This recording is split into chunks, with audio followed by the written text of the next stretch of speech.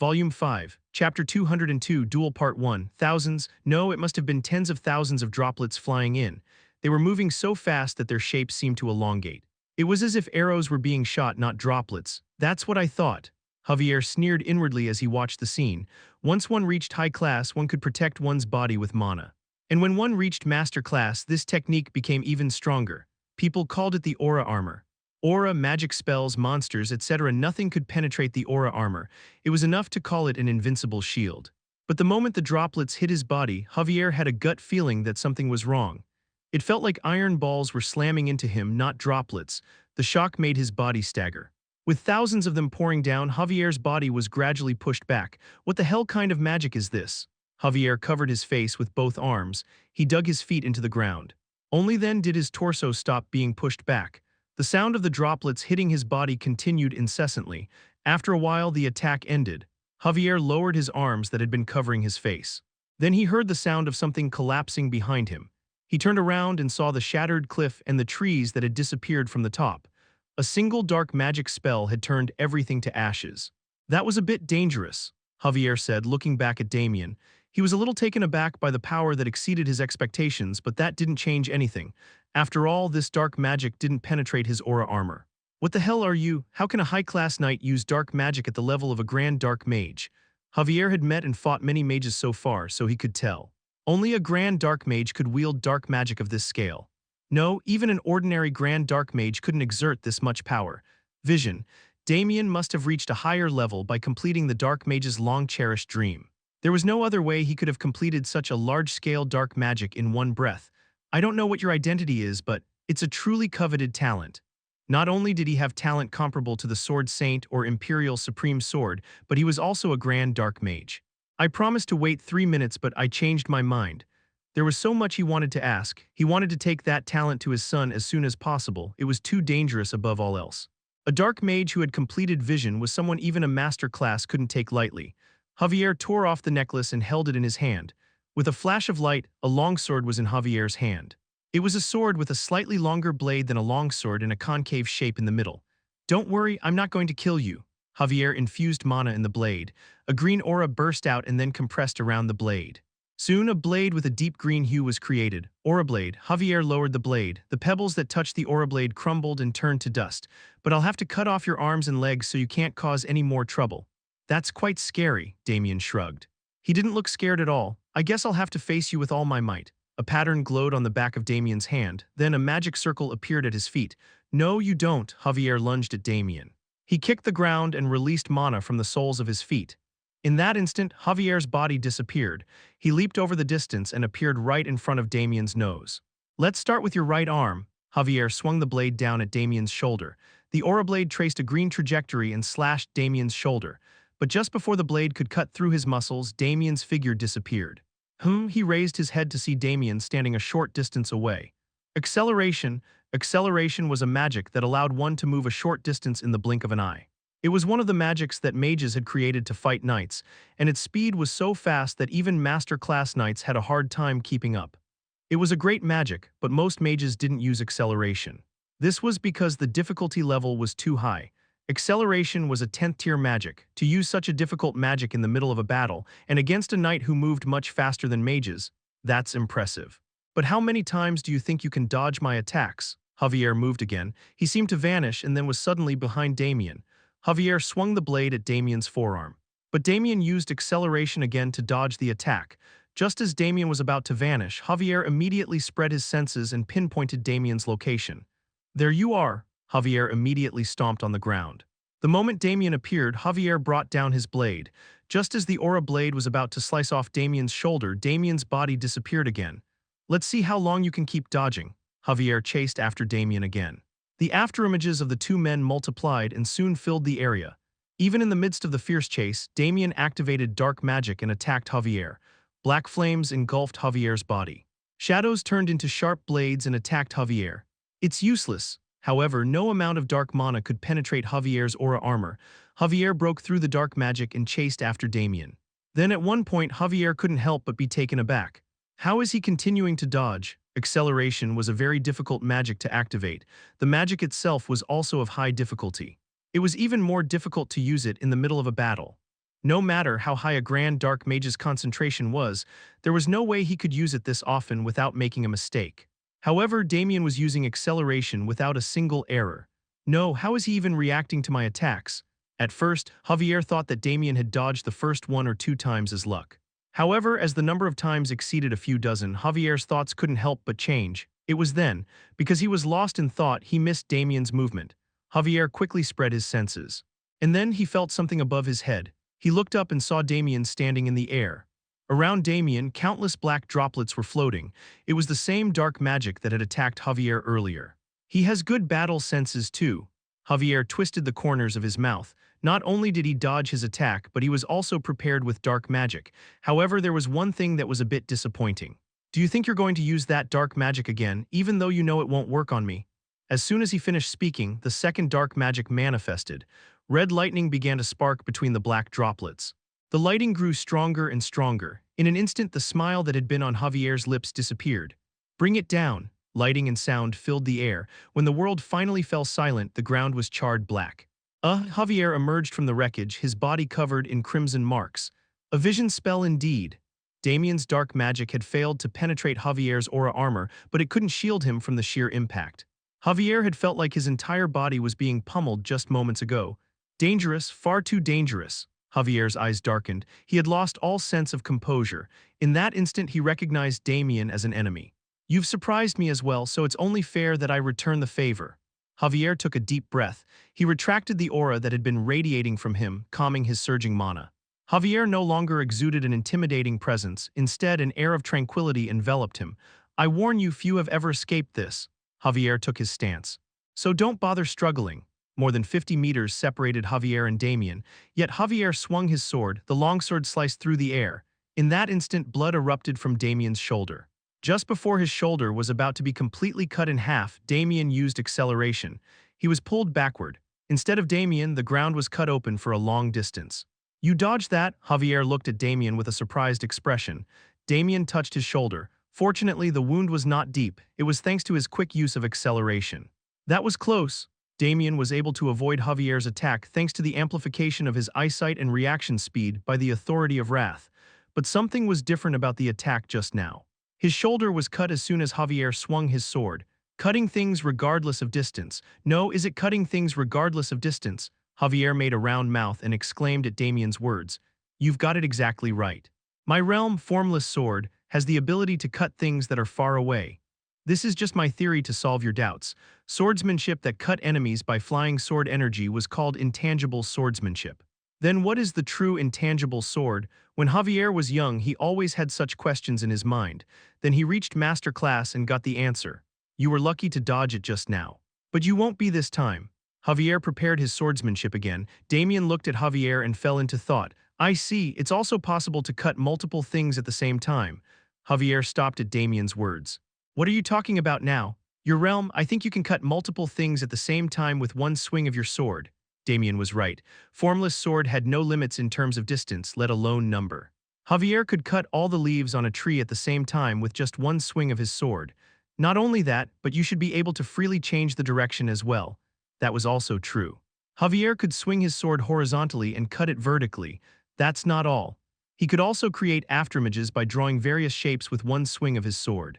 Perhaps you were planning to cut this entire area in half with one swing of that sword so that you could cut me down no matter where I ran. That was the answer too. Javier looked at Damien with trembling eyes. Realm was the culmination of the skills that a knight had honed throughout his life. He figured it all out in such a short time. How just, Damien said indifferently, I can just tell by looking. At that moment, Javier felt a chill. The being before his eyes did not look human. It doesn't matter if you noticed. The formless sword was better hidden, but it didn't matter if it was discovered. It was a realm that could not be dealt with even if one knew about it. Javier took his stance. In that instant, the way the world appeared in Javier's eyes changed. The whole world was filled with the trajectory of the sword. It was a sight that only Javier, who had mastered the formless sword, could see. Try to dodge it if you can. Javier swung his blade, and in that instant the whole world was painted in crimson. The surrounding trees were all scattered into tiny pieces. Countless sword strikes were etched into the ground. The clouds floating in the sky were torn apart, and the birds that were flying in the sky fell to the ground as pieces of meat. It cut everything around it to the extreme by maximizing the characteristics of the formless sword. This was Javier's ultimate technique. You bastard. Javier slowly opened his mouth. His voice was trembling violently. Damien stood before Javier's nose and he was unharmed. How did you know? The formless sword could cut things regardless of distance and number. It was a very powerful realm, but it had one major disadvantage. That was that it couldn't cut things that were too close. To be precise, the formless sword could not cut things within the range of the sword. Damien was able to escape the ultimate technique by using acceleration to cling to Javier. Just I know, Damien said indifferently. Javier felt an indescribable anger at his words. You bastard. In fact, this could not be considered a disadvantage. The opponent in range of the sword meant that he slashed she was within Javier's reach. Damien had now voluntarily entered the danger zone. I'll break your neck like this. Javier grabbed Damien by the nape of the neck. But before he could do anything, Damien reached out and placed his hand on Javier's chest. The dark magic I used at first wasn't actually an offensive dark magic. Javier stopped at the unexpected words. Those weren't only droplets, they were lumps of condensed curses. A curse would not do anything to a master class. With the mana and vitality of a master class, they could ignore any amount of curses. A pattern glowed on the back of Damien's hand, then blackthorns sprouted from Javier's entire body. Chapter 203, Duel Part 2. Those who saw eternal darkness for the first time often mistook it for destructive dark magic. However, contrary to appearances, eternal darkness was a curse-based dark magic. What seemed like droplets were actually high-density curses. The curse from eternal darkness could seep into the body upon contact, but even if it didn't, it hardly mattered. The moment it struck, it dispersed into the air and was absorbed through the respiratory system. Once a certain amount of the curse accumulated, it would absorb large quantities of vitality and mana of a person, then transform into spikes that burst outwards. The reason eternal darkness had such a complex structure was to kill high-level knights. High-class knights have a technique called aura armor, which uses mana to protect their bodies. This aura armor was incredibly tough, most dark magics failed to penetrate it. But eternal darkness was different. It infiltrated the body and wreaked havoc from within, bypassing the aura armor entirely. Eternal darkness pretended to be a destructive spell to deceive knights into complacency, allowing the curse to penetrate as quickly as possible. However, even eternal darkness didn't work on masterclass knights. Even if the curse accumulated within their bodies, the sheer force of a masterclass's aura suppressed its effects, rendering it nearly useless. That's why Damien decided to amplify the eternal darkness with the authority of wrath. However, the authority of wrath could only amplify things it came in contact with, so Damien sought a chance to get close to Javier, aiming to amplify the curse with the authority of wrath. Cough. Erg, for the first time, Javier let out a groan full of pain. The vitality and mana that had filled his body evaporated in an instant, and spikes erupted from deep within. His insides, muscles, and bones were all pierced by these spikes. His entire body was impaled. His body was full of holes. They were wounds that could easily have caused instant death. But the vitality of a masterclass refused to let him die. However, even that was just a matter of time. Now, Javier's innards were all torn apart with dozens of holes piercing through him. It was a fatal wound that even a masterclass knight couldn't survive. You, damn you. Javier's eyes were filled with bloodshot rage. Had he ever been humiliated like this since reaching the level of masterclass? Rage boiled within Javier. He wanted to kill Damien immediately, but his body wouldn't cooperate. You shouldn't have let your guard down, Damien said, pulling out a sword from a spatial ring. The blade of dawn glistened with a menacing blue aura. What are you planning to do? Javier shouted. Javier had no chance of survival, but Damien knew he had to finish him off for good. Javier was a masterclass knight after all. Please spare me, Javier pleaded in a desperate voice. I'll give you anything, my swordsmanship, my secrets, my wealth, my title, whatever you want. Damien didn't even respond. He stood beside Javier and raised his dawn. Ha ha ha ha ha, a grotesque laugh escaped Javier's lips. Go ahead, kill me, but you won't be bored for long. Your companions will be coming into hell with me. Damien's hand stopped for a moment at those words. By now my men have probably killed all your companions. We'll all meet in the underworld together. Javier said with a twisted grin, his eyes filled with wicked glee. Dead, Damien replied with a perplexed look. The knights of the Dauphin Kingdom are all middle class except for Joshua. Your friends can't handle my men, Javier taunted. But Damien trusted Michael and Veronica. No knight at their level could defeat those two. Sure, they're middle class, but my subordinates aren't just ordinary knights, Javier said, pride spreading across his face. They've been trained and handpicked by me personally. Damien looked at him quizzically. It still won't make a difference, he said, confused by Javier's confidence. Had he not noticed how gifted Michael and Veronica were? I know who you're counting on, the boy and that woman, right? Sure, they're not ordinary, Javier scoffed, But even a genius has limits. It's hard to fight dozens of skilled middle-class knights at once. The knights from the Apple Kingdom numbered fewer than 10, while those from the Dauphin Kingdom numbered over 30. You're all going to die, not just those two lackeys you're so proud of, but even the servants, Javier shouted with confidence. That's when Damien realized what Javier was counting on: the strength in numbers. Seriously, Damien let out a small laugh. How could he think numbers would be enough to beat those two? Seems like you're just a blind fool, he said with a smirk. It wasn't entirely Javier's fault. He'd been basing his judgments on his own experience. Back when he was middle class, he wouldn't have been able to handle over 30 other middle-class knights, so he assumed those two couldn't either. But Michael and Veronica were among the top 10 most talented knights Damien had ever seen in both his past and present lives. In terms of sheer talent, they far surpassed Javier. Trying to judge them with such a limited perspective was laughable. Damien clicked his tongue with a look of disdain. Piece of cake, Egg thought as he prepared for battle. As Javier Silva's right-hand man, he was confident. The Dauphin Kingdom had over 30 knights on their side, while the other group had fewer than 10. While Sir Joshua holds off, Liam Bluegreen will clean up here. But as soon as the battle started, everything changed. The Dauphin Kingdom's knights had their heads chopped off in an instant. Within the blink of an eye, more than a dozen bodies lay strewn across the ground, and it was all because of just one knight. Kayaha, this feeling.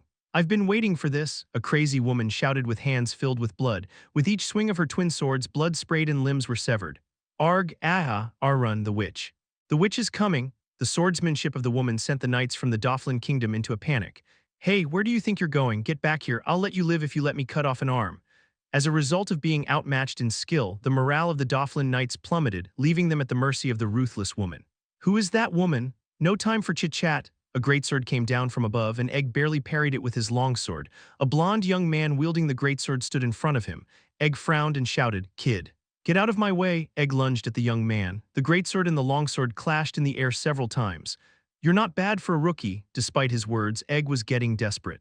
He needed to deal with this youngster quickly and then help his fellow knights. This is annoying. The young man's expression shifted. Who are you calling a rookie, old man? He said with disdain. The greatsword's movements changed. It became much faster and much rougher, yet remarkably precise. Egg quickly found himself on the back foot, retreating without even realizing it.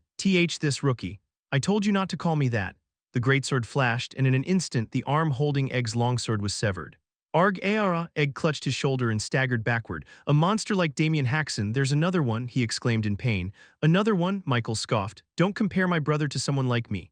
Without hesitation, Michael swung his greatsword. Egg's head flew off into the distance. Even if what you say is true, there's still Joshua. Even Liam Bluegreen can't do anything to him, Javier said with a smirk. Damien nodded, which made Javier frown. It was strange how easily Damien agreed. Your son may not be particularly skilled, but he has an absurd amount of mana. Did you pump him full of potions? Damien asked nonchalantly. Flying sword technique consumed an enormous amount of mana. When two swordsmen faced off using the flying sword technique, the one with the greater reserves of mana would often have held the advantage. That's why I need to lend a hand, Damien said, drawing a magic circle in the air with his dark mana. What are you doing now? Javier asked, his voice tense. Putting a curse on him? Don't be ridiculous. You can't curse a high class from this far away. No, I can't do anything too dangerous, Damien admitted. Even he couldn't place a high-level curse on a high class without proper preparation. But he didn't need anything too elaborate, just a minor curse would suffice. A minor misstep was all it took to tip the balance in a battle between high classes. Done, Damien said as light burst from the dark magic circle. Spikes made of aura fell from the sky. Liam Bluegreen swung his sword twice toward the sky, creating two giant slashes in the air that formed X, and the spikes vanished. Huff, huff. Liam panted heavily after expending a large amount of mana with that move. You've lasted longer than I expected, Joshua said while touching down on the ground. His casual demeanor elicited a grimace from Liam. A kid barely out of diapers showing such disrespect. Compared to him, even Damien Haksen had more manners, but Liam shook his head. That wasn't quite right. Sir Liam, it's best you give up now. There's no point in fighting any longer, Joshua said. Both of them were using flying sword technique. In a battle between such swordsmen, the amount of mana one had was crucial. However much he tried to reduce the wastage of his mana, Joshua had nearly twice the mana of Liam. Don't talk nonsense, Liam said, knowing he was responsible for everyone on this journey. He had an obligation to protect the other knights, and he couldn't shirk his duty just because his life was at risk. If you really want to die, then I suppose there's nothing I can do, Joshua said, raising his sword as mana swirled around the blade. The amount of mana was overwhelming, almost unbelievable. Even the overgrown weeds on the ground were flattened by the sheer force of it. Joshua stepped forward and swung his sword down, but at that moment Joshua's ankle twisted. Hey! He had stepped into a slight dip in the ground, causing him to stumble and lose his balance. Unable to swing his sword, the gathered mana dispersed into the air. Liam didn't miss that moment. Wait, wait, Joshua cried in desperation, but it was too late. Liam's sword sliced through Joshua's neck. We've been talking too long. Damien gathered his remaining dark mana from the air. All that was left was a mere handful. The rest had been used up during the fight with Javier. With the remaining dark mana, Damien dug a deep hole in the ground. Javier frowned at the sight of it. What's that for? I have my reasons to keep my power hidden. What are you talking about? I never defeated you. You disappeared while chasing me, and I never saw your body. Javier's eyes widened as he understood Damien's intention. He was planning to bury him and act like he was never there. Dawn swung through the air and Javier's head fell into the hole. His body soon followed. Damien filled the hole with the remaining dark mana. Now all that's left is to make up a story. Just then, a massive explosion erupted from where his companions were. A loud roar shook the ground and a towering black pillar rose into the sky. No, it wasn't a pillar. It was a mass of dark mana that only looked like one. Not many people could control that much dark mana. Damien's expression hardened. Damien rushed back to the scene. It was a horrific sight. All the knights from the Apple Kingdom lay on the ground, mortally wounded. Among them were Veronica and Michael. Their bodies continued to bleed heavily, but Damien couldn't rush to help them. A presence standing before him prevented him from moving. The face was identical to Joshua Silva, but something was off. A third eye protruded from his forehead, and his hair had turned stark white like an old man's. Most unsettling was his right arm merged with a demonic sword. I came here because my host was in danger. And I see an unexpected guest. The golden eyes twisted like an upside-down crescent moon. It wasn't Joshua's voice. It sounded much older, far more ancient. Damien Haksen, the man who messed up the plan of SLA. I never thought I'd see someone like you here. Damien felt the same way. He never expected to encounter this person, and definitely not like this. The giant evil of Pandemonium, the master of demonic swords. The lord of all weapons, the one who took his father's soul in a past life. The weapon master had possessed Joshua Silva's body and descended upon this place. Chapter 204, Duel Part 3. Liam Bluegreen's sword severed Joshua's neck. Joshua's head fell to the ground, followed by his headless body. Liam collapsed to the floor. He was exhausted from the fierce battle. His breath came in ragged gasps. His mouth was filled with the taste of blood. Blood. I was lucky, very lucky. If Joshua hadn't stumbled at the last moment, the outcome could have been different. Liam surveyed the other knights. Most of the knights of the Dauphlin Kingdom were either dead or subdued, all thanks to Michael and Veronica. Both of them are truly geniuses. Liam had already known that Michael was a genius, but he hadn't realized Veronica was as well. It wasn't for nothing that Damien had recommended her as a participant. A genius like her was hard to find anywhere. My past self looks pathetic. Liam was lost in thought when he heard a voice call out to him. Sir Liam. You fought well. Michael rushed towards Liam, his armor stained with blood but thankfully not his own. You fought well too, Sir Michael. It was nothing, but we need to help my brother quickly. Michael's steps slowed and his eyes began to tremble violently. Sir Liam, what is that? Liam reflexively turned around. Joshua was rising to his feet despite clearly having no head. The crossguard of the longsword Joshua was holding swung open, revealing teeth and gums. What is this? The host is dead, a strange voice came from within. Liam and the other knights were frozen in shock by the sudden apparition. This is strange. Javier is here, but the host is dead. What on earth happened? The headless body of Joshua bent down, picked up its head and attached it to its neck. Plop, muscles and skin began to knit together. The junction was a mess, like a hastily welded seam. Joshua's hair began to bleach white and a third eye appeared on his forehead. I have to move myself to find that bastard. This is rather unpleasant. Something spread out from Joshua, or rather, from the unrecognizable entity that had taken his place. In that moment, Liam had an illusion of being swallowed by darkness. No sky, no ground, empty, devoid of even a speck of light. He felt an overwhelming psychic pressure. A biting chill and fear gripped him. He felt like he would go mad if he stayed in this state any longer. Liam desperately resisted. Then the hallucination faded and the real world came back into view. Phew, wheeze, Liam exhaled heavily. His heart pounded as if it would burst. What is this? The something before his eyes showed no interest in Liam at all. It muttered, rolling its third eye around. You're dead. How did this happen? Did the guy next to you kill you? Just a high class. That can't be right. Something seemed to be greatly confused, though it was unclear what was going on. This was a stroke of luck for Liam. While something was distracted, Liam looked around at the other knights. As expected, all the knights were unconscious, foaming at the mouth. However, not all of them were. Michael and Veronica were barely hanging on. Ugh, but they were still unable to escape the hallucination. Liam clenched his teeth and shouted. Michael, Veronica, the two came to their senses at the shout that was infused with mana. Liam drew all his remaining mana and converted it into an aura. I'll hold them off here. Escape just the two of you. Liam unleashed the aura towards the something. A massive beam of light flew towards it. It was dangerous to exert himself so much from the start, but Liam had no choice. He couldn't just leave that dangerous being and think about what to do next. Why are you getting so excited? The aura was split in half. The longsword was also shattered. At the same time, blood spurted from Liam's torso. When? How? With questions, Liam's body collapsed to the ground. Sir Liam, Michael rushed over in a panic, but before he could take a few steps, blood also spurted from Michael's body. It wasn't just Michael. Veronica's body was also wounded. The two collapsed to the ground, bleeding profusely. The moment he saw that, Liam realized what technique he had been hit with. He had heard of it before. It was said that those who were among the strongest of the master class could inflict wounds on people with just their killing intent. In that case, the identity of that thing must be Master. All hope vanished from Liam's face. I won't kill you if you stay still. You're valuable bait, you see, bait. The moment Liam questioned that word, something fell from the sky. Oh, an exclamation of surprise burst from the something's mouth. Damien Haksen. The man who messed up the plan of SLA. I never thought I'd see someone like you here. Damien stared silently at the weapon master. The giant evil of Pandemonium, the ruler of the demonic swords. And the man who had tortured his father's soul. The reason why the weapon master had tortured his father's soul was because of Damien. The weapon master had the ability to control any demonic sword. However, there was one exception. Erebos was the only one that the weapon master could not control.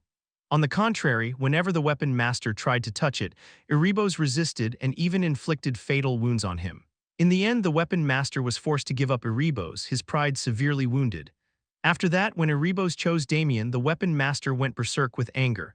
All demonic swords are mine. I'm not going to hand them over to a mindless fool like you. He had even gone so far as to disobey Darugo's orders and attack Damien. However, at that time, Damien was not someone that the weapon master could handle. The weapon master was driven to the brink of death by Damien's self-defense function.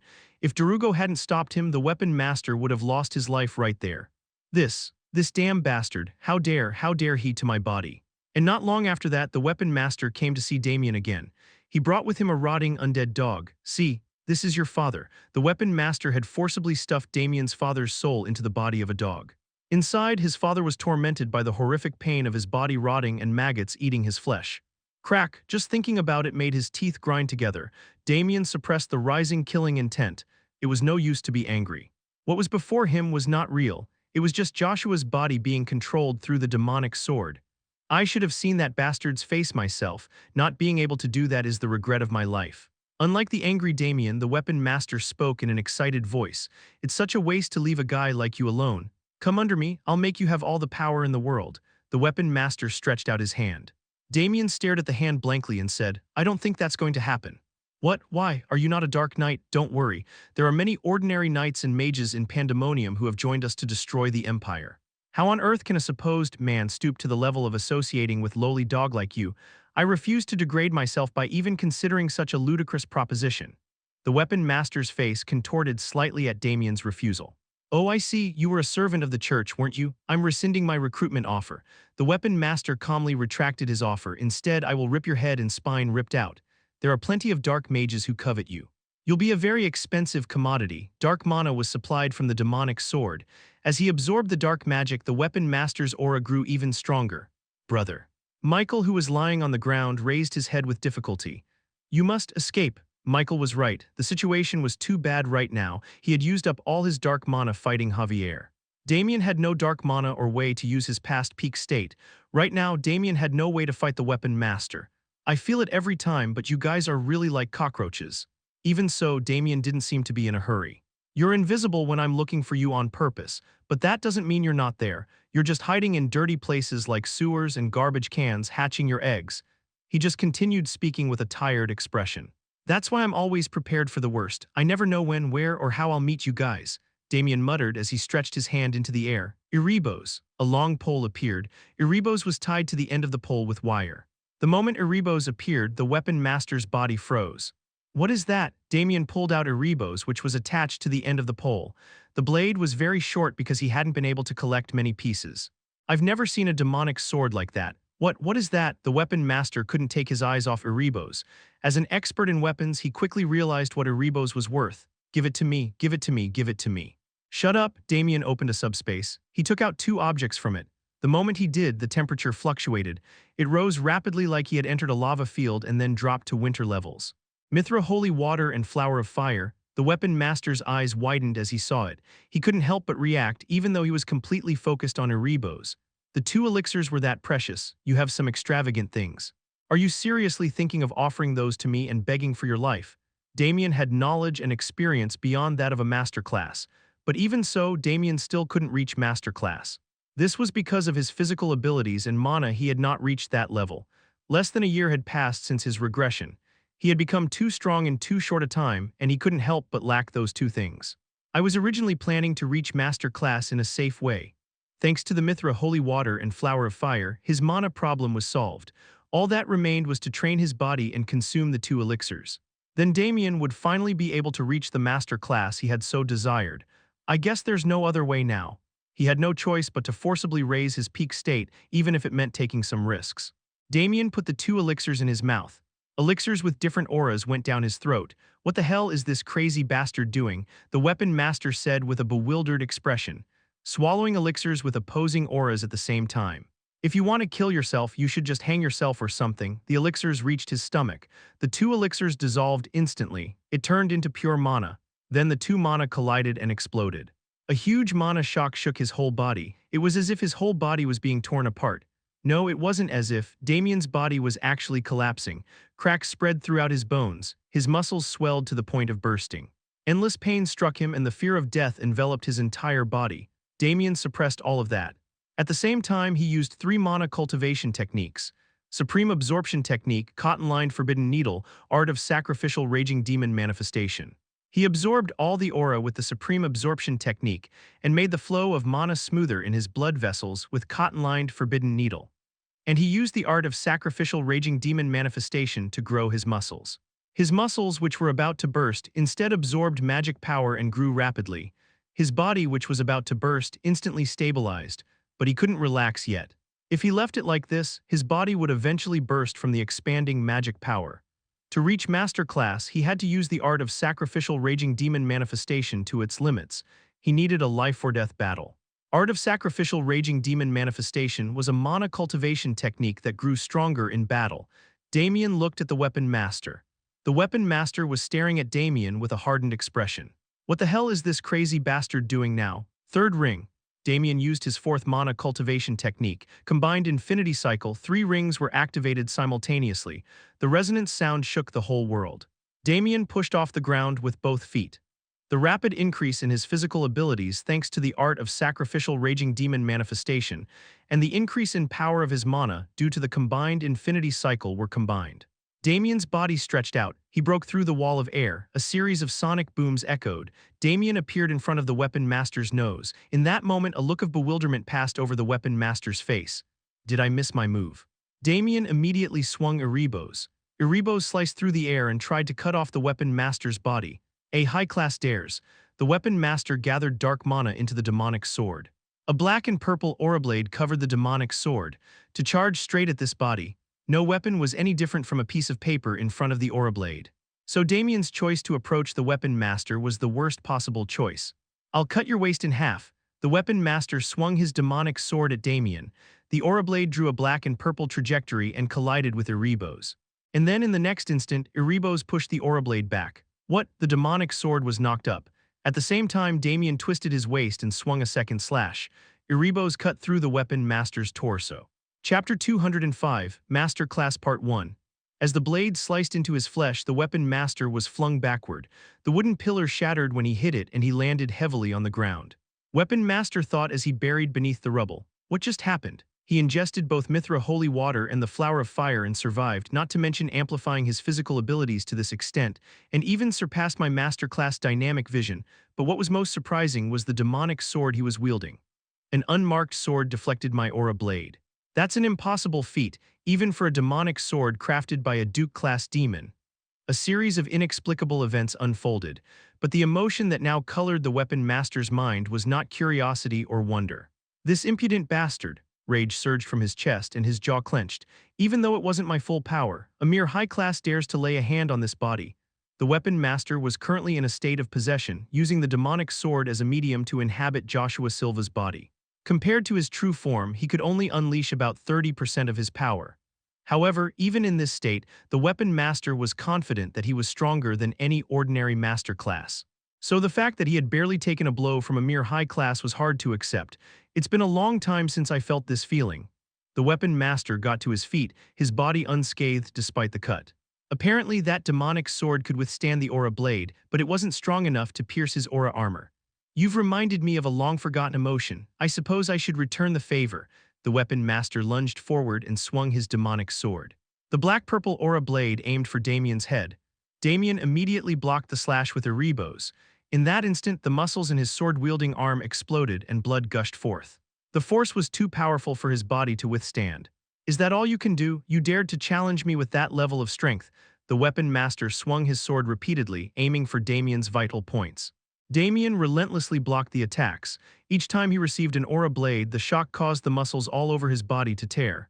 That's right, this is how it should be. This is the right way. Even though he had amplified his physical abilities with elixirs, he was still just a high class. Compared to a master class like himself, he was bound to fall short. I will never let you die a painless death. I will sell your soul to the most insane dark mage. With each swing of his sword, his anger seemed to dissipate.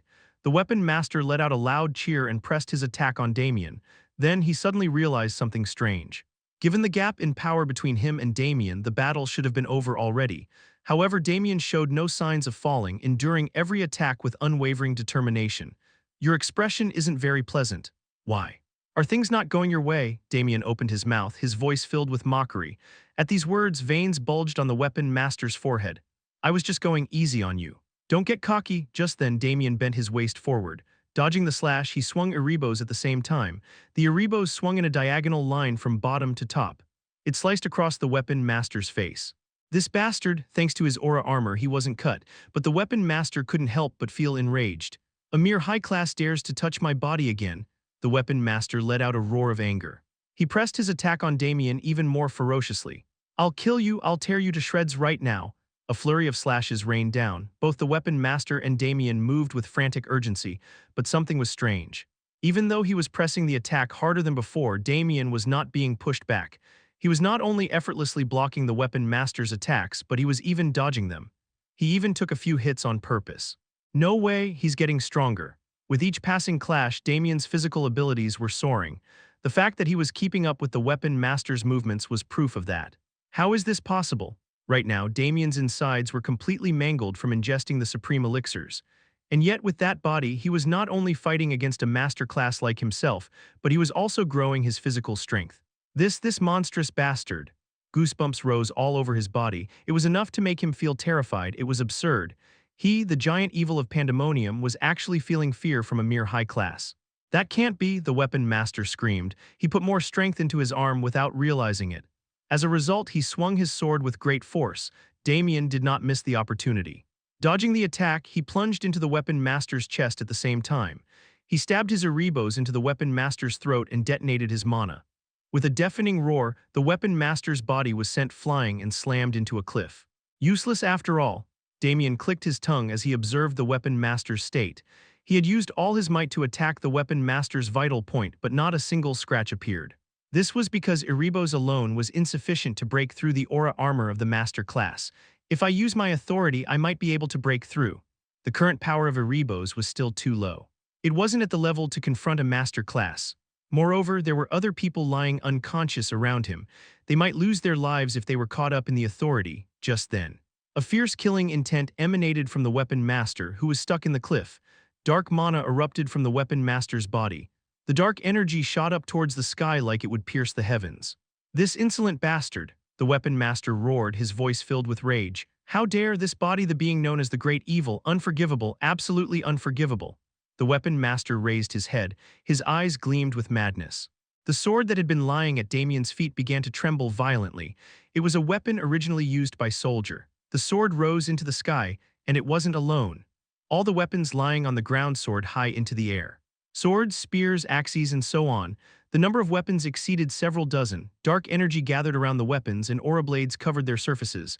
I never thought I'd have to use my trump card on a high class like you. The weapon master spoke, his voice dripping with hatred.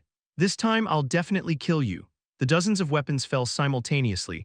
A dark rain of weapons poured down, covering the entire ground. The weapons imbued with Aurablade fell towards Damien's head. The weapon master eagerly awaited the scene that would unfold next. The rain of weapons pierced Damien's body, and he was about to be torn apart. "Who?" Damien took a deep breath, preparing for the next attack. A long sword falling from the sky aimed to penetrate Damien's neck. Damien swung Erebos and deflected the sword. However, the force contained in the weapon was too overwhelming. All he could manage was to slightly alter the sword's trajectory. The sword scratched Damien's cheek and blood flowed out, but he didn't have time to tend to his wound. A second weapon fell. Damien blocked the spear. But this time too, he couldn't fully deflect it. All he could manage was to slightly alter its trajectory. The spear grazed Damien's side and pierced the ground, and the blood gushed out. Third, fourth, fifth. The weapons continued to fall relentlessly. Damien gritted his teeth and deflected the weapons, but he couldn't stop the wounds from multiplying. Finally, when the rain subsided, Damien's body was riddled with wounds, and the blood that had flowed out formed a pool on the ground. The weapon master felt speechless. The ultimate technique was a technique meant to kill the enemy for sure, yet a mere high class had withstood such a technique. Even though he had witnessed it with his own eyes, he couldn't help but doubt his own vision. His mind was refusing to comprehend what had happened. "This can't be." Damien opened his mouth, one corner of his lips twisted into a sneer. "What's the point of using the ultimate technique? You weren't even aiming properly. If you're going to use a technique half-heartedly like that, I can't even die if I want to." The weapon master had nothing to say in response to Damien's mockery. As Damien had said, the weapon master had used the ultimate technique half-heartedly. However, that wasn't the weapon master's fault. To a master class, a high class was no different from an insect. They could be crushed to death with a flick of the finger if they wanted to. In this world, what master class would seriously use their ultimate technique on a high class? "Well, thanks for the advice." The weapon master raised his hand. The weapons that had been embedded in the ground were pulled out again. Once again, Aurablades formed on the surfaces of the weapons. The weapons turned black. "This time I'll use it properly." Damien was now in a state of exhaustion. Not only that, but his entire body was covered in wounds. "This time you'll die for sure." The weapon master lowered his raised hand, and a dark rain of weapons poured down. The first spear shot out, aiming for Damien's heart. Damien deflected the spear with Erebos. In that instant, the spear bounced away. It spun a few times in midair before crashing to the ground. At that moment, the weapon master felt a sense of doubt. Why did it bounce back? Clearly, it was only supposed to slightly alter its trajectory. Second, a longsword fell. Damien brought down his raised Erebos. Erebos and the longsword clashed. The longsword eventually slammed into the ground. "Wait a minute." Third, an axe came flying. Damien swung Erebos. The Aurablade and the axe shattered into pieces. "How can this be?" The fourth, a spear pierced through the air. Damien slashed Erebos diagonally. The Aurablade and the spearhead were split in half. They fell to the ground powerless. "You bastard, don't tell me." Only then did the weapon master notice it, something that was clinging to the surface of the magic sword. Blue. The weapon master immediately denied his own thoughts. It wasn't blue, stardust. A radiant glow akin to the North Star shining at dawn faintly covered the surface of the Erebos. "Impossible!" A rain of weapons poured down, obscuring his vision. Amidst it, Damien swung Erebos repeatedly. Every time he swung his sword, a blue shockwave cut through the air and the fragmented weapons fell to the ground. As the number of times he swung his sword increased, the blue glow grew stronger. Finally, when he unleashed the last beam of light, a burst of blue light exploded forth. Chapter 206, Masterclass Part 2. The battle with the weapon master was extremely difficult. Despite he temporarily increased his physical abilities by consuming elixirs, Damien was still far from being a match for a master class. He could block the Aurablade with Erebos, but he couldn't pierce the weapon master's defense. Every attack was fierce and sharp. If he let his guard down for even a moment, he would be dead.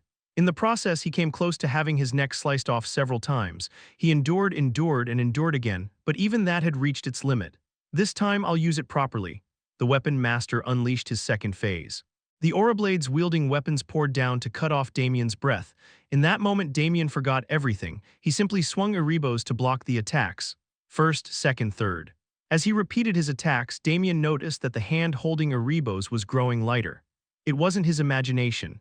The speed of his slashes was also getting faster and faster, and it was no longer a burden to deflect the weapons.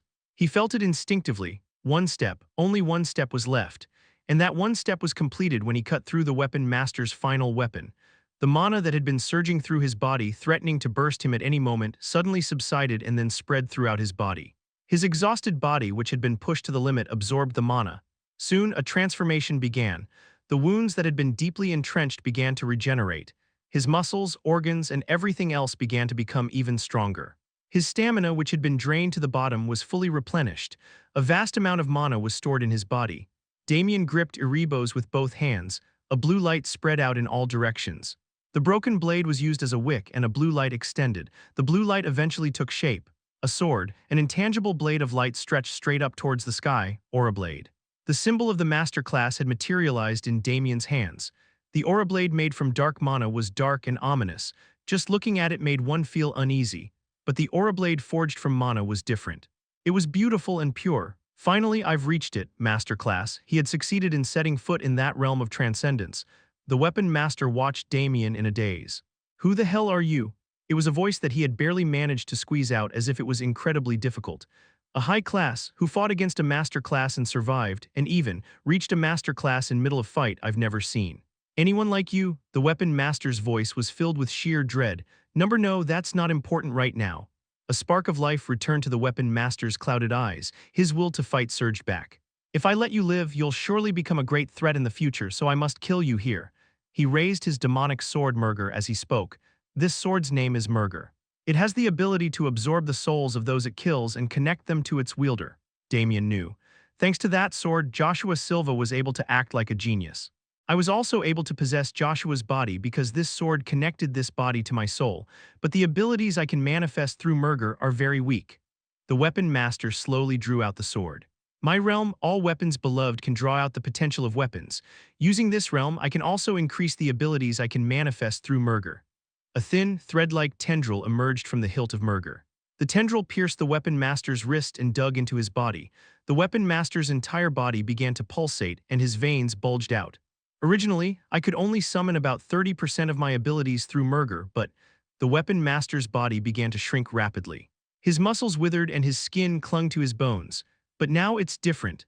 A vast amount of dark mana burst forth. An enormous dark mana exploded, incomparable to what had happened just before.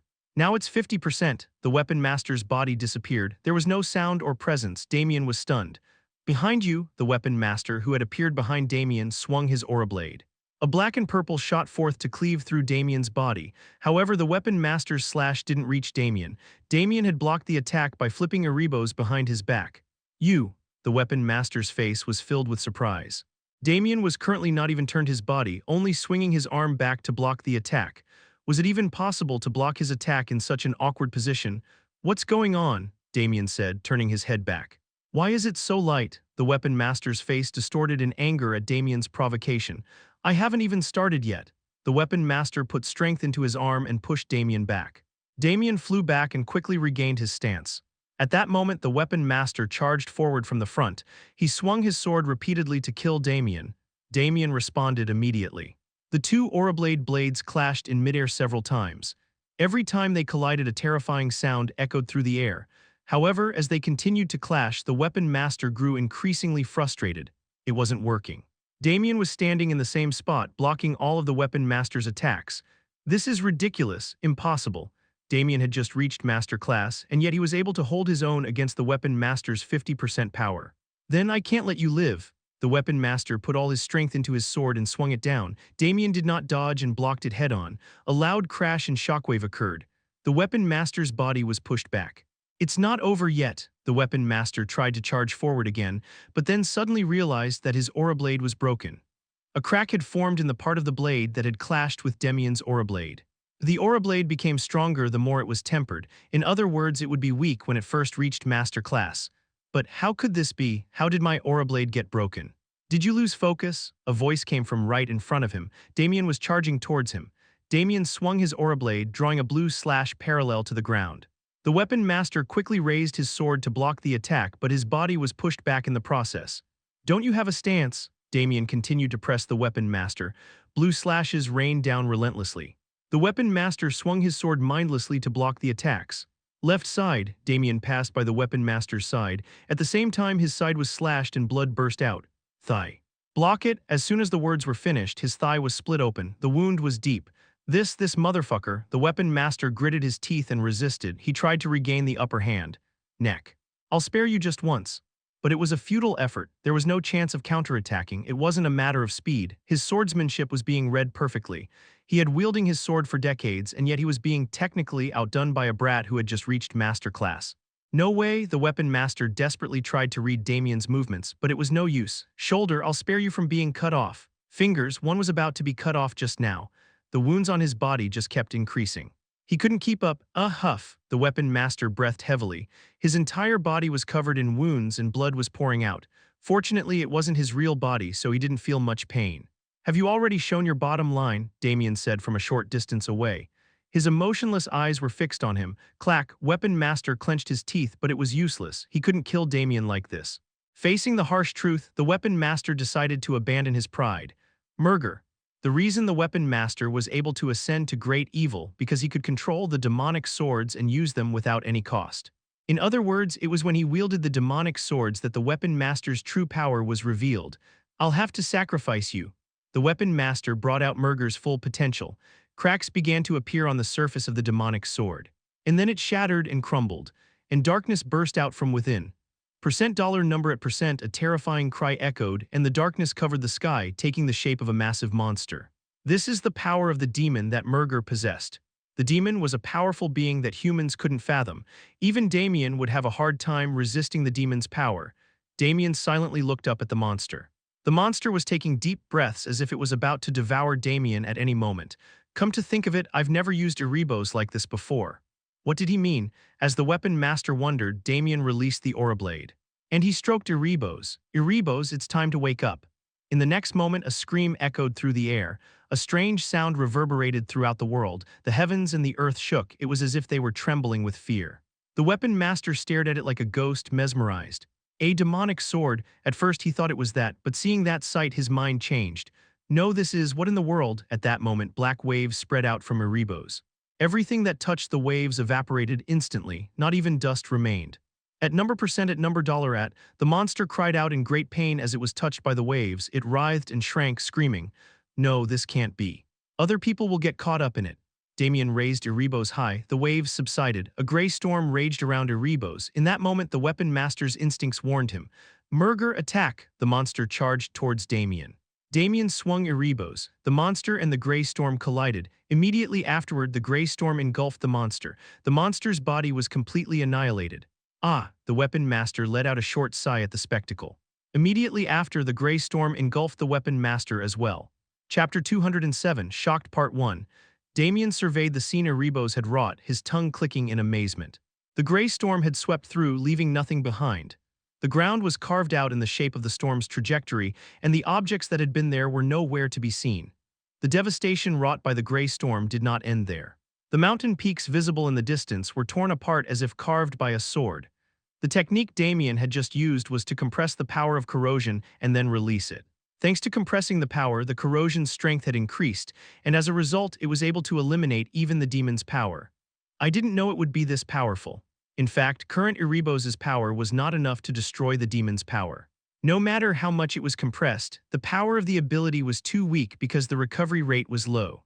It was possible because the potential of Erebos was drawn out by all weapons beloved, the realm of the weapon master. About a quarter, no, about a third of the power. As Damien muttered to himself, the Erebos he was holding in his hand dispersed into its tattoo form. Damien looked at the tattoo on his wrist. He couldn't feel Erebos' power at all. It meant that Erebos had completely fallen asleep. It seemed to be an aftereffect of drawing out his potential with all weapons beloved. It's going to be hard to use for a while. Damien approached the scene of destruction created by Erebos. There he saw the weapon master, only his upper body remaining. It seemed that he had tried to escape from Erebos' power but had not been able to escape in time, and only his upper body was left. It's really amazing. As he approached, the weapon master opened his mouth. He was alive even though only his chest and head were left. No, to be precise, he wasn't alive. It was just that his connection to his body hadn't been severed. That sword, it was really amazing. It didn't just destroy things, it evaporated them. I've never seen a weapon with that kind of power. Even in this situation, the weapon master's eyes were filled with greed. Damien Haksen, don't you really want to join Pandemonium? With you and that sword, you could easily become the king of Pandemonium. You're barking too loud. It was a sound that was not worth listening to. For Damien, Pandemonium was something that had to be removed. Think about it seriously, it's not a bad offer for you.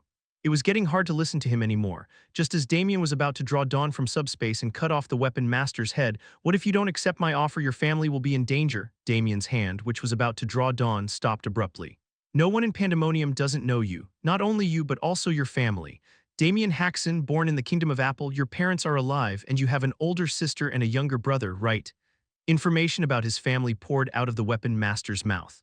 "Don't get me wrong, I don't intend to touch your family. I'm not interested in that kind of petty stuff, but what about the other bastards?" A vile smile appeared on the weapon master's lips. "You're not going to leave a fascinating guy like you alone. I'll try to secure you by any means necessary, and the easiest way to capture a strong guy like you is to use your family." The weapon master continued to speak. "Can you imagine what kind of suffering your family will go through because of you? If you don't like that, come to Pandemonium. If you belong to Pandemonium, no one will be able to touch your family." Then, suddenly, the weapon master's mouth shut. It wasn't that someone had forcibly closed the weapon master's mouth. It closed on its own as his muscles contracted. The weapon master moved only his eyes to look at Damien. A dark and eerie feeling was emanating from Damien. It was enough to overwhelm even the weapon master. "This scum, who are you threatening now?" Damien raised his foot and trampled on the weapon master's head. "You don't have to worry about my family. Before you can touch the single hair strand of my family, I'll kill you all and send you to hell."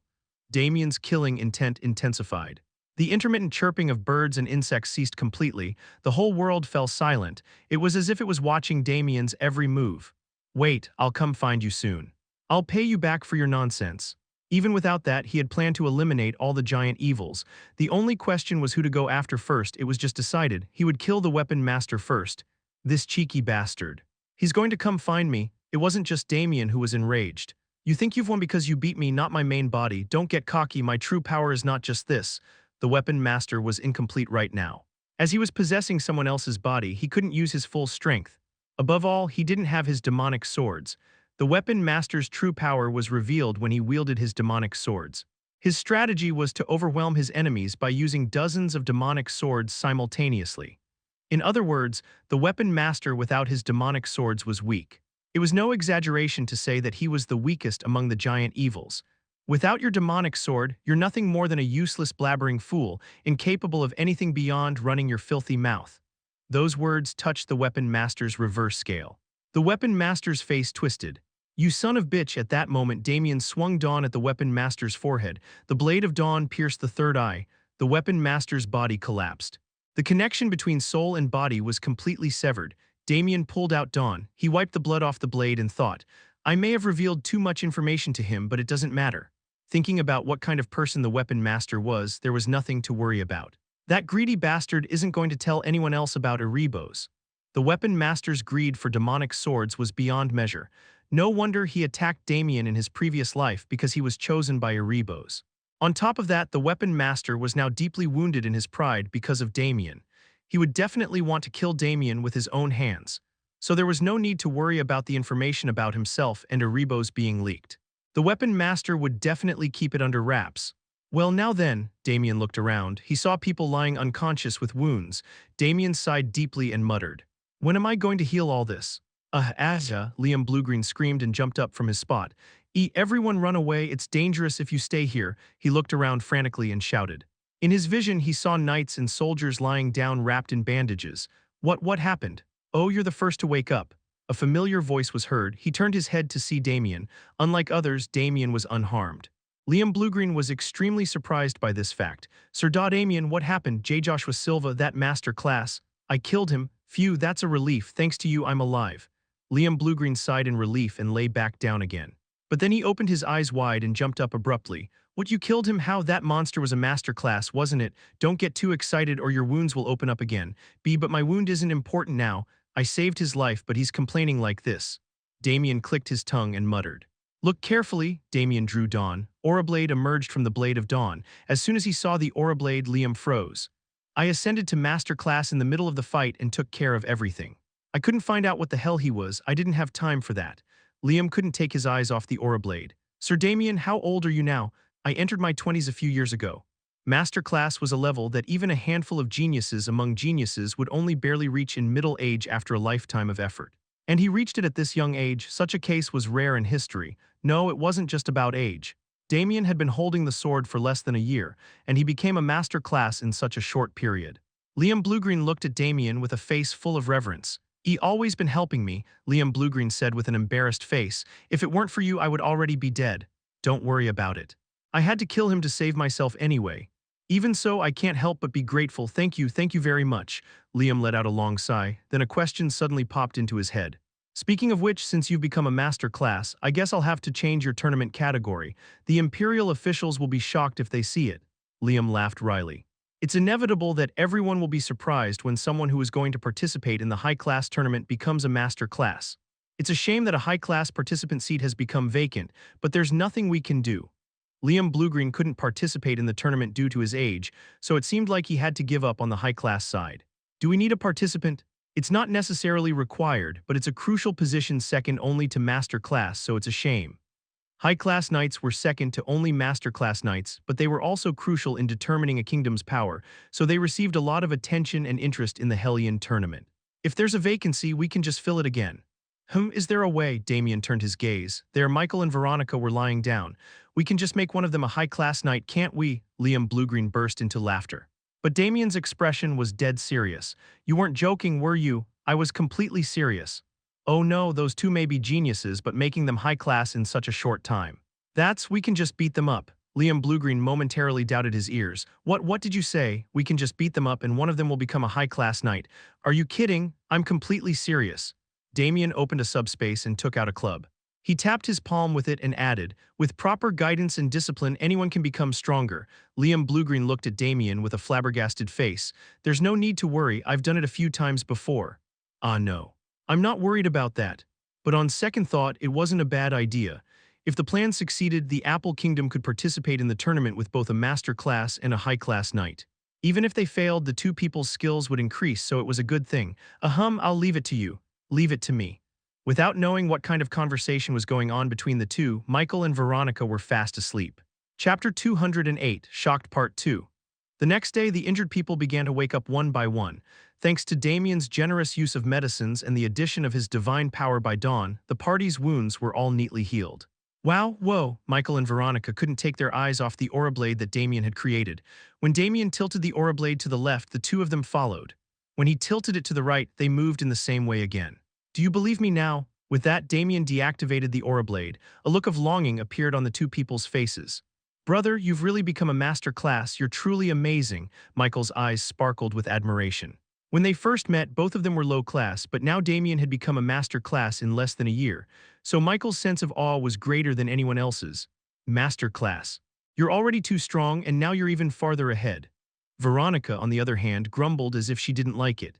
Then her eyes suddenly lit up and she asked Damien, but master class defenses are supposed to be incredibly tough because of their protective aura armor. Can I test it out just once? You're crazy. Why not? It's not like it's going to wear out, so just once, okay? Damien hit Veronica on the forehead with an exasperated expression. Ouch. Why are you hitting me? You need another hit if you don't know why.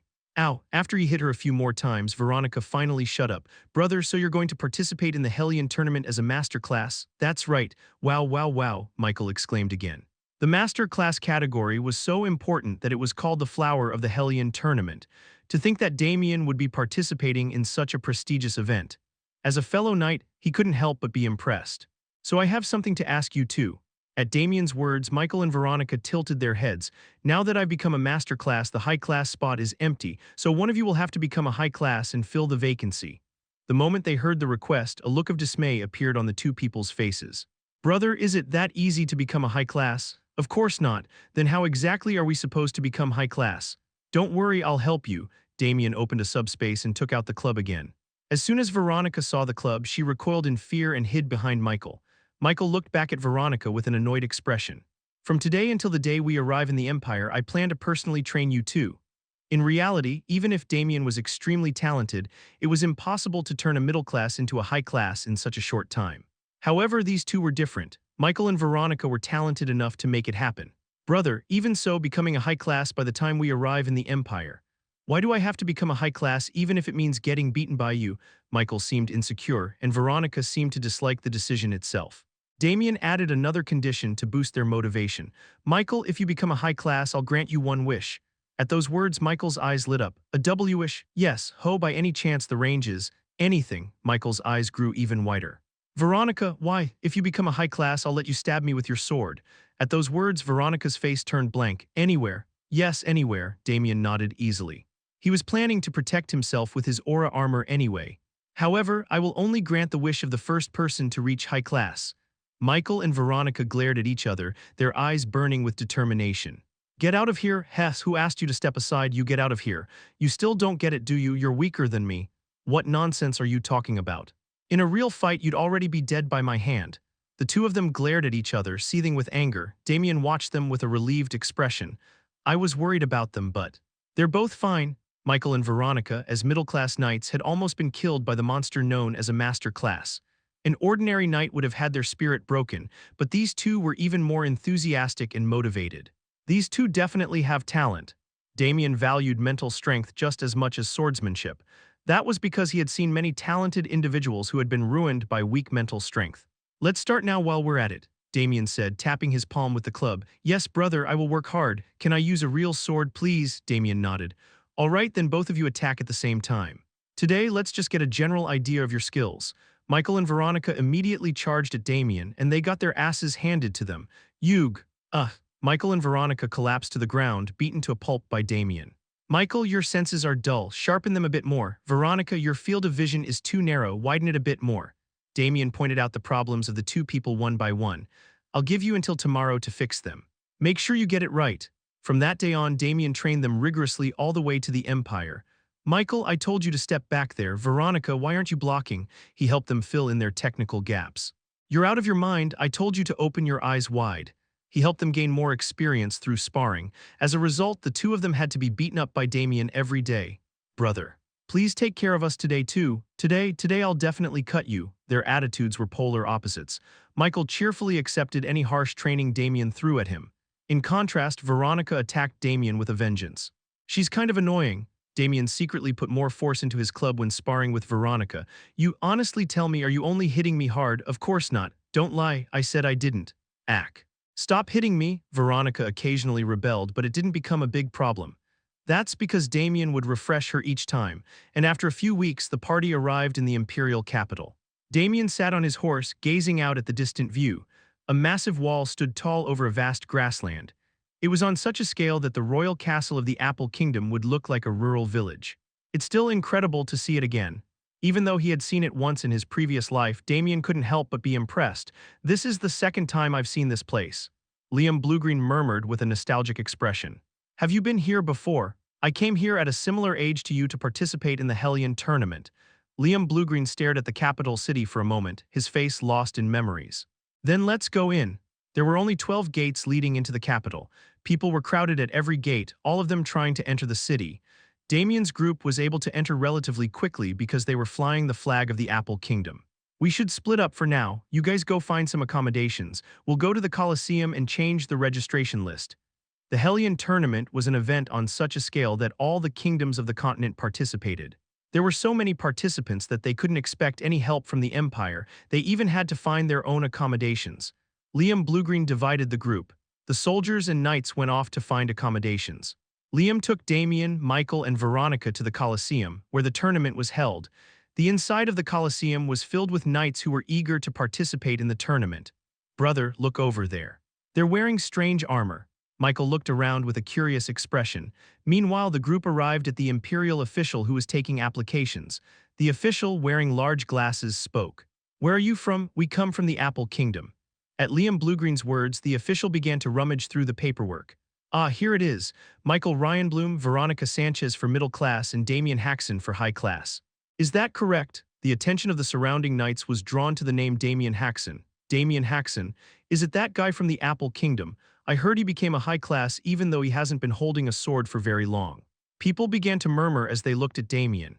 Hey idiots, you don't believe that nonsense about him becoming a high class in less than a year, do you? There's no way that's possible. That guy must have been spreading rumors. We need to expose that guy's true colors at this tournament. The majority of them were not friendly towards Damien, some even seemed hostile. We want to change the registration list a bit. Change it, you say? We had some changes along the way. Liam Bluegreen said with a sly smile. We want to have Michael Ryanbloom participate in the high class instead of the middle class. Veronica clicked her tongue.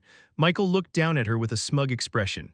It seems you have gained a stroke of luck along the way, the official said with a curious expression. Congratulations, then the Apple Kingdom will have 2 participants in the high class. Oh, that's not quite true. Damien Haksen will be participating in a different event. A different event? He will be participating in the tournament as a master class. At that moment the official froze. He looked up at Liam Bluegreen and blinked. May I speak frankly, sir? Go ahead. Deception of rank is strictly prohibited in the Hellion tournament. If discovered, not only the knight in question but the entire kingdom will be punished. It seems you don't believe me. A wry smile appeared on Liam Bluegreen's face. I'm afraid I'll need you to do me a favor, Sir Damien. Damien raised Dawn high into the air. A blue light burst forth. The aura blade enveloped the blade of Dawn. In that instant the entire Colosseum fell silent. Oh. The aura blade, He's really a master class. Then, in a matter of seconds, the entire Colosseum was shaken by the screams of the crowd. Chapter 209, Shocked Part 3. The Colosseum's interior erupted into a frenzy in an instant. An aura blade? Whoa, is it a fake? Don't be ridiculous. How could there be a fake aura blade? The knights stared at the aura blade Damien had created, their faces filled with shock. A masterclass has been born in the Apple Kingdom. The balance of power on the continent will shift. We must report this to our homeland immediately. Unlike the Empire or the Church in other kingdoms, master-class knights were rare beings appearing perhaps once a century. As such, the influence a master-class had on surrounding kingdoms was immense once one was born. But how old is that guy? Even if he's stretching the truth, he can't be older than mid-20s. A master-class at such a young age. I can't believe my eyes even though I'm seeing it. It was Damien's age that made the wandering knights interested in him, as they were not affiliated with any kingdom. There weren't many instances throughout history where someone ascended to masterclass in their 20s. Even the Empire would have a hard time finding someone this talented. Only someone like the Imperial Supreme Sword or the Sword Saint could do it. I did hear rumors that a new monstrous talent had appeared in the Empire recently. Perhaps the winner of the tournament has already been decided. The antagonistic gazes changed in an instant. The people looked at Damien with eyes filled with shock, awe, and reverence.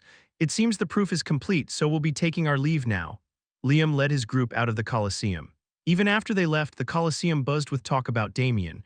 Damien and others exited the Colosseum without a word. Brother, did you see that? They were all so stunned by your aura blade that they couldn't even make a peep.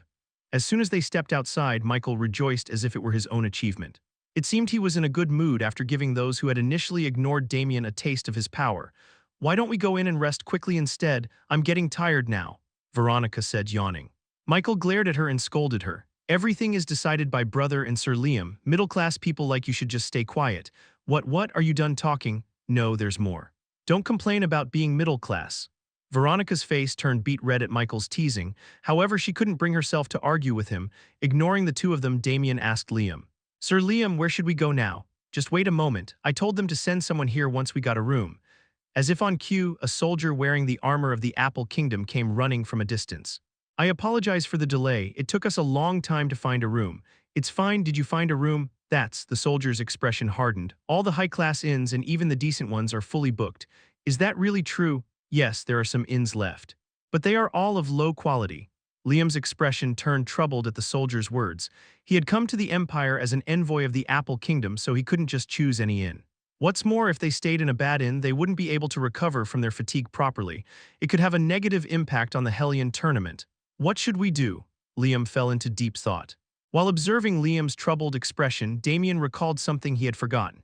Sir Liam, I heard that there are many mansions in the imperial capital that have been prepared by nobles from other regions. That's right. There are many mansions that the nobles use when they are on business in the capital. Surely you're not suggesting we rent one of those mansions? I'm sorry, but that's not possible. Liam shook his head. The nobles will only rent out their mansions to kingdoms they have close ties with. For a weak kingdom like our Apple Kingdom, it's a pipe dream. The Empire was the most powerful on the continent, and its nobles held power comparable to that of kingdoms.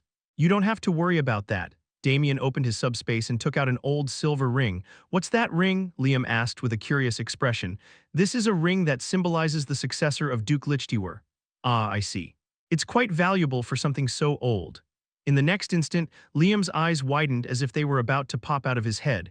Duke Lichtiwer was one of the 7 great families that symbolized the Empire. They were one of the few families who could speak out against the Emperor, who held absolute power. Why do you have something so precious? I received it directly from the successor of Duke Lichtiwer. It was a few months ago when Damien had embarked on a journey to the headquarters of the church. On his way there, Damien had happened to meet the successor of Duke Lichtiwer. Her name was Rachel Lichtiwer, and she was the person who would one day be known as the Sword Empress. At that time, Damien had won a duel against Rachel, and in return, he had received this ring. She said she would repay me if I took this ring. I think I need to use it now. Damien tossed the ring into the air, caught it and said, "Let's go to Duke Lichtiwer's mansion." As Damien was about to leave with his group to Duke Lichtiwer's mansion, the door of the tavern burst open and a man was thrown out. His hair was disheveled and his clothes were in rags. He smelled of sweat and grime as if he hadn't washed in a long time. "No money, no booze. If you come to my place again, you'll be dead for sure." The woman who appeared to be the tavern owner spat out a string of insults and slammed the door shut. "Water, someone give me water." The middle-aged man lay on the floor, mumbling drunkenly. Of course, no one offered him any water. They all just passed him by with disgusted looks on their faces. "What a pathetic human being," Liam Blugren muttered, clicking his tongue. "Sir Damien, then let's get going. Where are we going?" Damien approached the middle-aged man. He bent down and looked into his face. Damien let out a long sigh. It was because he recognized the face.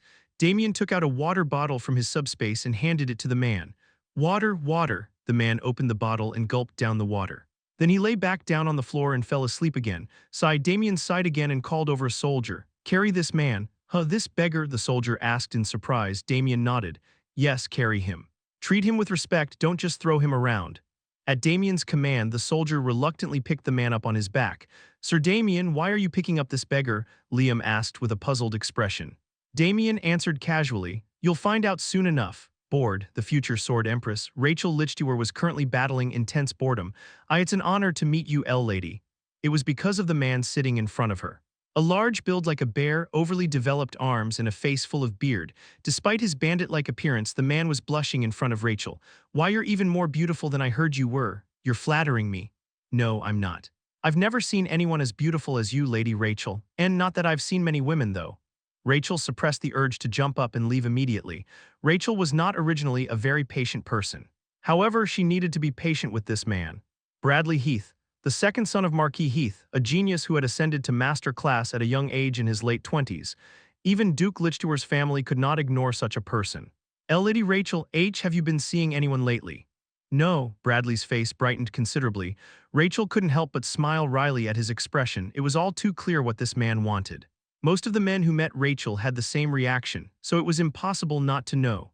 However, Rachel had no intention of reciprocating Bradley's feelings.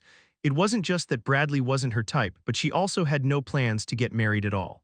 "I'm so busy training my sword, what kind of marriage is this?" She wondered how she could naturally get rid of Bradley. As she was thinking, "Lady, I'm here." The door to the reception room opened and a man entered. It was David, Rachel's attendant.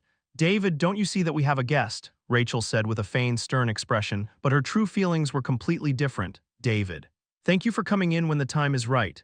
"You're welcome." Rachel and David quickly exchanged glances. Having been together for so long, this level of communication was easy. "I apologize. I thought it was a very important guest." "An important guest? A knight from the Apple Kingdom has brought a ring with Duke Lichtiwer's crest on it." A knight from the Apple Kingdom, a ring with the Duke Lichtiwer's crest. The moment the two words combined, one person came to mind. "Surely." "Yes, Sir Damien Haksen is here." Rachel's face broke into a bright smile. Rachel rose from her seat without realizing it. Bradley looked at Rachel with a surprised expression. "Lady Rachel, I'm sorry, but I have a very important guest." Rachel said something vague and ran out of the reception room. How could she forget the name Damien Haksen? The man who had defeated her, the greatest talent in the history of the Lichtiwer family, in one fell swoop. Since then, Rachel had devoted herself to training. With the sole determination to defeat that man, she had risen to the ranks of high class. "Finally, I can get my revenge." Rachel almost flew down to the first floor. As soon as she saw Damien's face, she shouted loudly, "Damien, you haven't forgotten our promise, have you? Duel me right now." However, the moment she saw Damien's face, Rachel lost her words. It was because of the atmosphere she felt from Damien. Just approaching him made her feel like her body was getting heavy. Her instincts kept sending her warnings. She had felt a similar feeling several times from her father and other knights when she was at the main house. Master Class, shock appeared on Rachel's face. Chapter 210. The Young Genius Part 1. Damien was slightly impressed. While he hadn't exactly been hiding his strength, he hadn't expected Rachel to recognize him as a master class at a glance. Indeed, her senses were as sharp as befitting the future Sword Empress. Are you really Sir Damien? I didn't think there was another person in the world who looked like this," Damien said, mixing a bit of a joke into his words. At this, Rachel's eyes widened. This arrogant tone, you must be Sir Damien. Who's being arrogant to whom here? How long has it been since we met up and you became a master class? This is ridiculous. I worked my ass off to become a high class, Rachel exclaimed, her voice filled with disbelief. In truth, for her age, becoming a high class was already an incredible feat of growth. The problem was that she was comparing herself to Damien. I thought I could finally avenge my last defeat this time, but you have grown even further in the meantime. Does heaven really have no eyes? Rachel showed no signs of calming down easily. Damien decided to leave her alone for a while. Throughout history, the youngest master ever was the Sword Saint, who became master before the age of 18, and the Imperial Supreme Sword, who became master at the age of 20. Youngest master class. Damien had also coveted that title, but it was already too late. After all, he had already been over 20 when he regressed. There are only a handful of people who have become masters in their early 20s. And before she knew it, Rachel was lost in her own world. It seemed that the shock was great. It's fantastic. Rachel suddenly looked up at Damien. Her eyes were gleaming ominously. It's really the best that I can challenge a genius like you to a duel. Rachel gripped the hilt of her sword. In that instant, a fierce aura emanated from her. It was similar to killing intent, but different. It was similar to hostility, but distinctly different. This was fighting spirit. The emotion Rachel harbored was fighting spirit. In short, she was itching to fight Damien. You've seen what I'm capable of and you still want to fight me. Just fighting a strong person like you will broaden my horizons. I can't miss this opportunity. Only now did Damien get a sense of what kind of person the Sword Empress was. Despite her appearance as a typical noble lady, she was a ferocious battle maniac. Brother, who is that woman? Just then Michael asked from the side. Michael had a very tense expression on his face. Even though they were both high class, Michael was overwhelmed by the fighting spirit that Rachel exuded. It was understandable that Michael was so overwhelmed. In terms of talent, she's more outstanding. In his previous life, Michael was also very talented in swordsmanship that he lost his motivation for life and lived a dissolute life. After being defeated miserably by Rachel, he began to train again. However, even after reaching master class, Michael had never won against the Sword Empress. The Sword Empress was that much of a genius. She was so great that she would even compete for the title of Imperial Supreme Sword and Strongest Human in the distant future. You're the successor of Duke Lichtiwer. Are you saying that crazy? No, that dangerous-looking woman is the successor of Duke Lichtiwer. It was no wonder that Michael was shocked. The fighting spirit that the Sword Empress possessed had many strange aspects, even to Damien's eyes. Well, it's only natural for a genius to be that way. Of the geniuses Damien had seen, none were normal humans, except for Damien, that is. Damien, why are you standing still? Are you saying I'm not worthy of your time? Rachel said with an impatient face. It seemed that she was that much looking forward to a duel with Damien. As it happened, Damien was also a little curious about how much stronger the Sword Empress had become. Just as Damien was about to step forward to accept the duel, Lady Rachel someone burst out from behind with a thunderous roar. He was a man of immense size with a thick beard on his face. He was dressed in luxurious clothes, but they didn't seem to suit him at all. It was like a bandit trying to imitate a nobleman. Sir Bradley, why did you come out of the reception room instead of waiting? How can you deceive me? Rachel made a bewildered expression. You said you weren't seeing any men, then who is that guy? He pointed at Damien and shouted. Rachel and Damien both made dumbfounded expressions. And no, what kind of misunderstanding is this? I'm not like that with that man. You were looking at that man with a burning gaze just a moment ago and you expect me to believe that. Tears fell from the man's face. The reason you haven't responded to my heart until now is all because of that man. Absolutely not, so please don't misunderstand. The man wiped the corners of his eyes with his thick forearms. Then he strode towards Damien. My name is Bradley Heath. I would like to hear your name. My name is Damien Haksen. For a moment, Damien's eyes widened. He remembered where he had heard the name Bradley Heath. That's the Fist King. During the War of Destruction, there were master classes in the Empire who were called the New Generation and feared by the Dark Mages. While relatively young compared to the other master classes, the New Generation was already far more knowledgeable than their seniors. This was because they were far more talented and skilled than the other master classes. Among this new generation, one particularly powerful figure was Fist King Bradley Heath. Having ascended to the realm of masterclass as a swordsman, he was a man whose entire body was a weapon. Once he stepped onto the battlefield, no one could stop him. At the same time, he was known to the world as a paragon of purity. This was because he had courted the Sword Empress for his entire life. He had even gone so far as to change his title for her sake. Originally called the Indomitable Punching Bear, he suddenly one day called himself the Fist King. Wouldn't a man worthy of the Sword Empress be called the Fist King? However, not everyone was pleased with this. First of all, Fist King was not skilled enough to be the Sword Empress's match. While he had risen to prominence, he could not be compared to the Sword Empress, who was considered a candidate for the strongest human. Most importantly, he was too old. The age difference between the two was over 12 years. With the Sword Empress now an adult, Bradley was already in his 30s.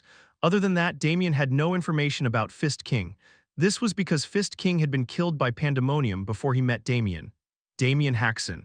I've heard of you. I've heard that you are a representative high class of the Apple Kingdom. Bradley Heath stared at Damien intently. Master class, surely you've been hiding your true strength? That's not it. On my way to the Empire. No, that's not important. I have a favor to ask of you. At that moment, Damien felt a foreboding sense that he was about to be embroiled in something troublesome. I would like you to duel me here. Why me? Damien looked at Bradley with a dumbfounded expression. It's obvious, isn't it? To impress Lady Rachel, of course. Impress? Yes. Bradley pounded his chest as he spoke. Women are attracted to strong men, you know. Damien glanced at Rachel. He asked her with his eyes if she agreed with this statement. Of course, Rachel shook her head from side to side. Now he understood why the Sword Empress had avoided the Fist King in his previous life. The man was ridiculous, but on the other hand, Damien was also curious. He wondered just how strong the man who had called himself the Fist King in his previous life really was. Fine, really. They say that even dead people grant requests, so how can you refuse a request from a living person? Damien took a step. Just then, the air around them grew heavy. It pressed down on the Fist King like a lump of coal. The Fist King's eyes widened, but that was only for a moment. Who? The Fist King took a deep breath and gathered his strength. The auras of Damien and the Fist King clashed in the air. The air was pushed away, creating a wind. Impressive, there aren't many master classes who can match this body of mine. The world is a big place after all, so where do you plan to do it? Follow me. There's a training ground prepared outside. That's when Bradley said, Kriea, the man who had been carried on the soldier's back, groaned strangely and stretched. My stomach is churning. I think I'm going to puke. The man got off the soldier's back and fell to the ground. He fell to the ground and dry heaved. Where am I now? The man looked around. Then he spotted Damien and Bradley Heath. Oh ho! Suddenly the man approached the two. He examined their bodies and exclaimed repeatedly, Oh ho, oh ho, oh ho ho. Who are you? Hey, don't touch me. The strange man began to run his hands up and down Bradley's body. Bradley freaked out and shook the man off, but the man dodged Bradley's gestures and touched all parts of his body. Excellent, you're thoroughly trained. I can see how much excruciating effort you've put in. It's hard to find an opponent based on physical ability alone. It's the most ideal fighter's body. It seems like it's been a while since you reached Master Class. You've grown so much in that time. I have high hopes for the future.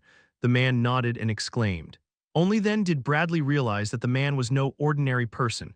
Who are you, sir? Me. I gave up my name in the old days, but everyone seems to understand when I say this. The man replied to Bradley's question, pushing back his bangs that covered his face. They call me the Sword Saint. The surroundings fell silent at the man's introduction. That sounds like a lie. I think he is lying. It's a lie. No one believed the man's words. The man was shocked by the reactions around him. No, I'm serious. I'm the Sword Saint. I've seen Sword Saint from afar once, Bradley said, glaring at the man with a fierce look. Even at the age of over 80, he looked as young as a young man. But you look like you're in your middle age. So that's why you didn't recognize me, the man chuckled bitterly. Just wait a moment. Suddenly, the man gathered his mana. In an instant, a huge wave of energy erupted. Even though it was just a wave, people felt as if their whole bodies were shaking. They could see frightened birds flying out of the windows. Steam rose from the man's body. At the same time, his face changed. Wrinkles disappeared and his skin tone brightened. His cloudy eyes became clear. In the blink of an eye, the middle-aged man had transformed into a young man. Everyone's faces were filled with astonishment. Except for Damien, who was the only one. He's an amazing man, as expected. The Sword Saint, the only transcended who symbolized the Empire along with the Imperial Supreme Sword. His realm was so high that he could even control the age of his physical body at will. Damien had realized that the man was the Sword Saint early on. That's why he deliberately gave him water and brought him here. There weren't many opportunities to do a favor to a great man like the Sword Saint. The reason the Sword Saint was wandering the streets was none other than this. The Sword Saint had long since surpassed the level of training where he wielded a sword. What the Sword Saint needed to reach the next level was to refine his mental state. For that, the Sword Saint was wandering the streets and living like a beggar. It seems you finally believe me, the Sword Saint said with a grin. Everyone's heads nodded slowly. Well, I haven't examined your body yet. The Sword Saint turned to Damien. Since he was not a man who could be stopped anyway, Damien obediently spread his arms wide. Do as you please, you're a quick learner. The Sword Saint immediately attached himself to Damien and began to examine his body. Oh ho ho, he exclaimed in admiration repeatedly, but that didn't last long either. All of a sudden, the Sword Saint's expression hardened. Then he said with a dumbfounded look on his face, "What the hell is this guy crazy?" The Sword Saint continued speaking with an incredulous expression. "Judging by your unstable mana, it seems you haven't been a master class for long. How did you manage to train your body to this level? The master class's bodies are strong, but this guy is beyond the limit. I almost mistook him for a humanoid monster. This isn't just about having superior physical abilities. All of his bodily functions are optimized for combat. It's like looking at a razor-sharp sword that's been honed to perfection. I feel sorry for anyone who has to face this guy as an enemy. It's really chilling." After a long rant, the Sword Saint turned to Bradley and asked, "Are you planning to fight this guy?" "Yes, I am. Give it up," the Sword Saint said bluntly. "You can't beat him." Chapter 211, The Young Genius Part 2, Sir. "What are you saying?" Bradley's face turned red with anger at the Sword Saint's words. "You just said that Damien became a master class not long ago, didn't you?" "I did. I've already been a master class for several years." "Are you saying I'm weaker than him?" No matter how important talent was in this world, the difference in time couldn't be ignored. Bradley had reached master class before Damien. He had trained for a longer period and accumulated more experience. "Well, I suppose it's natural that you wouldn't accept it. I'd feel the same way." The Sword Saint scratched his temple. "But what can I do? Everything I said is true. Damien's physical abilities have already surpassed yours. If the gap is this wide, there's no way to win no matter what you do." Bradley looked at Damien with an incredulous expression. Damien shrugged his shoulders. "It's probably because of the art of sacrificial raging demon manifestation.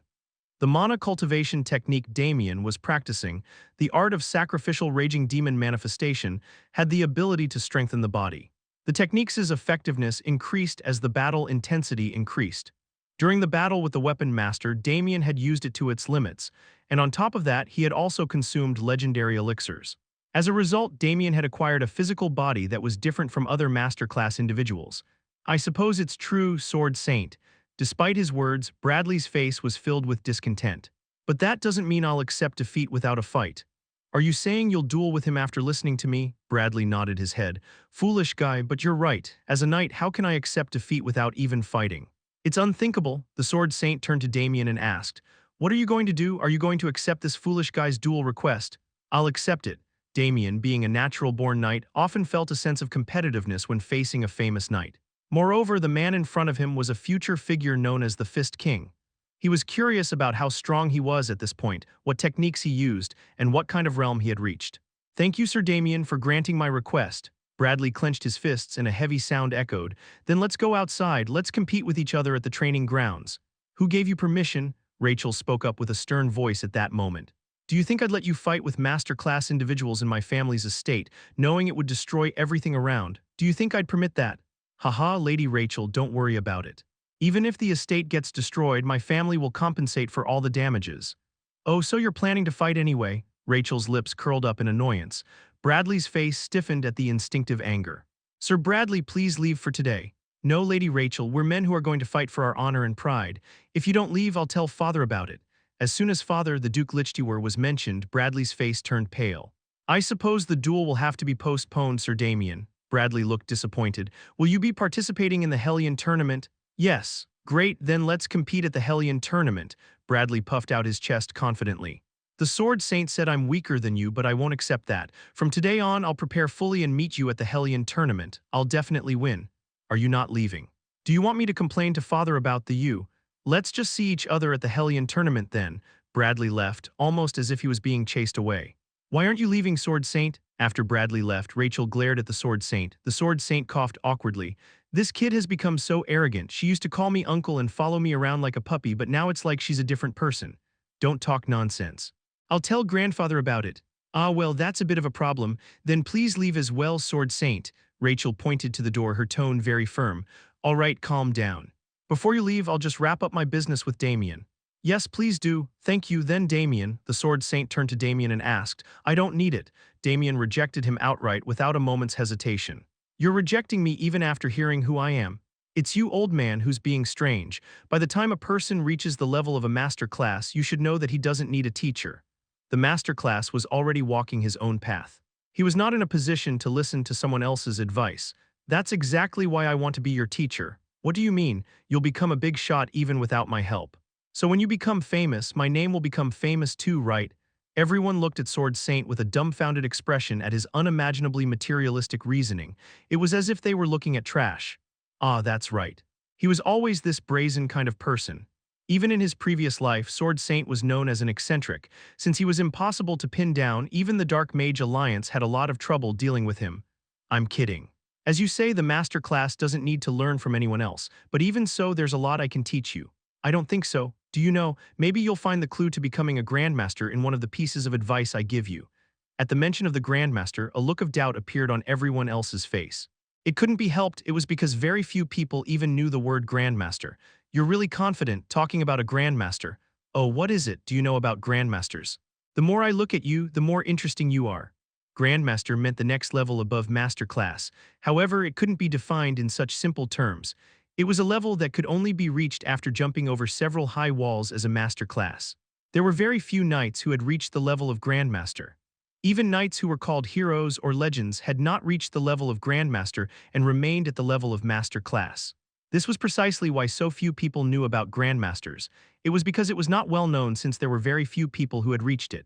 But for some reason, this generation has produced several Grandmasters. The Imperial Supreme Sword, the Sword Empress of the distant future, and finally the Man-Sword Saint standing before him were all Grandmasters.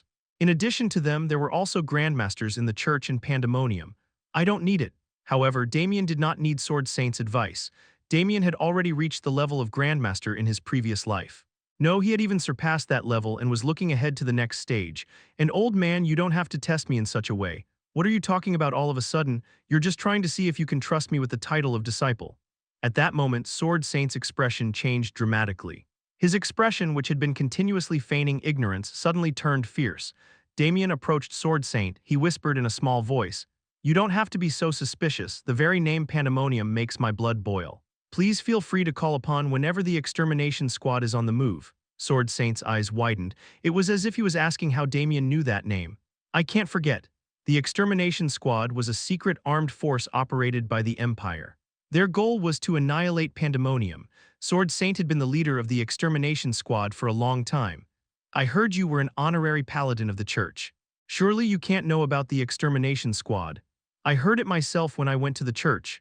It was a lie, but he had to make a connection with the extermination squad, even if it meant telling such a lie. Damien could deal with Pandemonium himself. The problem was information, where they were now, what schemes they were plotting. There was so much information that he didn't know even with his memories from his previous life. That's why Damien needed the extermination squad's help. It's intriguing, but I can't trust you so easily. After all, dark mages are always to be suspected, Sword Saint said, crossing his arms. But it's also true that your abilities are too precious to just cast aside.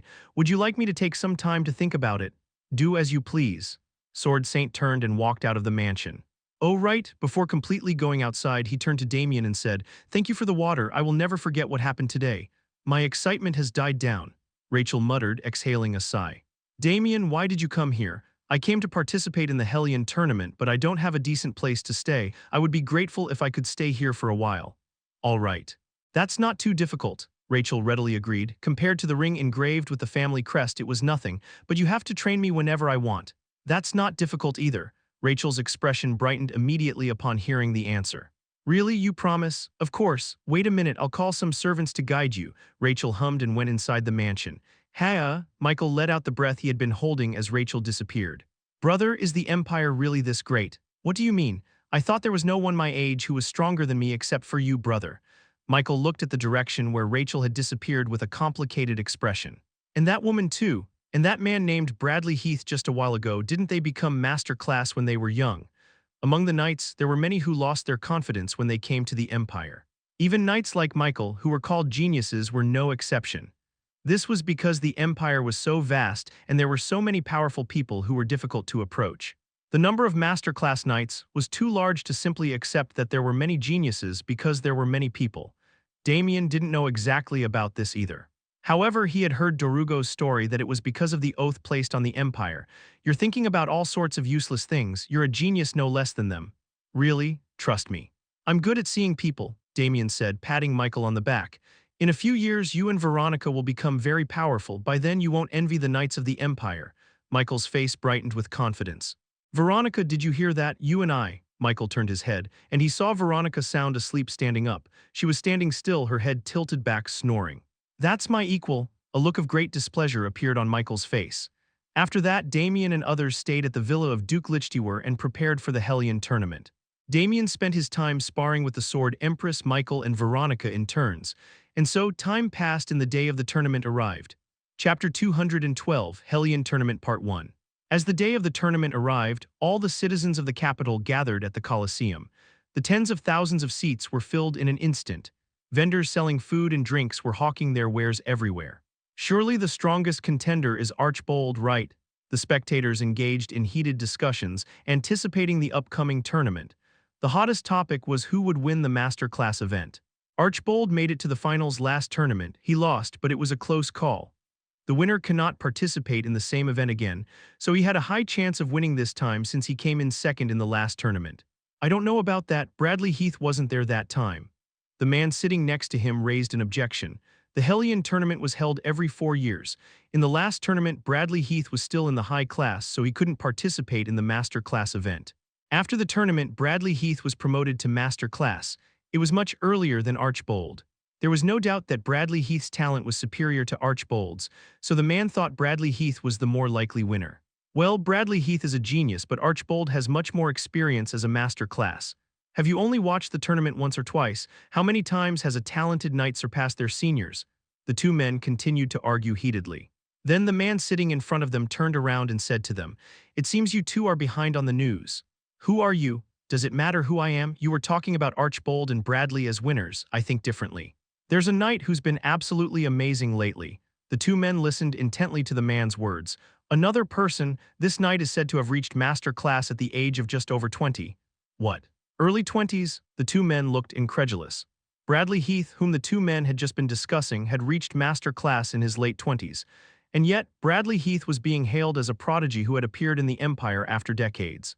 So there was someone who had reached Master Class at an even younger age than Bradley Heath. "I heard it's a knight named Damien Haksen from the Apple Kingdom."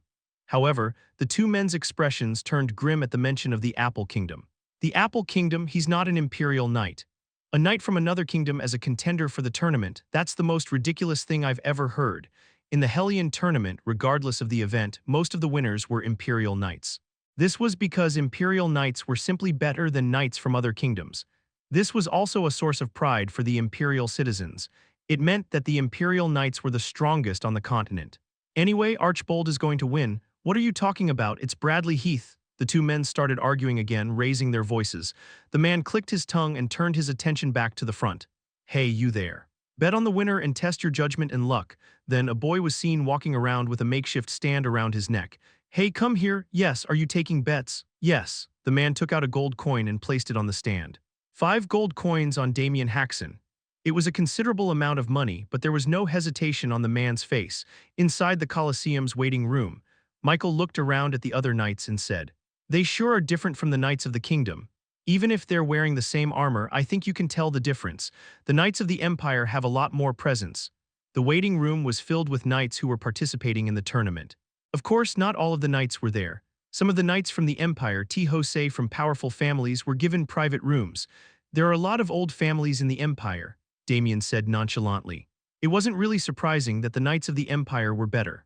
The old families had access to more advanced monocultivation techniques and swordsmanship. Moreover, since the Empire had gathered all the wealth and riches from the continent, it was very easy to obtain highly effective elixirs.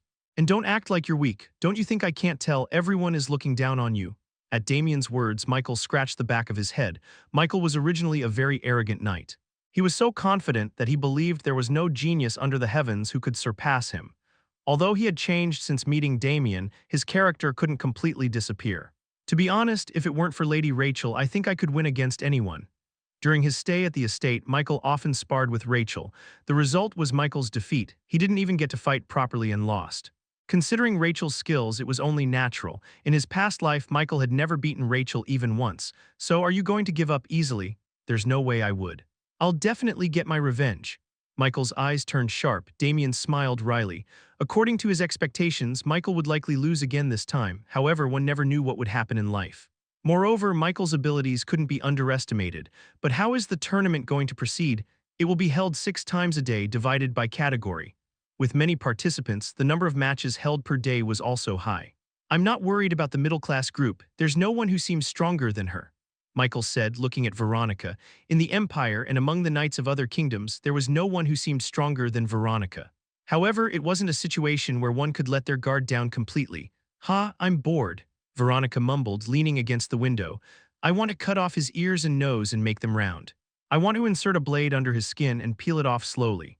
A few days without killing, someone had brought Veronica's mental state to a dangerous level. The idea that she needed to kill someone to be in a stable mental state was a testament to her twisted nature. If you sent her to the tournament, but what if she killed someone and caused trouble? Most of the knights participating in the tournament were from empires or kingdoms. There were some wandering knights, but they were a very small minority. Don't worry, I have everything planned out. As expected of my brother, Veronica, come here for a moment. Hearing the call, Veronica walked over to Damien with heavy steps. Why, don't kill anyone in this tournament. Don't even wound them with your sword. Well, I'll try. Her attitude was extremely nonchalant. It seemed that she had no intention of taking Damien's advice seriously. Michael put on an expectant expression, hoping that Damien would stir up some more trouble. Didn't I promise you that I would grant you a wish if you reach high class faster than him last time? Yes, you did. But I failed. If I win the tournament without breaking the rules I mentioned, I will let you stab me wherever you want. But her eyes lit up at the words that followed. Really? Yes, really. Are you serious? I'll get mad if you break your promise. No, I will break the promise. Veronica's eyes began to burn with determination. Then Michael whispered with a worried expression. Brother, are you really going to grant her wish? Well, I said I would let her stab me, not that I would be doing nothing. I didn't say I wouldn't dodge, did I? Michael's expression became blank for a moment at Damien's words. The middle-class event is about to begin. Lady Veronica Sanchez, please enter the arena, the imperial official shouted loudly. Veronica ran out cheerfully, and as soon as it started, she claimed victory. She dodged the opponent's attack and held a sword to their throat. Wow, what was that just now? How did you do that? Wait, where did that woman come from? I heard it was the Apple Kingdom. The spectators applauded with shocked faces at her neat trick. However, Veronica was not very interested in the attention of the spectators. Damien Haksen, you have to keep your promise. That was all she shouted towards the waiting room. Several more middle-class matches followed. Cheers erupted from the stands every time the match ended. Brother, it's my turn next. All right, do your best. Damien offered no advice as he was well aware of Michael's abilities. Just as Damien had expected, Michael returned after easily defeating his opponent. He had broken his opponent's weapon with a broadsword, crushing their fighting spirit. Wow, can weapons be broken so easily? No way. That must be an incredibly strong sword. I heard that knight is also from the Apple Kingdom.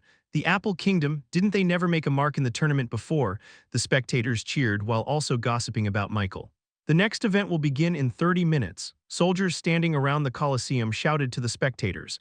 The next event is the Master Class. The match between Bradley Heath and Ulysses Hoplite will be held. Finally, the match that everyone had been waiting for was about to begin.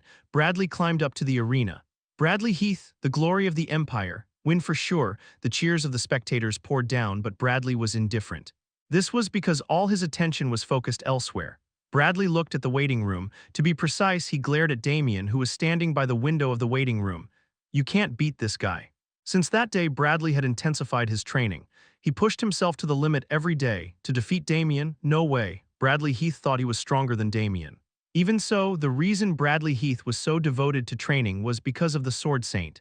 No matter how much the Sword Saint was called the hero of the Empire, he couldn't bear to hear such words. He planned to show the Sword Saint by winning the tournament with overwhelming power. You're wrong, I'm this strong, you see. Nice to meet you. A voice came from across the way. His opponent, Ulysses Hoplite, was staring at him intently. Ulysses was holding an axe in each hand. The two axes were Ulysses's main weapons. It's strange that a young man who asked me for pointers just a while ago is now a master class and fighting me. When he was in high class, Bradley had asked Ulysses for training. It was to gain enlightenment to reach master class. I would like to teach you again this time, but I'm in a hurry too. Ulysses was 40 years old this year. If he was eliminated from this tournament, there would be no more chances. I understand, I just hope you do your best. Thank you for saying that, Ulysses chuckled. Then let's begin, please do your best. As soon as the words were over, the two knights charged at each other. The double-edged axe and the fist collided several times in the air. With each collision, a faint aura burst out. Surprisingly, Bradley was blocking all the axes with his bare fists. This was thanks to the aura blade wrapped around his fist and forearm. Amazing, you've trained the aura blade to this level in such a short time. The aura blade becomes stronger with training. Bradley's aura blade was as strong as Ulysses's. It seems like it won't be easy to end it quickly. The Hellion tournament was long, so stamina management was also very important. Ulysses had no intention of dragging out this duel. Bradley. Let me show you something interesting. Suddenly, Ulysses's arms began to stretch. They increased in number from 2 to 4, 8, and 16. Unlike his rough appearance, Ulysses was a user of illusionary swords. His main technique was to exploit openings by using illusions to deceive his opponent's eyes and senses. Last time I had to teach you, so I didn't use this technique. I wonder if you can block this. Dozens of arms released aura blades simultaneously. A huge number of aura blades rained down on Bradley. Bradley's eyes wavered. He seemed to be trying to figure out what was real and what was an illusion. Ulysses smirked at the sight. It looked like a mixture of fake and real, but in fact they were all real. Masterclass knights could infuse illusions with mana. In other words, the illusions could become physical. Just then, Bradley crouched down. His whole body's muscles contracted. Ulysses felt a sense of foreboding at the sight. Before he could even find the source of the foreboding, Bradley lunged forward. Bradley threw himself into the barrage of aura blades, and in an instant he enveloped his entire body with aura blades. All of the aura blades Ulysses had emitted were shattered. You blocked it like that. Even for a knight, it was incredibly difficult to surround his entire body with aura blades. That's why Bradley only jumped between the aura blades for a split second. It was actually a crazy thing to do. If he made even the slightest mistake, his body would be torn apart, but somehow Bradley succeeded. And the reward for his reckless challenge was sweet. Bradley reached Ulysses in an instant. At the same time, he threw a punch at Ulysses. Surprised, Ulysses didn't have time to react. He was unable to dodge and was punched in the chest. Cough! Ulysses spat out blood and was pushed back. Bradley pursued Ulysses. Bradley's punches rained down relentlessly. Ulysses tried to defend himself by swinging his axes, but it was no use. Because he had been punched in the chest just a moment ago, his hands were gradually slowing down. He was struggling to block the punches. I lose. Ulysses finally declared his surrender. Immediately, the judges declared Bradley's victory. Victory goes to Bradley Heath. As soon as the outcome was decided, the spectators erupted in cheers. I told you. Bradley Heath is the winner. Wow, Bradley Heath, the glory of the Empire.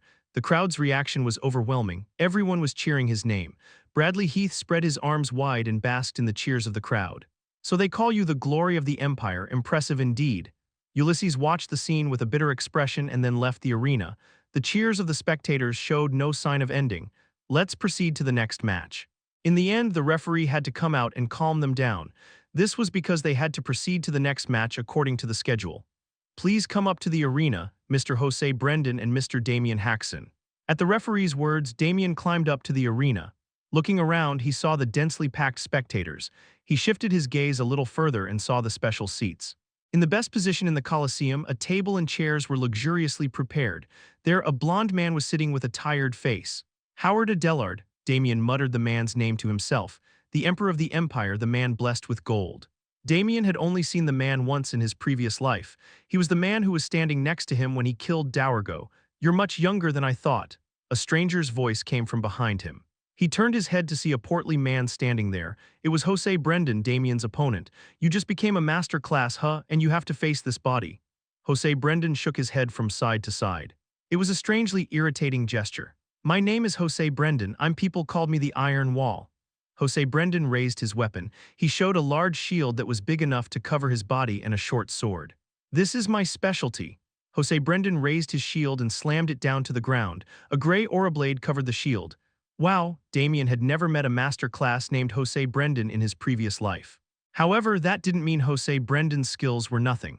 Just by looking at the way he covered such a wide area with the aura blade, he could tell that he was quite skilled. Can you break through my shield? Jose said in a provocative tone. Damien chuckled. It might be hard to pierce, but I think I can break it. Ha ha ha, you're an interesting guy, Jose laughed out loud. It seemed that he was taking Damien's words as a joke. If you don't believe me, I'll have to show you. Damien took a deep breath. He spread his mana throughout his body with his breath. The body, strengthened by the art of sacrificial raging demon manifestation, reacted even more sensitively to mana than before. Unprecedented power surged through his entire body. Damien slightly bent his knees, and the power that had surged through his body began to boil over. As he straightened his knees and pushed against the ground cracked apart due to the enormous power. Damien's body glowed with a brilliant light and shot forward. He reached Jose's nose before he could even blink. What? Jose's face filled with shock and astonishment. Without hesitation, Damien swung his sword. Jose hastily poured strength into his arm, holding up a shield covered with the aura blade. Damien's sword clashed with the shield, producing a deafening sound that seemed like it would shatter one's eardrums. The shield was smashed to pieces. The impact sent Jose's body flying backward. It wasn't just a stumble, but a full-blown flight.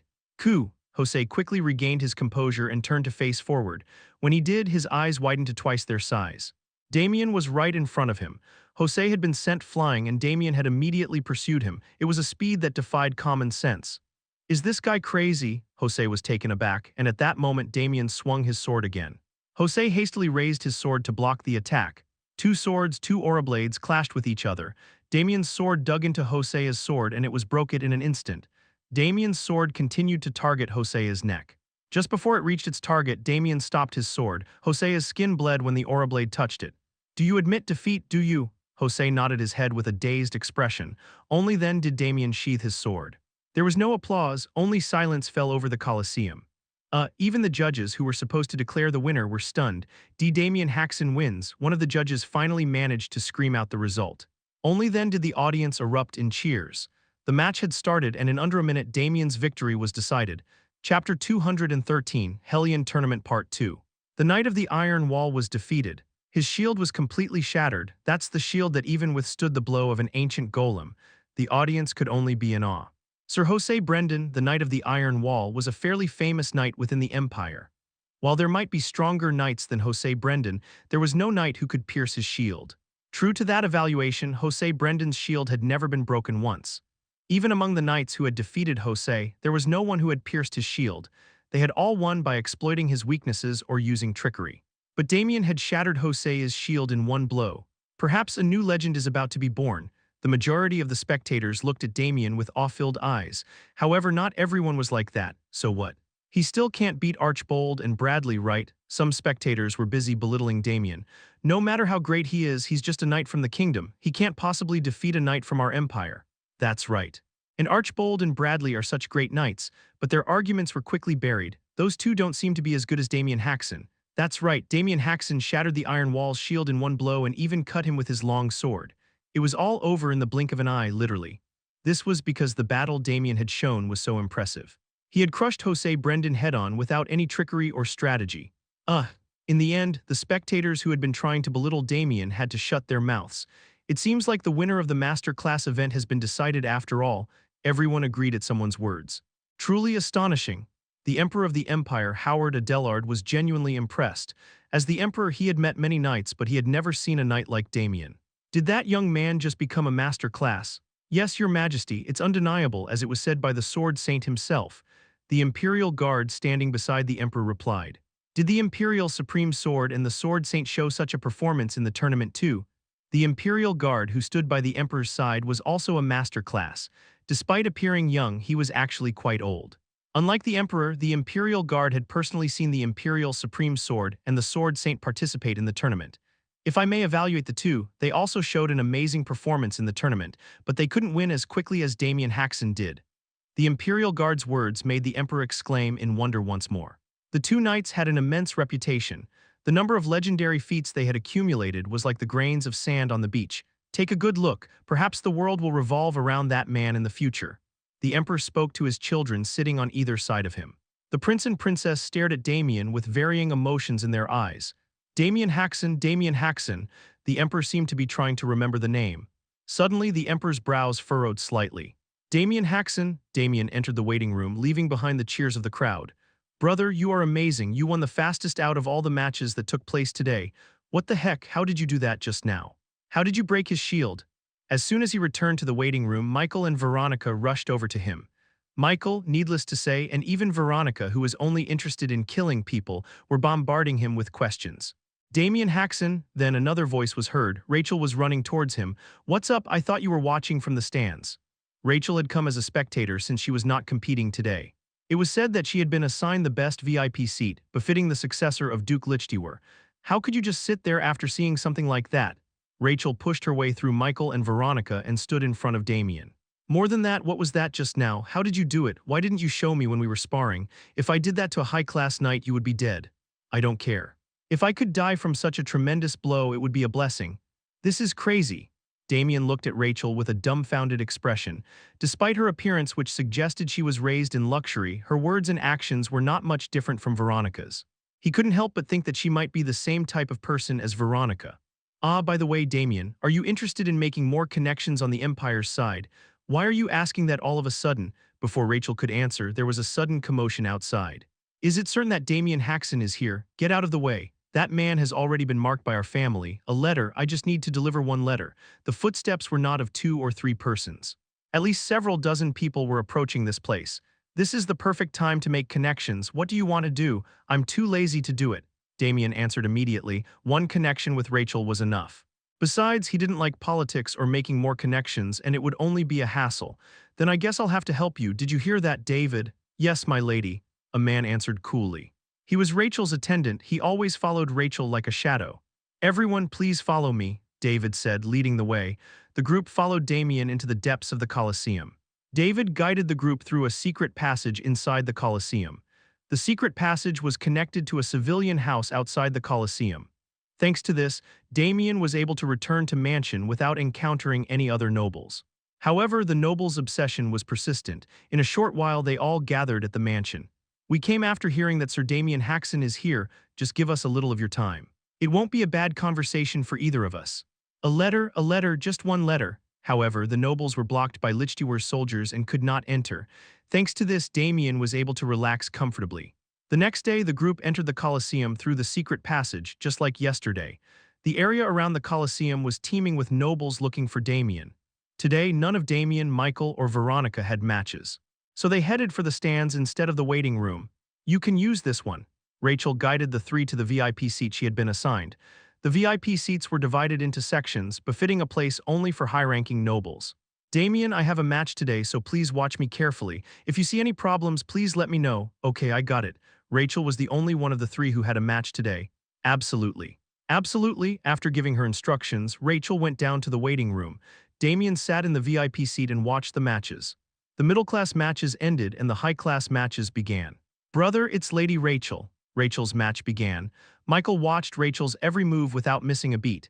It seemed that his words about getting revenge for Rachel in the competition were sincere. As expected, the match ended with Rachel's victory. Rachel dodged her opponent's attacks with ease and pierced their shoulder with her rapier to claim victory. Rachel, Lichtiwer, the crowd erupted in cheers. Rachel put her hand on her chest and bowed to the crowd in response to their cheers. Then her eyes met Damien's. Rachel gave him a smug look. Well, Damien chuckled. Brother, are you going to be out for a while? I'm going to go get something to drink. Michael and Veronica took advantage of the break between matches to leave their seats to get food. Then someone sat in their seats. Damien instinctively looked over. A man he had never seen before was sitting in their seats. He looked to be in his late 30s. He had a thick mustache trimmed like a bull's horn, truly worthy of being the successor to the Duke Lichtiwer. She have great talent, the man said, crossing his legs. Damien Haksen, please excuse my rudeness. I took the liberty of intruding because I wanted to talk to you directly. Who are you? My name is Archlich. It was a name he had heard before. He was the man Rachel had said was the most promising candidate for the win. As a master-class swordsman who wielded a saber, he was known for his exceptional skills. Do you have business with me? Not particularly. I just came to see the most dangerous competitor. Archlich eyes darkened.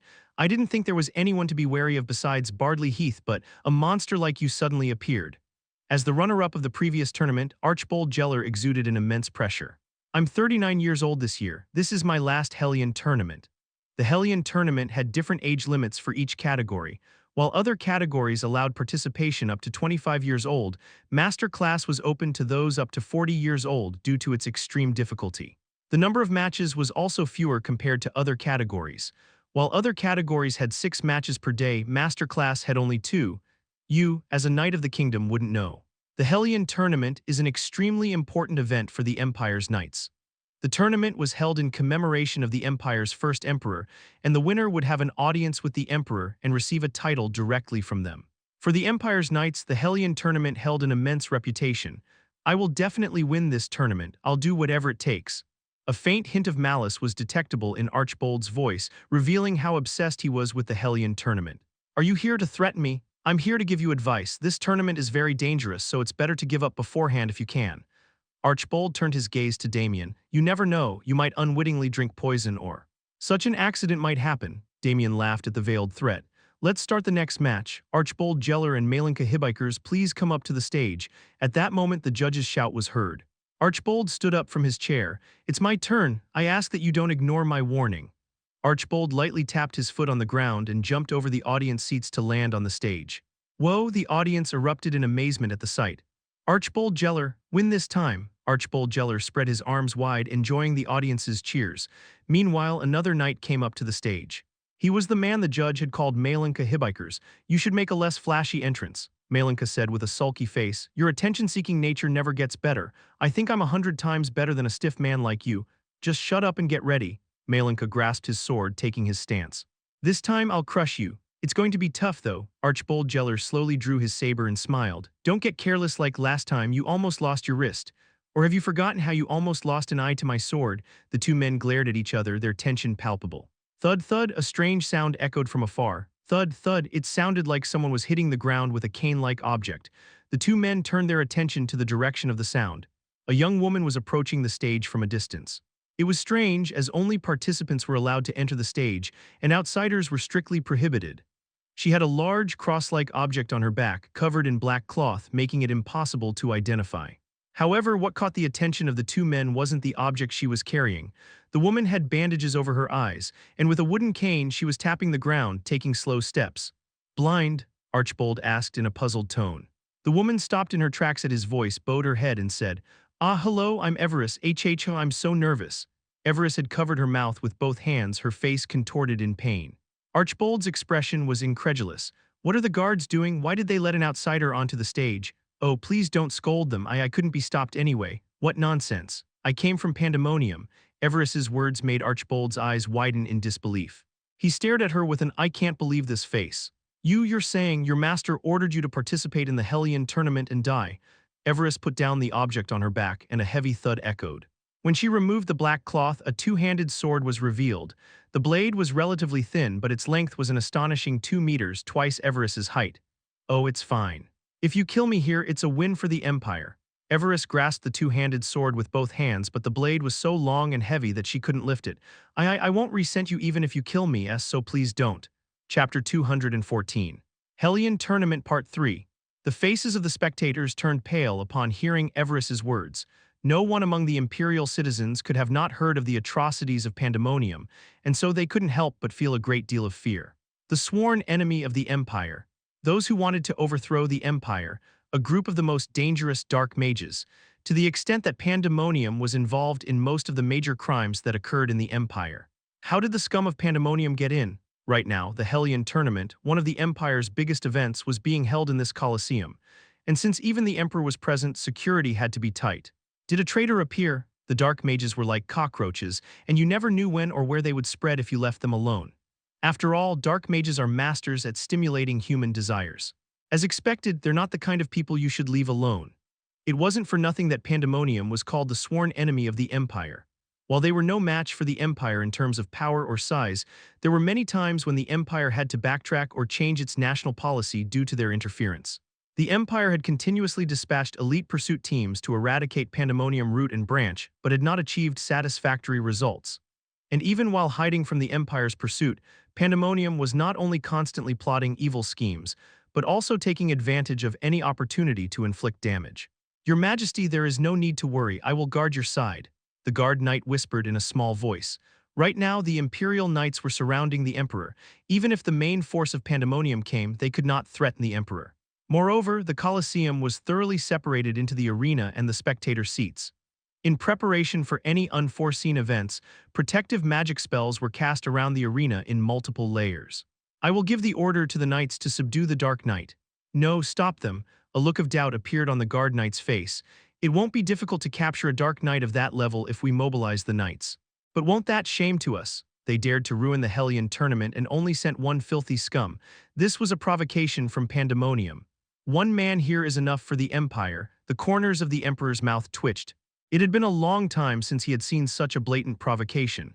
If that's the way they wanted to play it, I have no choice but to respond in the same way. The Dark Knight you sent was nothing. For now, let's trust and wait for the participants of the tournament. Understood. The guard knight bowed his head and said, How dare the scum of Pandemonium even mention the Empire in their mouths? Archbold said with a furious face. Malinka, step back. I'll subdue this woman first and then proceed with the match. Look here, where are you trying to hog the spotlight? I'll take this woman on, so you just step back. The two knights growled at each other. Excuse me, Everest cautiously suggested to the two men. It would be fine if you both came at the same time. What's this bitch spouting? Hi hick. If that's what you prefer, then so be it. Don't regret it. Come to think of it, there's no need to be courteous to the likes of Pandemonium. The two knights lunged at Everest. They swung their weapons simultaneously from the left and right. Everest screamed. And then, in the next instant, the position of the two-handed sword had changed. The two-handed sword, which had been lying on the ground, was suddenly soaring into the air. Moreover, its position had changed to the opposite side. The faces of the two knights wore a look of bewilderment. When had she moved the weapon? Why hadn't they seen it? It was as if two different pictures had been swapped. The scene was so unnatural and incomprehensible. I can't. Everest couldn't bear the weight and dropped the two-handed sword to the ground. At the same time, blood spurted out from the necks of the two knights. Malinka's head and body were separated, and Archbold clutched his neck wound and stumbled backwards. No, those were Archbold's last words. His eyes rolled back and his body fell backwards. He was dead. Not just any knights, but two master-class knights had died in the blink of an eye. The unbelievable spectacle was met with a heavy silence that fell over the entire Colosseum. What? Is it quiet now? Did both of them die? Everest looked around, still unaware of the two knights' death due to her blindness. Is it true? It's nothing really. Everest scratched the back of her head, looking carefree when, a scream erupted from the audience seats. People tried to flee in panic. As tens of thousands of people moved simultaneously, the Colosseum fell into chaos. Everyone calmed down. At that moment, a thunderous roar erupted. The people were so surprised that they couldn't help but freeze in their tracks. A gigantic knight leaped down from the VIP box. His movements were light for his size. Bradley Heath. The audience erupted into cheers again at Bradley's appearance. The Fist King, the glory of the Empire, Bradley Heath. The imperial citizens cheered, chanting Bradley's name. Scum of Pandemonium. Yes, me, Everest said, looking ahead. Bradley said with a displeased expression. Over there on the left. Thank you, enough of that nonsense. Bradley banged his fist. A heavy wave spread out. Not only did you dare to ruin the Empire's event, but you also hurt a knight. Killing intent radiated from Bradley's eyes. I'll execute you right here on the spot. Despite the fierce killing intent, Bradley didn't immediately rush towards Everest. He merely moved in a circle around Everest. It's dangerous to confront her head-on. To his shame, even Bradley Heath had failed to catch the quick sword that Everest had just displayed. It was shockingly fast and terrifyingly sharp. Archbold was killed by her, even though he was a master of the quick sword. Facing such a quick sword head-on was a fool's errand. I need to find an opening. Bradley concentrated his mana on his fist. The aura blade became even more intense. He extended his fist towards the air. The aura blade was released and flew towards Everest. Kayak, Everest screamed and twisted her body. The aura blade grazed past her in the air. What are you going to do attacking from so far away? Bradley ignored Everest's protest. His opponent was a dark knight of Pandemonium. There was no need to show her mercy. More importantly, it was more important to analyze Everest now. How did she dodge the attack even though she's blind? Is she pretending to be blind, or has another sense developed? Such cases often occur. For example, when one of the five senses is lost, the other senses become extremely developed. Just as blind artists are incredibly sensitive to sound despite not being able to see. It wouldn't be strange if such a phenomenon had manifested in Everest. I need to find out more. Bradley circled around Everest and relentlessly unleashed aura blades.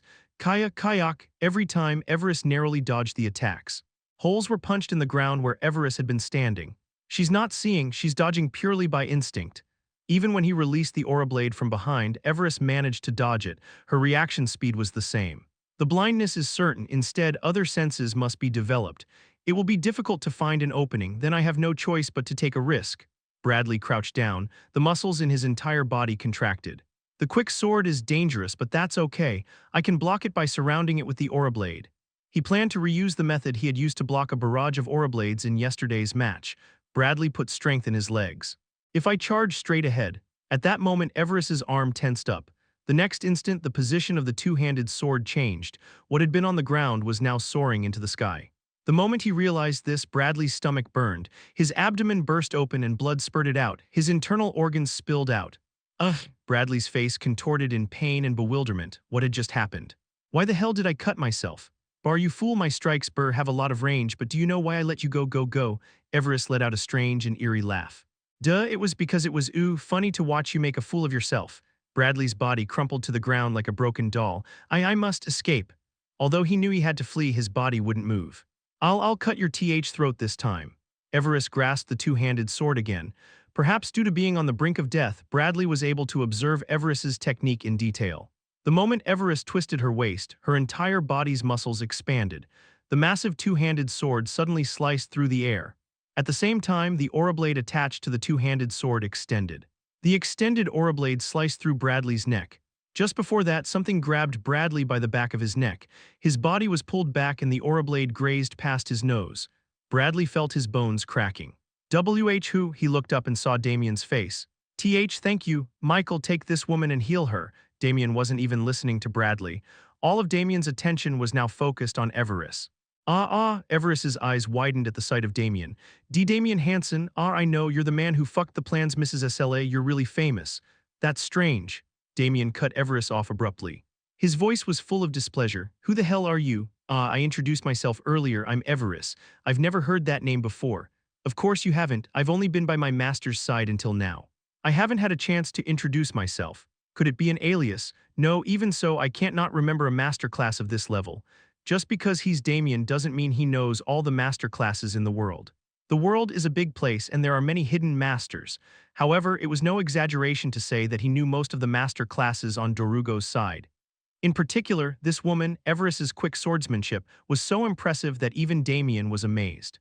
Damien couldn't have forgotten a master class that wielded such a high level of quick swordsmanship. Could it be that you died in the Hellion tournament and didn't know? No, that's not it either. From what Damien knew, Bradley Heath won the Hellion tournament when it was held in his previous life. The next time it was held, the Sword Empress won.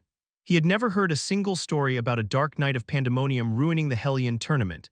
In other words, this person named Everest was causing events that had never happened in the future, even in topics that were not in Damien's memory. Who is this master you speak of? On whose orders did you do this? I can't tell you that much. Oh well, that can't be helped, Damien drew dawn. A fierce killing intent engulfed the entire Colosseum. I will twist your heart out and make you spill everything. Chapter 215, Hellion Tournament Part 4. You think your threat will work? Not a chance, I'm not afraid of you.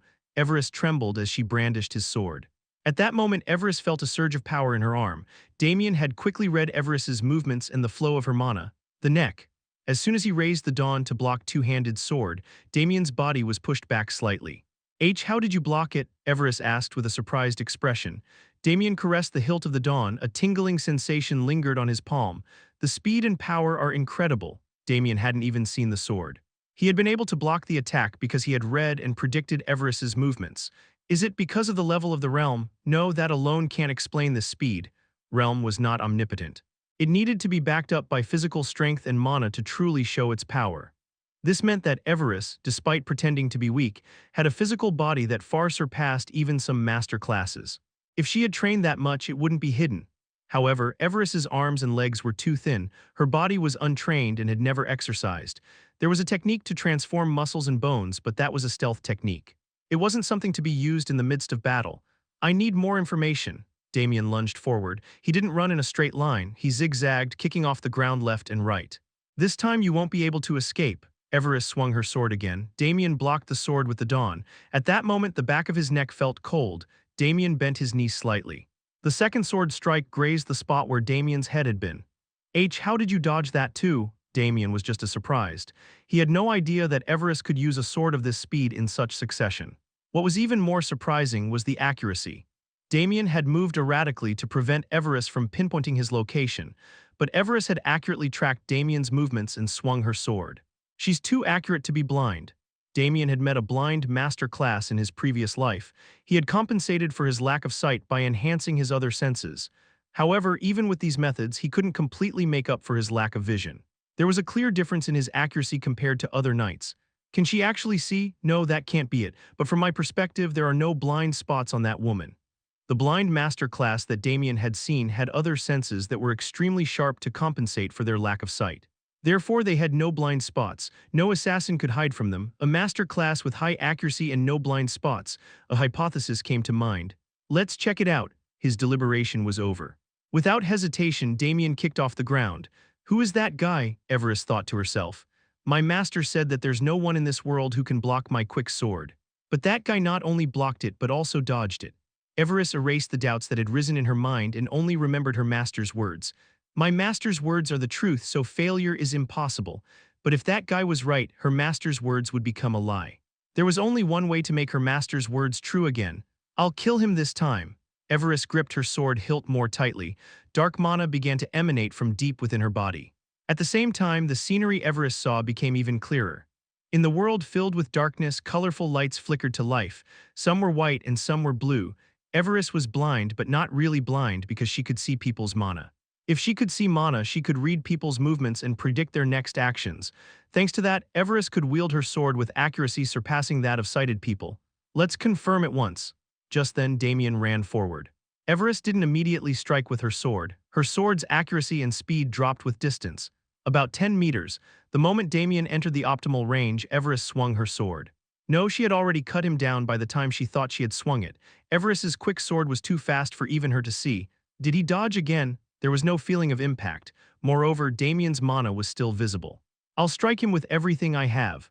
Everis decided to strike Damien again, 36 times. Her countless quick sword strikes colored the world. She swung her sword too quickly to feel any impact, but Everis could see. She saw Damien's mana was dispersing. Heh heh, my master's words are indeed the truth. At that moment, a chilling sound of cutting through the air was heard. The bandage that had been covering her face, split open as it was cut. Everis screamed and covered her face with her palm. Blood trickled down between her fingers. What is that? Blood is the color of the blood. The citizens in the stands shouted in astonishment. It's purple. Human blood is usually reddish-black. In the case of dead blood, it sometimes turns black. However, there was no one in the world with purple blood. My face, how dare you attack the face that my master created for me?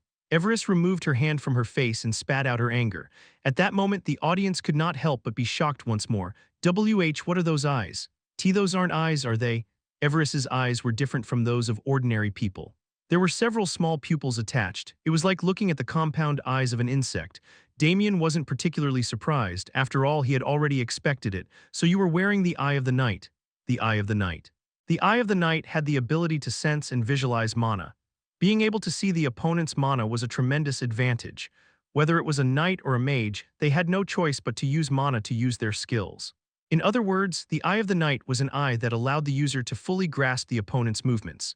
Damien had noticed the Eye of the Night early on and manipulated the flow of mana. As a result, Everis was unable to properly cut Damien. I never thought I'd see that thing here. The reason why Damien was able to recognize the eye was simple. In this world, only Darugo could create that eye. The monster that possessed the Eye of the Night had become extinct in ancient times for some reason. As a result, the Eye of the Night could only be confirmed to exist through records.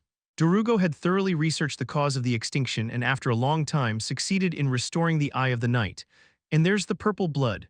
Humans cannot have purple blood. That meant that Everis had been modified by Darugo. Only now could Damien understand how Everis could use such a fine sword with that body.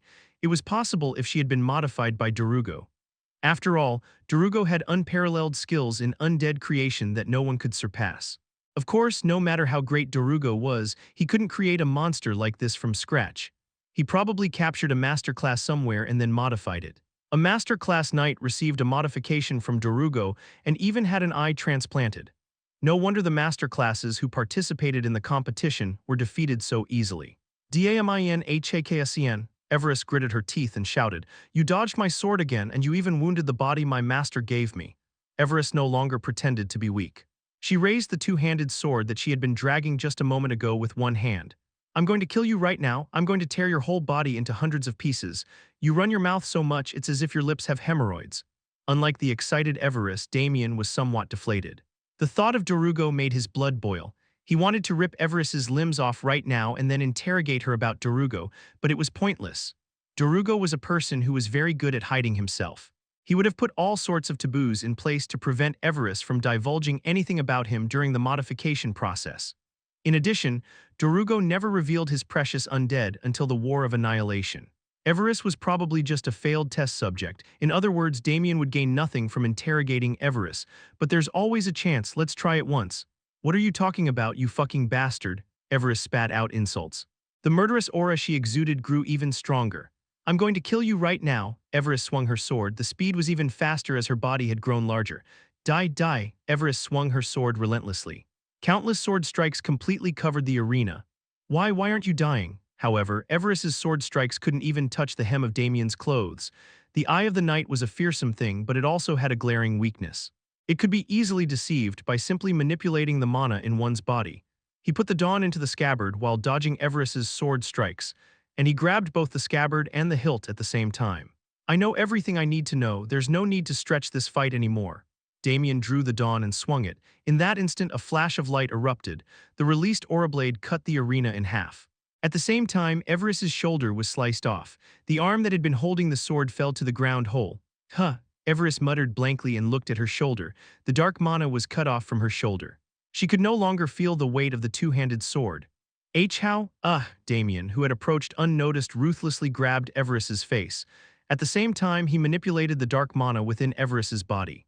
Everest's dark mana broke free from her control. Moving under Damien's orders, it captured her soul. Don't do it. Without hesitation, Damien tore Everest's soul apart and searched through it for memories, absorbing them. Chapter 216, Memory Part 1. The moment Damien absorbed Everest's memories, the scenery before his eyes changed. The sight of the Colosseum vanished. It was replaced by a dark and confined space. The stone chamber was vast and possessed a high ceiling. Everest was bound here. Her limbs were secured to an X-shaped cross by shackles. Surgical scars covered various parts of her body. To make matters worse, needles connected to tubes were embedded all over her. Everest whimpered as Damien examined her body. She's dying. Damien knew because of the vast knowledge of dark magic inside his head. The failed modifications inflicted upon Everest were leading to her demise. But where am I? In his previous life, Darugo had created hideouts across the continent to change his position constantly. This was all to conceal his existence. He scanned his surroundings and wondered if this might be one of Darugo's hideouts that he knew about. However, it appeared to be an unfamiliar location to Damien. Just then, the sound of approaching footsteps echoed from the entrance. A small man with a stooped gait shuffled closer. Is Lord Darugo still in his chamber? Yes, he is. The reply came from the attendant walking beside the man. His ashen skin resembled that of a corpse. Dark mana emanated from his body with each step. This attendant wasn't a living being. He was an undead creature created by Darugo. In his previous life, Darugo only used undead servants he himself had created. The reasoning behind this was the elimination of any potential betrayal, suddenly cutting off communication without any ongoing research project. How many months has it been now? I'm starting to worry if something might have happened to Lord Darugo. I share your concern, the attendant responded. The two stopped in front of Everest after their conversation. The attendant plunged a needle into Everest's body and injected its contents. Why waste that precious concoction on a failed experiment? Lord Darugo hasn't yet decided how to dispose of the test subject. Until then, we need to keep her alive. Everest's complexion improved significantly after the injection. It was due to the restoration of her vitality. However, this didn't alleviate her suffering. Arg! Her screams intensified. Due to the failed modifications, Everest's entire body was now rotting away. The excruciating pain and repugnance that came with it were hers to bear alone. Please kill me. Kill me? Everest pleaded desperately. However, the two men didn't even respond to her pleas. To them, Everest was nothing more than a failed experiment. She was destined for immediate disposal upon Darugo's return. They saw no reason to pay her any attention. That's when it happened. Footsteps resonated from the hallway. The two men instantly turned their eyes towards the source of the sound and their pupils dilating in shock. Lord Darugo, Master, a robed skeleton approached them. Upon spotting the two, the skeleton gnashed its teeth and spoke. Oh, so you both were here. I've been searching for quite some time, you know. We apologize for inconveniencing your greatness. We deserve death. This incompetent servant allowed himself to be separated from your side, Master. Please grant me death. The two men hurriedly knelt on the floor. Their expressions were a mixture of awe and reverence. They were impossible to conceal. In stark contrast, Damien was consumed by murderous rage the moment he laid eyes on Darugo. Damn it, I have to watch all this unfold. The Darugo standing before him was merely a figure from his memories. Giving in to anger wouldn't achieve anything. In fact, excessive agitation could disrupt his control over dark magic. Now was the time to swallow his anger and endure. Are you all right? I apologize for the worry. You suddenly stopped coming out, so I was concerned. Sorry about that, I suddenly got a terrible headache, you see. Darugo rubbed his temples with his bony fingers. The sound of bone scraping against bone was distinctly audible. It was so painful. My head felt like it was going to explode. That's why I holed myself up in my room for a while to clear my head. Was the headache that bad? Perhaps there's something wrong. No need to worry. I'm all right now, Darugo replied with a hearty laugh. I bet everyone was confused with me being away for so long. Fortunately, there haven't been any major problems. However, a knight has recently been showing dangerous signs of activity. Oh ho, Darugo's expression shifted to one of interest. The skeletal structure of his face somehow managed to convey an emotion. Dangerous activity, it's a bit of a long story. The servant began explaining about Damien's deeds. The more the servant spoke, the more intrigued Darugo seemed. What is this knight's name? He's called Damien Haksen. Damien Haksen, huh, from your story it seems he's no ordinary knight. Perhaps he could be the one to fulfill my long-held desire. Darugo's expression suddenly changed. He muttered with a serious look. Damien Haksen, do you recognize him? No, it's the first time I've heard the name, but somehow it sounds familiar. In a puzzled tone, Darugo asked after contemplating for a moment. More importantly, why are you all here? We came to check on the test subject. Test subject? Yes, master, this test subject. The servant pointed at xperrif. Darugo approached xperrif. Ah, now that I see her, I remember. She's the one we were experimenting on to restore the power of the Eye of Night. It ended up being a failure, though. Darugo muttered as he examined xperrif. For this experiment, I even managed to get a master class from SLA. It's a shame it failed. Even for Darugo, master classes weren't readily available test subjects. We kept her alive since you hadn't yet issued a disposal order, master. Why did you do such a foolish thing? Just discard her, she's a failed experiment anyway, and there's no way to save her or wait. A strange expression crossed Darugo's face. I thought she was a complete failure, but now that I take a closer look, it seems like she can be saved. No, not just saved, I can strengthen her powers. Darugo's eyes blazed with excitement. He raised his bony arms high in the air. This is incredible, ideas are starting to flood my mind. Darugo grabbed xperrif by the hair. xperrif stared back at Darugo with no strength left to resist. Don't worry, child, I'll perfect you. Once I'm done, you'll possess immense power. Power that will allow you to disregard anything that stands in your way. Darugo's laughter grew louder and louder. And the moment his laughter reached its peak, Damien was yanked out of the memory and back to reality. Damien snapped back to reality. Lowering his gaze, he saw xperrif still held captive in his hand. No vital information, as expected. All memories from before she became a test subject were erased, and even her time as an experiment was erased a little. I guess risking myself wasn't worth it after all. Using dark magic in such an open space as the Hellion tournament was practically suicidal. Therefore, Damien manipulated the dark mana within xperrif to shatter her soul, creating an illusion for the crowd. There was no risk of exposure, but his actions were undeniably dangerous. Fragments of words tumbled from xperrif's lips. With her soul destroyed, she was nothing more than a hollow shell. Damien released her head and retreated a safe distance. Suddenly, xperrif's body bloated rapidly before exploding in a violent burst. Crimson flames and smoke filled the arena. Eek! The unexpected explosion sent screams rippling through the audience. Thankfully, the protective barrier was held and prevented them from any injuries. This crazy bastard, Darugo, Damien swore under his breath as he watched the explosion from afar. Darugo had implanted explosives within all his test subjects to ensure there was no information leaked about him. Damien could have deactivated the explosives beforehand, but he didn't. If the Empire ever investigated xperrif's remains, they might discover his use of dark magic. The flames and smoke cleared, and the crowd's attention slowly turned towards Damien. He's alive. He's not even the slightest injured from the blast. The spectators were stunned to see Damien standing unharmed after the massive explosion. Just then, the murmur of the crowd died down instantly.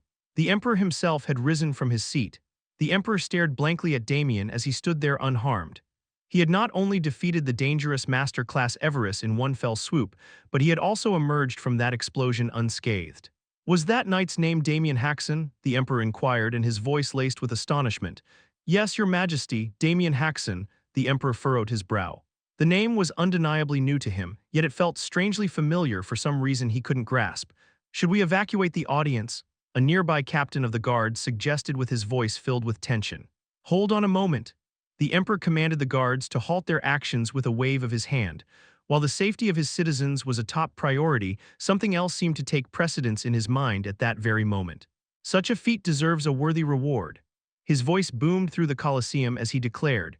The Empire had suffered a significant loss with the demise of not just one, but two valuable master classes thanks to xperrif's rampage.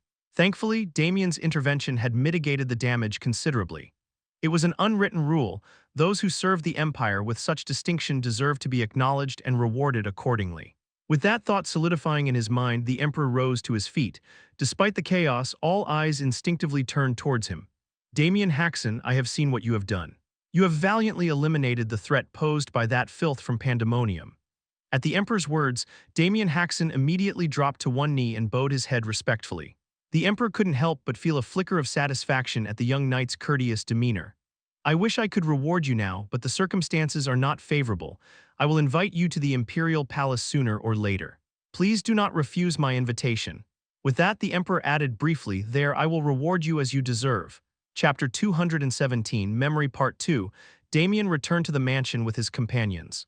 The group was silent until they arrived at the mansion, but as soon as they entered, it became chaotic.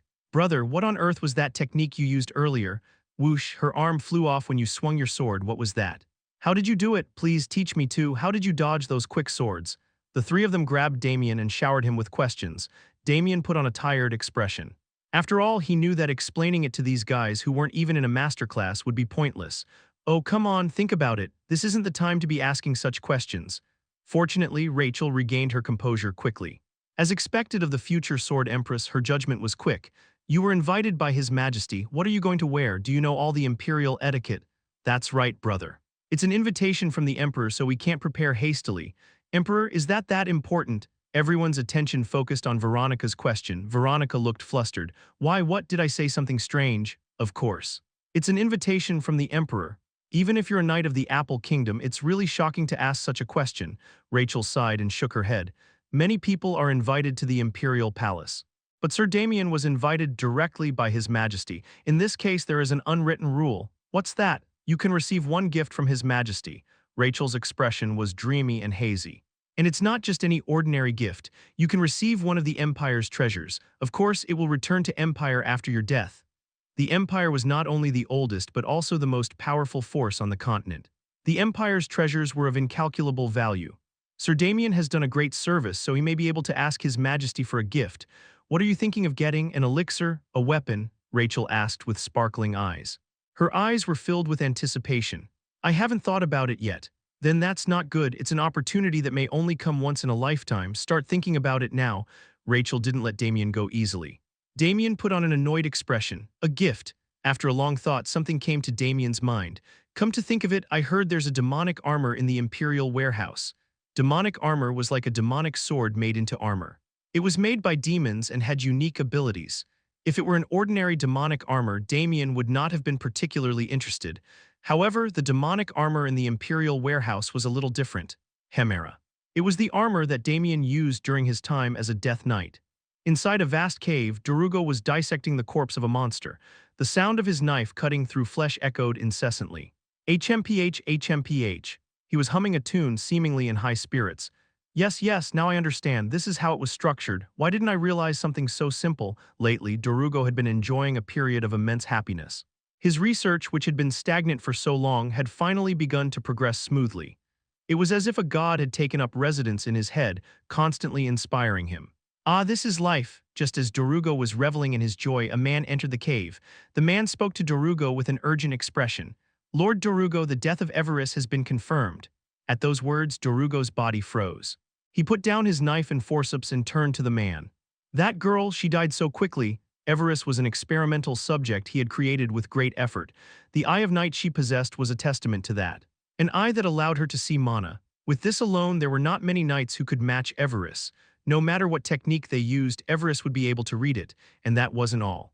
She had artificial muscle implants, and her nerves had been greatly enhanced with special drugs. Thanks to this, xperrif had gained a body optimized for quick swordsmanship.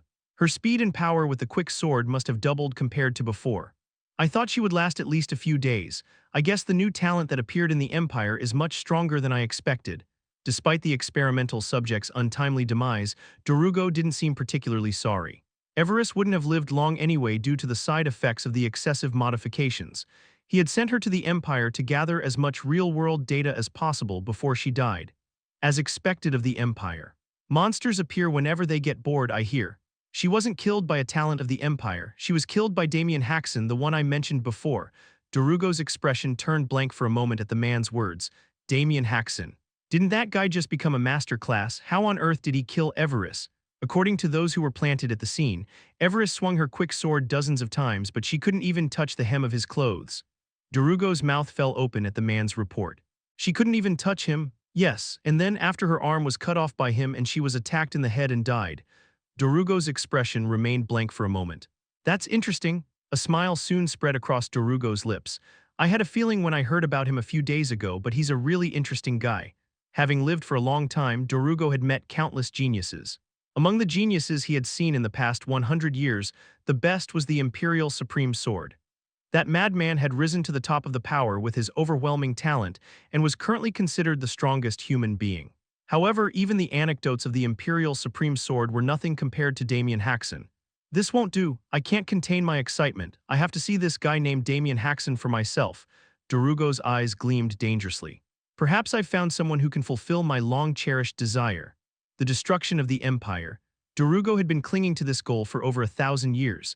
However, the Empire was so powerful that even after 1,000 years of preparation, he could not see any way to bring it down. If Damien was the genius Dorugo desired, a genius who had transcended limits, perhaps he could finally achieve his long-cherished goal of destroying the Empire. Go and convey my words to the giant evils. The man fell to his knees at Dorugo's command. Capture Damien Haksen and bring him before me. If you succeed, I will grant you anything you desire. Dorugo's command was swiftly relayed to the giant evils. Upon hearing it, they couldn't help but grow wildly excited. Dorugo was a figure revered as the master of all dark mages. He possessed a vast amount of knowledge. Moreover, Dorugo's secret vault was filled with all sorts of treasures. However, not all giant evils were inclined to offer Damien to Dorugo. Oh, this is going to be troublesome. SLA lamented as she listened to her subordinate's report. If this is the case, all the giant evils will try to get their hands on Damien Haksen. Unlike the other giant evils, SLA had seen Damien with her own two eyes. That's why she knew all too well how extraordinary a genius Damien was. It's been barely a while since we parted ways, and yet he's already in a master class, even breaking his experimental subjects. SLA let out a sigh and fell into deep thought. Dorugo's orders took precedence over anything else. If he demanded their lives, they would willingly offer them. But this was a different story. Throughout her existence, SLA had never once let go of a man she desired. It didn't matter if he had a lover, a family, or was even the beloved of another giant evil. None of that mattered. If she wanted him, she had to have him. That desire was precisely the driving force that had allowed SLA to reach her current position. After much deliberation, SLA came to a conclusion. His orders are important too, but I can't hand that boy over to someone else. SLA decided something and ordered her subordinates. Go and inform the other giant evils. Tell them that I intend to offer Damien Haksen to him, so no one is to touch him. Of course, SLA had no intention of actually bringing Damien to Dorugo. It was simply a pretext to suppress her rivals. And if anyone dares to ignore my words and approach Damien Haksen, Slaw's eyes gleamed coldly, tell them they'll have to risk their lives. What nonsense is this? Weapon Master slammed his fist against the wall. He wants Damien Haksen, and the other giant evils are all going to make a move. Sir, please calm down. Would you be calm if you were me? The humiliation I suffered at that bastard's hands. Weapon Master gritted his teeth fiercely. He was a figure that was feared by all, and he had just lost to a rookie who barely reached master class. Of course, he wasn't in his prime condition. He could only unleash 50% of his true power. But that didn't diminish the humiliation Weapon Master had endured. That can't be, he's mine, only I can kill him. Weapon Master growled. He thought of the demonic sword that Damien possessed. The durability that withstood a blow from the aura blade without a scratch and the power to erase things from existence. Just imagining it made his blood boil. He had to get his hands on that sword. Inform the other giant evils. Tell them that Damien Haksen is mine to offer to him, so they shouldn't even lay a finger on him. Of course, Weapon Master had no intention of actually giving Damien to Dorugo. Not only would that prevent him from avenging his humiliation, but it would also expose the existence of the demonic sword. And if they ignore my warning, tell them I'll kill that bastard myself first. Chapter 218. Famous Part 1.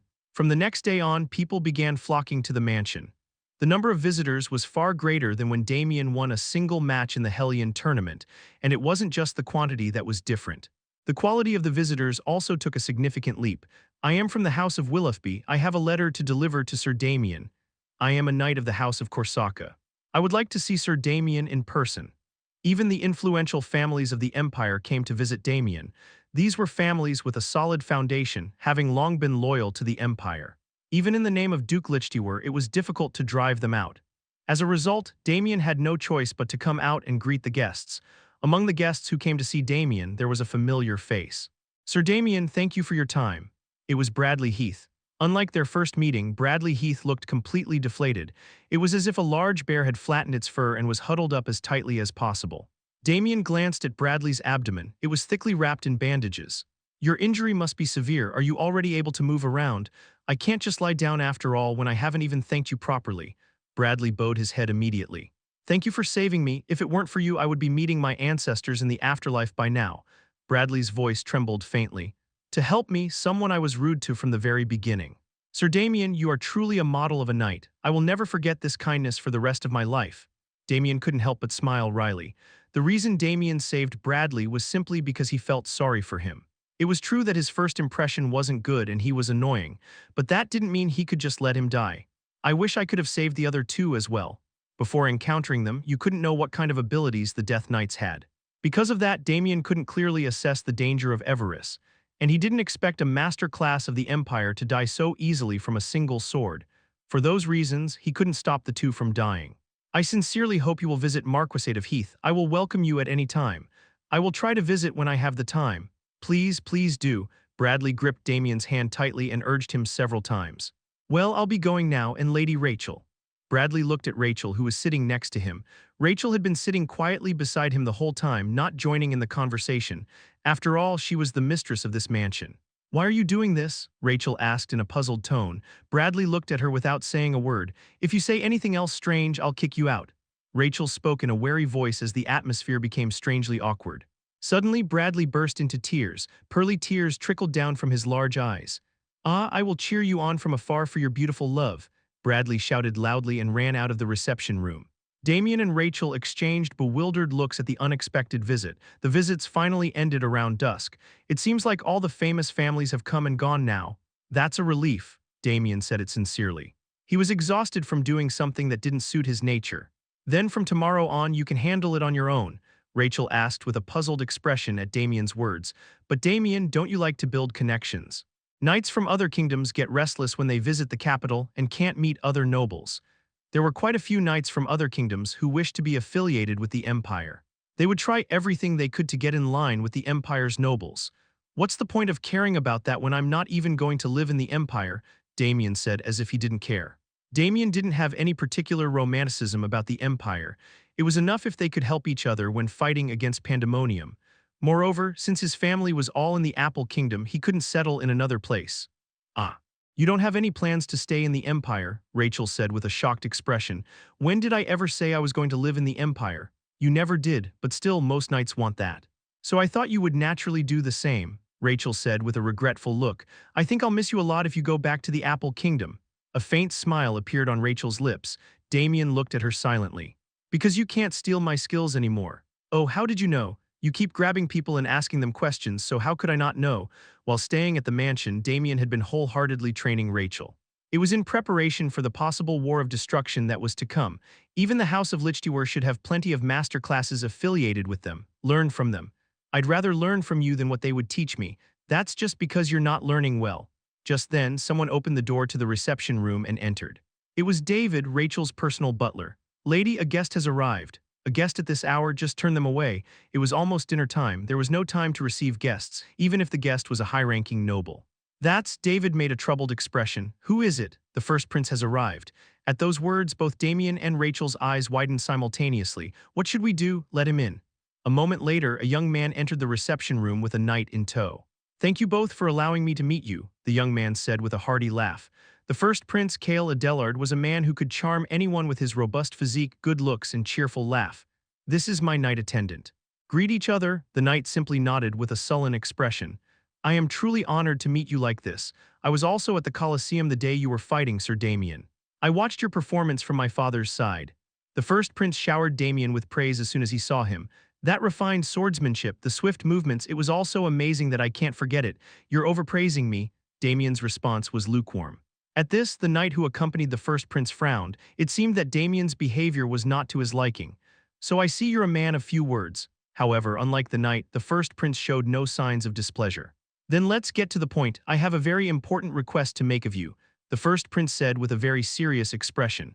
How about you join me in climbing to the top of the empire? Upon hearing the first prince's words, Damien fell into thought for a moment. Rachel was right, the succession war is not yet finalized.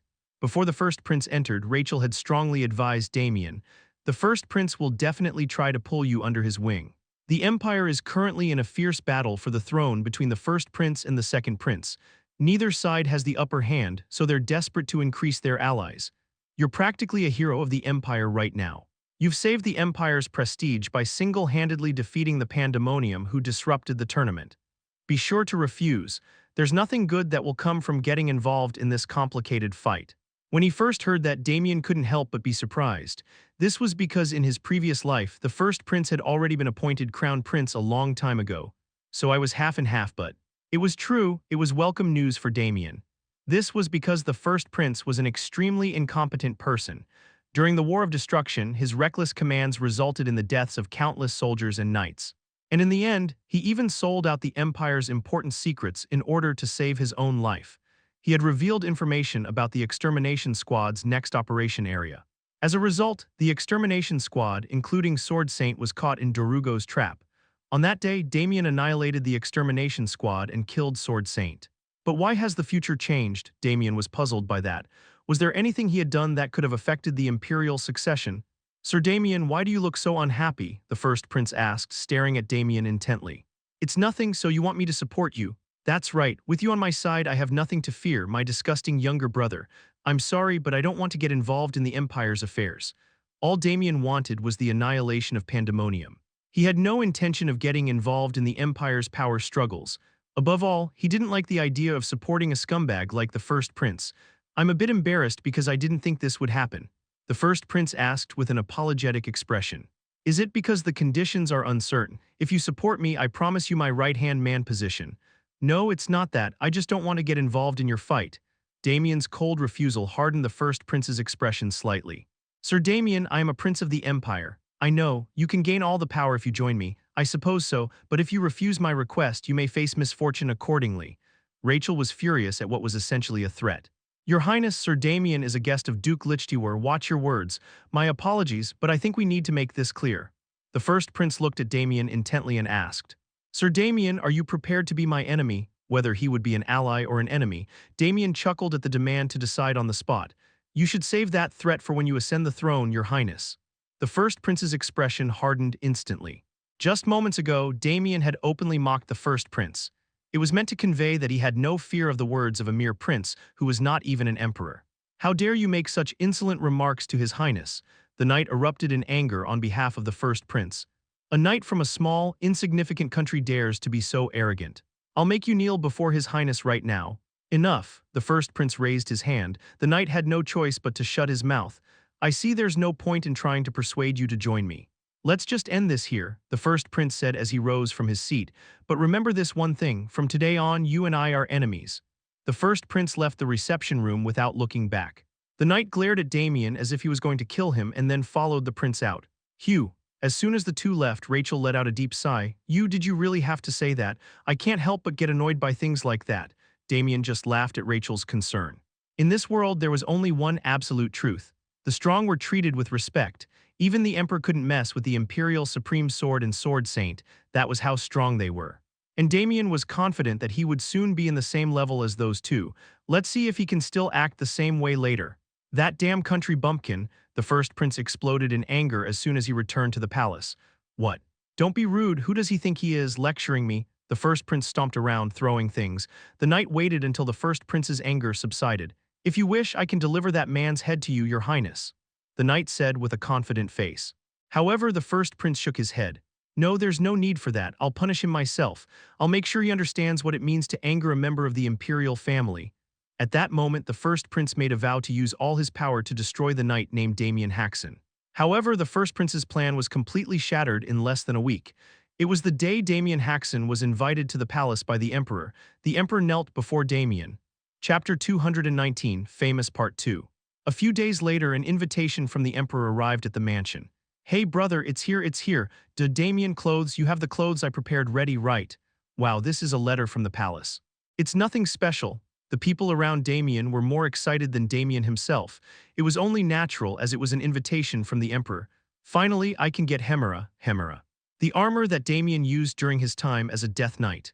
As far as Damien knew, there was no armor on the continent that was superior to Hemera. Even if you listed all the weapons and armor ever made, it would be so great that it would fit in the palm of your hand. However, no one knew about Hemera's existence right now. This is because it was sealed as soon as it was created. Even in a sealed state, Hemera was strong enough to repel the aura and as light as a feather. It was a far superior item compared to the armor made by others. It was so great that it was kept in the Imperial Treasury. I wonder how Darugo got Hemera. I heard that Pandemonium got it after killing a knight. The Empire gave the sealed Hemera to a knight. Then, the knight was killed by Pandemonium while carrying out a mission. Pandemonium investigated the fact that the armor the knight was wearing was unusual and eventually broke the seal. After that, Hemera was presented to Darugo and worn by Damien. Actually, I'd rather have a piece of Erebos. The Empire had not only Hemera but also a piece of Erebos. However, Damien could not get it just because he wanted it. This is because it was hidden inside the sword that the Emperor had inherited from generation to generation. I wonder how Darugo got it in my previous life. I got it from the first prince. I heard that when the first prince went to the battlefield instead of the Emperor, he received the sword as a symbol of authority. The problem was that the first prince made a series of mistakes and was eventually captured by Darugo. As a result, the piece of Erebos hidden inside the sword also fell into Darugo's hands. Then I'll be going now. Damien prepared to go out and headed for the palace. I'll be back here again, Damien thought as he stood in front of the gate and looked up at the palace. At the end of the War of Destruction, after the death of the Imperial Supreme Sword, Damien and Darugo marched into the capital. And after slaughtering all the citizens of the capital, he captured the Emperor. It was on that day that Damien regained control of his body and took revenge on Darugo. This is Damien Haksen. I have been invited by His Majesty, Damien said to the knights guarding the gate. The knights opened the gate without a word. It's still amazing to come back. Damien couldn't help but gasp when he came in. The Imperial Palace was protected by countless magic circles, as befitting the heart of the Empire. There were so many different kinds that even Damien had a hard time keeping track of them all. Even Darugo, who had attacked the capital, couldn't break through the magic circles surrounding the palace. In the end, Darugo had no choice but to use Damien to break through the palace's magic circles. Welcome, Sir Damien. A middle-aged man greeted Damien as he went a little further inside. I am Chamberlain Balzac Jansen. I will guide you inside. Damien followed the Chamberlain's instructions and walked deeper into the palace. His Majesty is awaiting you inside. Damien walked down the corridor with the Chamberlain, and he passed through a large door and arrived at the audience chamber. The Imperial audience chamber was so large that the word magnificent was an understatement. The ceilings were high and the space was wide. It was so vast that the word sprawling came to mind. The walls were decorated with tapestries of gold. The floor was paved with expensive amber. A red carpet stretched from the entrance to the opposite side, and at the end of it sat the Emperor on his throne. The audience chamber was not empty. There were many nobles present. Summon Damien Haksen to the front, the Emperor spoke. It was a low voice, but it echoed through the entire audience chamber. It seemed that the magical artifact was at work. Damien walked along the long carpet on the floor and approached the Emperor. As he walked, he looked at the faces of the nobles in the audience chamber one by one. Among them was the first prince, Cale Adelard. Cale was staring at Damien with hostile gaze. I was told to stop where the knights are standing, right? Damien stopped where the knights were standing, following the etiquette Rachel had taught him. It was a place about 8 meters from where the Emperor was. Damien knelt on one knee and waited for the next word. But the Emperor's voice was not heard. Come closer. And then suddenly he gave an order. Damien stood up hesitantly and walked forward. He stopped about 7 meters away. Closer. The Emperor made the same demand. Damien had no choice but to get closer. He stopped 5 meters away. No. Come all the way to the front. A man who appeared to be a guard knight spoke to the Emperor. Your Majesty, I do not doubt Sir Damien, but Damien Haksen, come to the front. Damien stood before the Emperor. He was puzzled but obedient. The Emperor was a man of considerable stature. He probably would have been a great knight if he had trained with a sword. Damien was observing the Emperor when he suddenly rose from his throne. And he approached Damien. Your Majesty, the guard knight exclaimed in surprise, but the Emperor did not stop his movement, and he stopped at a distance where his breath could be heard. What the heck, why is he doing this? Damien looked at the Emperor with a bewildered expression. The Emperor slowly reached out his hand towards Damien. His fingertips were trembling as if he was overcome with emotion. Thump. The Emperor took Damien's hand in his. Suddenly, tears streamed down his cheeks without warning. Your Majesty, this insolent fellow, what has he done to your Majesty? The nobles shouted in alarm. Damien felt completely wronged. What had I done? Everyone be quiet. As soon as the emperor uttered a word, the audience chamber fell silent again. No, nothing's wrong, Sir Damien has done nothing wrong. Even as he spoke, the emperor continued to weep. I too. I don't know why tears are flowing. I don't know why when I look at you, tears flow like this. In the next instant, everyone in the audience chamber was stunned. The emperor had knelt before Damien. Your Majesty, how can he do such a thing? For the emperor of the empire to kneel before another, it was an unthinkable, impossible thing, but the emperor's eyes were fixed solely on Damien. I hereby declare you the winner of the Hellion tournament and bestow upon you the title of Heavenly Sword. Heavenly Sword. No matter how much of a Hellion tournament winner he was, it was an excessively extravagant title for Damien, who had just become a master class. Ah yes, but Damien had no time to spare for the title. The emperor was kneeling before him. It is a principle to reward those who have been invited by me. Tell me what you desire. I will have anything given to you. Your Majesty, the guard knight cried out in alarm. This was because while Damien's contributions were great, it was too much to not have any limits. But the emperor didn't even respond to the guard knight's words. He only looked at Damien. I'd like to receive a suit of armor. Armor, I see. I will have the best one given to you. I'd like to be able to go and choose it myself. I see. I will make arrangements for that. The emperor granted Damien's request without a second thought. Damien's absurdity could only grow. You seem to be asking for something rather trivial. This does not make me feel at ease. Tell me if you need anything else. Then. At this moment, Damien was conflicted. He would like Hemera, but he would rather have a piece of Erebos. The problem was that the piece of Erebos was hidden inside the emperor's sword. So he tried not to be hasty and think of another way, but the situation was turning strange. Maybe, just maybe, I would like to receive your Majesty's sword. Damien said it with a scream. As expected, the audience chamber turned upside down. Have you ever seen such a crazy man? The reaction of the first prince, Cale Adelard, was particularly intense. The first prince stood up abruptly and shouted, He's gone mad. Your Majesty, you must not let this man live. Behead him immediately. First prince, be quiet. I cannot. The sword is a symbol of the emperor's authority. That man is mocking your Majesty right now.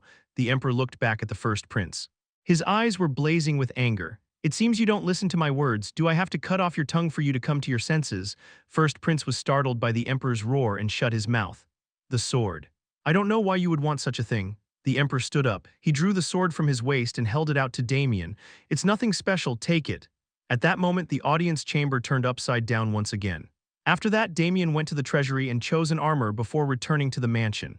Brother, Damien. As soon as he entered, Michael and Rachel rushed in looking urgent. The two of them asked with anxious faces. Is it true that His Majesty kneeled to you? Is it a lie? Damien replied, scratching his cheek to their questions. It's true. Damien's answer left the two of them frozen in place. Brother, I'm sorry to ask, but is it true that you're the emperor's illegitimate child?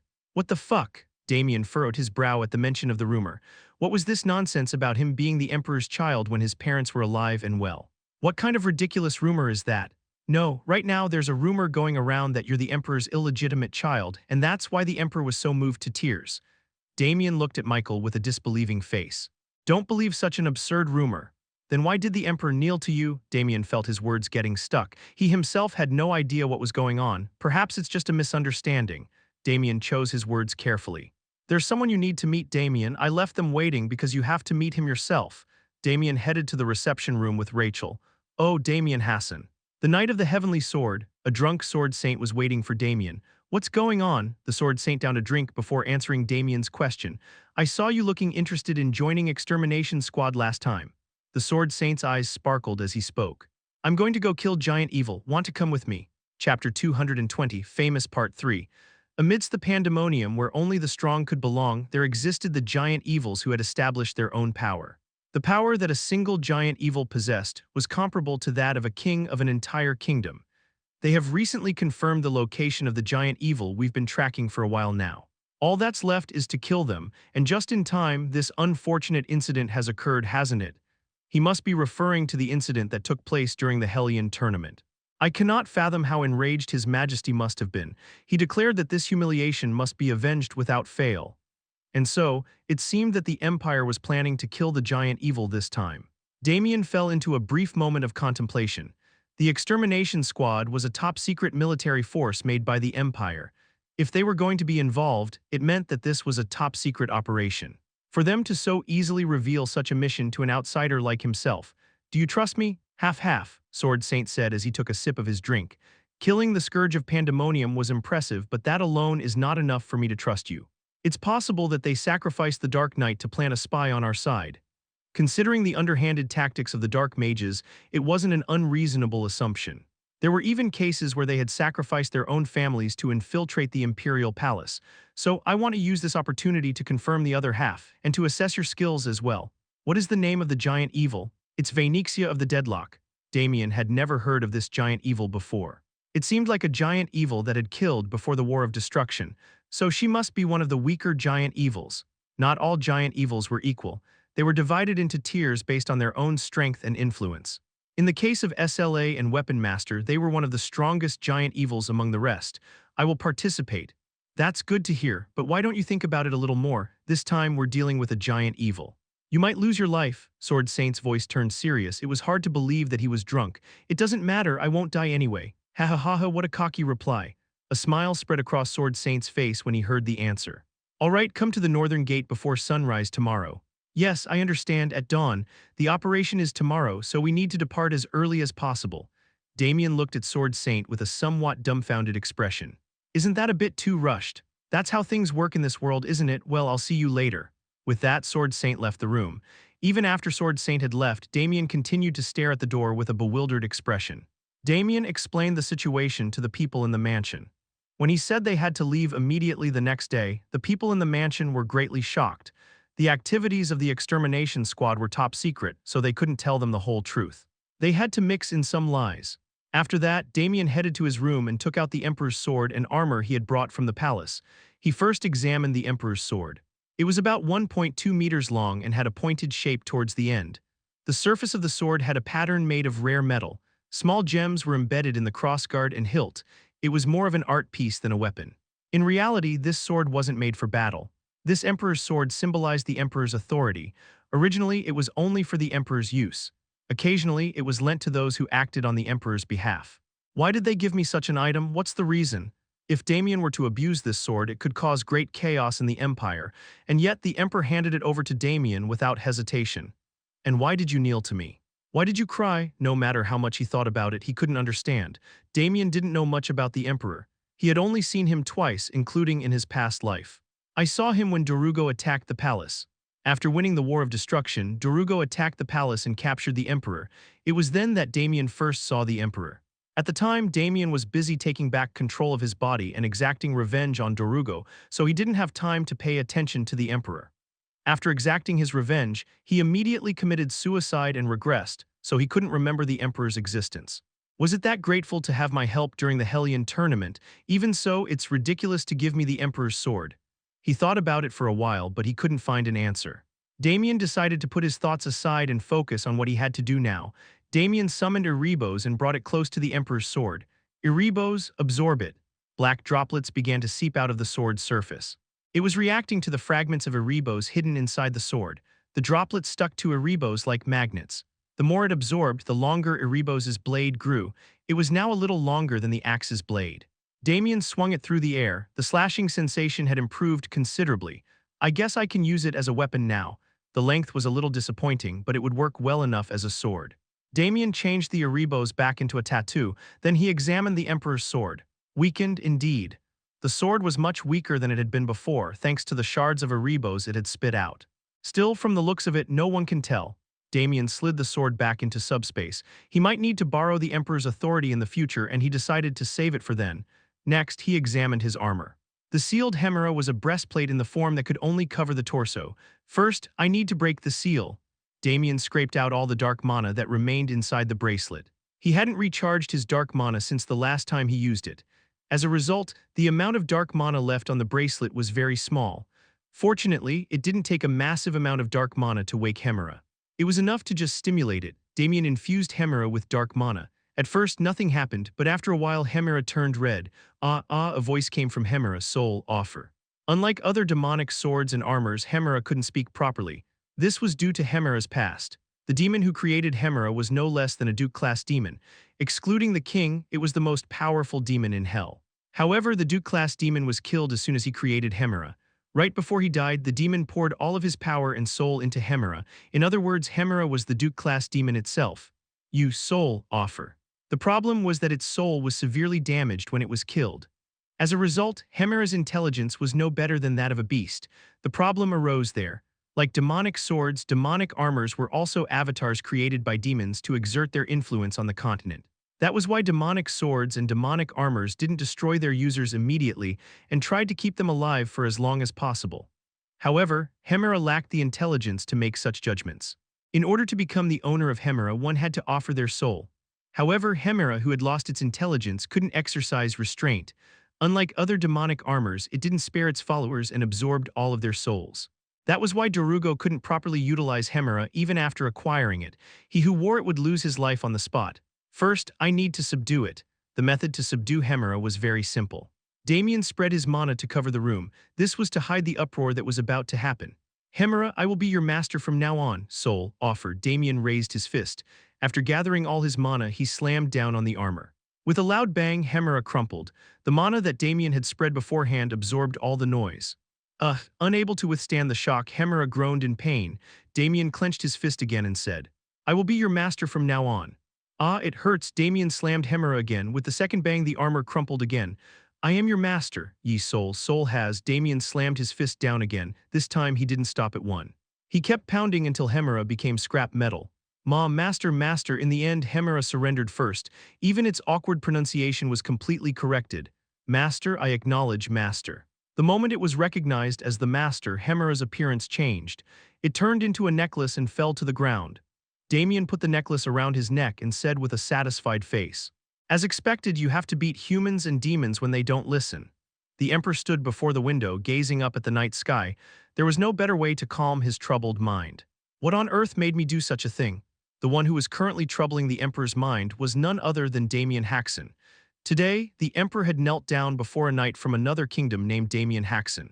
Not only that, he had even shed tears. He didn't know why he had done it. Unlike when he had seen him at the Colosseum, the moment he came face to face with him, a flood of emotions surged through his chest. Unable to withstand the torrent of emotions, he ended up kneeling down. Tears streamed down his face uncontrollably. When Damien stepped back, the Emperor could only be shocked by his own actions. It wasn't just the Emperor who was shocked. The imperial doctors, mages, and priests all swarmed around the Emperor to examine him. They were worried that Damien might have cast some sort of mental magic on the Emperor. The conclusion was that there was nothing wrong.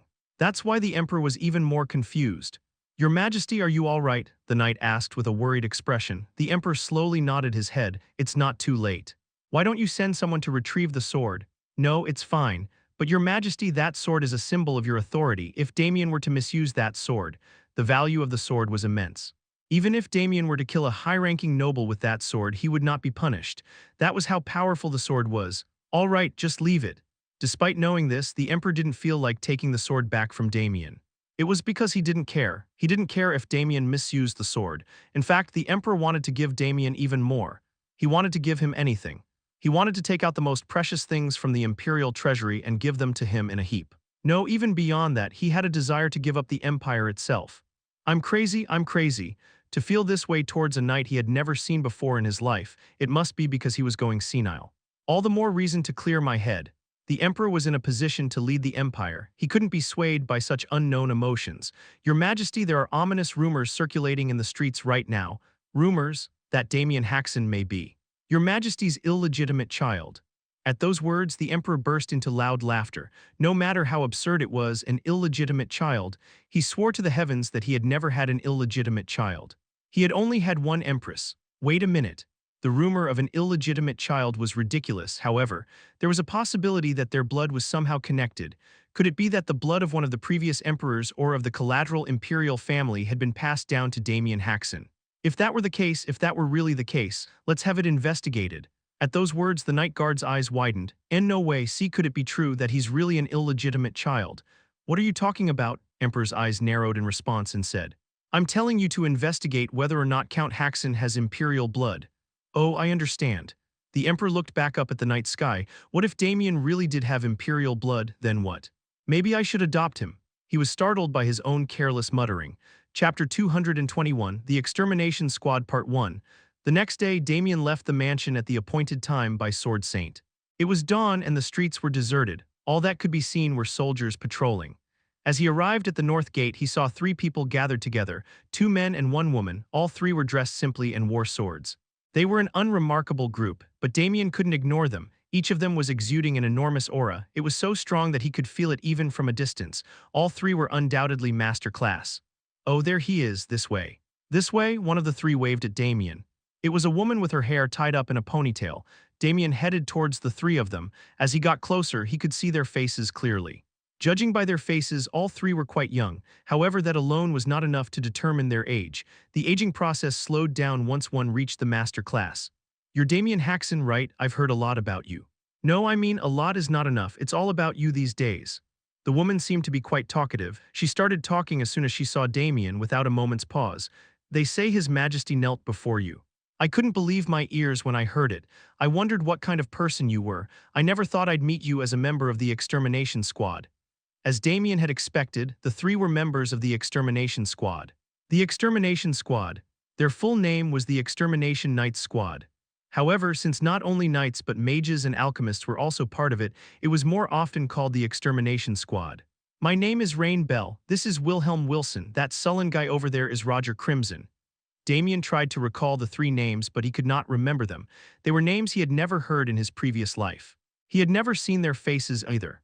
If they were members of the extermination squad, Damien would have known them.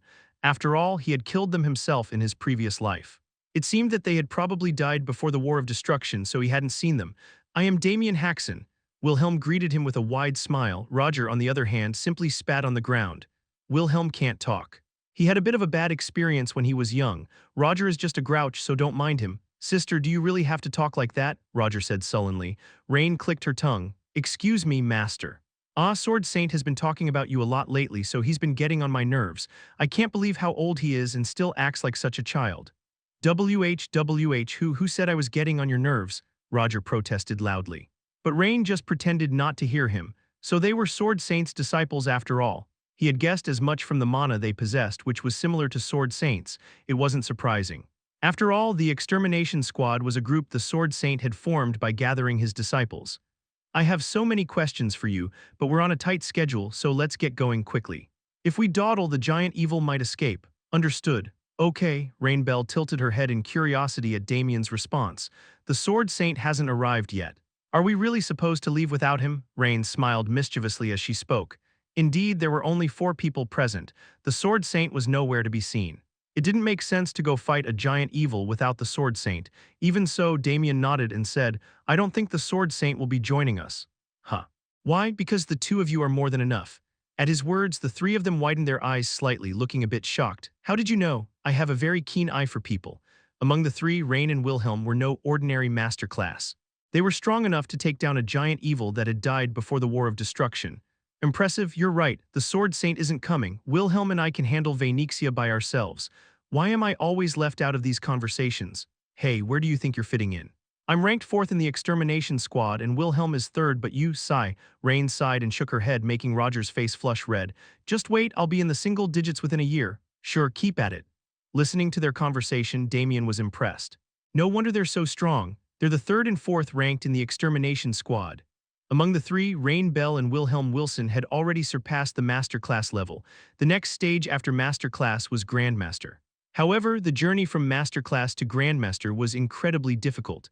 It was said to be 100 or even 1,000 times harder than the path to Master Class. That's why the process of reaching Grandmaster was often referred to as a wall. Rain Bell and Wilhelm Wilson were in the first stage of becoming Grandmasters. It was no wonder they were confident about taking down the giant evil with just the 2 of them. So Damien, you don't need to worry, Rain said confidently. With that, the 4 of them passed through the north gate and headed to where giant evil Vainixia was hiding. A man with sapphire blue hair erupted in anger. Before him stood a large mirror, but instead of reflecting his own image, it showed a woman. Vainixia, don't get too angry. How can I not be angry? You're blatantly ignoring me. When SLA contacted her, Vainixia was secretly excited. Men are drawn to beauty, and SLA was the most beautiful woman in Pandemonium. However, the conversation with SLA didn't go as Vainixia had expected. When did I ever ignore you? The woman in the mirror sighed, her red eyes and lips exuding an otherworldly allure. Her words momentarily distracted Vainixia from his anger, causing him to swallow involuntarily. I simply asked you not to interfere with Damien Haksen, as he is someone I intend to offer to him. But her following words brought Vainixia back to his senses. Damn it, that's the same as ignoring me. A few days ago, he had issued an order to the giant evils. He promised to grant any wish to the one who captured a man named Damien Haksen and brought him before him. Considering the knowledge and treasures he possessed, it was an order they could never ignore. Vaenixia happened to have a dungeon near the capital where Damien was said to be, so he was planning to capture Damien. It was then that he received Slaw's threat disguised as a request.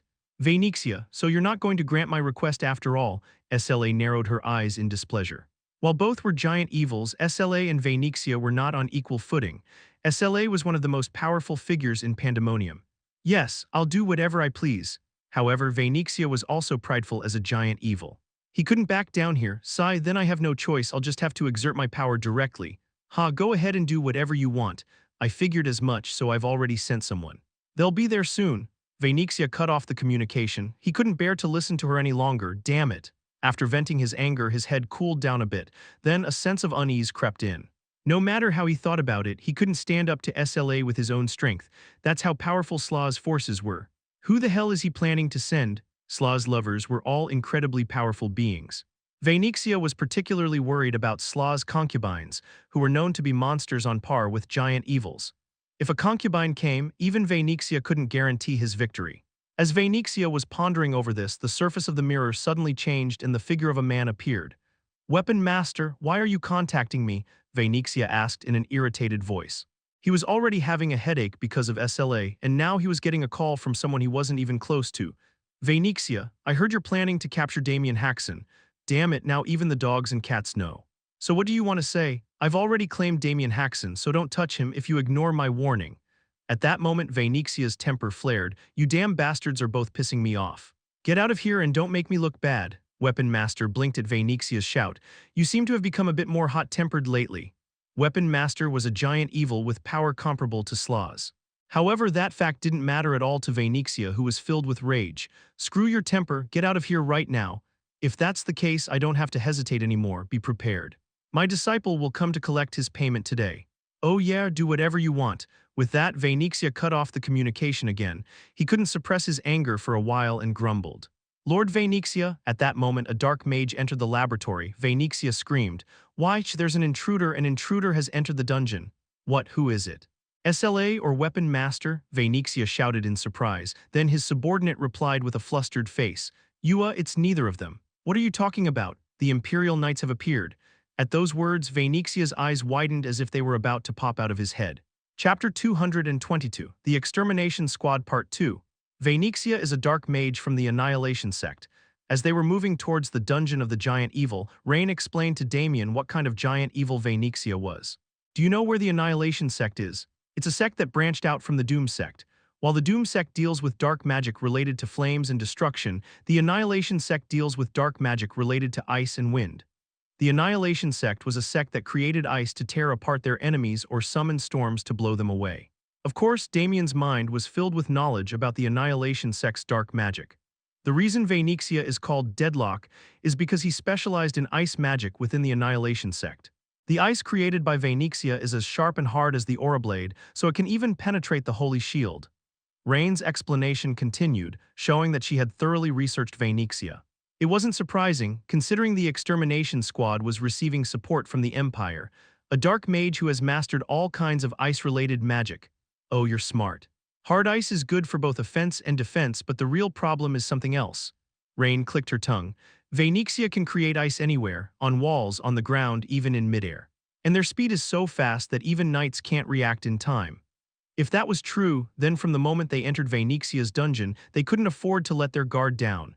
Otherwise, they would be bisected by suddenly appearing ice." "Ah, we've arrived." Rain pulled on the reins. The place she stopped at was a vast, barren plain with nothing in sight. "Roger, don't just stand there, hurry up." Do I always have to do the annoying tasks?" Roger grumbled as he got off his horse. Roger drew his sword and he held the hilt with both hands and focused his mana. Hump! Roger swung his sword to cut through the air, and the air rippled like a wave, revealing a large iron door. Surprised. He used a technique that distorted space. Rain explained to Damien, but Damien had already figured out what technique Roger had used. He read the flow of mana and cut it off. The specialty of a sword saint was reading the flow of mana. They could read the flow of attacks, the flow of air, and even the flow of mana. As the three of them were disciples of a sword saint, it wasn't surprising that they had similar abilities. After all, disciples were supposed to have similar techniques. That door leads to Vainixia's dungeon. I'll warn you in advance, but it's going to be extremely dangerous. If you want to back out, now's the time, Rain said with an unusually serious face. Damien chuckled and said, "What's the worst that could happen? We'll go in first." "Wow, you're really fearless, just like our master said. You'll regret it later." The four of them opened the iron door and went down. As they opened the iron door and stepped inside, a large space appeared. It wasn't simply a cave that had been dug out. The walls, floor, and ceiling were all made of evenly cut stone. This is the dungeon. Why is it so well made? Just as Rain stepped forward, the iron door slammed shut. At the same time, a magic circle appeared on the ceiling. The temperature seemed to drop rapidly, and ice spikes began to grow from the ceiling. Hundreds of ice spikes were trying to pierce the entire floor. Even in this urgent situation, Rain and Wilhelm remained unfazed. Instead, Roger moved. Roger's body disappeared. In the next instant, afterimages of Roger surrounded the entire hall. The flashing aura blade sliced through the ice spikes effortlessly. It also hacked away at the magic circles that were etched on the walls. Roger returned to the spot where he stood after destroying the traps. "How about that? Let us see our youngest member's skills," Rain asked Damien with a proud expression. Roger looked at Damien with an arrogant expression, as if asking, "Can't you do this? He's been annoying me since earlier." Ignoring him would have been enough, but Damien's personality made that impossible.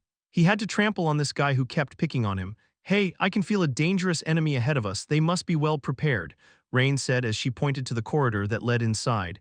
"Roger, you should be nervous too. You know how strong a dark mage becomes in their own dungeon, right?" "I will handle it this time," Damien said as he drew out the dawn. Rain tilted her head in surprise. "Don't make rash decisions. Just leave the dangerous stuff to Roger.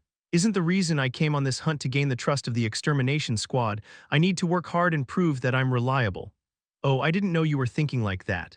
Then let's see your skills this time." Rain stepped aside and said, as if a competitive spirit had been ignited. Roger intervened. "Lady, just leave it to me. I'll take care of everything." Before Roger could finish speaking, Damien leaped forward. "Hey, hey!" Roger panicked and chased after Damien. But no matter how fast Roger ran, he couldn't catch up to Damien. Instead, the distance grew even farther. Damien had instantly turned into a blur and sped through the corridor. "He's in! Attack!" As soon as they stepped inside, they saw dark mages. Each of them possessed immense magical power. 3 are grand dark mages, the rest are high-level dark mages. Even though they were grand dark mages, they were not dark mages who had completed the vision. They were far from being a match for a master class. However, this was a dark mage's dungeon, and in their own domain they had the advantage. This place was filled with dark magic that they had prepared in advance. Magic circles appeared all over the floor. At the same time, Damien felt his body becoming increasingly heavy. It was as if his entire body had turned to stone. As if that wasn't enough, it felt like boulders were pressing down on his shoulders. Then a piercing cold seeped into his body and his muscles stiffened. "All right, he's caught in the trap. Now's our chance. Attack him. Focus your magic on his lower body." The dark mages raised their staffs. Then dark mana flowed from somewhere and gathered into their staffs. Dark magic from the Annihilation sect was unleashed simultaneously. Ice blades rained down from the front. Spikes shot up from the floor. A piercing cold emanated from behind. All of them are 9th grade dark magic. These were dark magic that were cumbersome for the dark mages here to use. The reason they were able to activate them was probably because this was their dungeon. They had used magic circles and catalysts that they had prepared in advance to unleash high-grade dark magic in one go. As expected, this level of trap was not enough to hold Damien. He could break through it with sheer force alone. The same was true of the magic that was pouring down. With Damien's level of skill, he could block it all by strengthening his aura armor. However, he needed to show the extermination squad behind him his strength and shut them up. Damien raised the dawn. The Sword Saint could read the flow of mana, and Damien knew how to use all of the Sword Saint's techniques in Realm. In other words, Damien could read the flow of mana just as well. Damien swung the dawn and slashed out the magic circle on the ground. He didn't need to hack at it like Roger did. He efficiently cut off only the most important circuit. That alone was enough to render the magic circle inoperable. Next, he sliced through all the incoming magic with his sword. The formulas that formed the dark magic were cut off and scattered into dark magic. What the? Damien infused the dawn with mana and swung his sword repeatedly at the dark mages. The unleashed aura blade sliced off the necks of the dark mages. The dark mages died without even screaming. "Hey, what about me?" Roger, who had followed behind, saw the inside and shut his mouth. "Oh, it's already over." Rain and Wilhelm also had surprised expressions. "Since the cleanup is done, let's go inside," Damien said to the 3 of them as he sheathed the dawn. "Wow, amazing." As they walked down the corridor, Rain whispered to Wilhelm in a low voice, I knew he was great, but not this great. The dark mages who had just attacked Damien weren't that impressive. Without vision, they couldn't stand against a master class after all. What Rain was paying attention to was time. Although they hadn't completed the vision, this was a dark mage's dungeon. The traps set by the dark mages were at an amazing level, even a master class would struggle with them. But Damien had taken down all the dark mages before Roger even arrived. And when they examined the remaining traces on the scene, it was clear that Damien hadn't wasted any unnecessary energy. He had disabled the magic circle with one strike and taken down the dark mages with one strike. Rain had never seen a knight with such clean and precise skills. Our master will be impressed. Wilhelm nodded in agreement with Rain's words. Thanks to that, Roger is completely in control now. Roger was quietly following behind Damien, his expression clearly showing that he was overwhelmed by Damien's abilities. Just then the corridor came to an end, revealing a massive underground chamber. What the? An angry blue-haired man was grinding his teeth there, and his anger was palpable. You Empire pigs have crossed the line. How dare you attack my research lab? Even though he was just standing there, an enormous amount of dark mana could be felt emanating from him. The air itself seemed to be tainted by his dark mana. It was clear without needing to be told who this man was. Vainixia the Deadlock, the archenemy from Pandemonium, was right in front of them. In that moment, the atmosphere around Rain and Wilhelm changed. The friendliness they had displayed until now instantly disappeared. Only a fierce killing intent remained, like smoke swirling around them. The Extermination Squad, a group formed by the disciples of a Sword Saint. The Sword Saint had taken in those who had lost their families to dark mages as his disciples.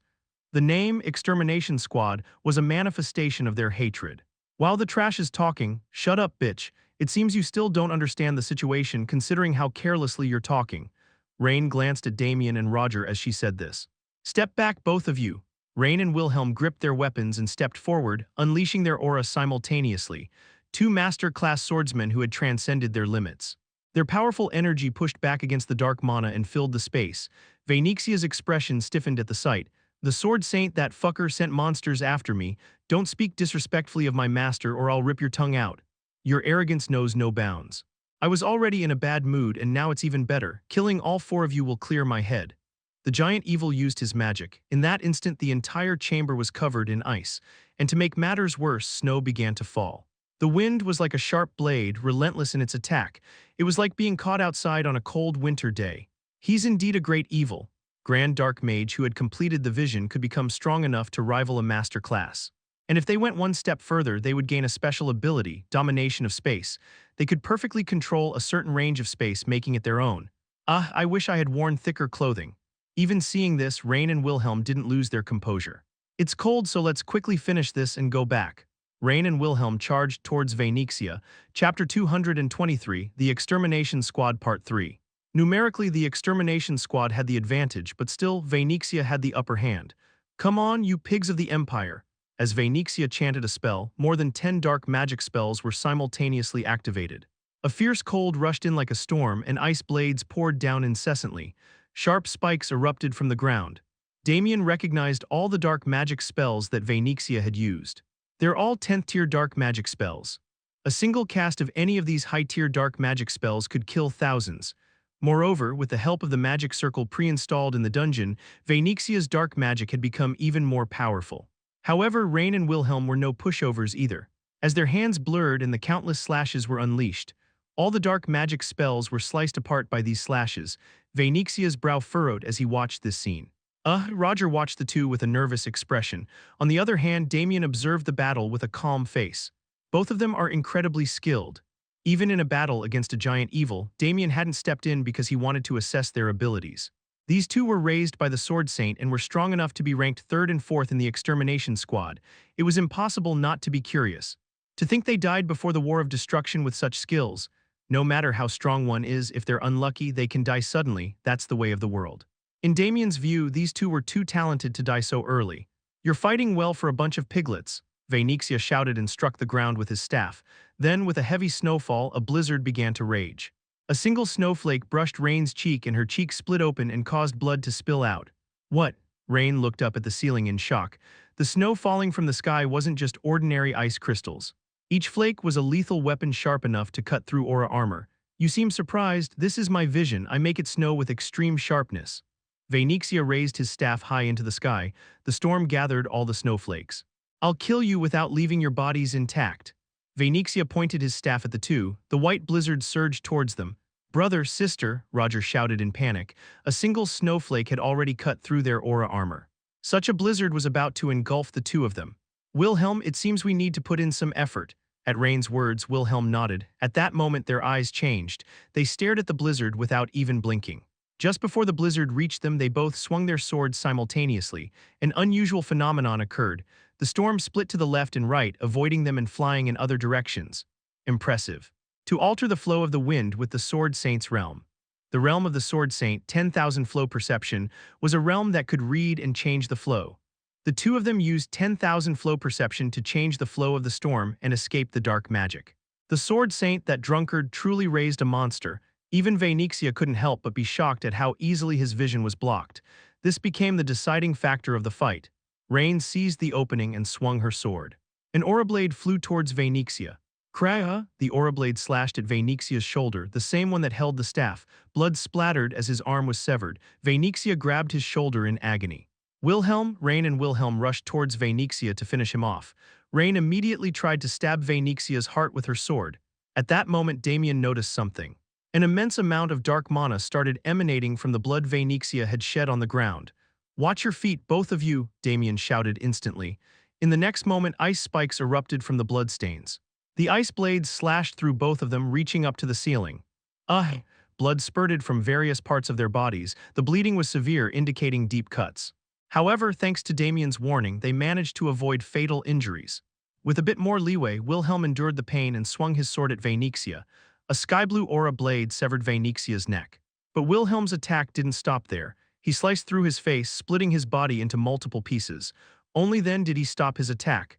Vaynixia the Deadlock, the giant evil of Pandemonium, died without even leaving a dying scream. Huff! As soon as they cut down Vaynixia, both of them collapsed to the floor, clutching their wounds in pain. Sister, brother, Roger ran towards them and he opened his bag and took out potions to treat their wounds. Here, drink this quickly. I didn't expect your injuries to be this severe. In the meantime, their wounds were freezing over. The cold had penetrated to their organs, making the potions ineffective.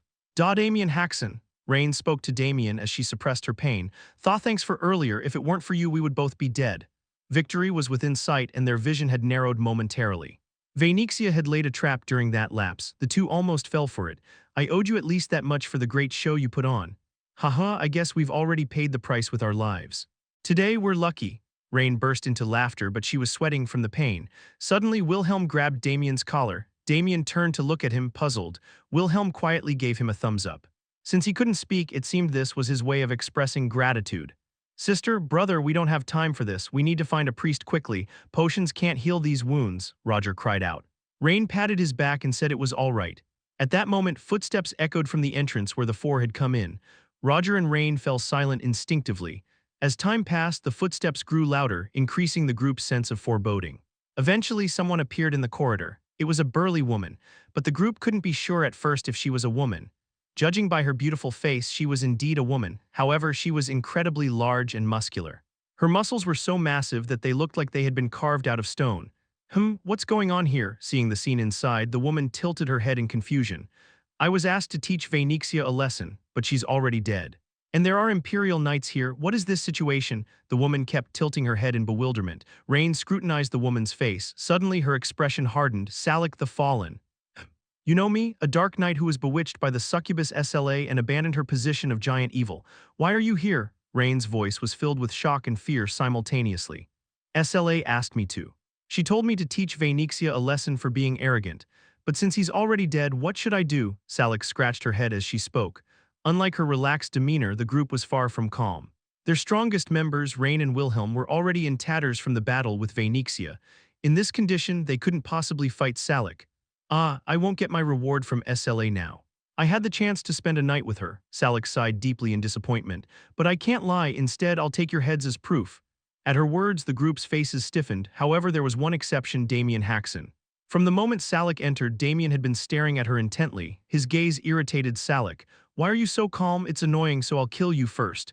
At that moment, Salik's expression went blank. You're Damien Haksen, you've recognized me correctly. Damien Haksen, I didn't expect such a fortuitous encounter. Salik slapped her forehead in delight. You'll have to come with me, SLA desperately wants you. She'll be thrilled if I bring you to her. Salik's presence surged. Just that caused the ground beneath her to shatter. The entire cavern shook violently. Her presence alone was comparable to that of Rain and Wilhelm combined. This meant that Salik alone was equivalent to 2 masterclass warriors. You'd better come quietly, otherwise you'll face some rough treatment. At that moment, a powerful presence was felt from the ceiling. Everyone looked up. The stone ceiling rippled like waves. Soon a boy's head popped out. "Ah, I finally found it." The boy shook his head vigorously, causing dirt to fall. When he looked down, his face went blank. What? What's going on?" The boy descended from the ceiling and spoke with a bewildered expression. "Vainixia is dead, Imperial Knights, and Salik, what on earth is going on? Barch, what are you doing here, kid?" "I told you I'm not a kid. I'm older than you." Never mind, I'm here on my master's orders." The boy sighed and continued speaking. "My master told me to put Vainixia in his place, but it seems that won't be necessary." Rain, who had been staring at the boy, shouted in shock once more. "Barch of the Crimson Blade, even the first disciple of the Weapon Master shows up. You seem to know me." "Of course I do, you've killed numerous Imperial Knights." Rain spoke with a voice full of murderous intent. Barch laughed awkwardly and replied, "The Imperial Knights can't help but dislike me, but showing such blatant hostility is quite unpleasant." Barch clenched his fist, and iron armor extended from his shoulders to cover it. "You'll have to pay the price for looking at me like that." A terrifying killing intent emanated from Barch. At that moment, Salik shouted, "Barch, are you planning to act on your own in front of me? Why should I care about you? It seems like you're ignoring me. You still have a habit of talking nonsense." The two glared at each other and growled. It was clear they had a bad relationship. "Wait." Then Barch noticed Damien. "Is that Damien Haksen? What's he doing here?" "I don't know." "Wow, what luck. If I take him, my master might reward me with another set of armor." Barch started to run towards Damien. At that moment, Salik swung her hand. A line was drawn at Barch's feet with a sound of slicing air. Barch's expression turned fierce. "Salik, what are you doing?" "Damien Haksen is mine, you back off." "That's nonsense." "I'm taking him. I knew you wouldn't back down easily." The two glared at each other and emitted killing intent. Damien, meanwhile, Rain whispered to Damien, "We'll hold them off. You take the opportunity to escape." Damien was puzzled by the unexpected words. "What are you talking about? We're prepared to give our lives to kill the giant evils of Pandemonium as members of the extermination squad." "But you're not a member yet, right? You don't need to die here." Rain looked at Wilhelm and Roger. "So it's right for us to sacrifice ourselves, don't you both agree?" Without hesitation, they nodded. "You heard, sister. We'll hold them off so you escape and seek refuge with the master." At this moment, Damien was overwhelmed with indescribable emotions. The extermination squad. The extermination squad was composed of those who had lost their families to Pandemonium. Thus, their ideology was simple: to ensure no one else suffers because of Pandemonium. In his past life, it was the same. The extermination squad never hesitated to sacrifice their lives. They willingly gave their lives for the fleeing refugees. Damien had slaughtered these noble and beautiful people with his own hands. Even then, the extermination squad tried their best to hold Damien back to save as many retreating soldiers as possible. It should be the other way around. Damien spoke in a deeply subdued voice as he struggled to suppress his emotions. "What do you mean? I'll deal with those two. You guys find a way to escape." At his words, the three burst into laughter simultaneously. Damien's words were so absurd that they laughed even in this dire situation. "Damien, those two are as strong as the giant evils. You can't face them alone." Damien scratched his head. It seemed they wouldn't listen to reason. "I've changed my mind. Just take a deep breath and sleep." Damien's body disappeared. He reappeared behind the three and tapped their necks. They let out short cries before losing consciousness. "What are you doing? Are you planning to betray them?" Even Salik and Barch asked in surprise. "I figured talking wouldn't work." Damien stretched his neck from side to side as he approached the two. Their expressions showed disbelief. "Are you seriously thinking about fighting us both? Why not just surrender quietly?" Suddenly, Salik looked at Damien with a puzzled expression.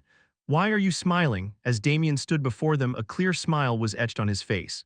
"How could I not be happy?" SLA had tortured his sister's soul in the most horrific way imaginable. The Weapon Master had desecrated his father's soul by placing it in a decaying animal carcass. They had taken pleasure in showing these atrocities to Damien.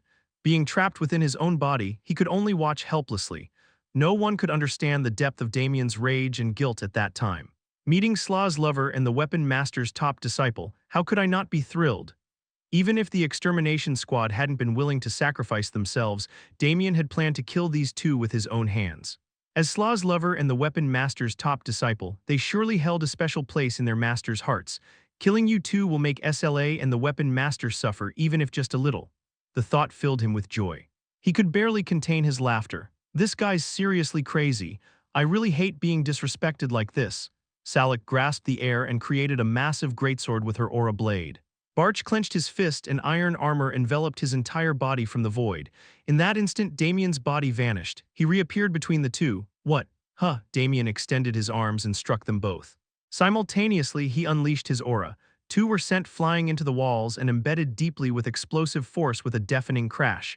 It seems you still don't understand the situation, Damien muttered quietly. Come at me with everything you've got, only then will it be satisfying to crush you. Chapter 224, The Realm Part 1, Salik and Barch stepped out from the shattered wall. Both of them had surprised expressions on their faces. Even if we were caught off guard, to think we'd get blown away like this. I heard it hasn't been long since he became a master class. Is that information wrong? Originally, Damien had intended to hide his true strength for the time being. There wasn't a particularly grand reason for it. He just didn't want to attract unnecessary suspicion.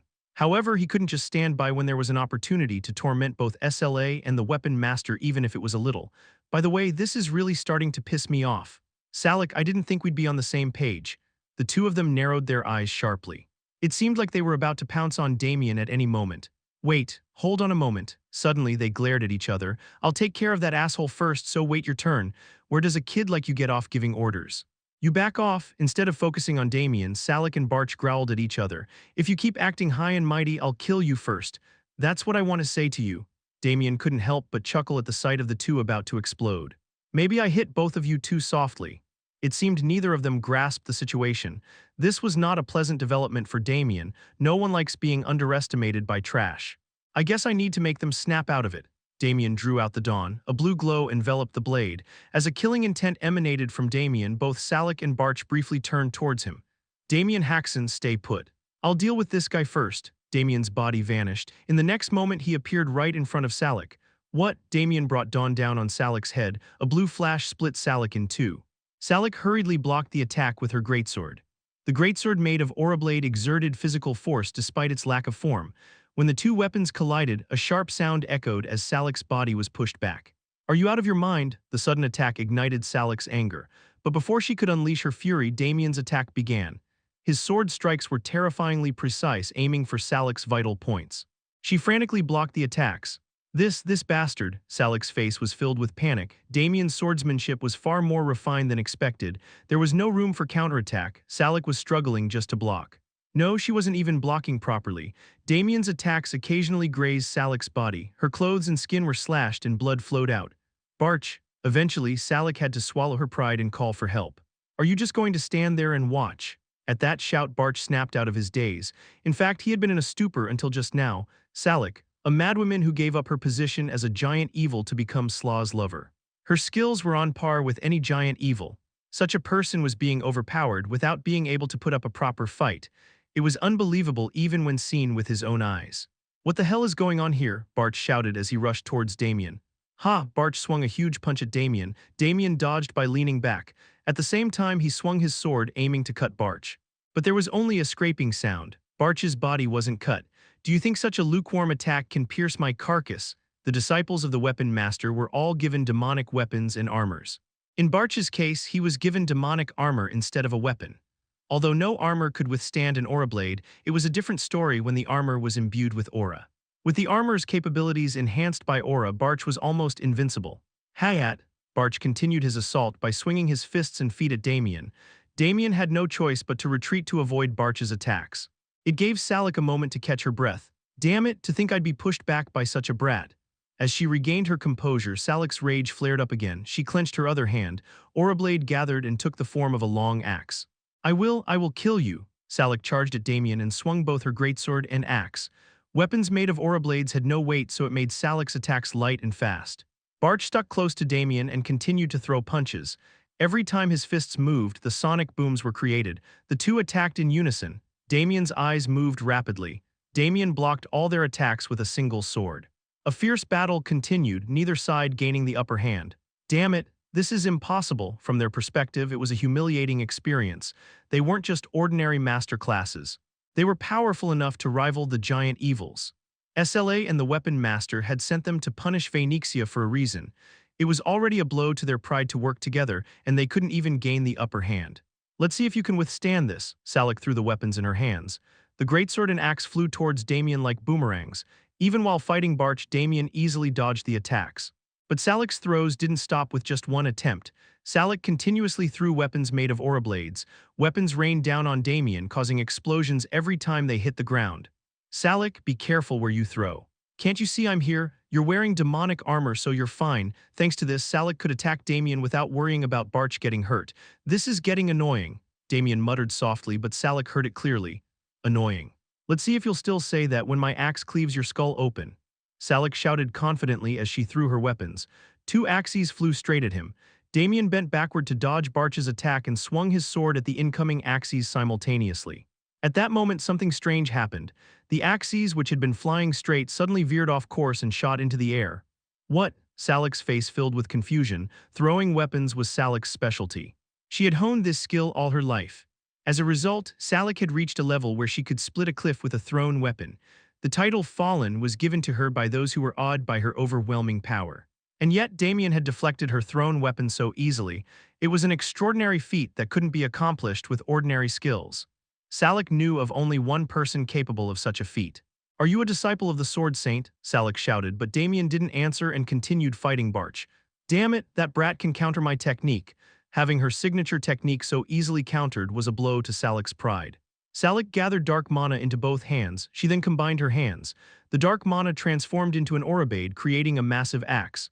Let's see if you can deflect this with the Sword Saint's technique. Salak twisted her waist and threw the axe with all her strength. The axe flew at a terrifying speed, creating sonic booms in the air. You won't be able to block this one. Just as the Empire investigated Pandemonium, Pandemonium also investigated the Empire. The Sword Saint's technique to twist the flow of attacks was undoubtedly powerful, but it had its limits. It couldn't deflect attacks that were too powerful. The axe reached Damien's face. Damien tilted his sword to parry the axe. As the axe and sword clashed, Damien swung his sword. The axe followed the trajectory of the sword.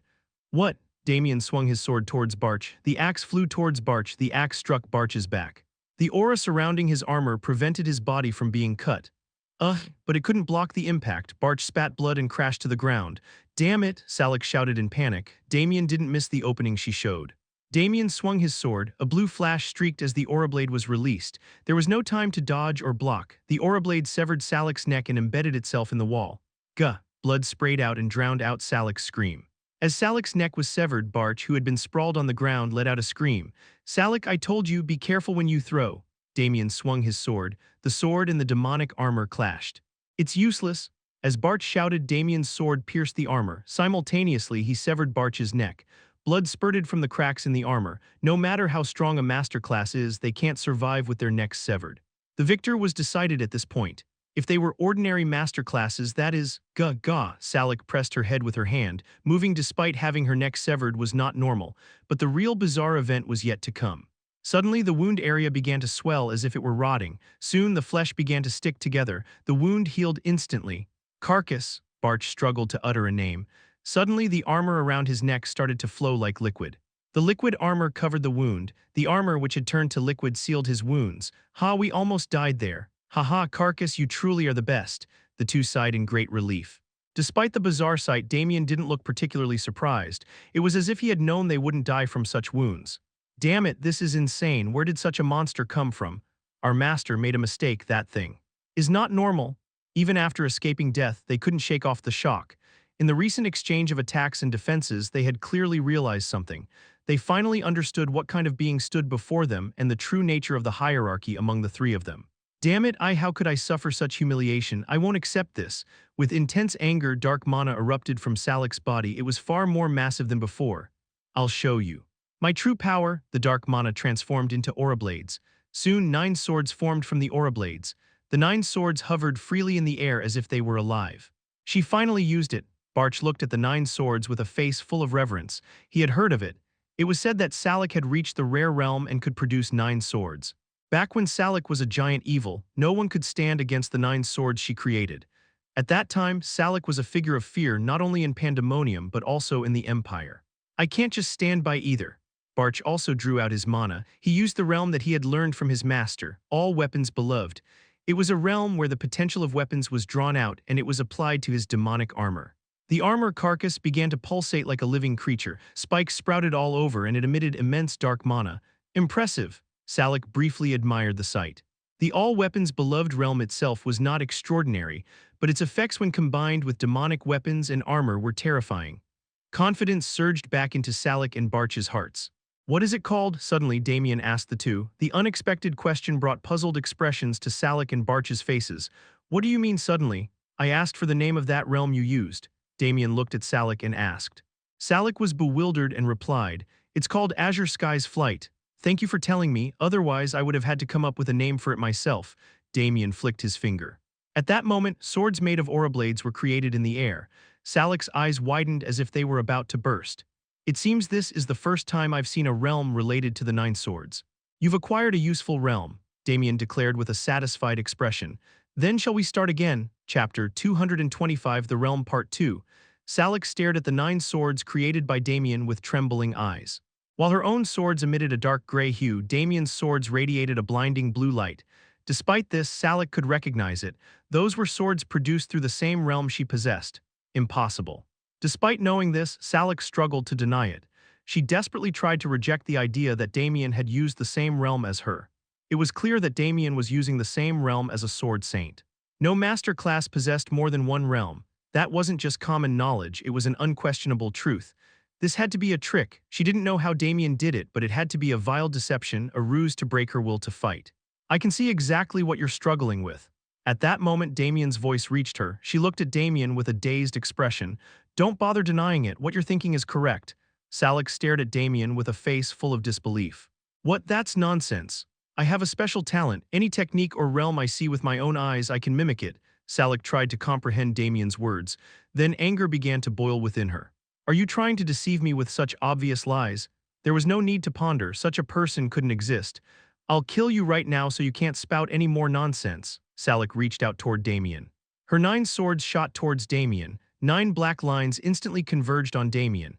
At that very moment, the swords created by Damien moved. Blue light blocked the black light. The swords from both sides clashed repeatedly. With a thunderous crash, the swords shattered. The fragments of the aura blades fell to the ground and then evaporated. After witnessing this, there was no longer any way to deny it. Damien was using the same realm as her, and at the same level as herself. At that moment, immense loss overwhelmed Salik's heart. Despair was evident on her face.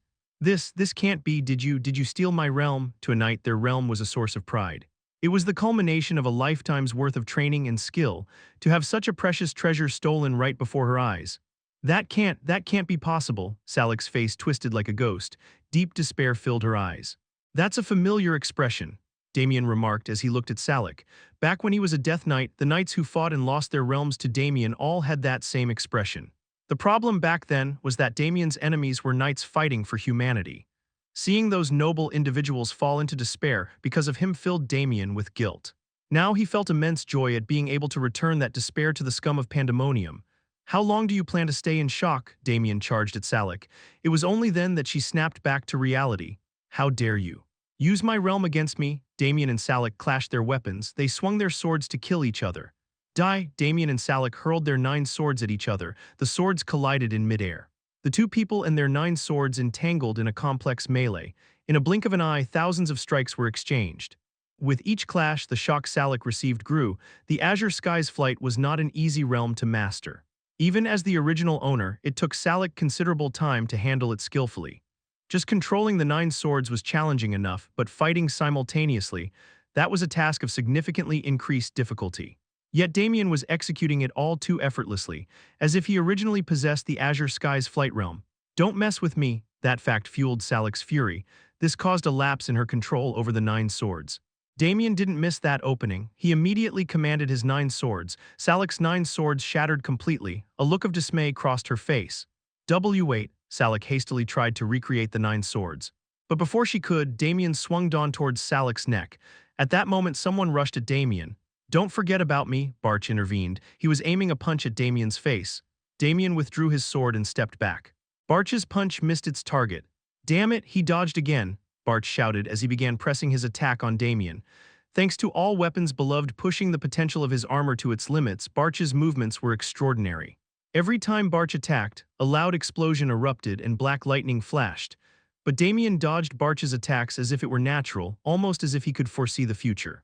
The combination of demonic armor and all weapons beloved, more troublesome than I thought. All weapons beloved, how do you know my master's realm? Damien pointed his finger downward. At that moment 9 swords fell from the sky. The falling 9 swords struck Barch's body. Arg, they didn't pierce him, but the impact was unavoidable. Barch had no choice but to dodge to escape the 9 swords. However, the 9 swords were relentless.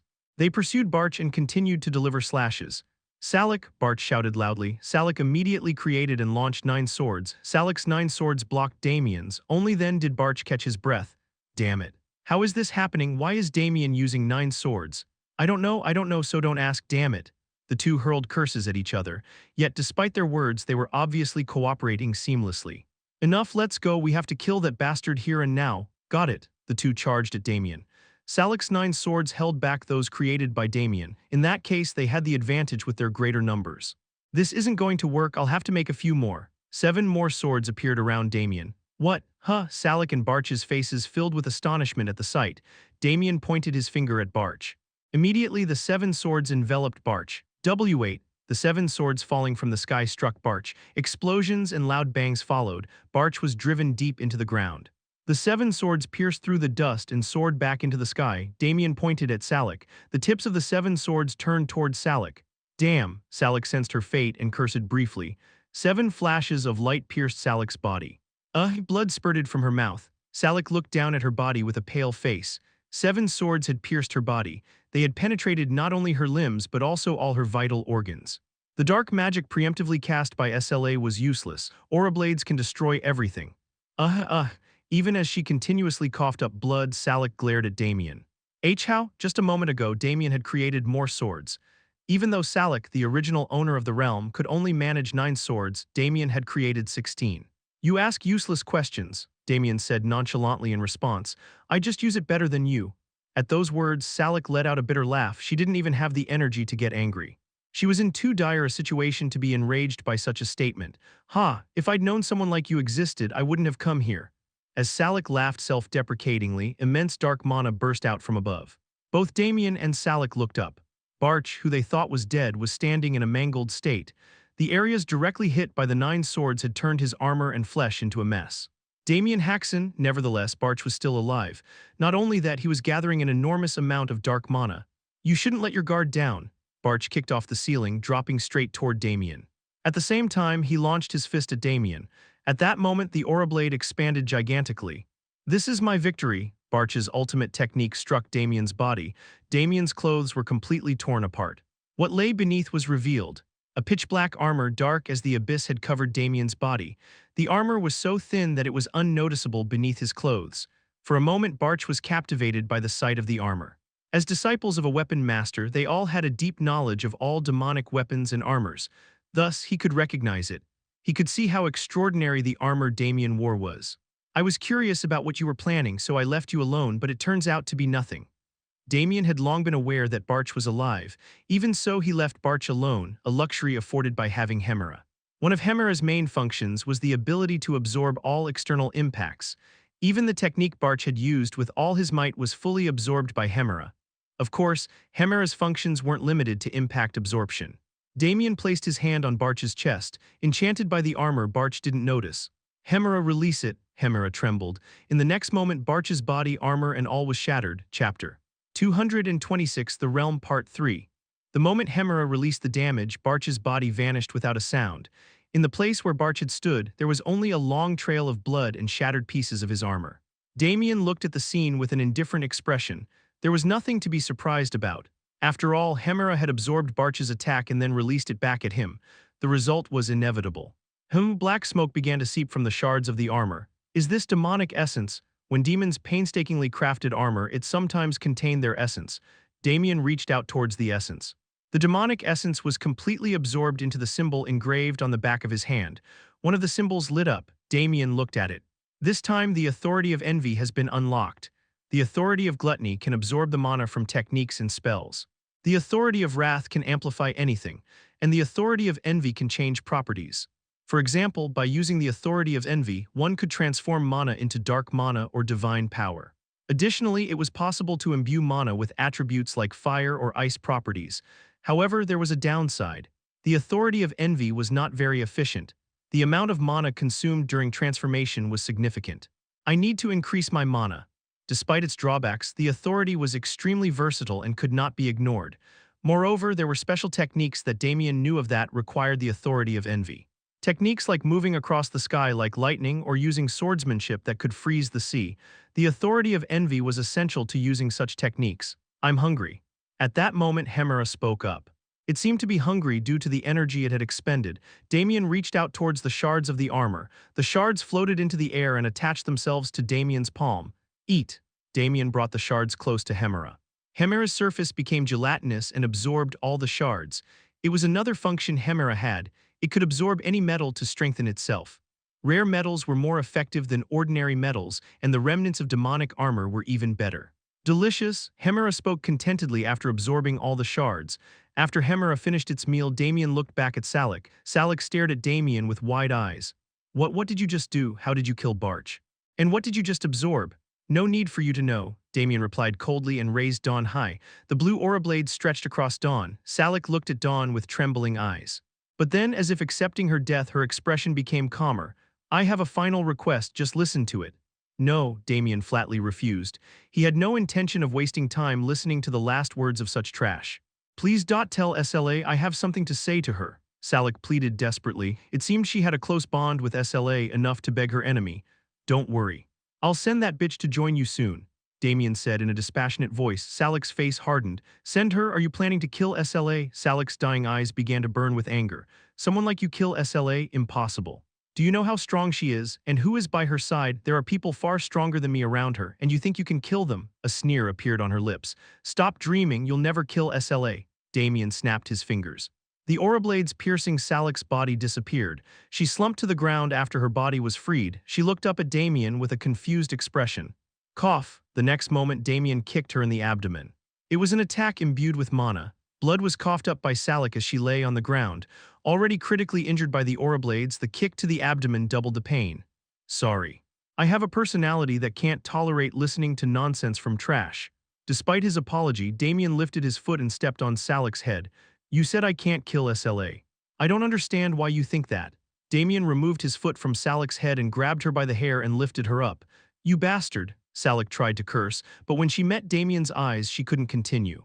From Damien's eyes, a chilling and horrifying killing intent was emanating. Even Salak, who once was an evil giant, had never felt such a killing intent. Go to the afterlife and watch closely. See how I kill SLA in the most wretched and pitiful way possible. Watch how she dies in utter disgrace. Salak swallowed hard. She needed to deny those words for Slaw's sake. She needed to shout that it was nonsense. But Salak couldn't. She was too terrified of the man in front of her. Not just SLA, the weapon master, the Lord of 10 Flames, the other scum in Pandemonium, the insects, and even the bastard hiding behind them all. I'll kill them all. Damien gathered the dark mana scattered around. This space was filled with the dark mana released upon the deaths of Vaynixia and Barch. Thus, Damien could quickly amass a vast amount of dark mana. Seeing dark mana gather in Damien's hand, Salak was too shocked to speak. Of all the abilities Damien had shown, this was the most shocking.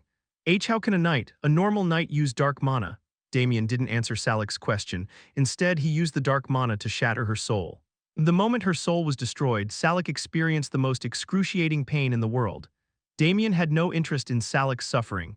After shattering her soul, he absorbed her memories. There were 2 more left. Damien used the dark mana to capture the souls of Vaynixia and Barch.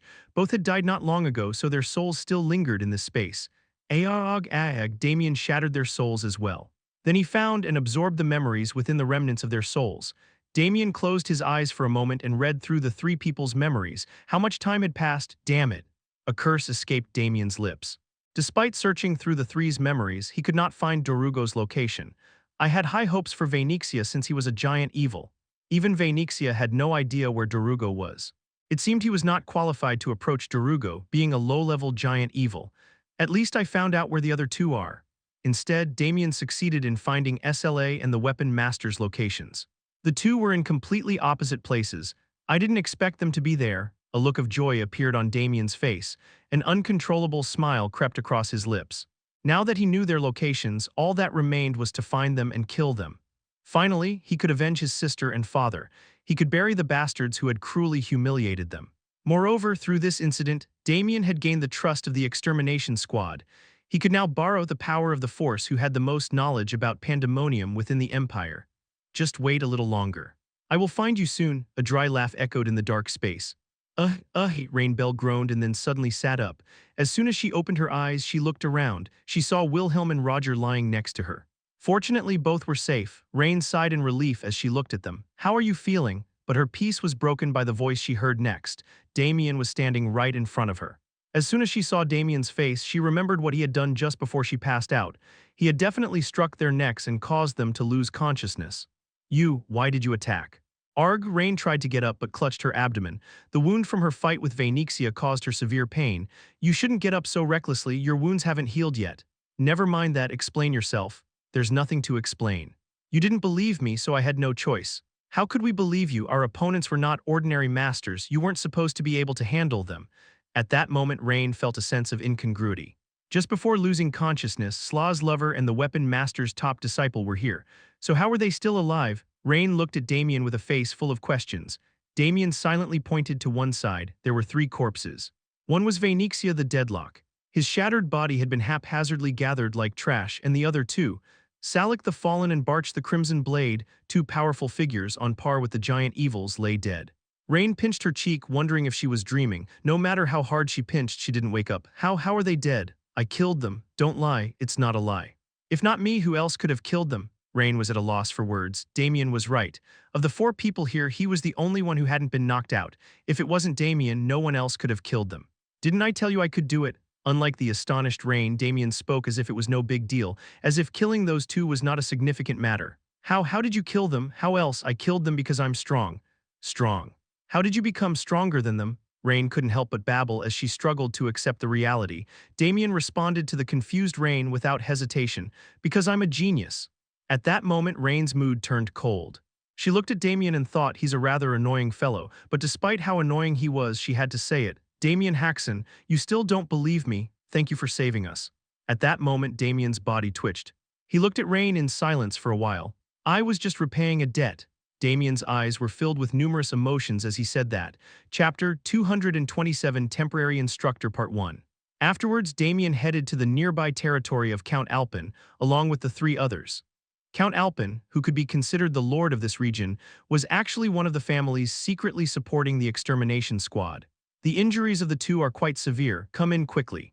Count Alpin generously provided healing potions to Rain and Wilhelm. This was because, given the nature of the extermination squad, they had to keep their existence hidden and could not recklessly call for priests or doctors. Fortunately, the healing potions provided by Count Alpin's family were all expensive and highly effective. Rain and Wilhelm's condition quickly improved. While Roger was nursing the 2, Damien met with the Count. To fight against giant evil and not have anyone die, all 4 of you are truly remarkable. When Damien briefly explained what had happened today, Count Alpin gasped in astonishment. As requested, I contacted the Sword Saint. He is on his way now. True to his word, the Sword Saint arrived at the Count Alpin's territory before sunset. What the hell is going on? Why Rain and Wilhelm are seriously injured? Sword Saint must have rushed here because hot steam was rising from his body along with sweat. Damien recounted everything that had happened in the dungeon to Sword Saint. The more Damien explained, the more bewilderment appeared on Sword Saint's face. You fought Salik and Barch alone? Sword Saint asked in disbelief, which was a natural reaction. After all, those 2 were big shots whose names even Sword Saint knew. Salik was one of the lovers of the succubus SLA. Slaw's lovers were all known to have strength that rivaled the giant evils. Salik in particular was a figure who had once risen to the position of giant evil. She was one of the top 3 strongest lovers SLA had. Barch was also a formidable figure. He was the elite disciple of the weapon master. The elite disciple referred to the disciples who received the favor of the weapon master and were taught all his skills. Although Barch was not the weapon master's most powerful disciple, he was one of the most powerful figures among the elite disciples. If you don't believe me, you can go and check for yourself. The bodies of those 3 are still in the dungeon. After listening to Damien, Sword Saint contemplated for a while before saying, well, come to think of it, there's no reason for you to lie to me. Perhaps because it was such a preposterous statement, Sword Saint quickly believed Damien's words. But how did you fight and win against those 2 at the same time? Salik and Barch are on a whole different level from the Dark Knight who attacked the tournament. They're on par with the giant evil. This was why Damien had tried to hide his strength as much as possible. Damien was too young for his level of skill. so it was easy for others to suspect him. But since he had already been caught, there was nothing he could do. Damien decided to suppress Sword Saint's suspicions even with a bit of stubbornness. Well, I guess I'm just that good. Sword Saint gave Damien a dumbfounded look. He even looked at Damien as if he was joking. Haven't you heard similar things from the Imperial Supreme Sword or Sword Saint in your younger days? At those words, Sword Saint made an oops expression. Although they weren't as good as Damien, they were also geniuses that could be ranked among the greatest in human history. It was obvious that they were constantly met with people's astonishment, admiration, and suspicion. So this is how those guys felt. I thought they were paranoid, but I guess I need to change my mind. Sword Saint scratched his forehead with his finger and muttered, "Come to think of it, I got the order of events wrong." Sword Saint put his forearm on his chest and knelt on one knee. Then he said to the embarrassed Damien, "Thank you for saving my disciples." It was a simple but sincere expression of gratitude. Damien was once again overwhelmed by complex emotions. In his previous life, Damien had killed Sword Saint and annihilated the extermination squad under Darugo's orders. It was not Damien's will. When he was turned into a Death Knight, he had lost all control over his own body. Trapped inside his own body, he had no choice but to move as Darugo commanded. But the fact that Damien had killed them in the end remained unchanged. I wish I could spread the word about your achievements, but all of the Extermination Squad's activities must be kept secret. The Extermination Squad was a group created by the Empire to counter Pandemonium. The most frightening thing about Pandemonium was that they operated in the shadows. That's why the Extermination Squad also had to keep their identities hidden. Besides, it's not good for you to have this known either. You might become a target for other giant evils. That didn't scare him much. Damien was actually hoping that the giant evils would come looking for him, then he could kill them without having to go looking for them. However, Damien was not a glory seeker, so he did not resent Sword Saint's decision. Instead, if there's anything you want, I'll do whatever it takes. I want to make up for the fact that I have to cover up your achievements, and I also want to repay you for saving my disciples. Sword Saint was a figure known as one of the pillars of the Empire, along with the Imperial Supreme Sword. The opportunity to ask for something from someone with such immense power and authority was not common. What should I ask for? Damien pondered for a moment at Sword Saint's words. Having reached Master Class, he now had to aim for the Grandmaster. Of course, becoming a Grandmaster was never easy. He had to overcome multiple walls of enlightenment. Physical strength and quantity of mana were also important. I have enough enlightenment. All I need is physical strength and mana. Damien's current physical body was already at a level that was unique even among Master Class. This was thanks to his extreme use of the art of sacrificial raging demon manifestation when he ascended to Master Class.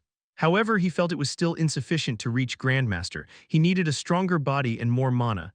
I would like to obtain an elixir. If possible, I would like something that can strengthen both my body and mana at the same time. Oh.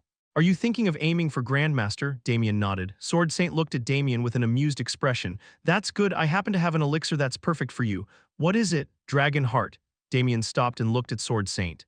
Sword Saint added playfully, I have one of the fragments. It's something I received from the previous emperor. Even as a fragment, it was still a great elixir, but I don't have it on me right now.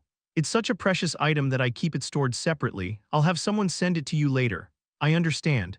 Damien could wait for a fragment of the Dragon Heart. There was no elixir in the world that surpassed it. And I have one more request. Speak. Please help me enter the Imperial Academy. A look of bewilderment appeared on Sword Saint's face as he heard Damien's request. You want to enter the academy? Do you mean to become a student? Of course not. How could I become a student at the academy at this age? The students who entered the academy were all teenage boys. Damien was too old. A staff member, a guard, a watchman. The position doesn't matter. I just need to be able to stay at the academy for a long time. Is there a special reason for that? SLA is there. Sword Saint's eyes widened like lanterns. The succubus SLA is there. Where did you get that information? Damien was able to find Slaw's location because he had seen Salic's memories. However, he couldn't just say that, so Damien mixed in a lie. Salic dropped some information while fighting me. She talked a lot about the academy in particular. So you think SLA might be at the academy? Sword Saint fell into thought again. To be honest, it's still just speculation. There is no concrete evidence. Just when Damien thought he was going to be rejected, Sword Saint added, but those of Pandemonium never show their faces. We can't miss even a clue like this. I'll grant your request. Sword Saint's eyes changed. They were no longer the eyes of a drunkard or a master moved by the survival of his disciple. It was the gaze of a hunter about to capture his prey. But why are you going to such lengths? Why are you, who is not a citizen of the Empire, trying to catch SLA? I saved the mercenary king once before. At that time I encountered SLA. I know about that. At that time SLA showed great interest in me. At that time, looking at that woman, I felt this. I told myself that if I don't kill her first, I'll be in big trouble. Sword Saint nodded at Damien's words. SLA was a woman who never let go of a man she had set her eyes on. She was a maniac who would not be satisfied unless she made him her slave by any means necessary. Moreover, SLA is the grand dark mage of the Berserk sect. She can transform into a monster, and conversely, she can disguise herself as a very ordinary human. That's why the Empire hasn't been able to find SLA, right? It was the same in his previous life. The other giant evils had been caught by the Empire once or twice, but SLA had never been caught. As you know now, I'm much more skilled than is commonly known. It's a good way to make SLA let her guard down. And besides, SLA is very interested in me. It was Damien who had foiled Slaw's plan to kidnap the mercenary king. SLA will approach me in some way or another. And then I'll catch SLA. With those words, Sword Saint had no choice but to agree. Will you help me? Of course, but the problem is in what position to put you in. He is too old to be a student. However, it is not appropriate to put him in as a worker. There were many obstacles to putting him in as a guard knight. How about an instructor? An instructor? Yes, for subjects like swordsmanship or practical training, we often hire temporary instructors from outside. I don't mind. I just need to get into the academy. But there's a problem. I'll write a letter of recommendation, but I don't know if it will be accepted. Damien looked puzzled at Sword Saint's words. Even with a letter of recommendation from someone like Sword Saint, it might be impossible. The Imperial Academy has a very long history. It was created by the first emperor of the Empire to nurture future talents. In fact, the Academy has produced a great many talented individuals. Sword Saint continued. That's why the people of the Empire are very proud of the Academy. Do you think they will let a knight from another kingdom like you be a teacher there? To be honest, I'm not sure myself. In short, it meant that many people would be displeased with Damien, a native of the Apple Kingdom, teaching imperial nobles. It would be possible if His Majesty the Emperor gave his permission, but His Majesty is a man who strictly adheres to principles and rules. There is no way he would allow such a thing. Even for the extermination squad, there were things that could not be crossed. In particular, this was something that would break the tradition and order of the Academy. I guess I should think of other ways just in case. That seems to be the wise thing to do. Damien nodded at Sword Saint's words. I shall grant permission. In a secret meeting held within the Imperial Palace, the Emperor spoke with a small but firm voice. Excuse me, what do you mean by that? The high-ranking officials and nobles attending the secret meeting were greatly perplexed. The Emperor spoke to them once more. I mean that I will allow Damien Haksen to be hired as an instructor at the Academy. Chapter 228 Temporary Instructor Part 2. When the Emperor received the letter from the Sword Saint, he couldn't help but be moved. It was already a great feat to have defeated Vainixia, the giant evil of the Pandemonium, but it was natural to react this way when he had defeated two other powerful figures equal to her. What particularly moved the Emperor was the fact that the person who had defeated these two was none other than Damien Haksen. Indeed, it is Damien. He is a person I have kept an eye on. Does it make sense for a knight who has just entered the master class to fight and defeat two powerful beings? Such a doubt arose for a moment, but he decided to ignore it.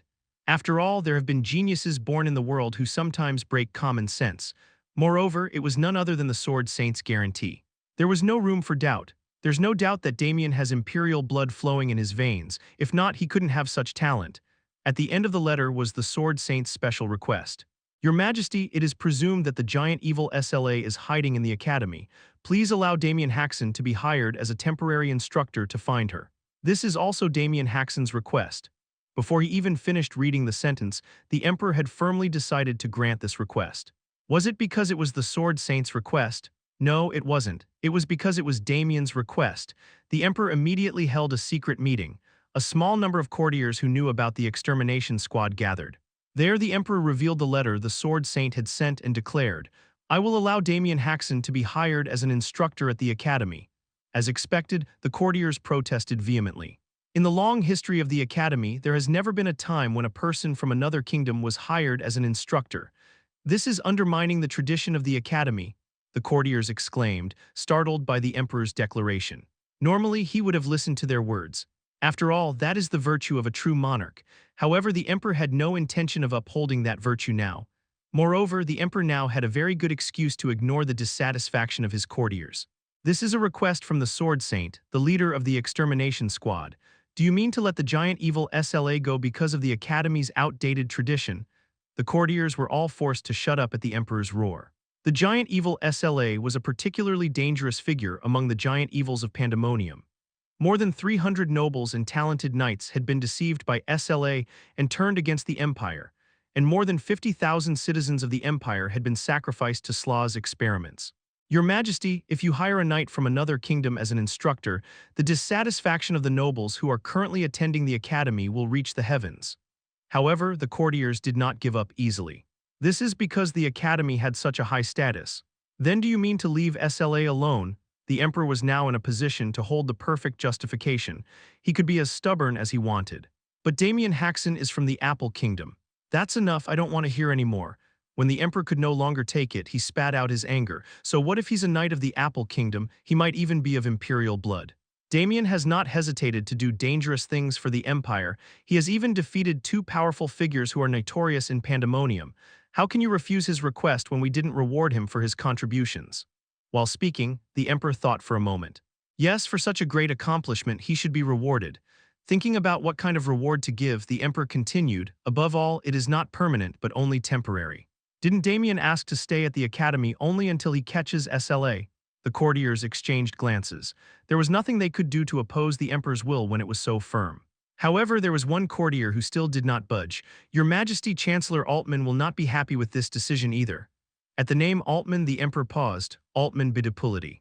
The current chancellor of the academy, the former master of the White Tower, and a transcendent with the status of a grand mage. In fact, even with these positions, he could not defy the emperor's will. The emperor was an absolute being in the empire, and all imperial citizens had to bow their heads to the emperor's authority. However, Altman was a bit of an exception. He was the teacher who had taught the emperor since he was a child. The emperor groaned for a moment. No matter how high his position was, he could not arbitrarily treat the benefactor who had helped him in his youth, Damien Haksen, or the teacher who had taught him for many years. The deliberation was short and the decision was easy. Still, my intention remains unchanged. The emperor did not change his mind. I will have Damien Haksen hired as an instructor at the academy, and so Damien's trip to the academy was decided. Your request was granted. Early in the morning, Damien looked dumbfounded when Sword Saint said this to him. What are you talking about? I'm eating. His Majesty has granted you permission to enter the academy as an instructor. At those words, Damien felt more doubt than joy. The emperor himself gave his permission. Didn't Sword Saint say it would be difficult to get the emperor's approval? Well, His Majesty is not originally like this. Pandemonium is important, but he is someone who values the law of the Empire a little more. Sword Saint was also showing a similar reaction to Damien. Anyway, it's a good thing. Now all we have to do is find SLA. Sword Saint's eyes sharpened. Damien also nodded with a serious face. Since this is happening quickly, we need to arrive at the academy by tomorrow or the day after. I understand. I'll also have a few extermination squad members infiltrate. If there's anything you need, just tell them to do it. With that, Sword Saint left the mansion. After Sword Saint left, Damien gathered the people in the mansion. Michael, Veronica, Liam Bluegreen, and even Rachel gathered in front of Damien. I've been hired as a swordsmanship instructor at the Imperial Academy for the time being, Damien said to his group. A heavy silence fell among the group at his words. Sir Damien, I think I heard something wrong, Liam asked Damien. Hired as a swordsmanship instructor at the academy? How on earth? No, but why? What's the reason? Didn't I win the Hellion tournament this time, so they asked me to come and give a special lecture. Unable to tell the truth, Damien had no choice but to deceive his group. Wait a minute, so you're saying the academy invited you for that reason? Rachel asked with a bewildered face. As an imperial citizen, she seemed to have immediately grasped how absurd Damien's words were. The academy wouldn't do that, would they? Is it really true? If you don't believe me, see for yourself. Damien handed Rachel his employment certificate from the academy. Rachel's eyes widened 3 times at the sight of it. Wow, brother, that's amazing, Michael reacted belatedly. Respect and admiration were overflowing from his face. Poo-poo-ha-ha-ha. However, Veronica was different. She was holding her belly and laughing. Why you, instructor? Damien Haksen is an instructor, and no way. Poo-poo-ha-ha-ha, ayak. Damien grabbed Veronica's head with his fist and squeezed it. Not satisfied with hitting her once, he hit her twice more. Sir Liam, I have some business to take care of in the Empire, so please take Michael and Veronica back to the kingdom first. I will finish my work and follow you. I understand. I will do as you say. Michael, when you arrive in the kingdom, go to the Count Haksen's house and deliver my letter. Damien handed Michael a letter. He thought he would send a letter since he might be late.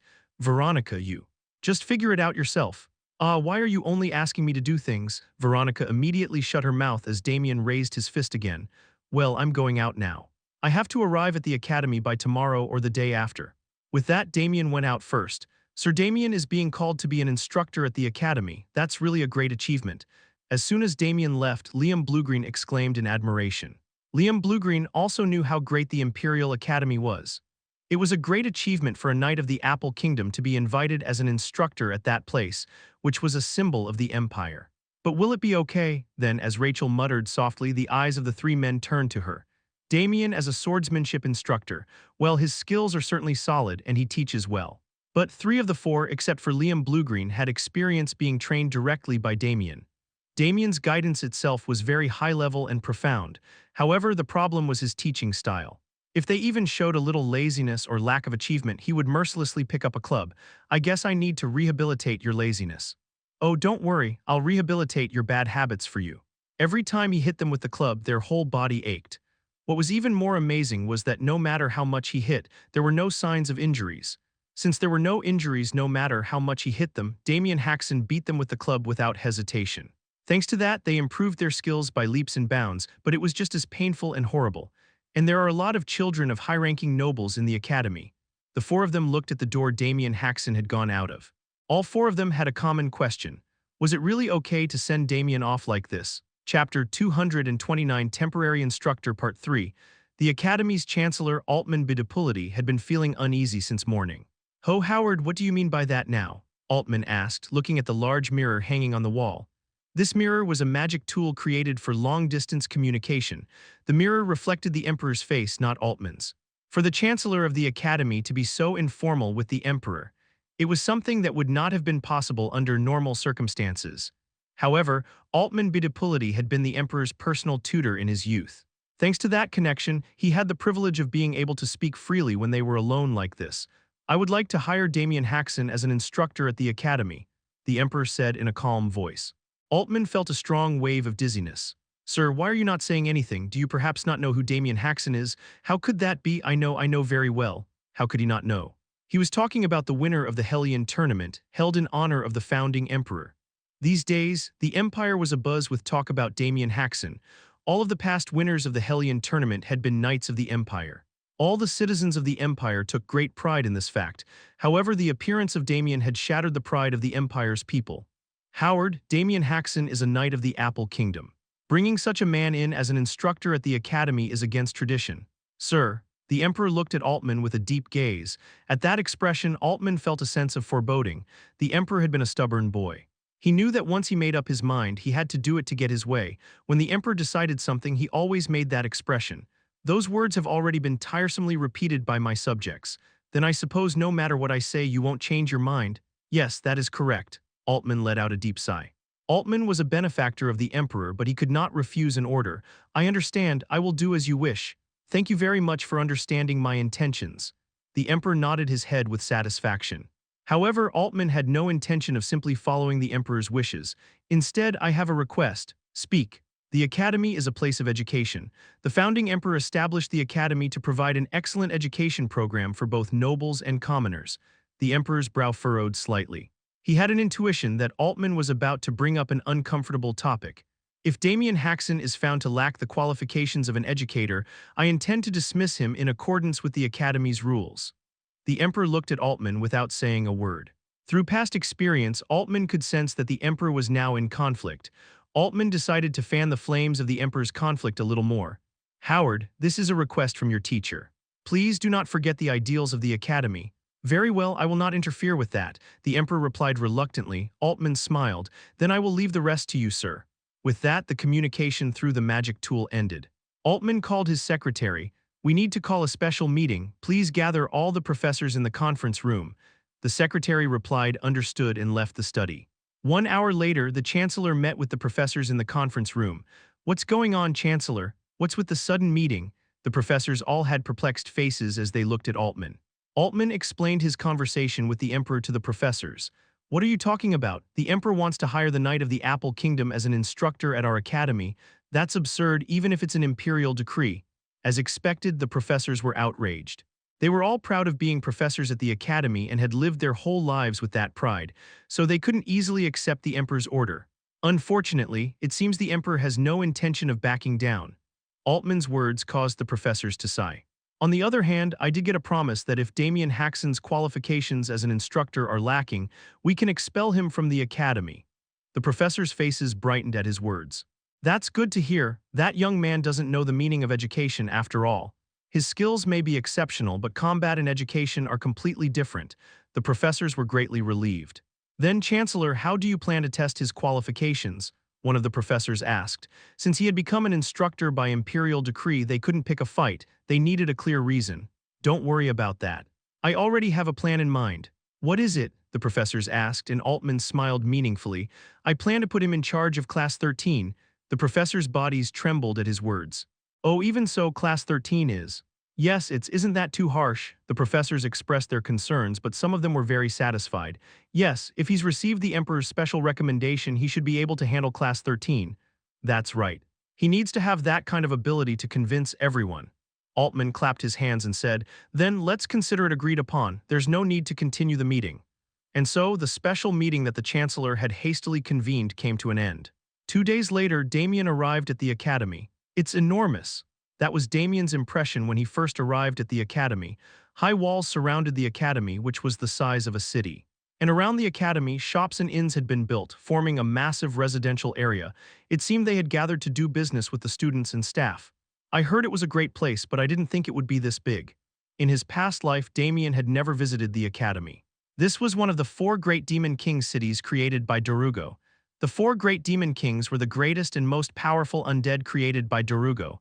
Of course, that was excluding Damien. These were the undead that would have been the core of the Empire's invasion if it hadn't been for Damien Haksen.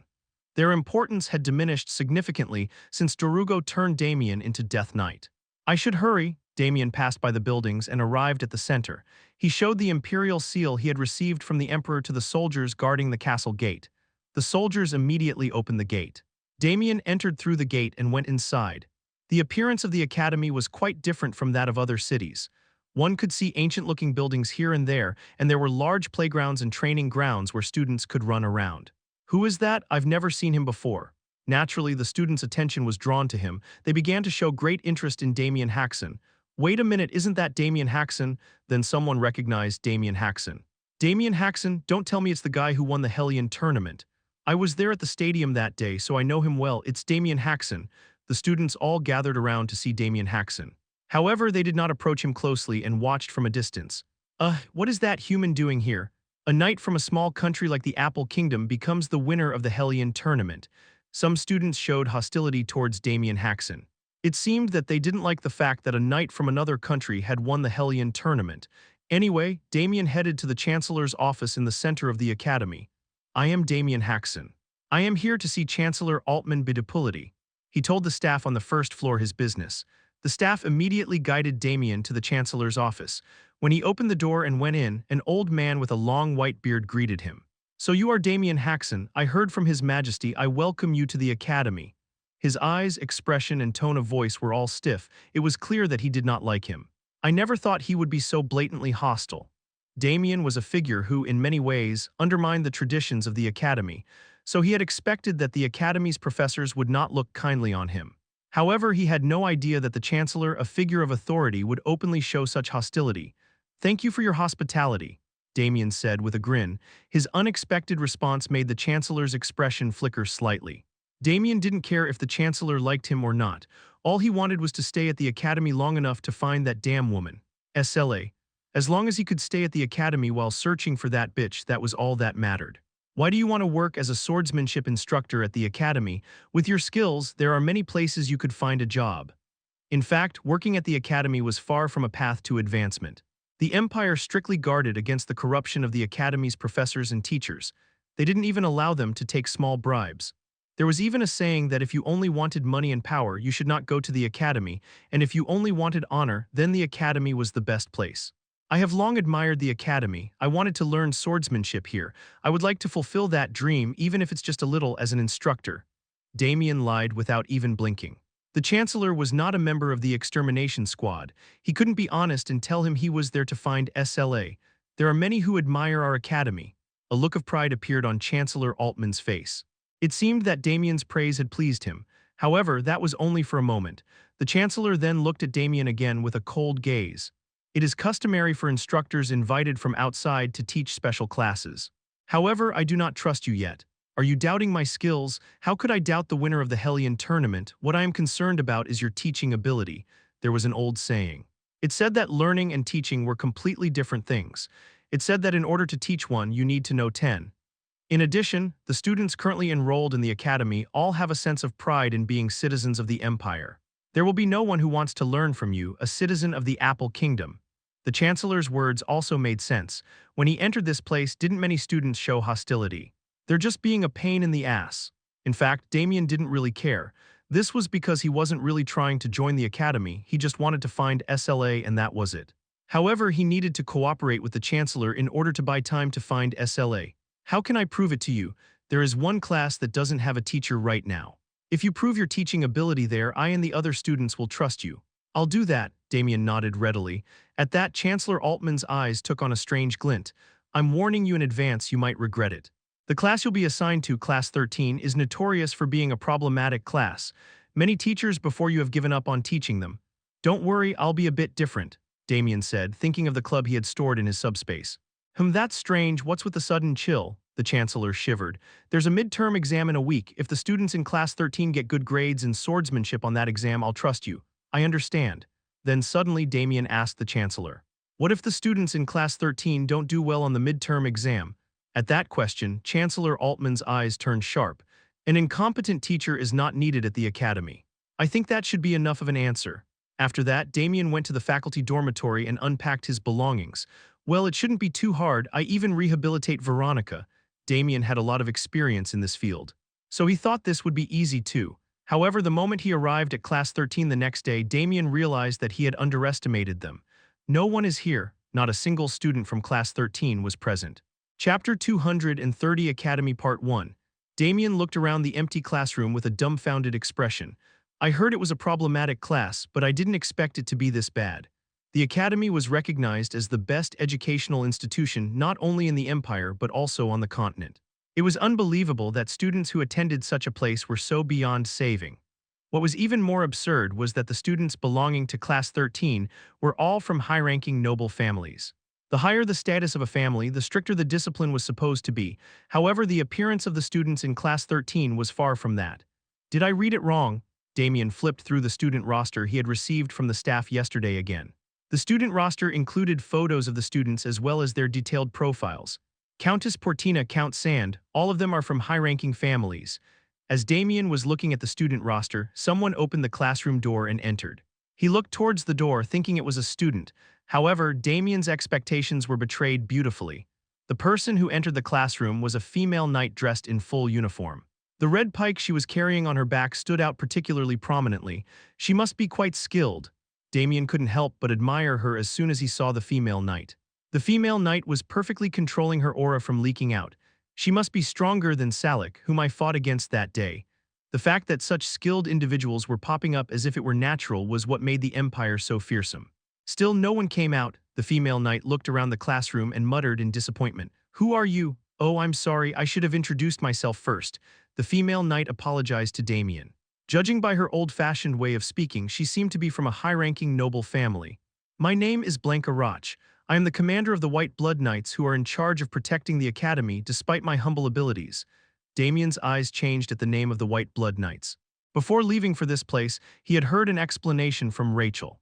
She said that the academy had its own knight order that the Empire had painstakingly raised in preparation for any unforeseen incidents. The name of that knight order was the White Blood Knights. He had thought that their skills must be quite extraordinary. It made sense now that she was the commander of the knight order. My name is Damien Haksen. Damien extended his hand for a handshake to Blanca. She gladly took his hand. I already know who you are. I came here to see you. Blanca scanned Damien and let out a short exclamation.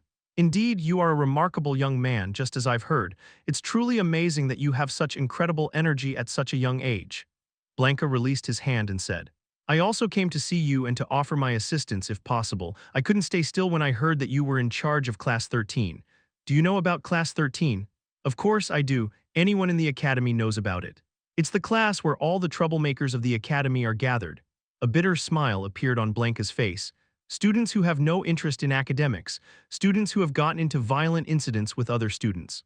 In short, this is the class where they put all the students that even the academy has a hard time controlling. Damien couldn't help but smile wryly at Blanca's words. In short, it meant that Class 13 was a place where all the troublemakers of the academy were gathered. Why is the academy leaving such students alone? It's because of their families. All the students in Class 13 come from prestigious families. Damien felt a sense of doubt at that. No matter how powerful a family was, this was the academy. Considering the prestige of the academy, no matter how much protection the families received, there was no way they couldn't control the students. And there's one more reason, but I don't think I should be the one to say it. Let me just say that the families want it that way. It was a statement that made no sense. He wanted to ask more, but Damien had something more urgent to do. Do you know where the students are? I don't know that either, but I've seen them a few times while patrolling the academy. They all seemed very busy. How many times do the students in Class 13 attend class in a month? Well, if they attend, it becomes a topic of conversation at the academy that day. I haven't heard anything lately. The other students bet on it. Damien sighed at that. In other words, it meant they almost never showed up. This is going to be a headache. If Class 13 doesn't perform well in the swordsmanship subject of the evaluation exam that will be held in a week, Damien will be kicked out of the academy. Being kicked out doesn't matter. Damien just needs to find SLA. The problem was that it was difficult to find SLA within a week. SLA was a dark mage of the Berserk sect. There was no one in Pandemonium who handled the human body better than her. SLA could use the dark magic of the Berserk sect to disguise herself as anyone. It didn't matter if the target was a knight or a mage. If SLA turned into a knight, she could use the aura, and if she turned into a mage, she could use all kinds of magic. It was a possible trick because she could perfectly mimic the target's body with the dark magic of the Berserk sect. That's why it wasn't easy for Damien to find SLA, who was hiding in the academy. In addition, the academy was very large. It would be impossible to search the entire place in a week. Damien was deep in thought when Blanca spoke to him. Well, I'm going to go now. I still have places to patrol. Blanca said goodbye and left the classroom. Damien stared at the classroom door for a moment. Could it be SLA? SLA could also disguise herself as a master class. Of course, even with Slaw's abilities, she couldn't perfectly mimic a master class. If they actually fought, it was clear that she was a fake. However, when they were just standing still, it was hard to tell the difference from a real master class. I'll have to watch a little more. SLA could turn into anyone. That's why Damien was going to suspect everyone he met at the academy. Damien was leaning on the desk, lost in thought, when suddenly the door to the classroom opened and someone came in. At first, Damien thought it was Blanca coming back, but that was Damien's mistake. The person who came into the classroom was a male student wearing the academy uniform. The boy, with his front teeth sticking out like a mouse, looked at Damien and cheered. Wow, it's true what I heard. Is it really Damien Haksen who is the new teacher in charge of our Class 13? Damien made a dumbfounded expression. Anyone would have reacted the same way as Damien if they were suddenly called informal by a very young child. But the boy didn't care how Damien felt at all. This is crazy, I have to go tell the guys right away. The boy was about to leave the classroom again. Damien immediately called out to the boy. Hey, the boy stopped as he was about to leave the classroom. He turned to Damien. Are you a student in Class 13? Yes. Damien chuckled at the boy's disrespectful attitude. You're quite short with your words. So what? Damien almost thought he had made a mistake himself at the boy's arrogant attitude. Don't tell me you're in a bad mood because I just talked to you. That's funny, the boy laughed as if Damien was amusing. Do you know who I am? I'm Oliver Fortina, the fourth son of Marquis Fortina. You, a mere commoner from the Apple Kingdom, are not someone you can mess with. Damien couldn't help but let out a sarcastic laugh. Now he understood why this guy was acting so arrogant. A Marquis of the Empire had a different level of prestige than a Marquis of another kingdom. There were knights, a standing army of elite troops, and even a number of master classes at their disposal. With the prestige of a Marquis behind him, Oliver seemed to think that Damien wouldn't dare to touch him. And that was probably even more true considering that the other teachers would have been careful with this student.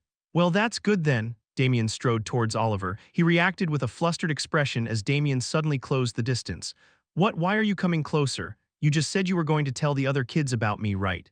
Do you know where the other students are? If so, take me to them right now. Oliver's expression turned slightly stern at Damien's words. Why should I tell you that? If you don't want to, then I can't help it. Damien opened his subspace and pulled out something. As soon as Oliver saw what Damien had pulled out, he was shocked. What is that? What Damien had pulled out of his subspace was a wooden club and polished to a high shine due to being well-oiled. I'll ask again. Where are the other students? What nonsense. Damien immediately struck Oliver Fortina's head with the club. Bonk. With a loud, resounding sound, Oliver Fortina's head hit the ground. Oh. Ugh, Oliver rolled around on the ground, clutching his head. You crazy bastard, how dare you hit me, you're dead, I'll tell my father about this. I don't know what you're talking about, what did I do wrong? This is ridiculous. You just hit my head. Oliver touched the back of his head. Huh, wait a minute. There was no injury, not even a bump. This bizarre phenomenon left Oliver greatly perplexed. How did you? I'll ask again. Where are the other students? Get lost, do you think I'd sell out my friends? Damien was impressed by Oliver's attitude. Normally, one hit would be enough to knock someone out, but this guy didn't back down easily. You got a rebellious spirit indeed. Damien showed his respect for that fact and struck Oliver's head once more. Bonk. With an even clearer sound, Oliver rolled around on the ground again. You're dead. My father will never let this go. Damien raised his bat. Oliver covered his head with both arms and screamed. Okay, I'll talk, but they're all scattered around, so I don't know exactly where they are. But by now. No, you don't need to tell me now. Oliver looked up at Damien with a dumbfounded expression at the sudden change in his tone. What? I can tell you're not just some ordinary delinquent judging by the fact that you can't even get the word respect out of your mouth under these circumstances. Before I find the other students, I need to first rehabilitate your disrespectful attitude. Damien tapped his palm with the club. Oliver looked at the club with a terrified face. So let's start with some sparring. A quiet, empty classroom. The only sound that echoed was the dull thud of something being hit. Chapter 231 Academy Part 2. The rehabilitation ended quickly. Teacher. This foolish disciple did not know your greatness and was disrespectful. I will apologize for my wrongdoing, so please forgive me. Oliver bowed several times to the floor and shouted. Damien looked at such Oliver with a satisfied face. All right, it seems my persuasion worked well. Yes, sir, persuasion. Oliver looked up at Damien as if to ask, didn't you just beat me up? Instead of explaining, Damien stroked the club with his finger. The friction between the skin of his finger and the surface of the club made an eerie sound. Yes, sir, you persuaded me, this Oliver Fortina. I was deeply moved by your eloquence and decided to change my attitude. Good attitude. You've rehabilitated admirably. Damien nodded with an even more satisfied expression. Then let's go find the other students now. Understood. Oliver immediately took the lead. Damien moved with Oliver to find the students. Damien followed Oliver's guidance and crossed the academy. Isn't that Damien Haksen? Where is he going? Damien's actions caught the attention of all the students. Damien was the winner of the Hellion tournament and the figure who shattered the pride of the Imperials. Whether in a good or bad way, the students' attention was bound to be drawn to him. Who's that behind him? That's him, Oliver Fortina. Oh, isn't he the Marquis bastard? The students' attention also turned to Oliver. Oliver's face turned red whenever he heard the students grumbling. Damien silently observed such Oliver. Suddenly, the words of Blanca came to mind. The family wants it too. Damien was still pondering Blanca's words when. Here we are. They arrived at the place where the students were. The place Oliver brought Damien to was an old schoolhouse on the outskirts of the academy. The building was covered in vines, suggesting that it hadn't been used in a long time. All the windows were broken. Are the students from Class 13 here? Yes, but not all of them are here. There are only 3. You know too much. They are friends I often hang out with, Oliver said with an embarrassed face. So these guys were the ones who skipped classes knowing I'm going to take their classes today. They had time to gather here but no time to attend class. Damien felt anger rising within him. Let's go in. Damien suppressed his anger and entered the old schoolhouse. When they entered the lecture hall inside, they saw 3 boys huddled together. Who is it? Isn't that Damien Haksen? What is Damien Haksen doing here? The 3 boys jumped up from their seats and glared at Damien. Damien felt his hand itching in response to their defiant attitude. Oliver, did you really bring Damien Haksen into this? You fucking little rat, no wonder you're always getting in trouble. See you in the dorm later, we won't let this slide. The 3 of them glared at Oliver with menacing eyes. Oliver quickly hid behind Damien. Aren't they your friends? Why, yes, they are. I share my allowance with them, buy them snacks, and even carry their heavy stuff. Are they really friends? Damien was deeply contemplating when he was interrupted. Hey, Damien Haksen, why are you here? What's your purpose? There's only one reason instructor would come looking for students who haven't shown up to class, isn't there? At Damien's words, the 3 students looked at each other and laughed. So it's true that Damien Haksen became the instructor for Class 13. Hey, don't waste your time and just leave. Do you think we'll attend your class? Exactly. We have no intention of learning from a knight of some insignificant little kingdom. Damien clicked his tongue. As expected, not a single one of them could be reasoned with. Oliver, yes, sir. Go outside and keep watch. Excuse me, even though this is an isolated place, someone might come by. Understood. Oliver hurriedly went outside the lecture hall. Once Oliver was gone, Damien slapped his palm with the club he was holding. The 3 students looked amused. Are you going to threaten us with that? It's useless. Do you know who my father is? He's the Count of SHH, Damien put a finger to his lips. I don't care about your families, it doesn't change what I have to do anyway, Damien said as he caressed the grain of the club. First, I'll rehabilitate your rude attitudes. Oliver closed the auditorium door and stepped outside. Soon after, the sound of something being beaten with a club echoed. Arg. Has this bastard gone mad? How dare a knight of the Apple Kingdom touch the nobility of the Empire? You're dead, I'll tell my father about this. Listening to the boys, Oliver admired Damien inwardly. They were repeating the exact same lines he had said. There was no way Damien would tolerate that. Sure enough, rehabilitation began immediately. Stop hitting me. I was wrong, Arg. I won't tell my father. I swear, Oliver sighed inwardly. They weren't using formal speech. They hadn't fully come to their senses yet. The sound of the beating resumed, louder and more frequent than before. Teacher, I'm sorry, please forgive me, teacher. I'll follow you for the rest of my life. I'll serve you like my own father. Thud, the auditorium door opened. Damien walked out with the club slung over his shoulder. Come out, all of you. At Damien's command, the three boys lined up and shuffled out. Their bodies were unscathed, but their faces were etched with the fear of death. Oliver, why yes, where to next? I'll guide you. Damien followed Oliver as he led the way. The three students followed behind Damien like war prisoners. Damien and Oliver continued their tour of the academy, subduing one by one the students of Class 13. Who are you? How dare you treat me like this? I'm the instructor in charge of Class 13. Behave yourself or I'll give you a little beating. Don't talk nonsense. Do you know who I am? You'll regret this. As expected, all the students of Class 13 rebelled against Damien. Each time Damien swung his club without hesitation. Teacher, I was truly foolish. Meeting you has given me a new light in life, so please. Stop hitting me. Now you're starting to look like a student. Follow me quietly and I won't hit you anymore. Under Damien's merciless beating, the students had no choice but to join the line obediently. Sir, teacher. This guy isn't from Class 13. You shouldn't hit him. Oh, really? My bad. Do you think you can get away with hitting someone on the head with a club and just apologize? This will never be over. I get it. I'll just let it go. I'll let it go, so please don't hit me. As expected of an academy student, you know how to talk. Class 13, take a good look and learn. Despite a few minor mistakes, fortunately, nothing major happened. After all, Damien had in his hands the perfect tool for communication, his club. There's one more left here. And so, Damien arrived at the final location. Damien couldn't help but be dumbfounded at the place Oliver had guided him to. This is where the last of Class 13 is. Yes, the place Oliver had guided him to was, surprisingly, the outdoor training ground. Isn't this a place that doesn't fit in with the trashes of Class 13 at all?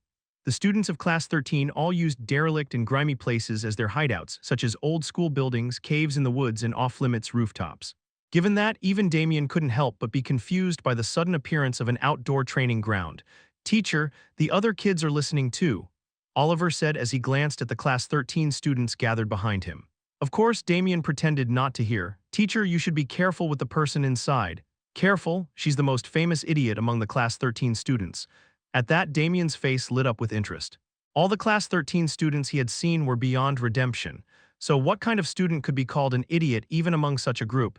He was so curious that he couldn't help but be intrigued. Let's go in and see. Damien stepped into the training ground. The sound of sword swings echoed through the air. A girl in sportswear was wielding a wooden sword. Ha ha, she had been at it for so long that the floor was already drenched with sweat. Sir, that's her. Oliver pointed at the girl and Damien tilted his head. That girl is the troublemaker. No matter how he looked at her, she seemed like an exemplary student, not a troublemaker.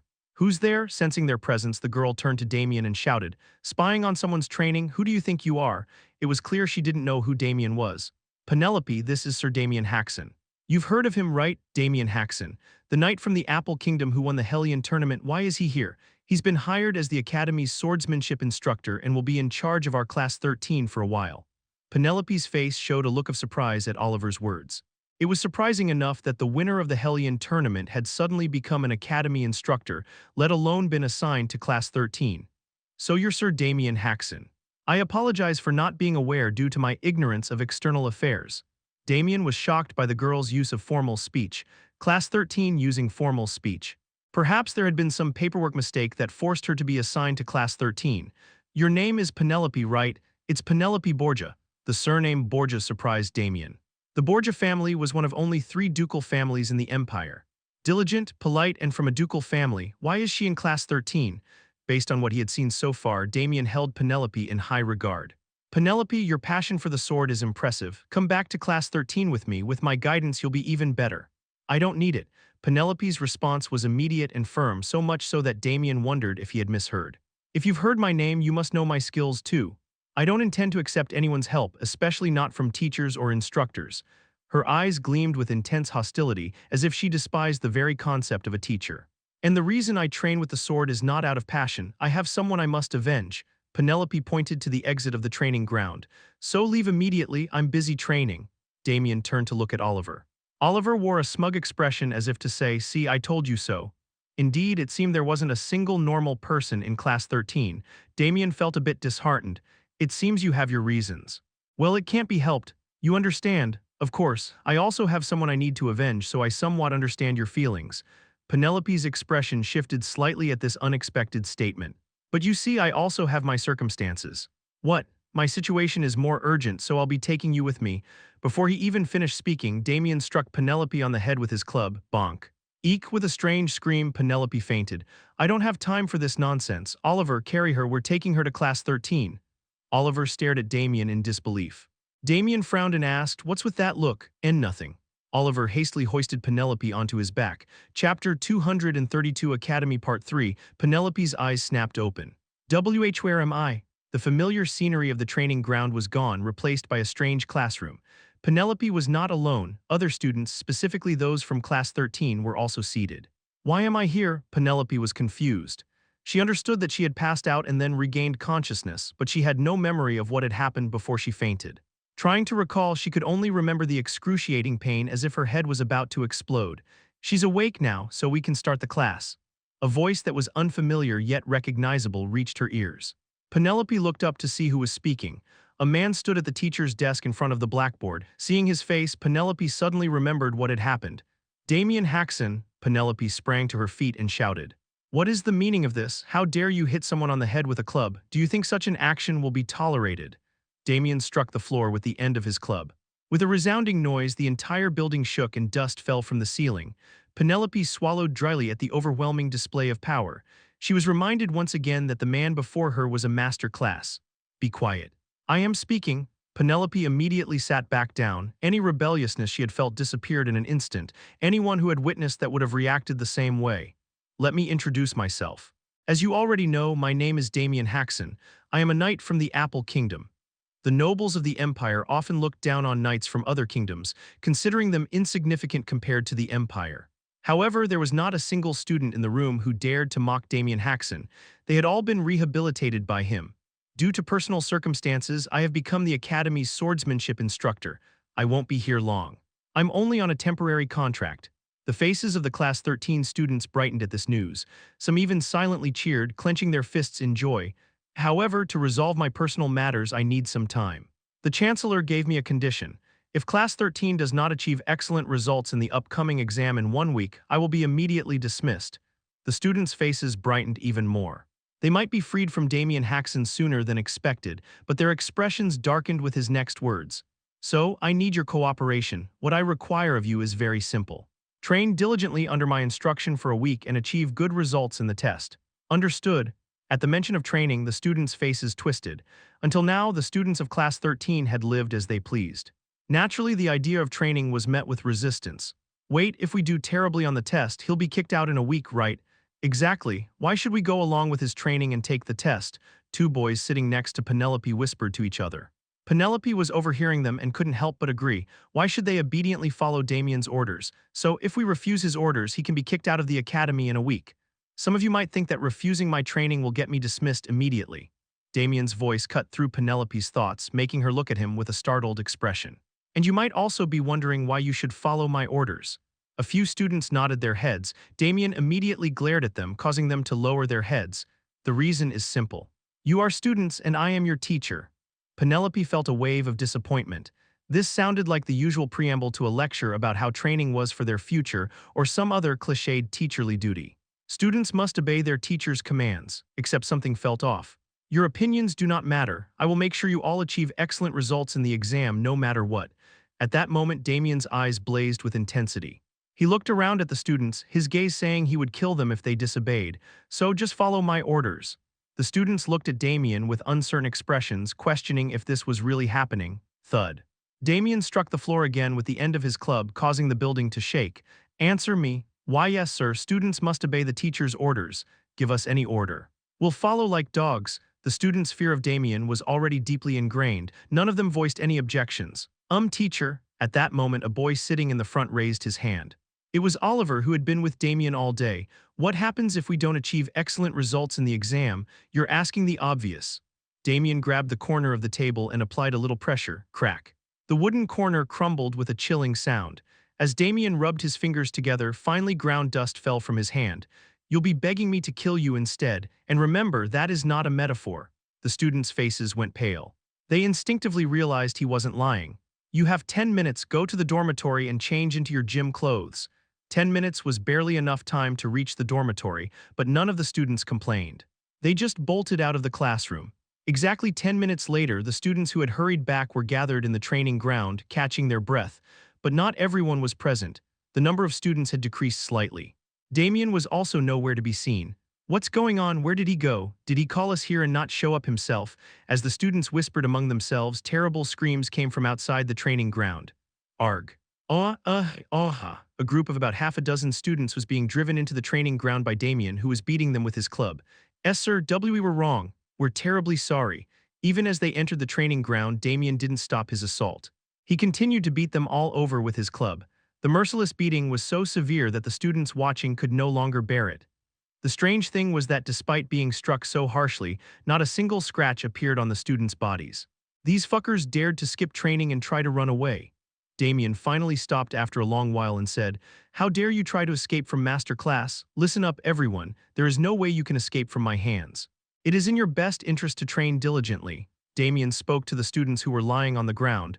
"I will count to 3, get up." At that chilling warning, the students scrambled to their feet. And they ran towards where the other students were. "It seems everyone has gathered. Then let's start the training," Damien, the instructor, said, tapping his palm with his club. "Let's start with running first." Later that evening, more than 20 students were running along the wall of the training ground.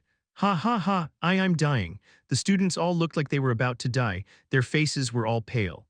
"What are you doing? Can't you run faster, you there? I told you to run twice as fast if you're practicing mana cultivation technique." Damien stood in the center of the training ground and shouted at the students. I can't run anymore. I told you to run until you collapse." Bonk, ak, og. He sometimes swung his club at students who made weak sounds. Damien thought to himself as he watched the students run. "If I keep them like this for a week, I should be able to pass the physical training part." According to Damien's research, the exam was held in a total of 3 categories. They were physical fitness, imperial swordsmanship, and finally, sparring. Of these, physical fitness and imperial swordsmanship each accounted for 25% of the score, and sparring accounted for a whopping 50%. The reason for dividing the items like this was because the students in the academy were all at different levels. Not all the students in the academy were aspiring knights. There were scholars, mages, and so on. It was natural that students who aspired to be knights would get higher scores in exams than other students. If you're not confident in your skills, focus on physical fitness and imperial swordsmanship, or else focus on sparring. Of course, it was easier said than done. So Damien was determined to drill the students like dogs for a week. "You're too slow there, can't you move faster?" At Damien's shout, the students scurried around. Chapter 233, The Unbreakable Part 1. The grueling training ended only after the sun had set. Pant. The students all collapsed onto the ground. They were utterly exhausted. Their heads and clothes were drenched with sweat as if they had just been caught in a downpour. "Pathetic, you collapse after just this much running." Damien clicked his tongue as he looked at the students. An expression of resentment rose on the students' faces. It seemed that their hard work was being met with disdain, and this was fueling their discontent. "What, do you have a problem with what I said?" Of course, as soon as Damien glared at them, they all put on their best poker faces. "Starting tomorrow, I'll double the intensity of the training." Do double it," the students exclaimed in surprise, their eyes wide with disbelief. Even the training they had received today was so intense that they thought they might die. No, this wasn't training, it was torture. "Did you think it would be easy for lazy slackers like you to get good grades in just a week?" Damien's outburst once again brought a sense of injustice to the students' faces. They had never once expressed a desire to get good grades in exams. Everything was due to Damien's coercion. "But it seems like it'll be difficult for you to train tomorrow in this state." Suddenly, Damien drew his sword, startling the students as they recoiled. "Teacher, please spare us. Please don't kill us," the students pleaded, banging their heads on the ground. Their desperation was so palpable that it even seemed to surprise Damien. "Whoever said I was going to kill you? Just watch and learn." Damien thrust the sword into the ground, then used the authority of envy. The The third authority Damien unlocked, Envy, allowed him to convert mana into a different form of power. After converting mana into divine power, Damien infused it into Dawn. Zing! Dawn resonated as it absorbed the divine power, amplifying the miracles it could perform. Originally, Dawn could generate its own divine power and perform miracles. Now, with Damien's divine power added to it, its miracles became even more potent. Dawn emitted light, enveloping the students' bodies. Huh. What's happening? What's going on? Surprise filled the students' faces as the pain they had felt all over their bodies suddenly vanished. The students' faces lit up with surprise. The pain they felt all over their bodies seemed to have washed away. The students got up from their positions and moved their bodies to and fro. To their surprise, their bodies were completely recovered. Even the highest healing potion doesn't heal this quickly. What the heck is that? I've heard of it. It must be the legendary holy sword that the teacher received when he went to the church. Legendary holy sword. How did he manage to get such a precious thing? The students murmured in awe. Once all the students had recovered, Damien put Dawn away, then all the light disappeared. Are you all okay? The students nodded in unison. Then a smile appeared on Damien's face. Then I guess you'll be able to train tomorrow too. At these words, the students' expressions twisted. It was not something to be happy about that their bodies had recovered. As long as that holy sword was there, Damien would torture them every day. Then I'll see you tomorrow, but let me tell you this in advance, if anyone skips class and runs away, I'll kill them. Yes, the students replied weakly. Damien turned away. Oh right. Then he looked back at the students. Give me some of your hair. A strong question arose on the students' faces at this out-of-the-blue request. Come on, put your heads here. But Damien didn't explain why. He walked around the students, cutting off small pieces of hair with his dagger and putting them in a small pocket. Well, I'm really going now. This time he really walked out of the training ground. As soon as Damien disappeared, the students sank to the ground. Damn, how did such a person become our teacher? The students all let out deep sighs and spat out curses. Hey, Oliver, you sold us to that man, didn't you? You bastard, how could you do such a thing without any loyalty? The students' anger was directed at Oliver. Oliver protested with an expression of injustice. I was blackmailed into doing that. You're saying that now. You should have kept your mouth shut even if you died. However, Oliver's protest was not accepted by the students who were full of anger from the harsh training. Now is not the time to fight among ourselves. Then someone spoke up. The students turned their heads in the direction of the voice. Penelope was staring at them with a hard face. If we stay like this, we'll keep getting trained by Damien. None of you want that, right? Don't nag me, damn it, who wants to be trained by that kind of person? The students raised their voices in protest. Penelope nodded in agreement. I share the same sentiment. We should be honing our swordsmanship, not wasting time on this pointless training. But how do we stop it? A gruff-looking male student asked Penelope. Penelope shook her head. I don't know. That's why I'm asking for your opinions. I have a good idea, another male student spoke up, drawing everyone's attention. This kind of barbaric training is unacceptable. If we tell the others instructors, they'll surely discipline Damien Haksen. However, the other students' reactions were lukewarm. Which instructor are you going to tell? Is there any instructor who will listen to us, the students of class 13? That's. The student was unable to answer the questions.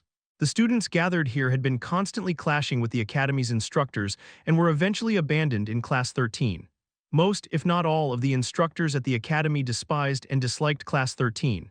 I agree with the others. Telling instructors won't help us, Penelope said, her voice laced with displeasure. She too didn't trust the instructors. Then let's inform our families, that way we can make this issue public, another student suggested with voice brimming with enthusiasm. He was seemingly pleased with his own idea, but Penelope once again responded negatively. Our families, do you think they'll take our side if we tell them? No one could answer Penelope's question. They had threatened to tell their fathers when Damien Haksen beat them, but it was just an empty threat. Even if they did tell them, their families wouldn't help class 13. They were practically abandoned by their families. I have a good idea, Oliver spoke up, causing everyone to frown. The guy who sold us out to Damien Haksen has an idea. Don't tell me you're planning to rat us out to Damien again. Oh, that was unavoidable. Let's hear him out. Penelope told the students and they quieted down. They sensed a strange aura of authority from her. The bottom line is that we just need to avoid the training, right? We run away before Damien catches us, Oliver said, and the students' expressions contorted in frustration. Are you serious right now? Didn't you see the guys who tried to run away and got caught earlier? How are we supposed to escape from a masterclass instructor? The detection range of a masterclass instructor was incredibly vast. That's why they couldn't escape from Damien earlier and were caught. If Damien waited near the dormitory from the morning, there was no way for the students to escape. I'm not finished yet. What other stupid thing are you going to say? Everyone knows that the academy has a long history, right? With such a long history, the Academy's buildings have been continuously expanded. That's why there are several secret passages hidden in each building. Our dormitory is no exception. Don't tell me. That's right. I know a few secret passages.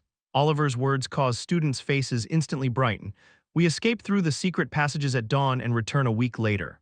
By then, Damien will have been kicked out of the academy, right? The students' faces lit up with joy. Oliver, you rascal, you had such a great plan all along. You're the best. The students flocked to Oliver as they cheered and shouted. But students had no idea what was coming.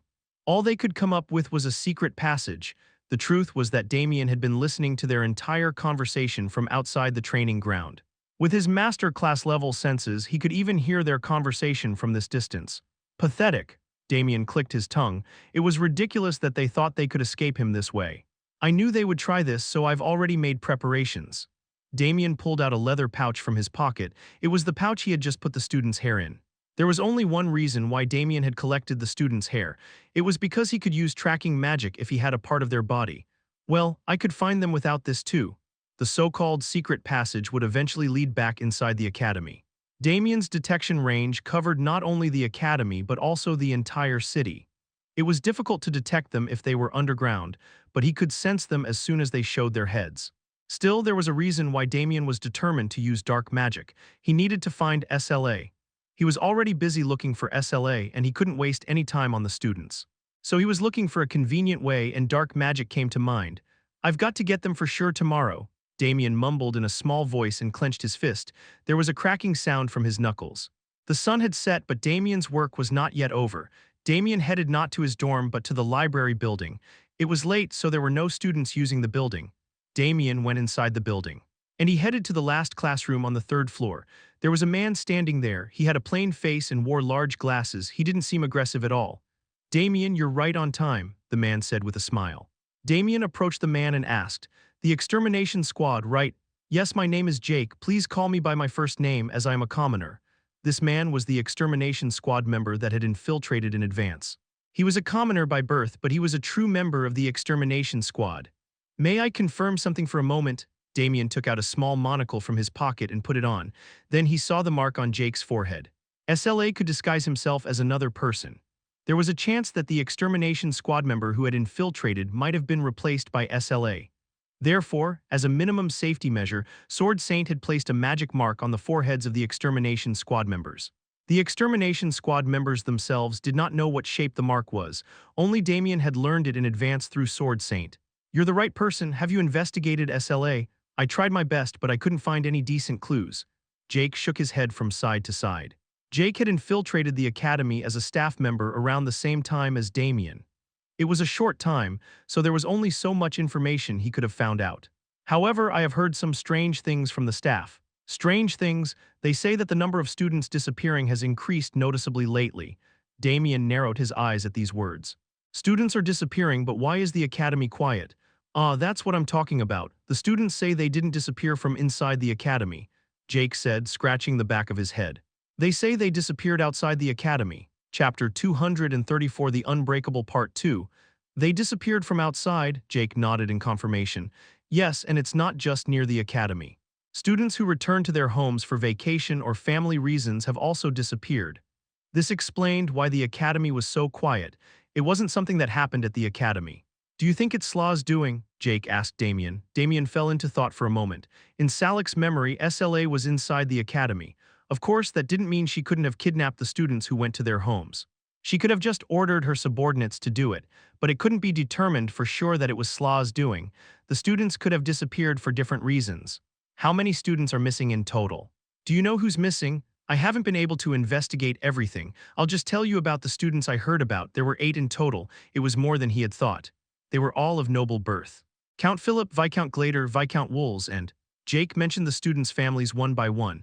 Damien tilted his head at each family name. He had heard them somewhere before, but the memory didn't come back to him right away. Ah, the families I mentioned are all famous families in the Empire. They are all families with special bloodlines. Damien's eyes flashed at the word special bloodlines. There are cases where mysterious abilities are passed down through generations.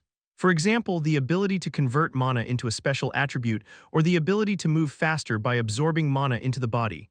Such families were said to have special bloodlines. I see why it comes to mind. I heard that SLA was once devoted to research on special bloodlines. The reason SLA was one of the strongest giant evils was thanks to the countless researches she had conducted. And one of the researches SLA had done was on special bloodlines. She studied families with special bloodlines and tried to make their power her own. I wondered why SLA was hiding in the academy. It was to study bloodlines. All the nobles of the empire gathered at the academy. Nobles from families with special bloodlines were no exception. The academy was the perfect place for SLA to study special bloodlines. Even people from the same family have different levels of bloodline. She probably found students with strong bloodlines and had her subordinates kidnap them. In that case, there was a high probability that SLA was disguised as someone who could meet the students directly. Then I have to exclude all the staff. The staff had no occasion to meet the students as they carried out their academy duties. Instructors should also be excluded. Different instructors taught different grades for the same subject. It didn't fit SLA's purpose. I would like you to investigate the missing students in more detail. What kind of things should I focus on investigating? Who they met before they disappeared, who they were close to on a regular basis. Investigate their relationships. I understand, Jake nodded and said. Just before dawn, the students of Class 13 gathered in the lobby of the dormitory. All the students of the academy used the same building. So it was not difficult for Class 13 to gather in one place. Everyone follow me. Oliver, are you sure about this? Just trust me. Oliver led the students with a confident expression. Oliver then led the students to a wall in a corner of the lobby. Just wait a minute. Oliver took out an old piece of paper from his pocket. Didn't I tell you I found this in the library? If you tap the wall according to what's written on this paper. I get it, so hurry up and open the door. Who are you trying to act cool for? The students' protests rained down. Oliver immediately became discouraged. Okay. I'll be quiet. Oliver tapped a few bricks with his fingers, then with a scraping sound of stones the wall rose up. Wow, there was really a passageway. The students all reacted with wonder. Oliver became cocky again. But, is this all open? The door size is a bit small, isn't it? The hole that appeared as the wall rose was very small. It seemed like they would barely be able to pass through by crawling. Do we really have to go through here? A male student asked with a trembling face. Penelope then spoke to the male student. If you don't like it, you can stay here and train. That's a bit.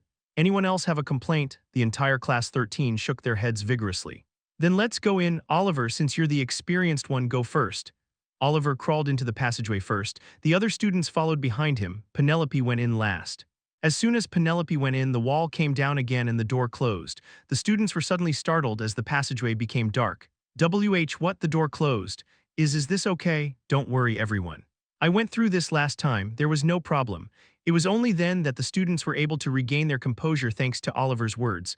Then let's move out. Oliver crawled slowly through the passageway. The other students followed Oliver. After crawling for quite a while, the students of Class 13 were finally able to reach the exit. Oliver took out the paper again, and he tapped the bricks as written on the paper. The wall rose up and a bright light poured in. Oliver and the students' faces brightened. Finally out. Liberation. Damien Haksen, you fucking bastard, we're leaving. Oliver poked his head out of the passageway and giggled. Then he saw Damien standing blocking the exit. Oliver froze immediately. Since Oliver was not moving, the students behind him could not go out either. Hey, Oliver, why aren't you coming out? Move. I'm suffocating. Oliver broke out in a cold sweat. Damien pointed to the side with his finger at Oliver. It meant to move out of the way. Oliver stood coldly at the place Damien had pointed to. As soon as he did, the student behind him poked his head out as if he had been waiting. Damn it, what are you doing standing there? As soon as the second student saw Damien, he froze stiff. The second student trembled all over. Da-da-da-da-da-da-dum. Damien mercilessly struck the second student's head with his club. Bonk, quiek. With a strange scream, the male student collapsed limply. Then the male student right behind him complained. Why are you standing still? Hurry up and get him out. Damien gave Oliver a wink. Oliver then coldly dragged the unconscious male student out of the passageway and laid him on the floor. As the students came out, Damien swung his club and Oliver diligently pushed the students aside. Phew, I thought I was going to suffocate. Finally, Penelope came out, and she met eyes with Damien. Too surprised, Penelope couldn't get the words out properly. Damien ignored Penelope and asked Oliver, "Is she the last one?" "Why, yes, she is." As soon as he got the answer, Damien swung his club down, bonk. Penelope lost consciousness with a pain that felt like her head was splitting open. After a while, the students all regained consciousness. I'm so disappointed in you all. Damien gathered the students in one place and started lecturing them. I clearly told you yesterday that if you ran away from training, I would show you hell, but you can't even last a day and you're doing this. Damien clicked his tongue and shook his head vigorously. I wonder why this happened. I thought about it seriously for a while. The only conclusion I could come to was, Damien held out his club in front of the students. The students backed away in fear, but he didn't hit the students with the club. This was the problem. The students all looked bewildered at the meaningless words. If you try to rule people with violence, there's bound to be backlash. The students couldn't help but be confused by his words. He had beaten them up like that, and now he was blaming violence. The more you bury a seed, the more determined its roots become to find the sun. That's the human heart. I didn't understand your hearts. I apologize. But the students' hearts changed with the next words. A sincere apology moved the students' hearts. Teacher, that's, we, that. The students opened their mouths hesitantly. They didn't know what to say to apologize. No, don't say anything. I already realized it. What you need is. Damien raised his club high as the morning sun began to rise in the sky, creating an overlap between the sun and the club. I needed more violence. In an instant, the students doubted their ears. Half-hearted violence will achieve nothing. It will neither subdue you nor save me from looking foolish. A chilling gleam shone from Damien's eyes. The students swallowed dryly. Teacher, we never looked down on you and never. If that were true, you wouldn't have tried to escape like this. I clearly warned you yesterday that I wouldn't let you go if you skipped training and ran away. Damien tapped his club on his hand as he spoke. Let's start by hitting you a bit to make sure this doesn't happen again. The students' faces turned pale, the time when the darkness that covered the sky receded. Bonk, bonk, bonk, bonk. On one side of the academy, the sound of clubs being swung could be heard incessantly. After beating the students for a while, Damien dragged them to the training ground. Start running. As soon as they arrived at the training ground, Damien made the students of Class 13 run just like yesterday. The 10 who fall behind will die by my hand. However, the only difference from yesterday was that the punishment was more severe. The students of Class 13 had no choice but to run for their lives to avoid Damien's club. Teacher, Master, I think I'm going to die. No, I think I'm already half dead. Don't talk nonsense and get up. It was no use collapsing even if they couldn't take it anymore. This is because Damien was constantly injecting his divine power into the dawn that he had placed in the training ground. Thanks to this, the students' injuries and stamina were recovered in real time. In this way, the students were forced to work themselves to the bone until lunchtime. It's almost time for lunch. Let's stop the morning training here. At Damien's words, the students all collapsed to the floor. The floor was soaked with sweat, showing how much they had sweated. Pathetic, you're collapsing after just running this much. Just as Damien was watching the students, there was a commotion at the entrance of the training ground. Oh my, Blanca was sticking out her tongue as she looked at the training ground. What's going on here? I heard that the students of Class 13 were training, so I came to check it out. I thought it was a ridiculous rumor when I first heard it, but it's true. Blanca looked at the students with a curious expression. What kind of magic are you using? How are these little frogs listening to your orders? I persuaded them sincerely and they all understood. At that, the students all glared at Damien. They looked as if they were going to kill him with their eyes. You're really amazing. No one at the academy has ever been able to handle these kids. If you keep this up, they're sure to get good grades in the exam. It's still a long way off. I don't know what will happen even if I try my best to train them like this. By any chance, do you need any training equipment? We recently purchased new training equipment, so we're going to get rid of the old stuff. I would be grateful. As the two of them talked, the students couldn't help but feel terrified. They were already dying from the hard work, and if they were also included in the night training equipment, they might really die. While conversing, Damien slyly observed Blanca. It's highly likely that SLA is someone who can freely interact with students. The White Blood Knights Order was in charge of the Academy's security. However, that didn't mean they only stayed within the Academy. They would often go outside to deal with external threats such as thieves or monsters, and sometimes even escort students to distant regions. Moreover, she's approaching me a bit too frequently. Since coming to the Academy, no one had come to visit Damien. Everyone disliked him after all. Only Blanca had been visiting Damien. In many ways, it was suspicious. Sir Damien, it's mealtime. Shall we go together? I know a good restaurant, Blanca said to Damien. Since Damien was already suspicious of Blanca, so he readily nodded. Sounds good, let's go. Before leaving the training grounds, Damien said to the students, everyone, finish your meals and return here. We'll have sword training in the afternoon. After that, Damien went to the restaurant Blanca had recommended and had a meal. During the meal, he continued to observe Blanca but couldn't find anything suspicious. I suppose I have no choice but to use a crude method. The best way to uncover Slaw's disguise was to actually fight her. No matter how perfect Slaw's disguise was, she couldn't imitate the movements of a master class. However, it wasn't a method that could be used carelessly. If person wasn't SLA who he thought, Damien might end up getting backlash in his plans. I'll wait for an opportunity to challenge Blanca to a duel. Thinking that, Damien returned to the training grounds, only to witness a bizarre scene. Even pathetic guys like you know how to make an effort, huh? Why is everyone so quiet? Why don't you say something? Two students were mocking Class 13. Chapter 235 The Unbreakable Part 3. Even after Damien disappeared, the students of Class 13 remained motionless. They were too exhausted to move. Rest felt as sweet as honey. Some students even collapsed to the ground. How much time had passed like that? Hey, Oliver, one of the students called out to Oliver. He raised his head without getting up. Why are you calling me? You clearly told us it was a secret passage, didn't you? But how was Damien waiting at the exit? At that question, the other students also got up and stared at Oliver. As everyone's eyes focused on him, Oliver's face turned red with embarrassment. It was a clear misunderstanding, but there was no way to explain it. Even when he thought about it, it was a situation that was just perfect for being suspected. Did you sell us out to Damien? Somehow the only person who didn't get beatings was you. Ah no, it's not like that. Oliver was so wronged. The reason he hadn't been beaten by Damien, because he had been assigned the task of getting the unconscious students out of the hole. And he didn't have anything to be happy about either. His own shoulder felt like it was going to dislocate from dragging the unconscious students out of the hole. Look, you can't say anything. You were in cahoots with Damien, weren't you? I'm not going to let you get away with this, you little punk. Just stand there and don't move, just as the angry students were about to surround Oliver. Wow, what's this? All the trash is gathered in one place. A strange voice was heard.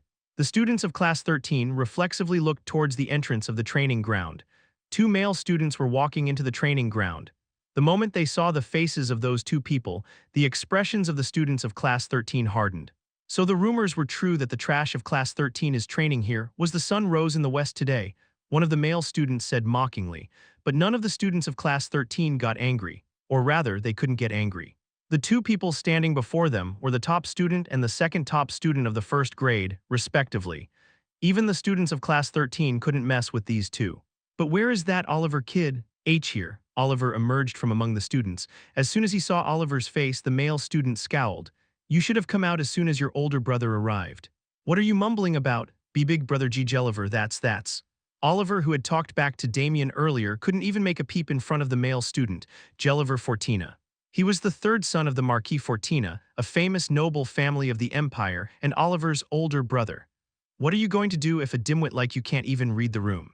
Huh, if it had been just that, Oliver wouldn't have been so flustered. Unlike Jelliver, who was born to the first wife, Oliver was born to the second wife. Their positions and status within the family were bound to be different.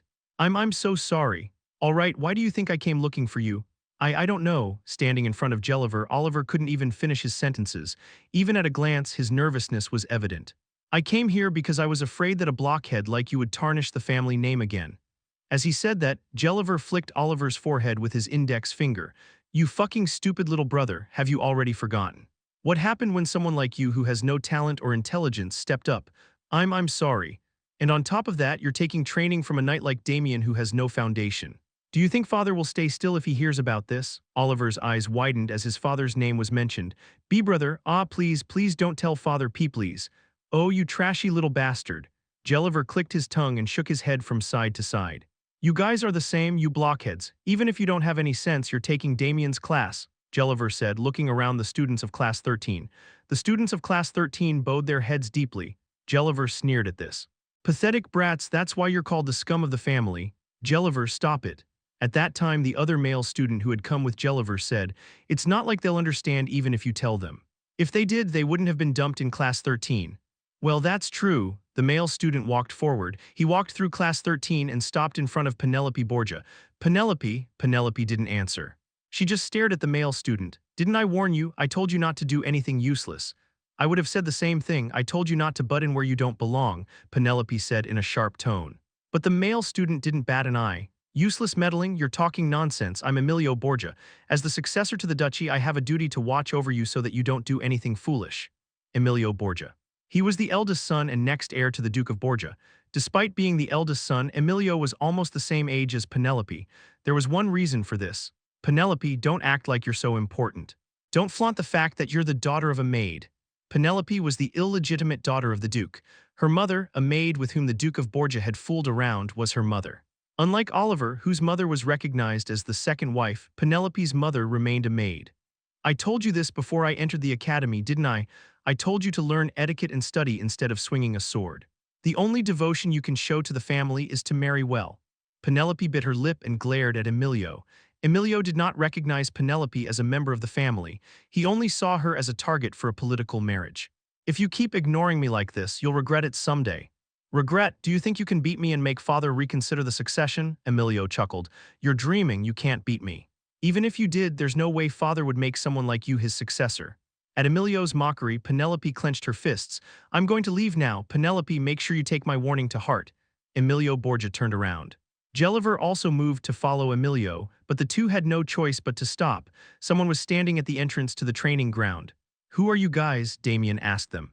Who are you guys? Damien, who had arrived at the training ground, said to the two with a dumbfounded expression.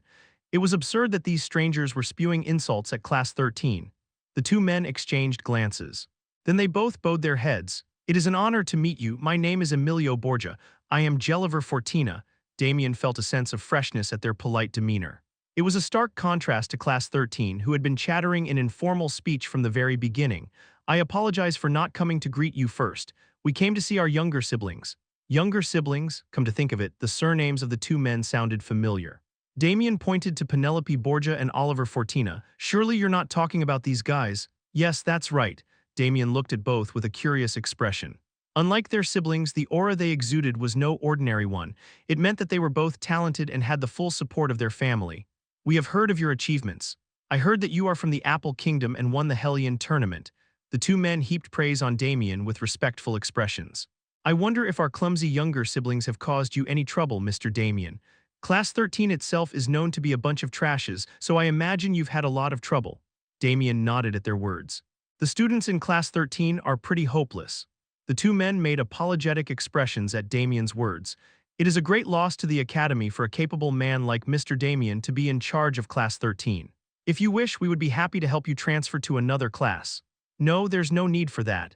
At Damien's refusal, Emilio said with a smile, there's no need to feel burdened.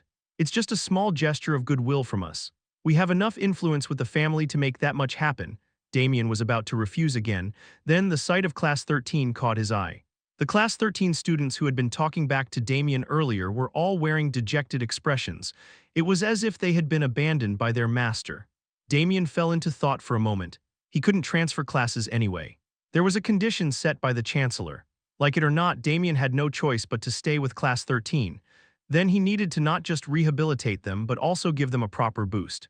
No, really, there's no need. Sir Damien, you don't have to feel burdened. Please accept our goodwill. And he didn't like the attitude of these two men for some strange reason.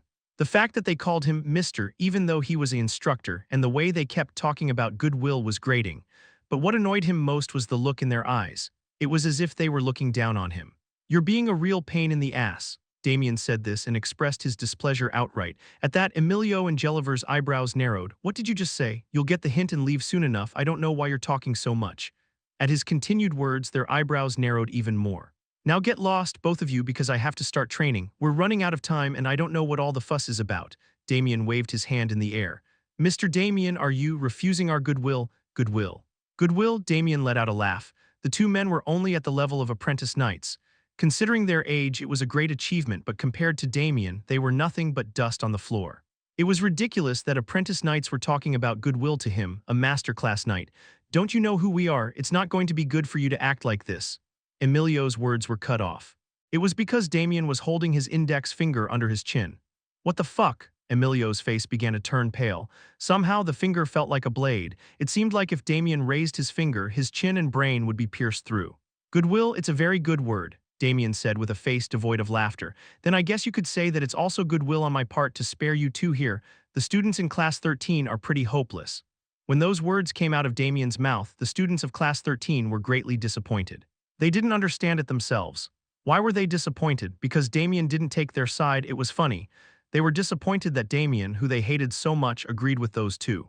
It's a great loss to the Academy for a capable man like Mr. Damien to be in charge of Class 13. If you wish, we would be happy to help you transfer to another class. When they heard that, some of the students chuckled bitterly. This had happened before many times. All of the instructors who had been in charge of them had given up on Class 13 and left without exception. Damien would too, of course. You're being a real pain in the ass. But the next words were far from what Class 13 had expected. What did you just say? You'll get the hint and leave soon enough. I don't know why you're talking so much. The students of Class 13 looked at each other with surprised faces. What was Damien saying now? Was he saying he wasn't going to leave Class 13? Now get lost, both of you, because I have to start training. We're running out of time and I don't know what all the fuss is about. The faces of the students of Class 13 all turned blank. They hadn't heard wrong. Damien was saying he was staying in Class 13. It didn't make sense, but he was on their side. Then I guess you could say that it's also goodwill on my part to spare you two here. When Damien said that to Emilio, the students of Class 13 felt a sense of relief. That was when it happened. What are you doing now? Aurora erupted. A strong aura surged in from a distance. A middle-aged man was walking towards the training ground. With each step he took, a huge aura swirled around him. Do you know who those two children are? They are the first and second place in the first grade. Are you telling me that an instructor is threatening such brilliant students? The students of Class 13 all looked at the middle-aged man with surprised faces. DeLong Muller, he was the person in charge of first-grade swordsmanship classes at the academy. He was once a master class knight who was called a hero of the Empire. Chapter 236, The Unbreakable Part 4. Damien stared intently at the man who had appeared out of nowhere. DeLong Muller did the same. The students swallowed their dry saliva and looked at the two men. Both of them were master class. They didn't know what would happen if a clash broke out here. Then, all of a sudden, Damien gestured towards the direction where the students were standing. Oliver, come over here. Oliver looked puzzled and walked over to Damien. Damien whispered in Oliver's ear. Who the hell is he? His voice was low, but everyone could hear Damien's question because they were so close. Oliver, as well as the other students and even DeLong Muller, all had incredulous expressions on their faces. You really don't know who that man is? Damien asked again, marveling at Oliver's audacity to call the instructor that man right in front of him. I'm not here to make friends, so who is he? His name is DeLong Muller. He is the head instructor who oversees all of the first-year swordsmanship classes, or rather, all of the first-year classes at the academy. In fact, this alone was not enough to explain what kind of person DeLong Muller was. So Oliver quickly added, before he came to the academy as an instructor, he was called a hero of the Empire. A hero, he didn't accomplish great feats, but he was a very famous consultant. Damien focused a little more on Oliver's words. I heard that he was in charge of going around knight houses, finding problems with their swordsmanship techniques and helping them improve them. They say he was very skilled. I heard that there are even houses that produced masterclass knights thanks to his guidance. Is that so? I heard that he was invited to be an instructor at the academy because of his achievements. Damien looked at DeLong Muller with an intrigued expression. Even for someone who had reached the masterclass level, it was not easy to help other houses with their techniques. However, unlike his great past, DeLong Muller's own swordsmanship was not that great. He was a master class, but he had not broken through any walls. There are people like that sometimes. The talent to accurately identify and analyze the problems of others, even though their own abilities are not that great. People with that kind of talent were naturally gifted at teaching others. An instructor of the academy doesn't know me. This is ridiculous, DeLong Muller said, his face flushed with anger. Damien asked DeLong Muller who was like that. So what brings you here? What brings me here? That's a very good question. I came to question your misconduct. Misconduct? Don't tell me you're trying to pretend you don't know what happened yesterday. You've been causing a commotion all over the academy. Oh, is that what you're talking about? Damien said nonchalantly. DeLong Muller became even more enraged. That's all you have to say after doing such a thing. This is the first time I've seen such a vulgar man. That's why we didn't bring in a knight from outside the Empire as an instructor. Damien looked at DeLong Muller with a somewhat bored expression. Since he had entered the academy, everyone had been making an issue of Damien's origins. That's not all. A man who is a master class is bullying the students. I was lucky to see this happen. Otherwise, something big could have happened. I was only disciplining these two as an instructor because they were behaving inappropriately. Discipline? What did these two do to deserve that? If you knew how harshly these two spoke to Class 13, you would understand my actions. Since Damien arrived late, he couldn't hear everything the two said to Class 13. However, even from the last part, he could tell how much these two were openly looking down on and ignoring Class 13. You're making a false accusation. However, DeLong Muller did not believe Damien's words. Emilio and Jelliver are children who are so skilled that they can represent the first grade. Not only that, they are from a prestigious family that represents the Empire. You're saying that those children are talking shit to Class 13. Well, Damien opened his mouth to defend Class 13, then closed it again.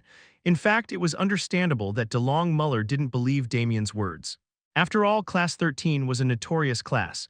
If the situation were reversed, Damien wouldn't have believed it either. And even if that's true, what's the problem?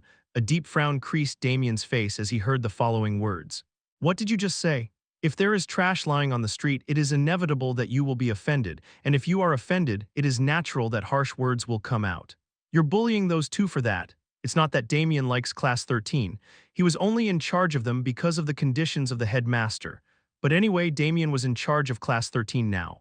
And now Damien had a duty to take responsibility for Class 13. And even though the students of Class 13 were not good students, they were not responsible for this incident. Not only are you not from the Empire, but you can't even judge right from wrong as an instructor. Someone as unqualified as you can't be in the academy any longer. Know that I will call a meeting tomorrow to raise the issue. Damien stared at DeLong Muller silently. He's really getting on my nerves. Everything about him was annoying, from the way he popped up out of nowhere and made a fuss to his words and actions. Of course, DeLong Muller wouldn't be able to kick Damien out with his power.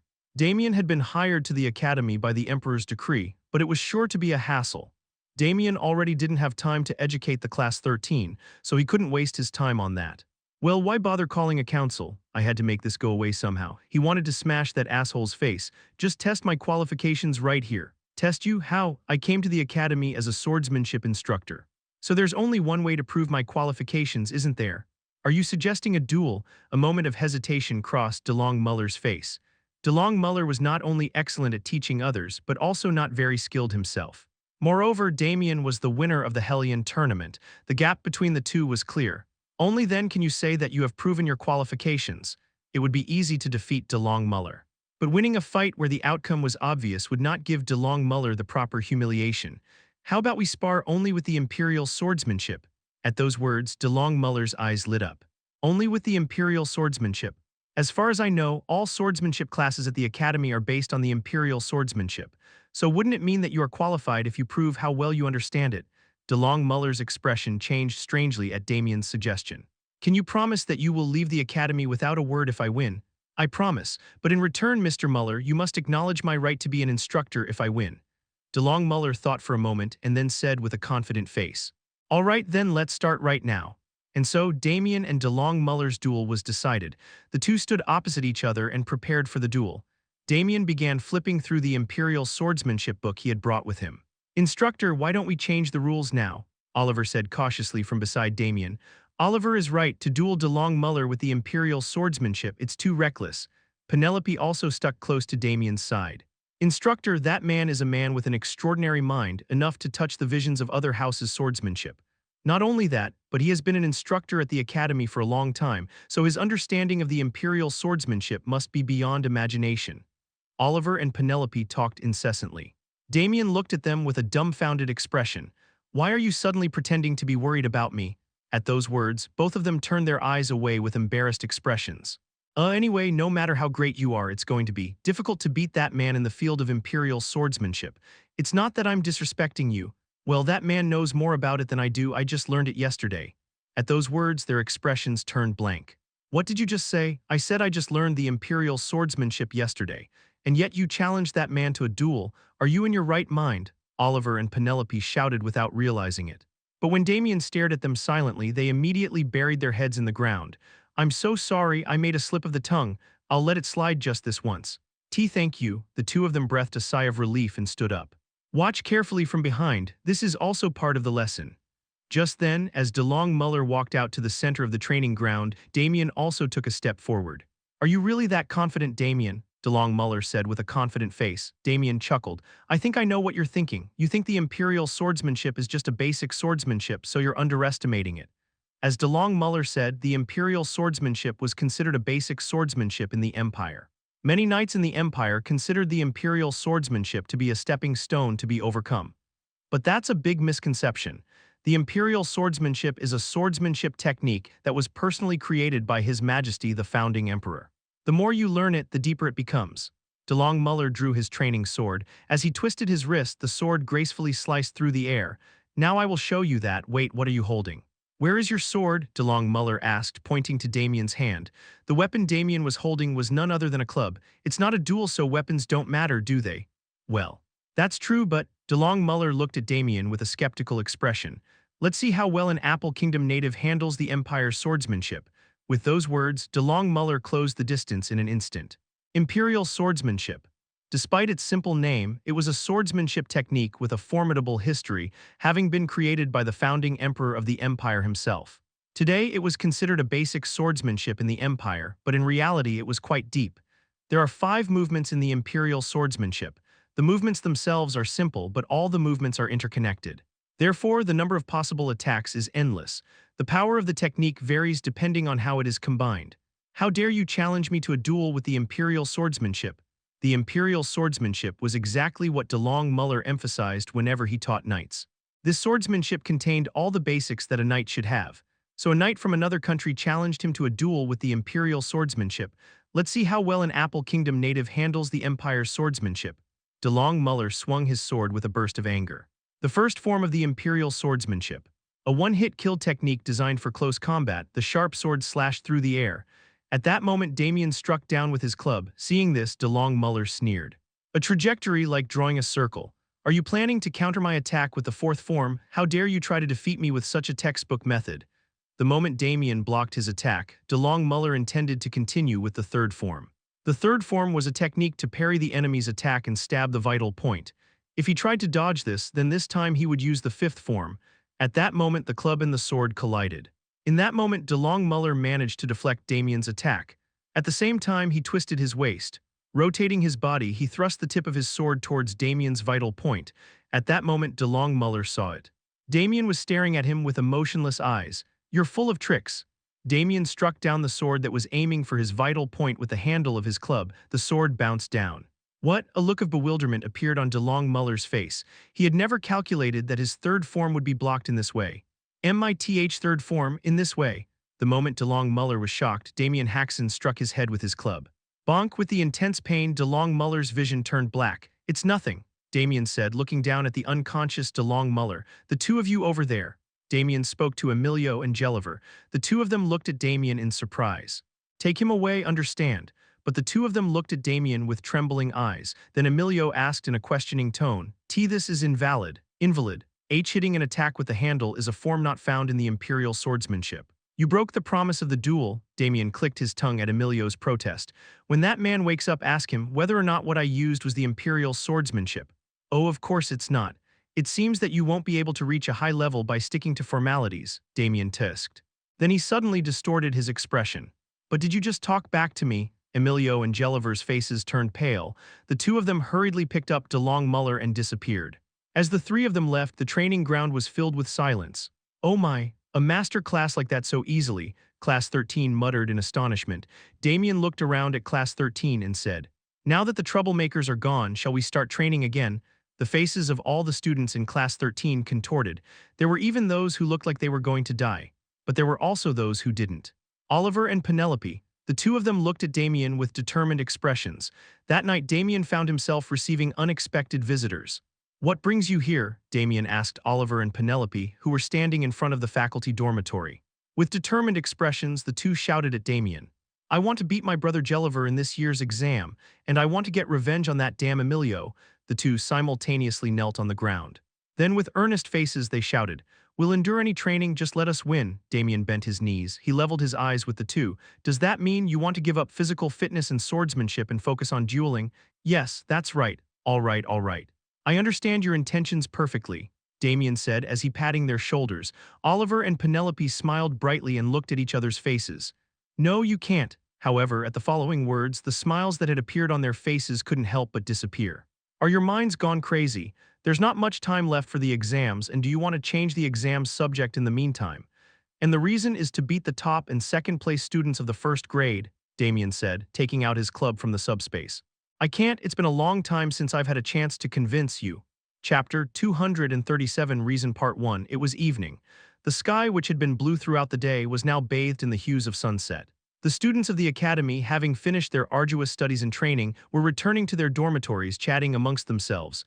A somewhat noisy but peaceful time. Bonk, bonk. Ugh. In front of the faculty dormitory, two students were being beaten by a club, Oliver and Penelope. The two students from Class 13, where only problematic students gathered, were unable to come to their senses under the hail of club strikes. "What, you want to beat the first-class first and second-ranked students? You want to win the duel? Get out of here, you brats." Damien's clubbing only stopped when the sky grew dark. "Ugh, ow." Even though the clubbing had stopped, the two were unable to get up for a while. Their bodies trembled all over as they lay face down on the floor. Damien placed the club on his shoulder and spoke to the two. "Now you two are in your right mind, right? Go in and get some rest." Damien turned to leave, but then something suddenly caught his ankle. Oliver and Penelope had crawled up and were grabbing Damien's ankle. Instructor. We beg you, please help us win the duel, train us. Damien looked down at the two with a dumbfounded expression. Even after going to such lengths to persuade them, the two were still not convinced. It was the first time for Damien. What's the reason? The two's unyielding determination piqued Damien's interest. The story may be a bit long, but we would be grateful if you would listen. Oliver and Penelope told Damien their story. As Oliver had mentioned beforehand, the two's story was very long, but it was quite an interesting story, so it wasn't boring. Damien listened to the two's story silently from beginning to end, and he summarized it in his own way. So Oliver is the child of the second wife, and because of that he was bullied by the first wife and her children. In the Empire, polygamy was allowed, and so a lot of conflicts arose because of this. The problem is that Oliver's mother is from a minor noble family and Oliver has no talent. Oliver's mother's family was too weak to protect him and his mother. In addition, Oliver had no talent, so he couldn't even win his father's favor. In other words, Oliver and his mother had no means of resisting the bullying, and the one who especially bullied Oliver was Jelliver. The other children of the first wife were all much older than Oliver. As they were each in charge of their family's affairs, they didn't have much occasion to clash with Oliver and his mother. However, Jelliver was close in age to Oliver. They couldn't help but spend a lot of time together. So Oliver was bullied by Jelliver throughout his childhood. Penelope, that girl, was a bastard, wasn't she? Unlike Oliver, who was recognized as the second wife's son, Penelope's situation was even worse. She was a bastard born to a maid who was taken advantage of by the Duke on a whim. Her mother was not even recognized as a wife. The position of the mother and daughter in the family was no different from being trash. The more prestigious the family, the more obsessed they are with honor. Penelope, a bastard, was despised by the other wife and her children. Penelope grew up being treated as a good-for-nothing. And she said that if she became of age, she would be sold to a family that could be of help to the Duke family. To prevent that, she had to win against Emilio in the academy. Damien stroked his hair back. He couldn't just ignore them after hearing about their circumstances. I understand why you made that request to me. The two of them focused their attention on Damien. Damien felt a strange sense of burden and asked, "But why are you asking me of all people? There must be other instructors." "It's because you defeated DeLong Muller." Penelope opened her mouth. DeLong Muller is known to have a bad personality, but he is also said to have a better understanding of swordsmanship than anyone else. You defeated such a man with only imperial swordsmanship. I think it means that your understanding of swordsmanship is far superior to him. Damien admired her audacity for calling DeLong Muller such a man. So you think I can make you strong enough to get revenge? Penelope nodded. Damien let out a chuckle. Didn't you say you didn't trust instructors yesterday? That's. Penelope's face turned red in an instant. She looked down and mumbled. That's because, well, the academy instructors, they all hate us, so. Damien got a general idea of the situation. Judging by DeLong Muller's attitude yesterday, it seemed that most of the academy instructors despised Class 13. After being treated like that by the instructors, it was natural that they would become hostile to the instructors. The circumstances are tough, and they're making an unreasonable request. Honestly, it was a request he couldn't refuse. There wasn't much time left before the exams. Even if they focused on physical training and imperial swordsmanship subjects as planned, they would be short on time. And yet, he had to make them win the duel. And that too against the first and second place students in the first grade, but he hesitated to actually refuse. It was because he remembered his own wandering days. In his rebellious youth, Damien's family could no longer tolerate his misdeeds and eventually cast him out. At that time, the accusations and anger that his family spat at him pierced his heart like sharp arrows. It was Damien's fault, and it was something he had brought upon himself. Nevertheless, it was a very burdensome thing to bear the accusations and anger of his family. However, these two people were being ostracized by their families through no fault of their own. The pain they must have felt was surely much greater and more agonizing than Damien's. "All right, I'll accept your request," Damien said to the two after careful consideration. At that, bright smiles appeared on their faces. "First of all, let me make one thing clear. It's actually impossible for you to beat those guys." As expected of the first and second-ranked students in the first grade, Emilio and Jelliver had reached the level of Junior Knights. Junior Knight was the level where one could manifest an aura and strengthen the body with mana. Even by the standards of ordinary people, they could be called superhumans. To beat those guys, you'll have to work several times harder than the other guys. Even so, promise me that you won't have any complaints. We will follow all the orders you give us. Oliver and Penelope replied immediately. Damien nodded with a satisfied look on his face. There's one more condition. Actually, this is the most important one. Yes, please tell us. If you lose, you die by my hand. In an instant, the two doubted their ears. It's not about begging you to kill me, but about just dying by your hand. Hey, instructor, are you joking? Do I look like I'm joking right now? Flames burned in Damien's eyes. A chilling gaze was shot towards the two. At that chilling gaze, the two gulped down their saliva.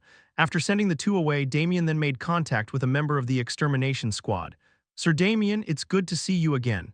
Jake, a member of the extermination squad, said with a welcoming face. Damien, as before, checked the tattoo on Jake's forehead with his monocle. Did you find out what I asked you to do? I didn't get much information because I didn't have much time. Damien was not disappointed. It had only been a day. It was an absurdly short time to gather information. However, I heard something interesting. What is it? I heard that the Knights of the White Blood Knights Order have been going out frequently this year. The White Blood Knights Order was an order of knights created to protect the academy. The fact that the Knights of the White Blood Knights Order were going out frequently was suspicious. There's no way SLA can scout and kidnap students all by herself. Could it be that Slaw's subordinates have infiltrated the White Blood Knights Order? Damien thought of Blanca. It seemed that he needed to investigate a little more thoroughly. The next day, it was time for training. Unlike the previous day, no one ran away today and everyone gathered in the training ground. It seemed that they had realized that running away was no longer an option. Penelope, come forward. At Damien's command, Penelope stepped forward. Damien handed her a wooden sword and said, "Today you will be in charge of the morning class." What? Penelope was greatly embarrassed by the sudden order. I have something to do for a short while in the morning. Don't worry, just do what I used to do. Make them run without rest for the entire morning session. I understand. Penelope was puzzled, but she followed Damien's orders. Damien left Class 13 behind and walked out of the training ground. Let's see, where did they say the first grade swordsmanship class was held? Damien's work was none other than to watch Emilio and Jelliver's training. There was no ordinary way he could fulfill Oliver and Penelope's request. So Damien's plan was to grasp all of Emilio and Jelliver's techniques and habits, and then adapt them to Penelope and Oliver. They may be junior knights, but there's no way to win at all. Junior knights were still immature, so even when they strengthened their bodies with mana, the increase in power was not that great. Additionally, the use of aura was prohibited because it was a sparring match. In other words, it meant that if they could gain a technical advantage, they could win. There are only 5 days left. I wonder if it's possible. As Damien was walking with these thoughts in mind, "Oh, isn't that Sir Damien?" Blanca was running towards him from the other side. However, unlike usual, she was not empty-handed. She was carrying a large wooden crate on her shoulder. "Well, I'm glad I ran into you. I have something for you." Blanca put the wooden crate down on the ground. It was filled with various training equipment. "This is the training equipment I told you about last time. It's old, but it's still usable. I haven't skipped maintenance work every day," Blanca said proudly. "I really didn't expect you to bring it. I'm sorry." "What are you looking at me for? I'm Blanca Roch. I never make empty promises," Blanca said while patting her chest armor with her hand. Looking at her, Damien recalled what he had heard from Jake yesterday. "Thank you, but frankly, I'm a little embarrassed. Why are you being so kind to me?" Damien asked bluntly. At Damien's question, Blanca made a shy expression. "Well, if you don't know the circumstances, it might seem a bit strange." Blanca thought for a while and said to Damien, "Can you spare a moment?" Damien looked at the clock tower in the distance. It was still some time before the start of the first grade swordsmanship class. "I guess I can spare a moment. Thank you so much, then follow me." With that, Blanca started walking. "There's one absence in Class 13's attendance book, isn't there?" Blanca said to Damien as they walked. True to her words, there was exactly one student in Class 13 who was on leave, a student who was on hiatus. "How do you know that?" "That's not all, I also know his name. It's Gale Rondo, isn't it?" "Yes, that's right. We're going to see that boy now." Blanca stopped walking. Damien raised his head and looked at the plaque hanging on the door. The plaque read, "Infirmary. This is where students who are seriously injured or sick while training at the academy come to recuperate for a while." "Is Gale Rondo in here?" Blanca nodded and opened the door to the infirmary. Inside, there were over 10 beds. A boy was sitting on one of the beds. His skin was pale and his cheeks were sunken. His complexion was as dark as a dead person. Even from this distance, a strong smell of medicine wafted over. As soon as he saw Blanca, the boy smiled brightly and shouted, "Mother," Chapter 238, Reason Part 2. A smile bloomed on Blanca's face at the boy's words. She rushed over in one stride and pulled him into an embrace. "Gale, weren't you bored lying in bed all day?" "Not at all. I was busy watching the other kids train outside," the boy replied with a bashful smile. In contrast to his innocent smile, the boy's complexion was ashen, like someone who might die at any moment. "But who is that man?" "Oh, I forgot. They say his name is Damien Haksen. Mom told me before, right? He's the winner of the Hellion tournament."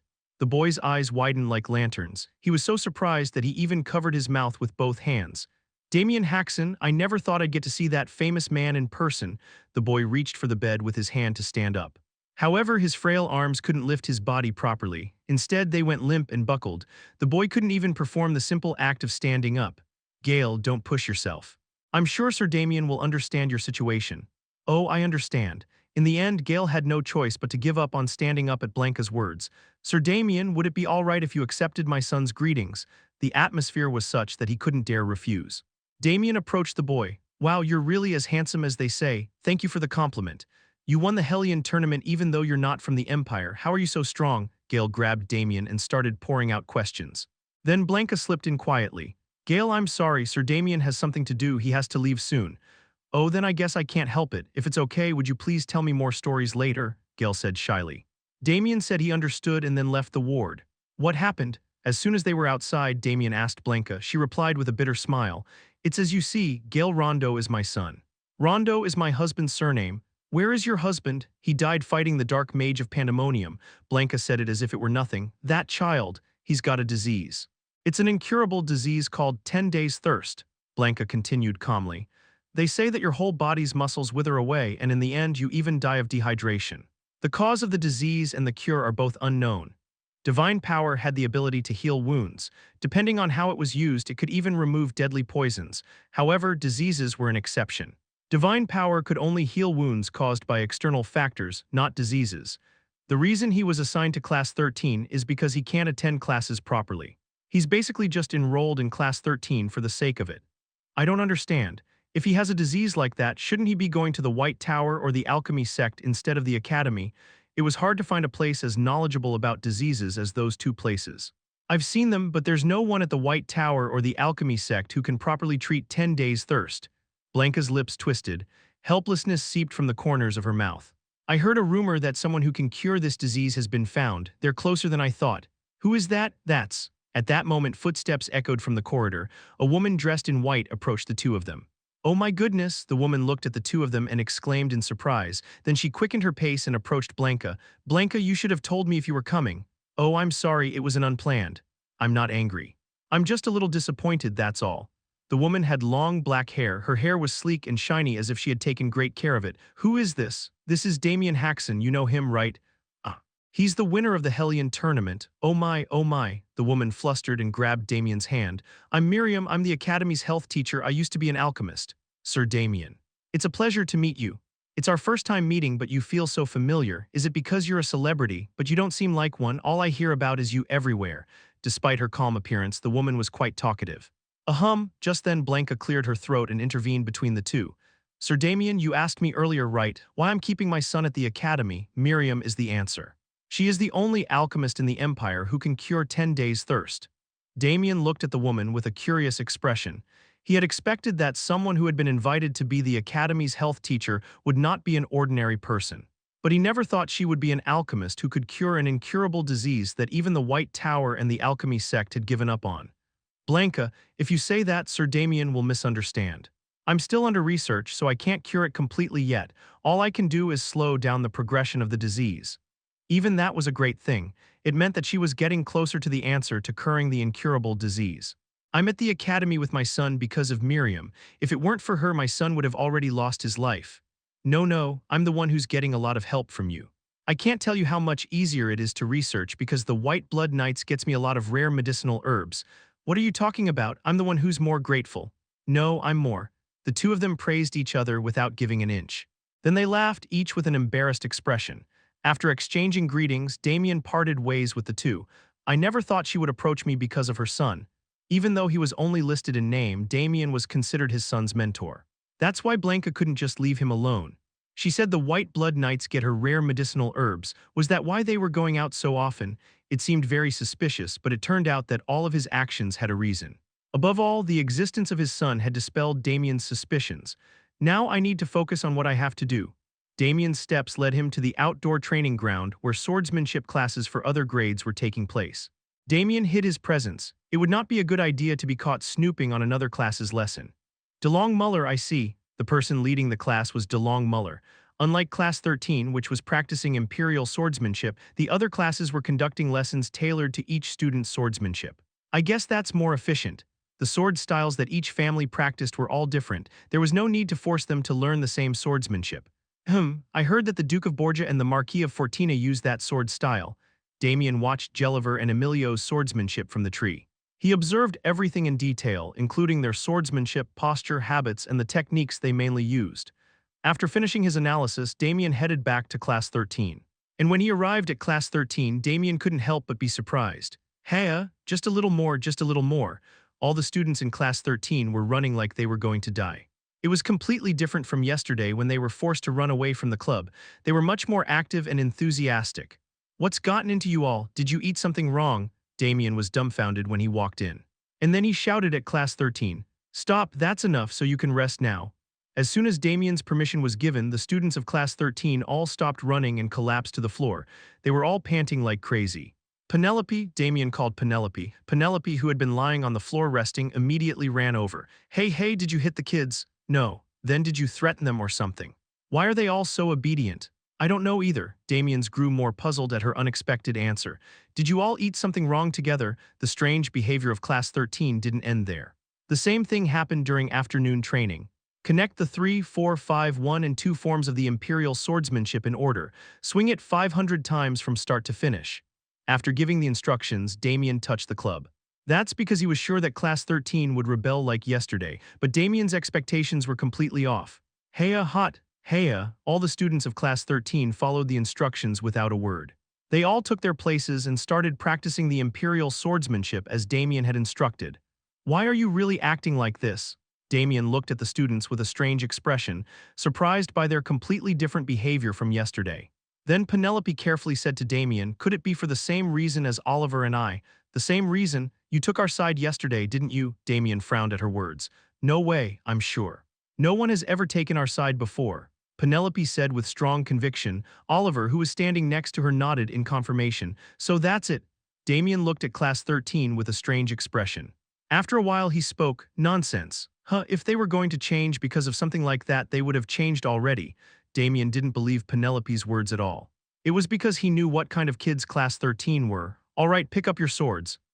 You said you had an opponent you wanted to beat. If you want to beat them, you can't train like the other kids," Damien said as he took out the club from the subspace.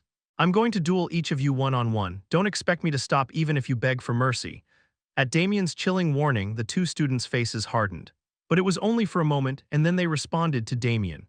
"Please do your best." Since then, Damien has poured all his time into training Class 13. He trained the students during the day and tracked down Slaw's traces at night. 5 days have passed in this way. It was the day of the examination. Chapter 239, The Exam Part 1. On the day of the annual exam, Damien found himself face-to-face with an unpleasant group of people as he walked through the academy. Chancellor Altman Bidipulidi and others were gathered together and moving somewhere.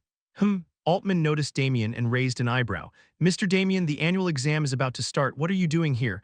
"I was on my way to a place to stop by for a while."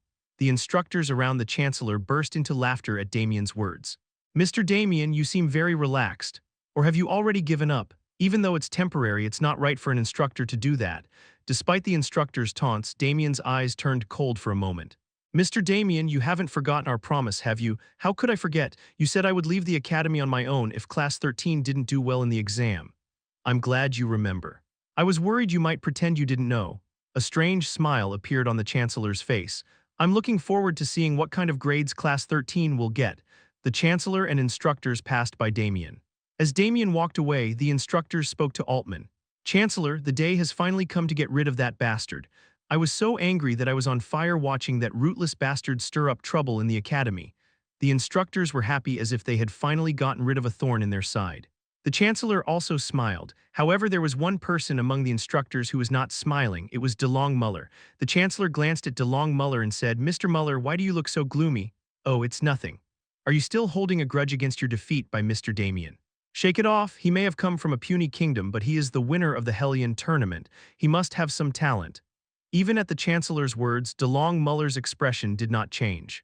"Chancellor, if Class 13 really does well on the exam." The chancellor burst out laughing without realizing it. "Don't worry about it. What kind of place is Class 13? How could that happen?" But since Mr. Damien came, Class 13, they've been trained thoroughly, but even so, how much can they change in just a week? The Chancellor said mockingly. And besides, wasn't all that training forced on them by Mr. Damien, so it's hard to see the real effect. The Chancellor spoke firmly, without a trace of concern. Don't worry about useless things and get ready to see Mr. Damien off. I guess I'll get a taste of some gossip. Damien muttered to himself as he watched the backs of the Chancellor and the instructors. Although they were far away, Damien's developed senses had picked up all of their conversation. If it weren't for SLA, I'd turn this whole thing upside down. He couldn't cause such a commotion when he was supposed to be looking for SLA. Damien gritted his teeth and quickened his pace. As the Chancellor said the annual exam was about to start, he had to finish his preparations before then. Damien kicked open the door of the training ground and shouted, "I'm here. Are you all training hard?" As he went inside, he saw students lying collapsed on the floor. Ugh, groan. It wasn't the first or second time that students had collapsed during training. But today, their condition was much more serious. They were all exhausted and their faces were pale as if they were about to faint at any moment. "Oh, you're here."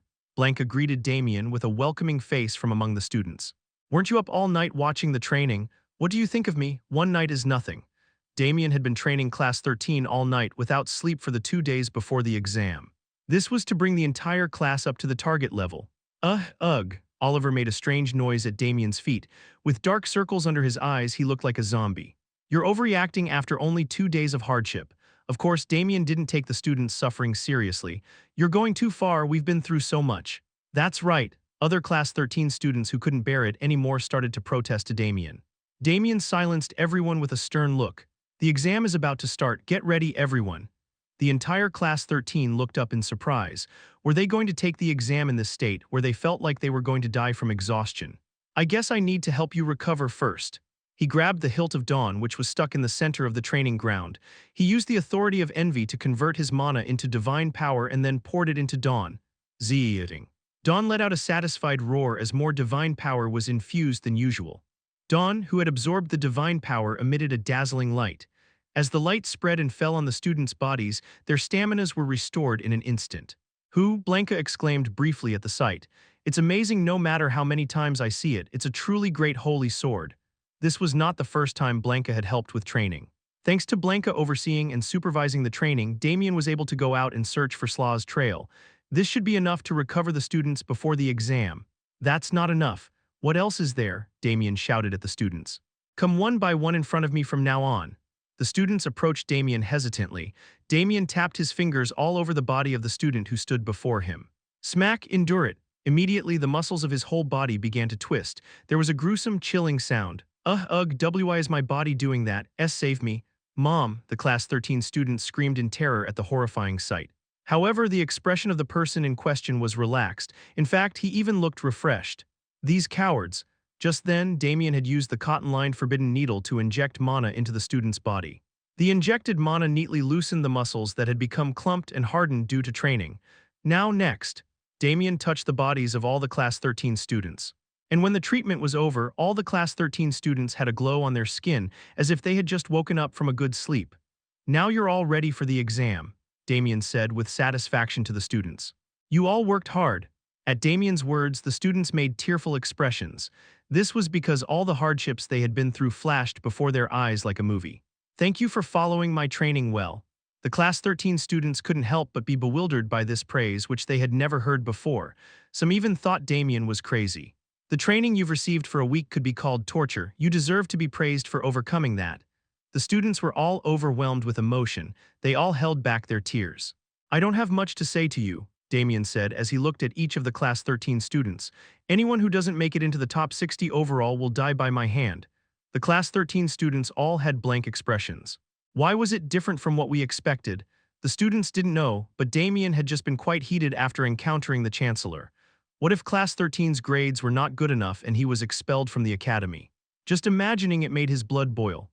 "I repeat, 60th place. If you're not in the top 60, you're all dead, understand?" Damien's eyes flashed with killing intent.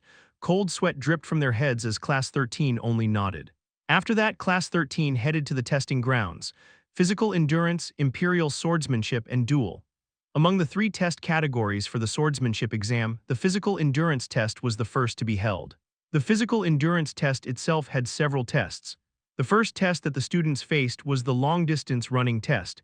It was a simple test where they had to run around the central athletic field 10 times. The students who finished faster would receive higher scores.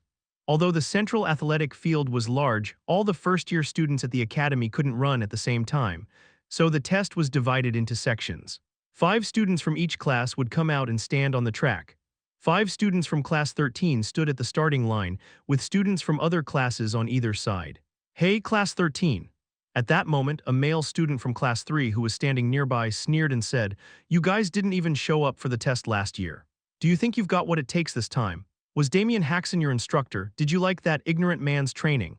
Weren't you just running around wildly without any strategy?" The Class 3 students' jeers enraged the Class 13 students. "Ignorant, watch your mouth. Oh, so you're defending him just because he's an instructor your class? That guy isn't ignorant, he's just crazy." As a Class 13 student shouted back, the Class 3 students looked at them with incredulous expressions. "That guy is crazy. If you even slightly irritate him, he'll beat you out with his club. He's the kind of person who'll push you to the brink of death." The Class 13 students finally expressed their pent-up frustrations. The Class 3 students looked at them with gloomy faces. "Everyone get to the starting line." At that moment, the instructor shouted to the students. The students stopped talking and got ready to run. "Start!" As the instructor shouted, the students all started running at once. The Class 13 students overtook other students and ran ahead. It meant that the training they had received wasn't in vain. However, the Class 13 students couldn't take the lead. There were students who were running faster than them. Damn it. The Class 13 students' faces darkened. The condition that Damien had set was to rank within the top 60 overall. If they couldn't secure a top spot in this group, they wouldn't be able to rank within the top 60. I guess 1 week wasn't enough time after all. At that moment, the Class 13 students caught sight of Damien. He was standing outside the track looking at them. Damien slowly raised his thumb. The Class 13 students were all impressed by Damien's action. "I guess that means we're the best. Yeah, we worked hard. Even if the result isn't good, the fact that we tried." He then made a throat-cutting gesture with his thumb. The meaning was clear: you're going to die. In that moment, the Class 13 students felt their hearts sink. In the midst of their fear of death, they clung to their desire to live. The Class 13 students gritted their teeth. Koa, the Class 13 students gritted their teeth and started running. They stretched out their bodies and overtook the students who were running in the lead. What are these kids? Why are they suddenly like this?" The students who were running in the lead shouted in surprise, but the Class 13 students didn't have the luxury to pay attention to them. "Get out of the way, we can't die like this." The Class 13 students ran with all their might, foaming at the mouth. As a result, all 5 of them crossed the finish line in the top ranks. Chapter 240. The exam part 2, the onlookers were utterly shocked by the unexpected performance of Class 13. Can this really be Class 13? No way, those weirdos are capable of anything. Well, there are still many more exams to go. However, contrary to the students' expectations, Class 13's impressive performance continued. In the subsequent long-distance running test, all the students of Class 13 crossed the finish line in the top ranks. No, I don't want to die. I can't die without seeing my mother's face." These were accompanied by rather strange and inexplicable cries. Moreover, they excelled in all the following exams, including the long jump and push-up test. "Damn it, our class is ranked lower than Class 13. This can't be happening. Something's wrong." The other students were in denial, but the records didn't lie. "Okay, they may be physically strong, but they won't do well in the next exam. Those idiots couldn't have possibly mastered Imperial swordsmanship." Nevertheless, Class 13's dominance continued in the Imperial swordsmanship exam. The Imperial swordsmanship exam was divided into 3 parts: form, cutting, and questioning. The assessment was based on how accurately the students could execute Imperial swordsmanship techniques, how cleanly they could cut through a wooden pillar, and their overall understanding of Imperial swordsmanship. Class 13 students scored high in all 3 areas. Cut it, I'll have my neck cut off if I don't cut the wood. I can't meet my late mother this soon." They were muttering strange things, just like in the physical exams. Didn't Class 13 finish last in everything last year? No, they didn't even participate, so they got 0 points. Something's definitely not right. The entire academy was in shock over the exam results. The most shocked of all was the Chancellor. He couldn't even comprehend the results unfolding before his eyes. "Oh no, this can't be. What is this?" Despite numerous instructors having taught Class 13 in the past, none had ever been able to control them. Therefore, he was confident that Damien, the homeroom instructor of Class 13, would surely be ousted. However, the outcome was the exact opposite. Somehow, Damien had managed to completely control Class 13. This is unbelievable. As Chancellor was in a state of confusion, Damien entered his view. Damien was looking at Chancellor from a distance. When their eyes met, he curled the corners of his lips into a sneer. Chancellor couldn't help but clench his fist in frustration at the blatant mockery. Chancellor, are you all right? Come to your senses. The surrounding instructors rushed to Chancellor's aid, but his condition showed no signs of improvement. I can't believe we have to watch helplessly when the Knight of the Apple Kingdom will run amok in our academy, Chancellor muttered in despair. It's not over yet. Just then someone spoke up. DeLong Muller was looking at Chancellor with a determined expression. What do you mean it's not over? The results have already been determined. There are still 2 students who haven't taken the exam.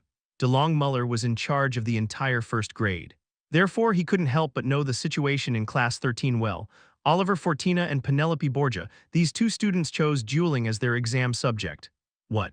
Is that really true? They even nominated Jelliver and Emilio as their dueling opponents. Chancellor's expression changed strangely at those words. He knew the names of Jelliver Fortina and Emilio Borgia as they were the first-grade top students. The outcome is obvious, of course. Class 13 can't possibly beat the first-grade top student and second-place student. So what do? We'll use this to question Damien Haksen's qualifications. Chancellor's eyes lit up at those words. The 2 students mentioned by DeLong Muller had chosen different subjects from the other Class 13 students, and yet they were going to fail the exam. They could nitpick that Damien had abandoned these 2 students. That's an excellent idea. Chancellor was instantly back in a good mood. The other instructors' faces also brightened. However, Chancellor and other instructors were unaware. Damien was listening in on their conversation from a distance. They're still nagging until the end, huh? Damien clicked his tongue at the instructors' scheming. In other words, they were so desperate to get rid of him that they were blinded by their desire. To keep things quiet, I need to make sure those 2 win. He needed to focus on searching for SLA as soon as possible, and he didn't want to create any more trouble. Sir Damien. Are you here? Just then Blanca approached Damien. Lady Blanca, I thought you went to see about the Knight Order's business. I did, but I couldn't help but stop by when I saw Class 13. Blanca said with an embarrassed expression. I've also trained those kids in my own way, so I want to see them through to the end. Damien headed to the dueling exam hall with Blanca. The duel test was held at the outdoor training ground right next to the central athletic field. All the students who were taking the duel test had already gathered at the training ground. Among them were Oliver and Penelope. Huya. Oliver was making a strange noise with his shoulders hunched up, his face pale with tension. Oliver, don't just stand there and relax your body. The duel is about to start soon. Penelope couldn't stand to watch, so she said to Oliver. Oliver replied with a tearful face. How can you be so calm? We're about to fight those people. Don't you feel the same way? Yes, but as they were about to fight, the fear that had overwhelmed them since childhood, and we haven't even learned anything properly. Every day we just get beaten up by the instructor. Penelope couldn't help but nod in agreement with Oliver's words. All they had received from Damien Schenk was training that was actually just beating. But Oliver, didn't he say that we can win? How can you believe that? These kids are about to have a duel and they're still talking nonsense. Just then Damien's voice was heard. Oliver and Penelope turned to look at Damien. Sir, you've arrived, and you've brought Ma'am Blanca with you. Penelope bowed her head in greeting. Oliver hastily followed suit. Oliver, you're quite brave. You're questioning my words. Oliver's eyes widened in surprise at Damien's gaze. Don't have any strange thoughts and just relax. You 2 will definitely be able to win. Damien said confidently, but the 2 of them didn't look very convinced. Emilio Borgia, Penelope Borgia, come on up. Just then the referee called out Penelope. I'll be right back. Penelope grasped her training sword and headed up to the training ground. These 2 kids are the ones who were directly trained by you, so I've never seen them before. Blanca looked at Penelope's back and said, I wonder how Sir Damien trained those kids. Blanca gazed at the training ground with a face full of anticipation. Emilio was already standing on the training ground. You're crazy, how dare you challenge me to a duel, Emilio said in a displeased tone. It seemed that he was not happy with the situation at all. At the academy, high-ranking students could not refuse a challenge from a lower-ranking student. There was no specific rule for this. It was a tradition of the academy that had been passed down since ancient times. It was a tradition that arose from the belief that a true swordsman should not refuse a challenge. On the contrary, if a high-ranking student challenged a lower-ranking student to a duel, they would be ridiculed as a coward. Didn't I warn you last time? I told you to just go quietly to etiquette class. Emilio's killing intent could be felt clearly. Penelope couldn't help but swallow her saliva. Amidst the rising fear, Penelope recalled Damien's advice. Your opponent is a junior knight. If things were normal, you wouldn't have a chance of winning. It was true. Junior knights could manifest auras, and they also had the physical strength to defeat even beasts barehanded. If they had met on the battlefield, she would have lost her life without even being able to put up a proper fight. But this is a duel.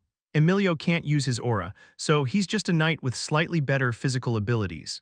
Penelope had also learned the mana cultivation technique. She couldn't strengthen her body as much as Emilio, but she could still use mana to enhance her physical abilities. And besides, he's underestimating you. Complacency is your worst enemy. You need to make the most of that. The Damien that Penelope had seen was a violent and seemingly crazy man, but his knowledge of swordsmanship was remarkable. First, provoke him, get him angry. Narrow his thinking and his field of vision. Penelope took a deep breath, and then she said to Emilio, "It's disappointing. Is that what your father taught you, to talk before fighting? I've never received my father's teachings, but I don't need such teachings." In that moment, veins bulged on Emilio's face. "You dare talk back, you daughter of a slave!" Emilio swung his wooden sword down at Penelope. The wooden sword plummeted in a straight line, targeting Penelope's forearm. It was a speed that far surpassed that of a mere trainee. It was an attack that she would not have been able to dodge normally. However, Penelope reflexively blocked Emilio's sword. With a dull thud, Emilio's sword was deflected. "You blocked it," Emilio said in disbelief. Penelope was also surprised. But the reason for Penelope's surprise was a little different. It was the same. Before the exam started, Penelope had been subjected to beatings disguised as training by Damien. At that time, the movements that Damien had taken and Emilio's attack were exactly the same. "You were lucky, but how many times will you be able to block it?" Emilio's attacks continued. The swordsmanship of the House of Borgia was unleashed one after another. Before her head could even comprehend, her body moved first. Penelope blocked all of Emilio's attacks. Huh. What am I seeing? She blocked them all. The students in the training ground all doubted their eyes. Emilio was a formidable swordsman who had earned the top spot in the first grade. Even average students would not be able to block even one of Emilio's attacks and would be defeated. He's being blocked by Penelope, a student from class 13. Idiot. Since they're from the same house, they probably learned the same swordsmanship. That's why she can block him. Even so, isn't she blocking a little too well? The clash of swords continued relentlessly, yet Emilio's sword couldn't touch Penelope at all. Unbelievable. Throughout the entire defense, Penelope was utterly astonished. Emilio's movements right now were exactly like Damien's. Not only the swordsmanship itself, but even the habits before swinging the sword, the movement of his eyes. The moment she realized that, Penelope felt goosebumps erupt all over her body. This is ridiculous." Emilio's face flushed red. Due to his bewilderment, his movements became riddled with openings. Even his frown was exactly like Damien's. In that instant, Penelope's movements changed. She bent her waist to dodge the wooden sword. Simultaneously, she burrowed into Emilio's chest and held the wooden sword to his throat. At that moment, a heavy silence descended upon the training ground. Even the teacher in charge of the match couldn't readily believe what unfolded before his eyes. Penelope Borgia. Victory. Penelope retrieved the wooden sword and turned her body. Even while she did that, Emilio remained stiff as a board, not even twitching a muscle. That signified just how great the shock of defeat was. Imprinting Emilio's flabbergasted expression into her memory, Penelope returned to where Damien stood. "Yes, sir, I've won." Penelope spoke with a face full of complex emotions. Damien responded with a disgruntled expression. "What did I say? I told you you could win. I apologize for doubting you. I understand you did well too." Although it was a short compliment, Penelope felt immense satisfaction. "Penelope, you were amazing. Truly incredible." Blanca, who was standing next to them, also praised Penelope. Penelope smiled. Ugh. Suddenly, an odd sound came from right beside them. Oliver was trembling violently. Penelope, with a look of pity, asked Damien, "Is that kid still like that?" "Yeah, he'll probably calm down a bit soon." Just as the two were whispering, "Oliver, Fortina, prepare for duel," the referee's voice boomed. Upon hearing that, Oliver's face turned even paler. "Yes, sir, if I forfeit now." "What, do you want to die by my hand right now? Stop talking nonsense and get out there quickly." Damien kicked Oliver and sent him flying onto the training ground. Oliver screamed and was flung onto the training ground. "Hey, wasn't that a little too harsh?" Blanca spoke with a worried face. "How can he fight when he's that nervous? On top of that, his opponent is the first-year top student." "Oh, you don't have to worry about that," Damien spoke nonchalantly. Blanca tilted her head in confusion.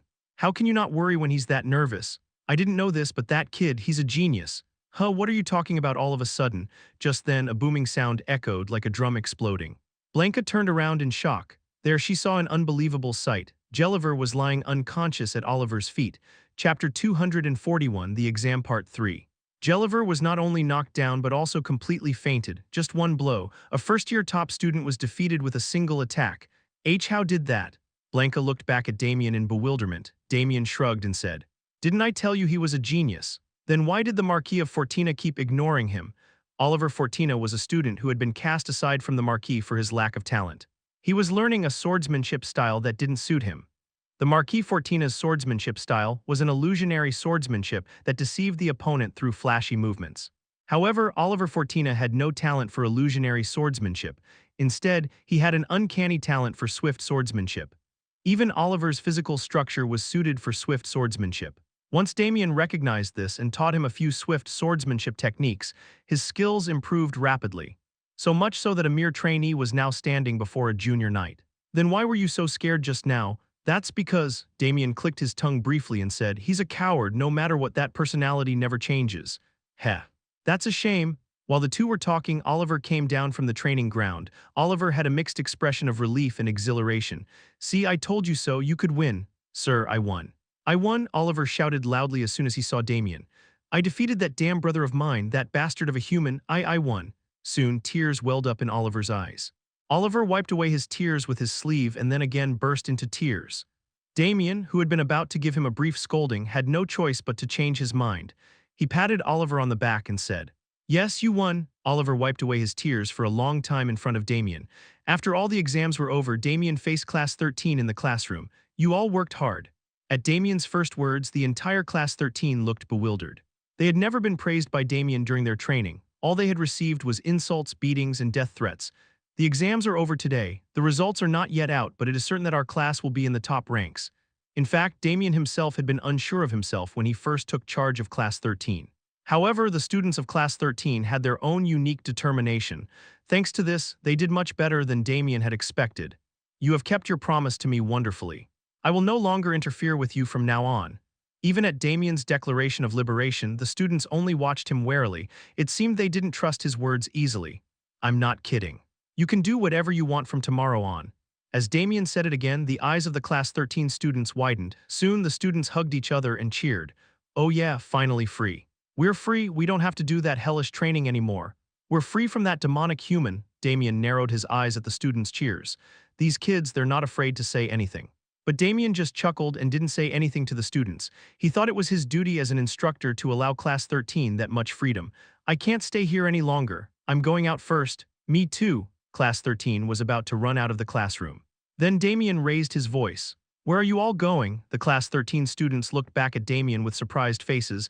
"That, you just said you wouldn't interfere." "I said from tomorrow." "Not today." The students' expressions turned grim at Damien's words. "So we're still training today?" "No, it's not that." "Do we have to wield the imperial swordsmanship again?" "That's not it either." Damien smiled and said, "I rented out an entire restaurant in town. I'm going to treat you guys today. The money is on me, so eat as much as you like." At Damien's words, the entire Class 13 cheered. "Oh, and I'll buy you drinks too." Class 13's cheers grew even louder. Blanca was walking down a deserted corridor. Usually it was a place full of students, but today it was quiet. Everyone had gone out to play after the exams. Blanca stopped in front of the hospital room. She gently knocked on the door and went in. Inside, her son Gale was with the school nurse Miriam.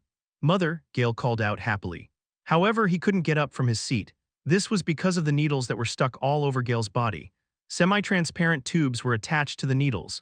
Through the tubes, an unknown drug was being injected into Gale. "Just wait a moment, when the treatment is over." "Ugh," Gale's face contorted in pain. It was inevitable that he would be in pain as he was injecting a strong drug into his body. "Ugh." As Gale's groans grew longer, Blanca's expression also contorted. Blanca clenched her fists without realizing it. Her nails dug into her skin, but she had no time to spare. "Gale, I'm going to take out the needles now." Miriam removed the needles that were stuck in Gale's body one by one. Then Gale's expression gradually relaxed. I feel a little better now," Gale said with a strained smile. His body was covered in cold sweat. Blanca approached Gale. She stroked his hair and said, "Gale, you did well today too." "It was nothing." Blanca smiled and looked at Gale for a long time. Cough. Suddenly, a cough erupted from Gale's mouth. Cough, cough. Blood came out of his mouth with each cough. Blanca looked at Miriam with a bewildered face. "Miriam, Gale is..." "Just a moment." Miriam rushed over and examined Gale. Miriam took out medicine from her pocket and gave it to Gale. Then Gale fell asleep as if he had fainted. "Phew, that's a relief." Miriam sighed in relief. Blanca was holding Gale's hand with a pale face. "Blanca, Gale's drug rejection reaction is getting more and more serious. The 10-day thirst that Gale was suffering from was an incurable disease that would kill him by drying up all his muscles and fluids. Gale's illness was already in its terminal stage. He would be in danger of his life if he did not receive medication even for one day. Then what should we do? Blanca looked at Miriam with a desperate face. Miriam shook her head. Blanca, you know, there's only one thing you can do, but that's that much. It's time to prepare mentally. Deep despair clouded Blanca's face. Blanca covered her face with both hands. I'll decide by tomorrow. In that short time, Blanca's voice was completely hoarse. The next day, Damien started receiving strange packages from the morning. What is this? Damien checked the package over and over again. The sender was stamped with the two letters Sword Saint. What did they send? Damien opened the package. A box appeared, densely engraved with magic circles. Damien opened the box, revealing a shimmering red gemstone fragment. A note beneath the fragment read, Dragon Heart Fragment Cough. Upon seeing it, Damien let out a cough. This man is crazy. He never dreamed that someone would send a precious item like a dragon heart fragment in a package. So this is a dragon heart fragment. The surface was so beautiful that one might mistake it for a jewel instead of a heart if they didn't know any better. What was even more remarkable was that it didn't emit any noticeable magical aura, at least not from a cursory glance. Is it specially treated? Damien picked up the fragment and held it in his hand. In that instant, a tremendous heartbeat echoed throughout his body. Astonishingly, the dragon heart fragment was still alive and pulsating even in this state. Damien couldn't help but be awestruck by its life force that transcended imagination. Incredible! He wanted to consume it right away, but he still had things to do. Damien put aside the dragon heart fragment into his subspace and suppressed his longing. He then prepared to go out and stepped outside. Having fulfilled his promise to the Chancellor, he planned to start searching for SLA in earnest from today. Are any of them here? Then Class 13 suddenly came to mind. Last night, Class 13 had spent the whole night partying, eating, and drinking at the restaurant Damien had rented for them before returning to the dormitory. With a glimmer of hope that maybe one of the students had shown up, Damien headed towards Class 13. No one's here. However, contrary to Damien's expectations, not a single student was present. I said I wouldn't interfere and not a single one of them showed up. Damien muttered incredulously. He had no words. After all, he had treated the students like demons for the past week. Even if the others don't show up, I didn't expect Oliver and Penelope to be absent. Those two had taken a step forward as knights thanks to Damien. He had hoped that they might be different from the other students since they had realized the joy of learning. Well, they're all the same, inside and out. In truth, he could grab Class 13 right now if he wanted to. Damien still had strands of their hair in his possession. With this hair, he could easily locate them using dark magic. Of course, he had no intention of doing that. Class 13 had admirably fulfilled their pact with Damien. I guess I should go about my business with peace of mind. Just as he was about to leave the classroom, the door swung open and Blanca entered. Blanca's eyes widened upon seeing Damien. Sir Damien, I'm glad you're here. What brings you here? I came to speak with you, Blanca said to the puzzled Damien. It's a message from SLA, Blanca spoke softly. I have Oliver and Penelope with me. If you want to save them, follow my instructions from now on. Chapter 242, Blanca Roch Part 1, You're not surprised, Blanca said with a wry smile.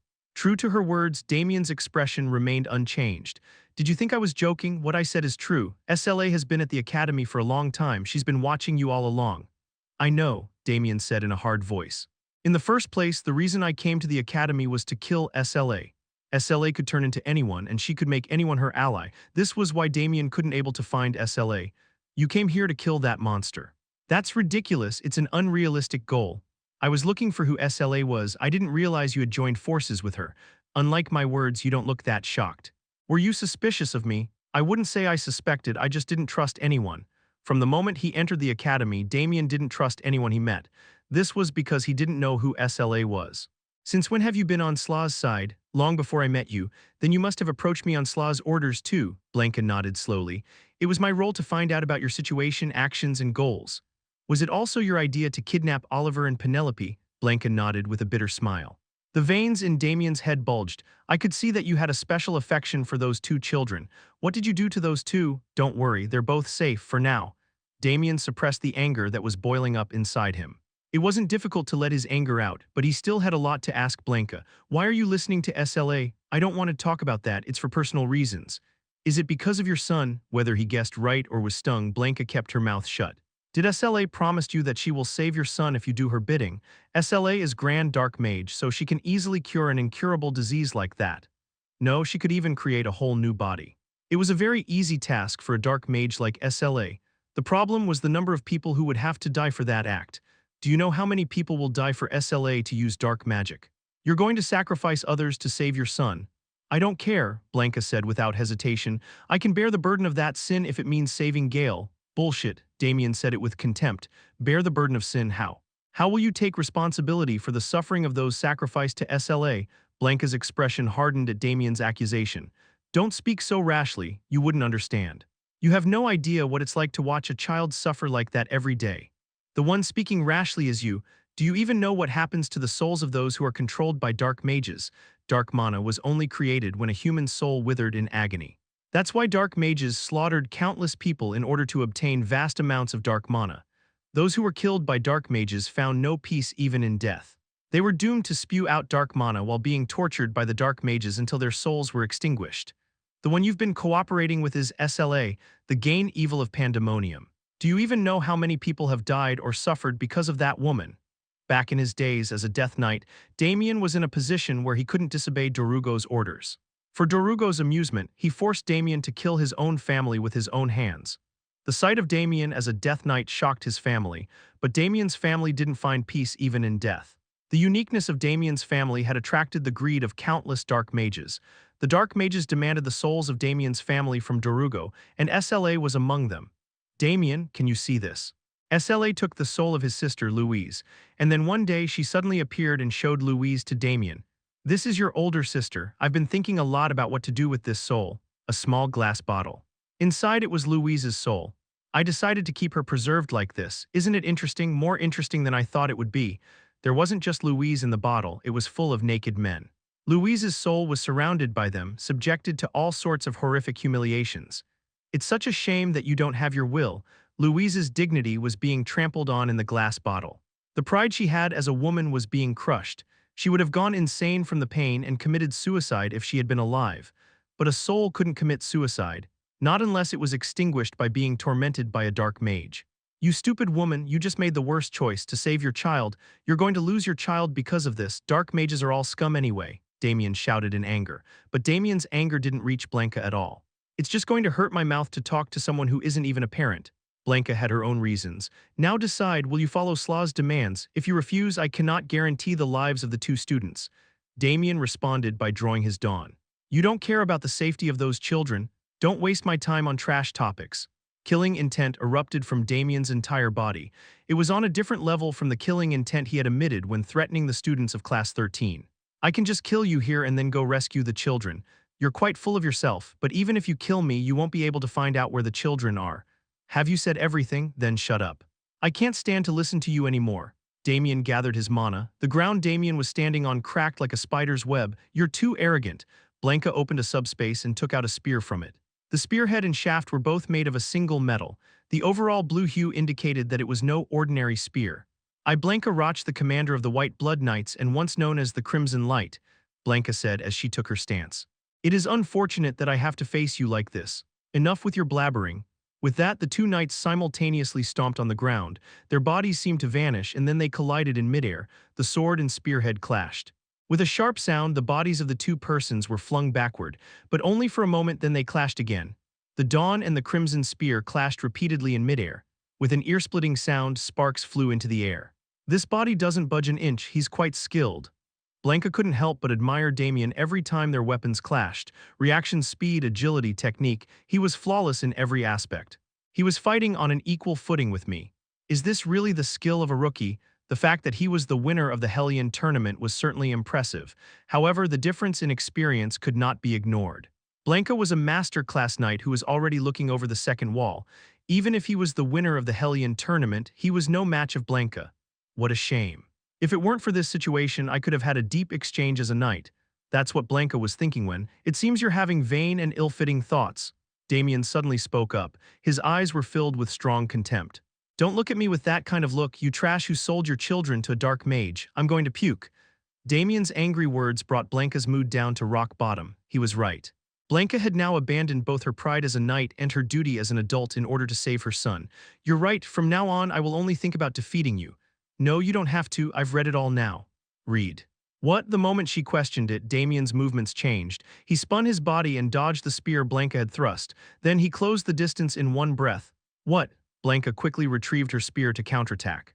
But before she could, Damien kicked her in the stomach. A heavy blow hit her lower abdomen. Blanca spat out blood and flew backward. Her back hit the wall shattered, and Blanca's body was thrown out of the building. Blanca rolled on the ground and quickly stood up. At that moment, she saw Damien standing right in front of her. When did he catch up? Damien swung his sword at Blanca. Blanca hurriedly raised her spearhead to block the sword. The trajectory of the sword twisted slightly. The sword was pushed aside and grazed Blanca's neck and passed by. Ha! Blanca groaned in sharp pain, but she didn't have the luxury of tending to her wound. That's because Damien started attacking again. Numerous slashes came in at strange angles. Blanca barely managed to block them with her spear, but she couldn't block them all. Occasionally, attacks that found an opening cut through Blanca's body. The more the attack and defense continued, the more wounds accumulated on Blanca's body. Her clothes were soon soaked red with blood. Is this really the skill of a rookie? The surprise Blanca felt at first had long since turned into astonishment. Damien was completely overwhelming her. There was no room for a counterattack. I'm going to lose at this rate. As she thought that far, a sense of dread surged up. If she lost to Damien, she would simply be executed as a traitor to the Empire. No, that didn't matter. What Blanca couldn't bear more than anything else was the fact that she wouldn't be able to save her son. Blanca clenched her teeth. She couldn't tolerate that. It was time to use all her power. Blanca scraped the ground with her spearhead. Sparks flew as the spearhead scraped the floor. The sparks soon turned into flames. The flames spread and formed a mass. Damien stepped back to avoid the flames. And he looked at Blanca with a surprised face. Special lineage, you're quick to catch on. The flames Blanca had raised grew in size. The ground Blanca was standing on was completely covered in flames. My family has been born with fire-based magic for generations. As Blanca moved her spear, the flames rippled as if they were alive. I've been holding back so that I could take you in as intact as possible, but it seems this isn't a situation to worry about that. Blanca took her stance and said, "Be careful, the crimson flame of the Roch family is very fierce." Blanca swung her spear at Damien. The crimson flame that had been enveloping Blanca transformed into a huge beast and pounced on Damien. Crimson blaze, the flames conjured by the Roch family were far from ordinary. Their innate pyrokinetic abilities, stemming from their special lineage, were amplified by their mana cultivation techniques. This potent combination gave rise to Crimson Blaze, a fire so intense it could evaporate an entire lake in an instant. Most foes were no match for Crimson Blaze. Their weapons would melt and they would be reduced to ashes in the blink of an eye. That's why Blanca hesitated to unleash Crimson Blaze in fear of killing Damien, but her apprehension was misplaced. "First ring," Damien murmured softly. A resonant hum emanated from his body, and he turned into multiple afterimages, each wielding a sword. The flurry of dozens of strikes tore Crimson Blaze to shreds and obliterating it without a trace. Blanca's eyes widened. She had witnessed knights deflecting or cutting through Crimson Blaze's flames, but never had she seen it completely extinguished. "Indeed, I can see why SLA wants you," Blanca exclaimed in admiration and struck the ground with her spear once more. Crimson Blaze roared back to life. Just then, second ring. The resonance intensified and Damien's body vanished. In the same instant, Blanca was stabbed and blood gushed from the wound. Chapter 243. Blanca Roch Part 2. A searing pain erupted from Blanca's shoulder, coursing through her chest, upper abdomen, and flank. The excruciating agony felt as if her muscles were being torn apart, as if her very bones were being shattered. She could vividly feel her ribcage, the protective shield of her torso, being sliced open. All strength drained from her body. Her legs could no longer support her weight. Without even a moment to gather her composure, her knees buckled and she collapsed to the ground. Blood gushed forth from her gaping wound, an alarming crimson torrent staining the once pristine academy grounds. The severity of the hemorrhage was undeniable. If this had not been master class, she would have been dead by now. When would it end? Blanca's mind was consumed by a whirlwind of questions. She had barely read Damien's movements, let alone seen him swing his sword. "A shallow cut," Damien remarked casually as he wiped the blood from his sword. Blanca stared up at him, her eyes filled with the dread of impending death. "This time I'll make sure to finish you off," Damien said and raised his sword. Though Dawn was a holy sword, but in Blanca's eyes it took the shape of a reaper's scythe. As she stood on the precipice of death, a myriad of thoughts flooded her mind. What would happen to her if she died? How would people speak of her? What kind of scorn would the Roch family face? And most importantly, what would become of her son, Gale? Would he be able to overcome his illness? Would SLA continue his treatment? Would he ever come looking for her? Would he be able to cope with the absence of his mother? Would he be able to navigate this world alone? The moment she thought of her son, a surge of adrenaline coursed through her veins, rekindling a flicker of life within her dying body. She couldn't die now. She couldn't leave that precious child alone. But as it stood, Blanca had no means of escaping Damien's clutches. Just then, a booming voice pierced the air and shattered the silence of the academy grounds. What is the meaning of this? Blanca's eyes darted towards the source of the voice. The academy chancellor and several instructors were sprinting towards them. Engaging in a duel within the academy grounds, have you both lost your minds? The chancellor bellowed in fury, unleashing a torrent of mana.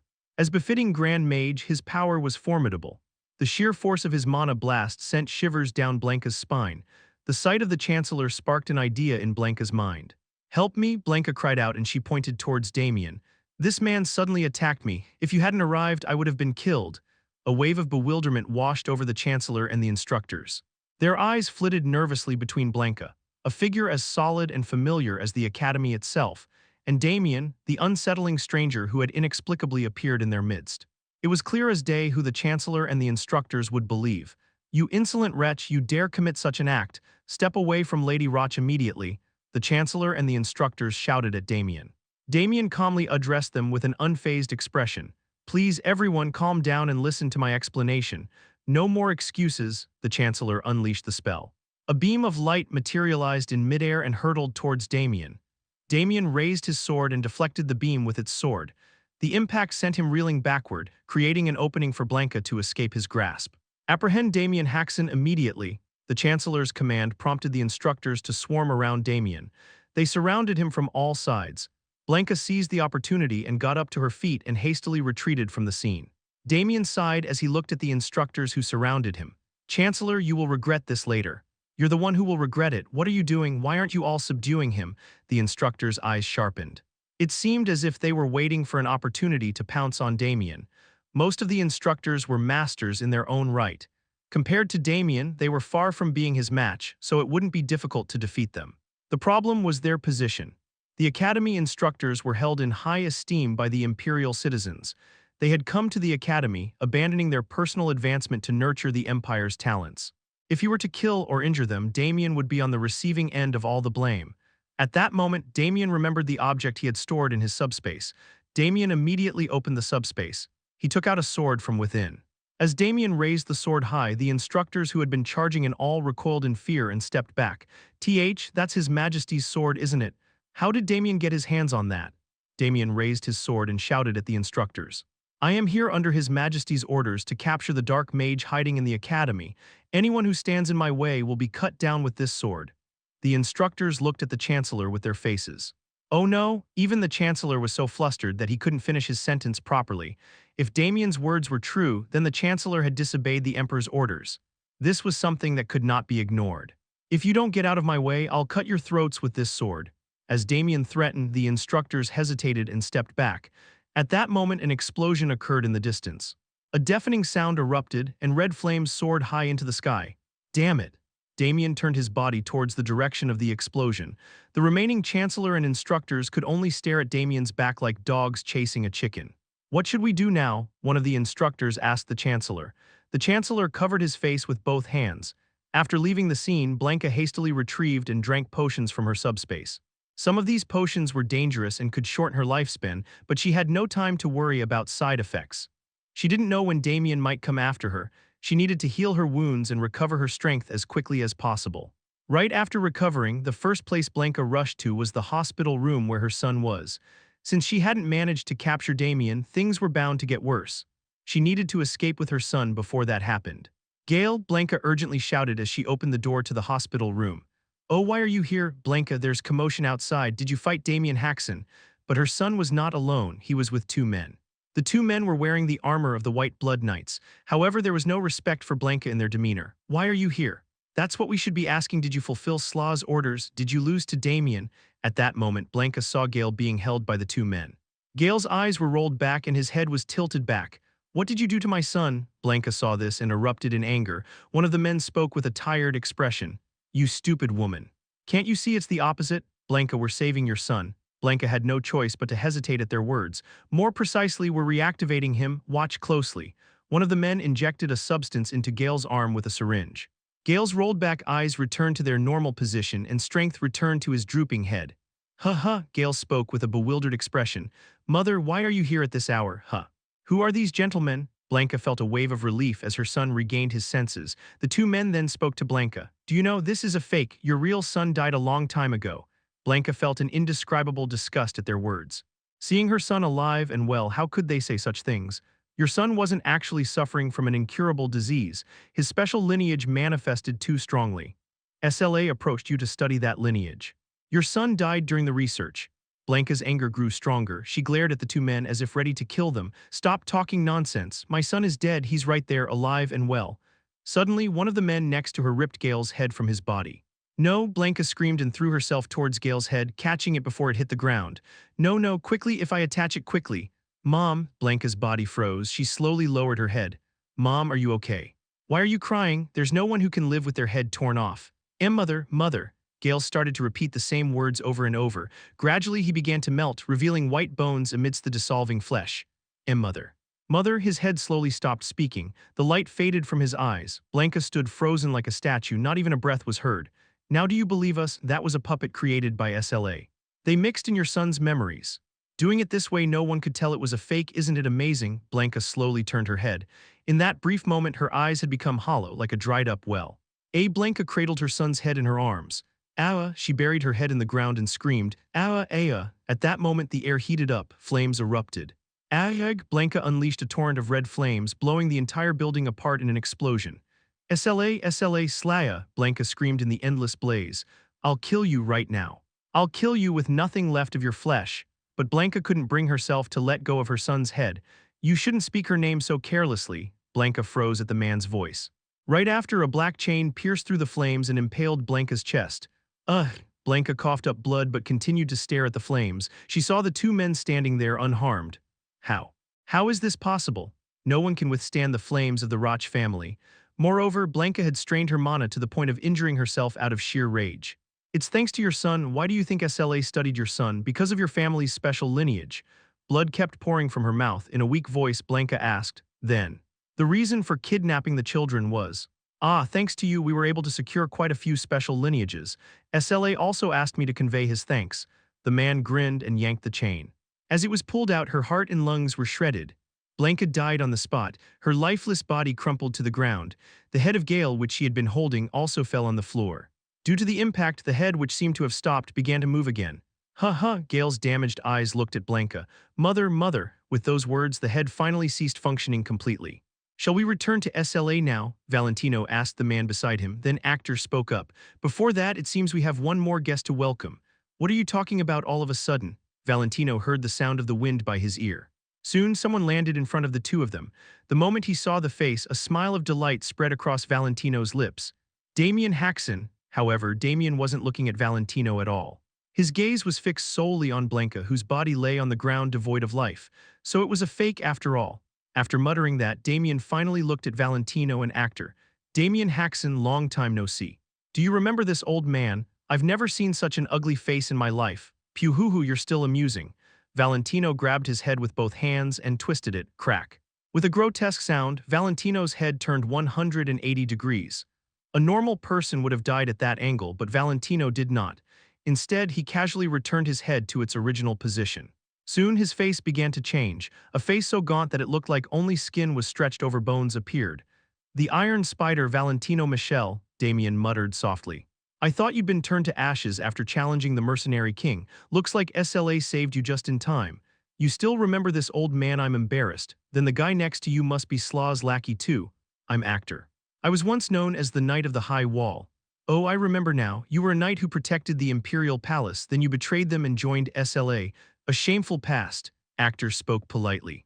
Sir Damien, please come with us. SLA is waiting for you. Shut the fuck up. You don't understand my words at all. SLA is waiting for you. Do you not realize what an honor that is? As if just the thought made him happy, a smile slowly spread across Actor's face. You will be embraced by the most beautiful woman in this world. Imagine how wonderful that would be. Actor spoke in ecstasy. Damien responded disinterestedly. Beautiful. I don't see what's so beautiful about a chunk of meat. Actor's body stiffened at those words. He turned his gaze to Damien and asked, what did you just say? I called her a chunk of meat. It's not wrong, is it? SLA lost her original body long ago. What remains is just a big piece of flesh vaguely holding a shape. How can that be beautiful? Crunch. Actor ground his teeth so hard it seemed they might break. You. There are things you can say and things you can't. To call SLA, to call her beauty a chunk of meat, how dare you spew such nonsense? Actor, maybe you should calm down a bit. Even Valentino, who was usually calm, tried to stop Actor. But Actor's rage had already crossed the line. You disrespectful bastard, right now I'll kill you and present you to SLA. Actor was on the verge of losing his mind with rage. In his fury, he failed to notice one crucial detail. Damien had drawn his sword and lowered his stance slightly. Third ring, Damien's body disappeared. In the next instant, he reappeared between Valentino and Actor. Huh, what? Damien swung his sword, once to the left and once to the right. The sword, flashing like a ray of light, severed the necks of both men. Chapter 244, Blanca Roch Part 3. Damien swung his sword and two heads were cleanly sliced off, but something was strange. The severed necks should have been gushing blood, but there was none. The wounds were a gooey mess like half-melted jelly. What the? This is crazy, this can't be happening. Despite having their necks severed, the two men were talking as if nothing was wrong. The wound twitched and squirmed, and then the two halves fused together. The wounds healed in an instant. They've perfected immortality already. Damien watched them, his tongue lolling out in disbelief.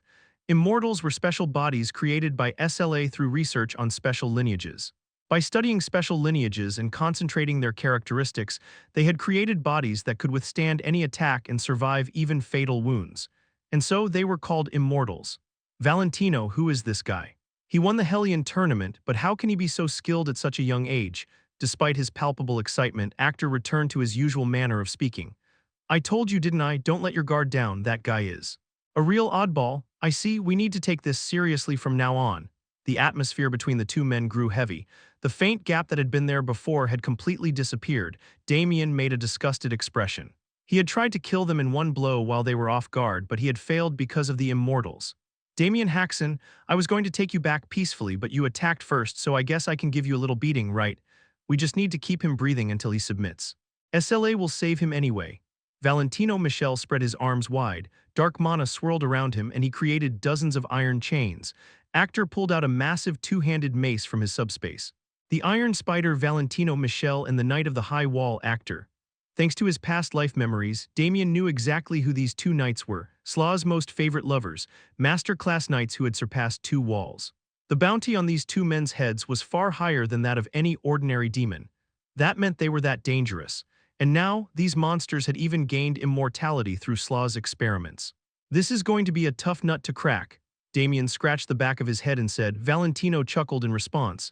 It's too late to regret it now, I have my pride, you know. If I lose, I'll have to get back at you twice as hard. Valentino reached out towards Damien. The iron chains that were wrapped around his forearms swarmed towards Damien. Damien leaped upwards, dodging the chains. The chains slammed into the ground where he had been standing. The ground shattered like a rock had been thrown at it. Creepy as always, Valentino's chains were made by condensing orichalcum. It would take considerable skill to even withstand the chains.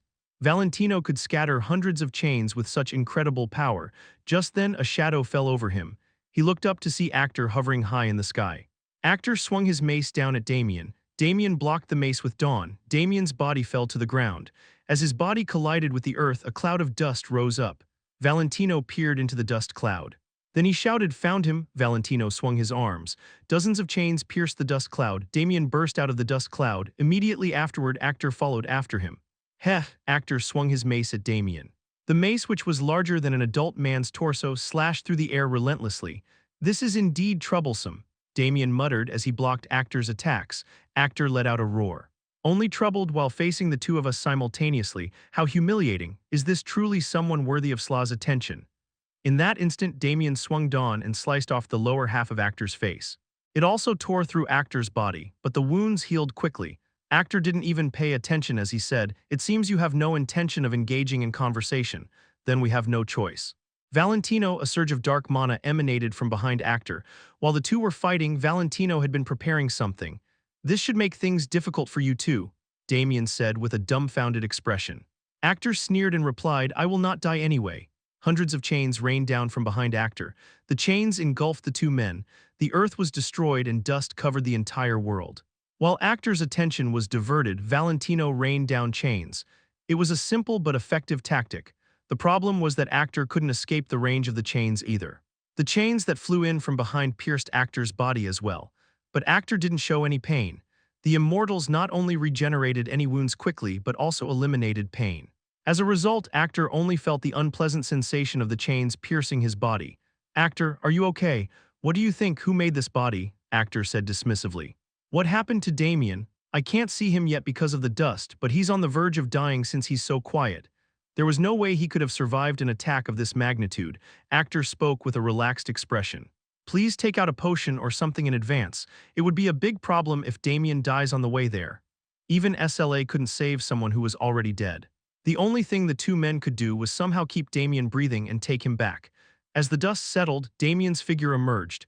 The moment he saw Damien, Actor's eyes widened as if they were about to pop out of his head. Not a single chain had pierced Damien's body. They had all missed him and were embedded in the ground. "Fuck, you guys just make my clothes dirty," Damien spoke softly from among the chains. "Since you guys with SLA, I can never let you die peacefully." Damien's words continued slowly. "The problem is that you immortals don't feel pain, so even if I tear your bodies apart or burn them, it's no use. You won't feel any pain anyway." Damien sighed with a look of pity. "That's why immortals are troublesome. They make things complicated, so I've been thinking about this for a while."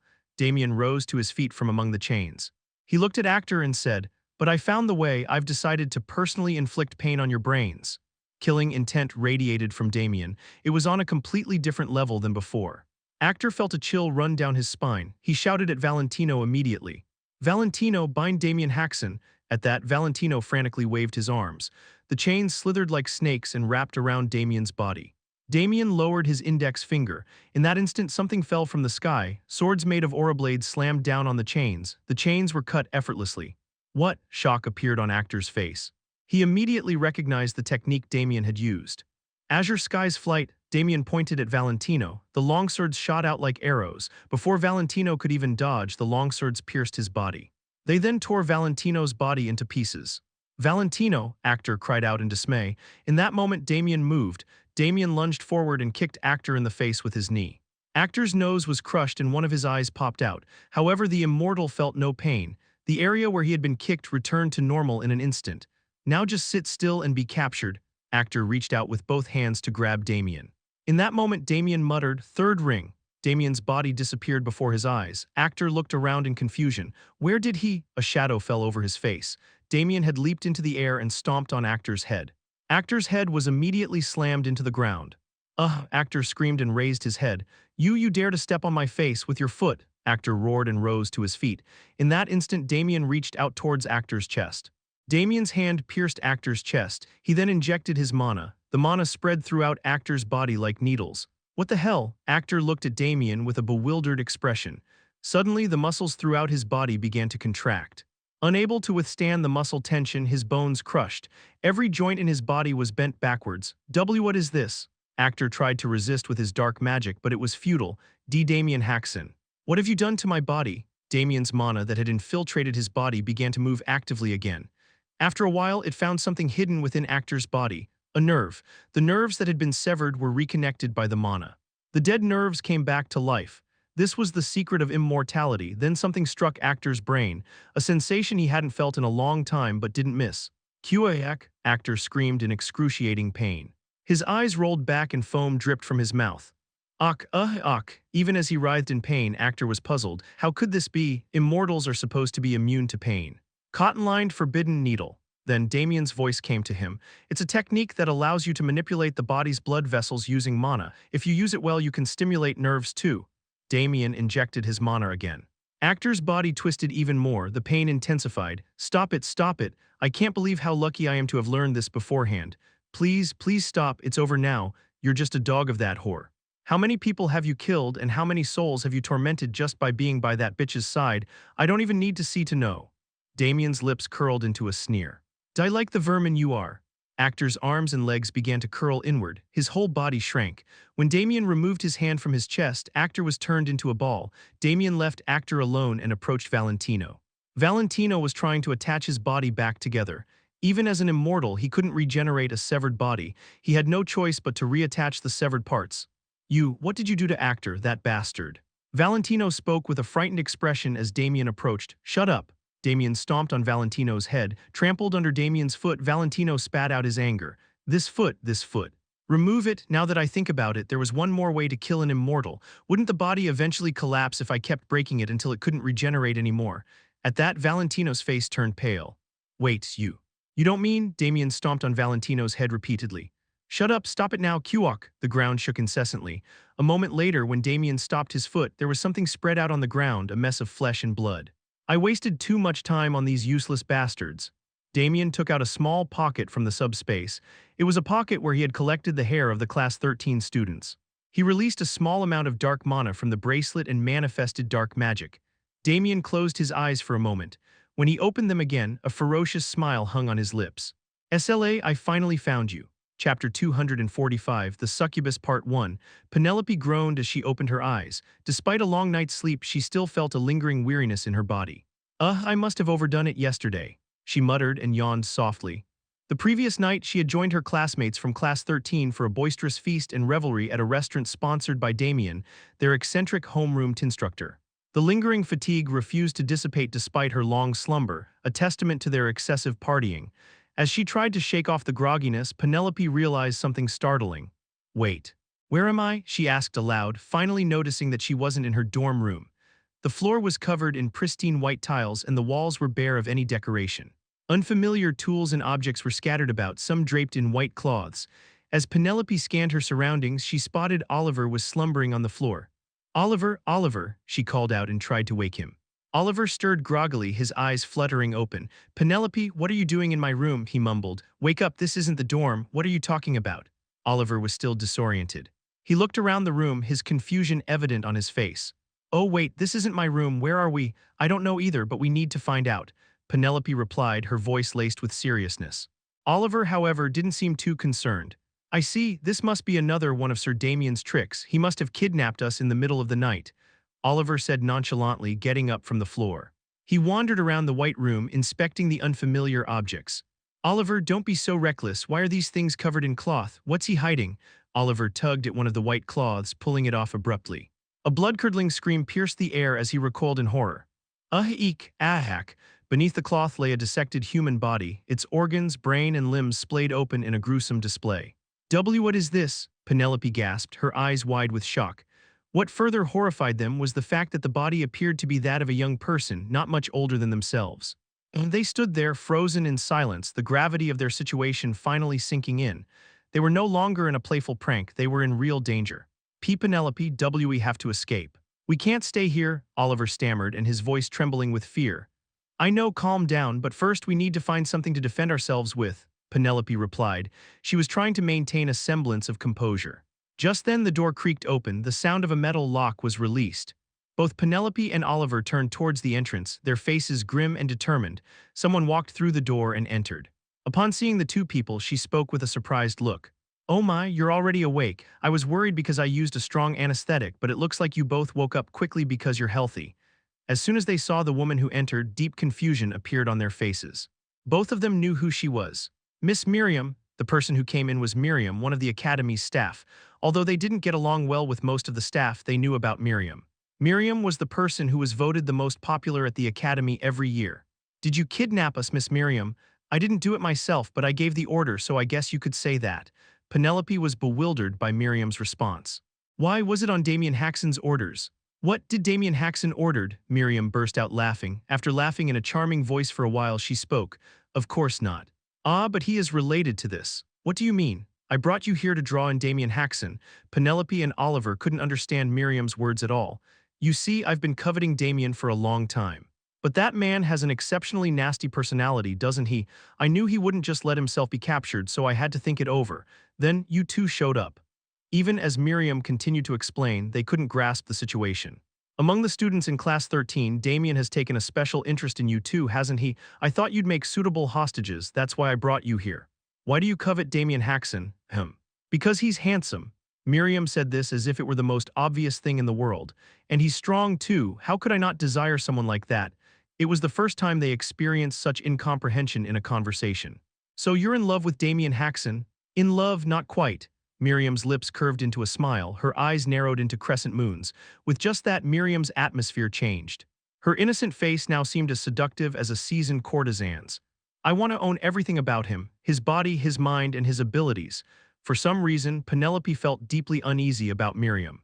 An instinctive revulsion crawled up her limbs like ants. What do you intend to do with us? Who knows? Honestly, as long as I can have Damien, I don't need you. Penelope felt a slight sense of relief. Perhaps they could return safely. I spent a lot of money bringing Damien here. I don't think I'll be able to return to the academy anymore, Miriam said with a regretful expression.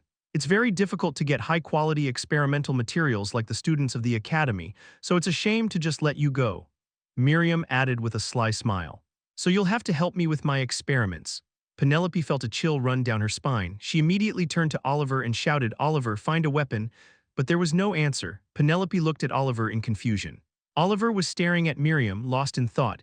He was so engrossed that he didn't even realize that saliva was dripping from his mouth. "Oliver," Penelope grabbed Oliver's shoulder and shook him vigorously.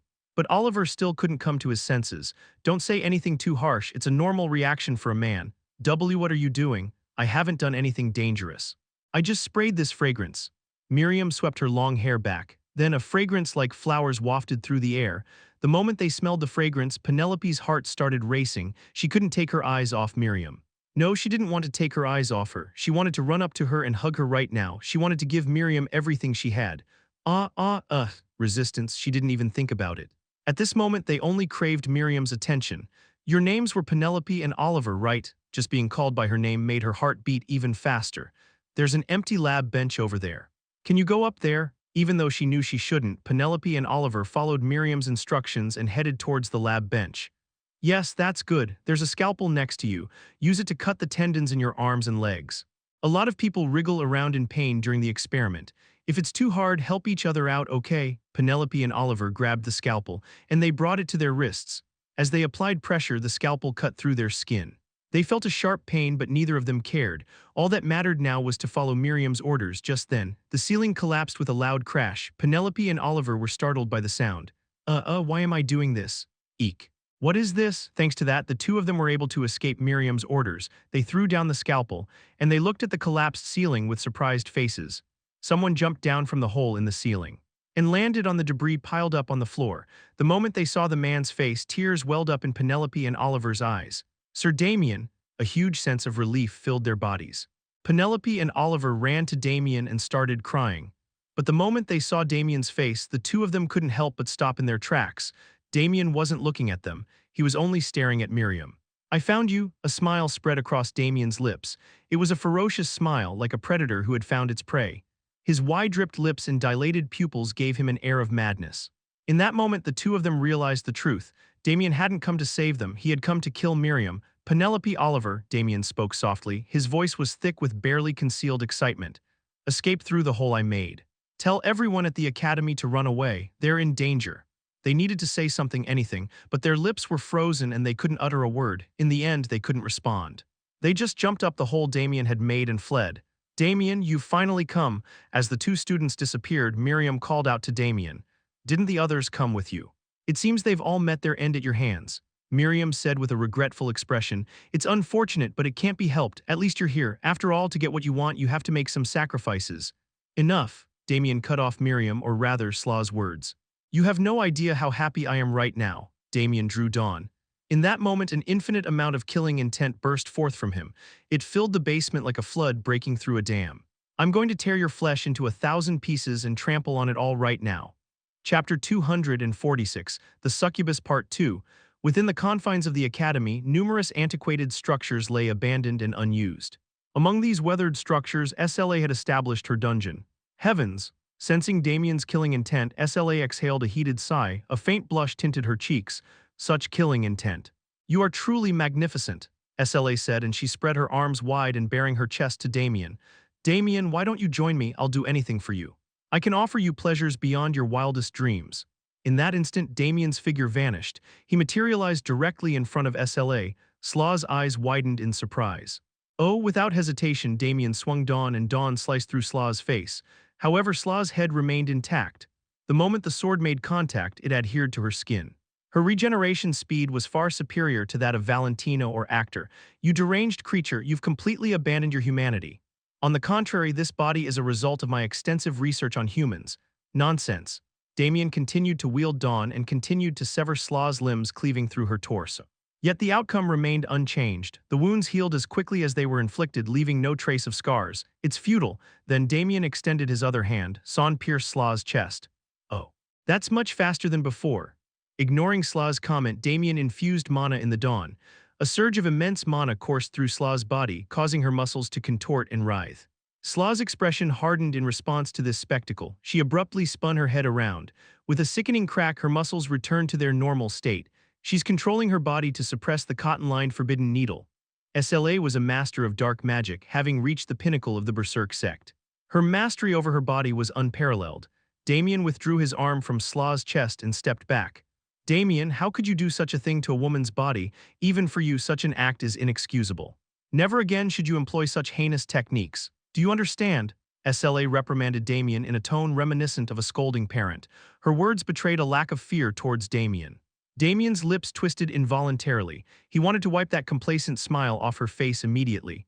Strange, isn't it? I've been releasing my scent all this time, yet you're perfectly fine. Slaw's most terrifying weapon was her ability to emit pheromones. Anyone exposed to her pheromones became her slave in essence. But this didn't apply to Damien. A knight who had reached a certain level could use their mana to protect themselves from external influences, like expelling poison or resisting illusions. Damien had once been a knight at a far higher level than he was now. Although he hadn't regained his full power, he was not susceptible to Slaw's scent. This means I'll have to use a slightly rougher method. SLA took off her outer garment, revealing her body. She wasn't naked, but she was only covered in white cloth over her vital areas, leaving little to the imagination. She struck a pose that emphasized her chest. Damien frowned as if witnessing something grotesque. You treat me like I'm some street girl, it's quite insulting to my pride. SLA dropped her pose, clenched her tiny fist and pointed it at Damien. This will hurt a bit. SLA kicked off the ground. In that instant the floor shattered. Simultaneously Slaw's body disappeared. Damien's eyes widened. He had completely lost track of her movement. The next moment a fist drove into Damien's abdomen. His body flew backward and slammed into the wall, which crumbled, bringing the ceiling down as well. Oh dear, was that too strong? SLA stuck her tongue out playfully. It's all right. As long as you're breathing, I can keep you alive. Damien walked out from under the rubble, clearing the debris from his path. He had protected his body with an aura armor just before the punch landed, but he couldn't fully absorb the impact. Spit, Damien spat out the blood that had pooled in his mouth. Oh my, I thought your insides would be completely pulverized. You look far too intact, SLA remarked with fascination. What kind of training did you undergo to toughen your body so much? Did you learn some special technique? Shut up. You're not going to tell me? Then I'll have to subdue you and find out later. SLA clenched her fist again. This time I can hit a bit harder, right? Slaw's stance was incredibly sloppy, like someone who had never fought before, but Damien knew better than to underestimate her. The speed and destructive power displayed by SLA far surpassed anything Damien had ever encountered. Even those initial strikes seemed effortless. Indeed, you are no ordinary opponent. The giant evil of Pandemonium, the sworn enemy of the Empire, was standing before him. Within the ranks of the giant evils, SLA held a position of immense power, second only to the king himself. In all his time since his regression, Damien had never faced an adversary of such formidable caliber. It was time for him to unleash his full potential. Hemera, protect me, Damien muttered under his breath. As if in response to his command, metal plates materialized from thin air and began to encase Damien's body. Demonic armor. And at such level, where did you acquire such armor? SLA inquired with her voice laced with curiosity. Damien remained silent, instead lowering his stance and murmuring. Third ring, the 3 rings embedded within his body began to rotate, generating a deafening resonance that threatened to shatter eardrums. Wow, a sly grin spread across Slaw's lips. This is going to be interesting. The moment Slaw's words left her mouth, Damien lunged forward. He mimicked her movement. They clashed, each unleashing a flurry of attacks. Damien wielded his blade, while SLA relied on her formidable fists. Damien's sword sliced through Slaw's body with relentless precision, the speed of his strikes resembling that of multiple swordsmen moving in unison. SLA made no attempt to block or evade Damien's attacks, her focus solely on delivering her own blows. Her incredible regenerative abilities allowed her to disregard any damage inflicted. Aha! This is exhilarating, SLA exclaimed as she ripped away a portion of Damien's Hemera armor. A truly monstrous body, Damien thought to himself. Even with all 3 rings activated, he struggled to match Slaw's blistering speed. Despite this disparity, Damien's technical prowess kept him in the fight. He meticulously analyzed Slaw's movements, anticipating her every move. As Damien refused to yield, SLA expressed a hint of disappointment. This is quite entertaining, but I'm afraid I must cut our duel short. The arrival of reinforcements would prove troublesome. Steam began to emanate from Slaw's body, her slender limbs bulging with newfound power. Damien immediately recognized the transformation. She was activating her special powers to further enhance her physical abilities. I despise using this technique due to its after effects, but I need to use it. She surged forward, unleashing a barrage of punches. The predictability of her movements was evident, yet their speed rendered them almost impossible to dodge. Damien raised Dawn to deflect her blows, but the sheer force behind her fists proved overwhelming. Damien's body was sent hurtling backward, once again slamming into the wall. I won't wait for you to recover this time, SLA said as she relentlessly pursued Damien and her fists were raining down upon him. A barrage of punches rained down upon the spot where Damien had been struck, pulverizing the wall and ground with a deafening roar. The shattered debris crumbled into dust and vanished into thin air. Aha, Damien Haksen. Why are you just standing there? Show me something again, SLA bellowed, her face flushed with exhilaration. You're not someone who would die like this. You have more to offer, don't you? Show me what you're hiding. What are you concealing? Suddenly, SLA ceased her relentless assault. The area where Damien had stood lay in complete ruins, shrouded in a thick cloud of dust. Oh, I got a little too carried away. I could have turned you into a meat paste, SLA remarked with a sheepish grin. Don't worry about it, I'll fix you up, I'll make you even more magnificent than before. As the dust gradually settled, Damien's figure emerged from the debris. A look of bewilderment spread across Slaw's face. Damien, who should have been pulverized, stood before her unscathed. Oh dear, this is impossible. Just because you're immortal doesn't mean you're all-powerful, Damien retorted as he rose to his feet. You lack pain receptors, which dulls your senses. That's why you was unaware of the attacks I've inflicted upon you. With both hands, Damien deflected all of Slaw's blows, sending them harmlessly into the surrounding earth. SLA burst into laughter, her initial embarrassment replaced by a surge of delight. You're truly remarkable. I've never met anyone so captivating in my entire life. Spare me the flattery. And don't assume I'm attracted to you just because you're a woman.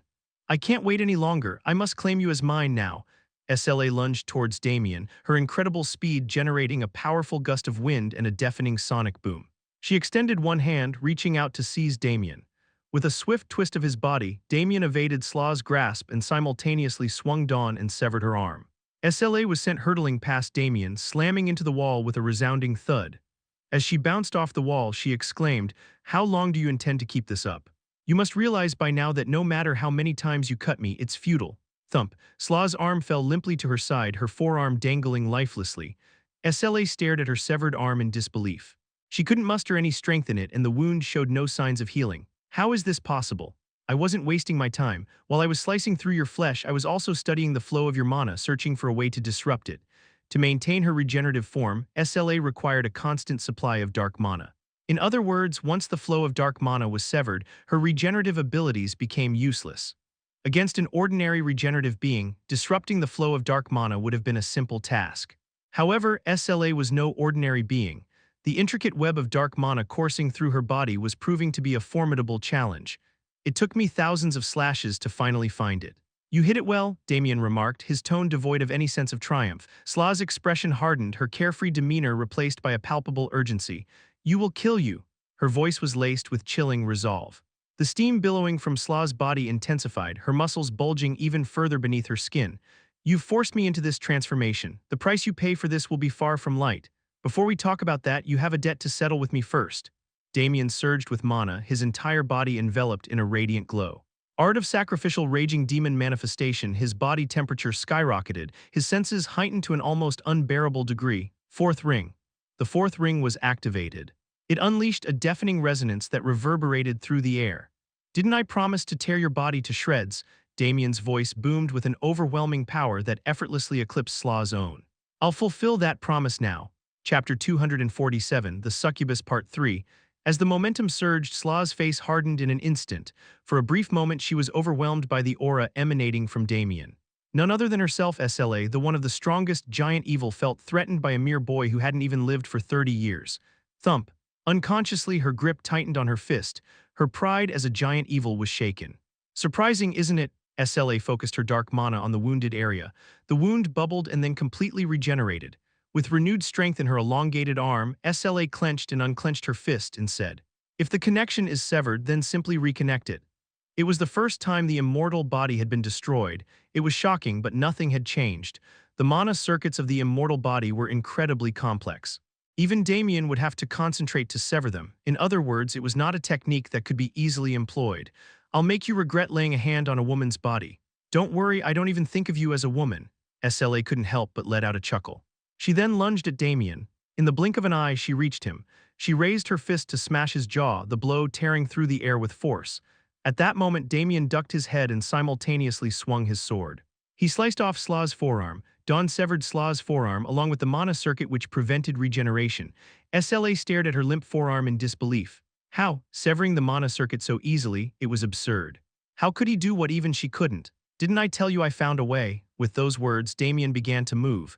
There was no time to reattach her severed forearm. SLA focused her vitality on her arm and a new arm grew from the severed portion. Don't come any closer, SLA threw a punch. Damien twisted his body to evade the attack. Fist sliced through the air and created an explosion of air that sent shockwaves in all directions. SLA once again attacked Damien. With each swing of her fist, a thunderous roar erupted. The buildings and the ground shook. Yet none of her attacks could reach Damien. Slaw's attacks were dodged by Damien easily. He simultaneously swung Dawn and sliced her body. Her forearms were severed multiple times. Once, even her entire shoulder was sliced off. With the slightest lapse in concentration, her knee was severed. There were even moments when she narrowly avoided having her waist severed. Impossible, this can't be happening. The parts of Slaw's body severed by Damien did not regenerate automatically. Because of this, she had to regenerate her flesh every time by expanding her vitality. Slaw's vitality wasn't infinite. Each time Damien slashed her body, it consumed vitality to regenerate her body.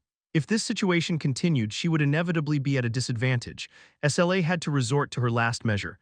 Damien, this is your final warning, SLA shouted while attacking him. From now on, I will become incredibly unsightly. I never let anyone who sees this form live, so drop your weapon and surrender, Damien responded to her warning with a mocking laugh. You're full of it. I figured you would say that. SLA sounded regretful. Soon she released her final seal. The dark mana within her surged uncontrollably. Dark mages of the Berserk sect could manipulate the human body like clay. Thus, all dark mages of the Berserk sect had monstrous appearances. But SLA insisted on maintaining a human form. She believed it was the path to ultimate strength. Humans ruled the world with the strongest among them known as the master class. Naturally, to become stronger, one should study and emulate humans and the master class. Slaw's body was crafted by researching over 100 masterclass individuals and more than 1,000 with special lineages. How to move swiftly, how to unleash crushing power. Her body was the result of decades of painstaking refinement, yet SLA had been restraining her carefully crafted body. The reason was simple, it was too unsightly. Under the heavens, many values exist, but the highest among them is beauty. Everyone desired a beautiful partner. People with outstanding appearances were respected just for their looks. Thus, even as a dark mage, SLA pursued beauty. Now she abandoned it. To kill Damien, she restructured her body. Slaw's body began to swell, with monstrous muscles forming on her limbs. Her spine protruded and spiky protrusions emerged from her back. I really didn't want to show this form. It wasn't just her appearance that changed. Even her voice turned deep and masculine.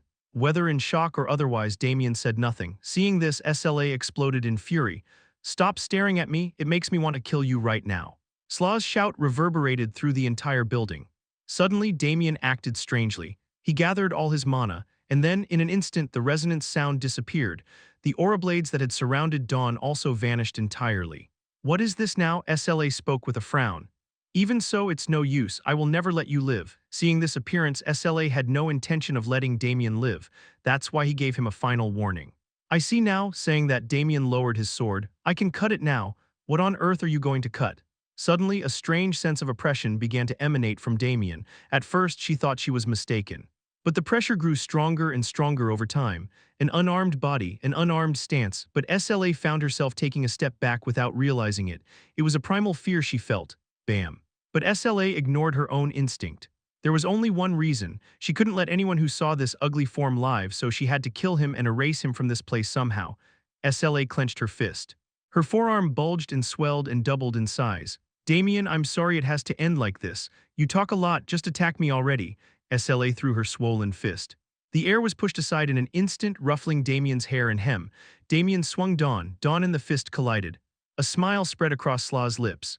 She punched Damien with all her might, and Damien swung Dawn without covering it with aura blade. It was clear who would win. Damien would soon be crushed, sword and all.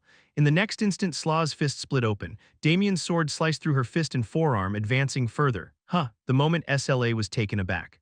Damien's sword sliced through her torso as well. To ascend to the master class, one had to attain a realm. However, in his days as a Death Knight, Damien did not have his own unique realm even though he had ascended to the Master Class.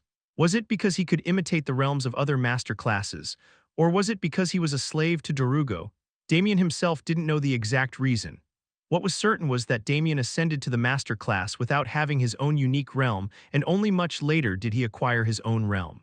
Sword God, it was Damien's realm which was created by unifying the realms he had imitated so far. The reason Damien created the Sword God realm was because there was someone he had to kill without fail.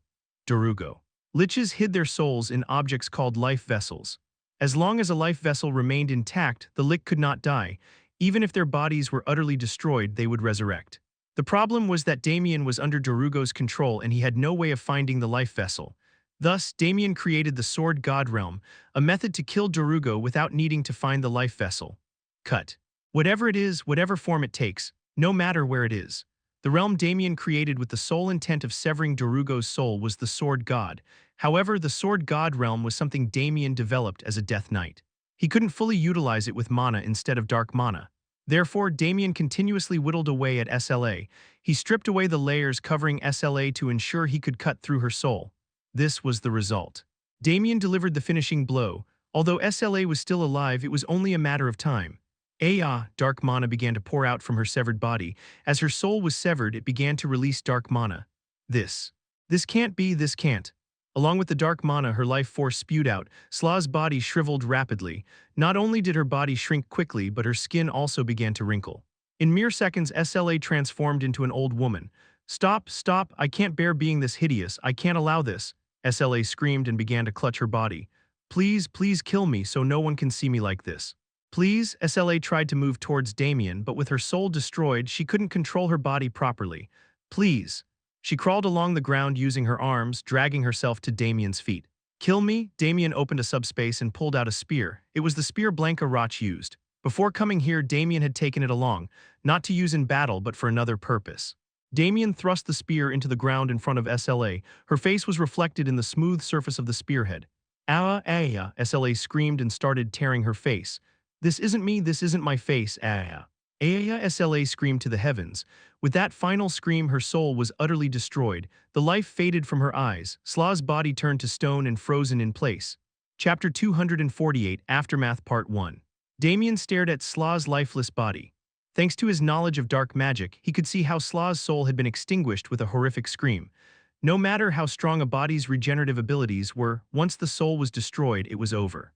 All that was left before him was an empty husk. It's over. As the tension eased, a wave of pain washed over him. The aftereffects of the battle were finally catching up with him. He struggled to stand and collapsed to the floor. Damien squeezed his eyes shut tightly. In the darkness, he mumbled softly, "Sister." In his past life, Louise was the only one in his family who had taken care of him to the end. She had worried about him when he was exiled from his family, even giving him the money she had been saving up and wishing him happiness. But Damien was not able to complete his sister's last request. By becoming a Death Knight, he had brought misfortune upon himself and everyone else. He had even killed his family and allowed his sister's soul to fall into Slaw's hands. His sister had suffered for a long time in Slaw's grasp. Finally. I've killed her. Of course, this was all just a story from his past life. His sister in this reality was living a happy married life. Even if he killed SLA, his past life sister would not be saved. Only Damien would find satisfaction in it. But he had no intention of stopping. He would kill everyone who had tortured his family's souls in his past life, the wretches who had sided with Darugo and brought destruction to the world. If there was even a 1% chance that the same future awaited him as in his past life, he couldn't let a single one of them live. He would kill them all and extinguish their very souls. You did well too. Damien looked down at Dawn, then he suddenly noticed something. There was a chip on the blade of the sword. It seemed that he hadn't been able to fully withstand Slaw's last blow and the blade had been chipped. You pushed yourself too hard, I'm sorry. Zitting, Dawn hummed as if to say it was fine, but of course it couldn't possibly be fine. I guess I'll have to visit the church again soon. He had been thinking about doing it anyway. Holy swords of Dawn's caliber grew stronger with each battle, and each time they grew, they needed to be reforged to maintain their full power. Just rest for now. Damien sheathed Dawn, then he sensed a presence above him. A large number of people poured down from a hole in the ceiling. One of them cried out, "Mr. Damien, you're alive, Mr. Damien." It was the Academy Chancellor, Altman Bidipulity. Altman rushed towards Damien with the instructors, but then he stopped in shock when he saw Slaw's corpse. What is this? Slaw's body was shriveled like a mummy. It was consequences of her soul being destroyed. However, since the main body was so huge, even the mummy was enormous. It was so overwhelming that even knowing it was a corpse, one couldn't help but be overwhelmed. "It's SLA," Damien said flatly. Altman replied with a surprised face. Is this really SLA? If you find it hard to believe, call in the investigators. You should already have a good understanding of the nature of Slaw's dark magic." At these words, the eyes of the Chancellor and the other instructors wavered. With Damien acting so confidently, they couldn't help but believe it, even if they didn't want to. The fact that this was the corpse of SLA, the succubus of pandemonium. To have dealt with SLA alone. How many such skilled people can there be in the Empire? There can't be more than 10, that's incredible. The instructors all looked at Damien in awe. Damien didn't care much about the instructors' reactions. "I'm going to leave now." "Well, wait a minute, where are you going?" the Chancellor asked in surprise. Damien looked at the Chancellor with a cold gaze and said, "Why? Do you think you're going to stop me again like before?" Damien was still holding a grudge against the Chancellor for interfering with him. Damien's glare made the Chancellor unable to look up.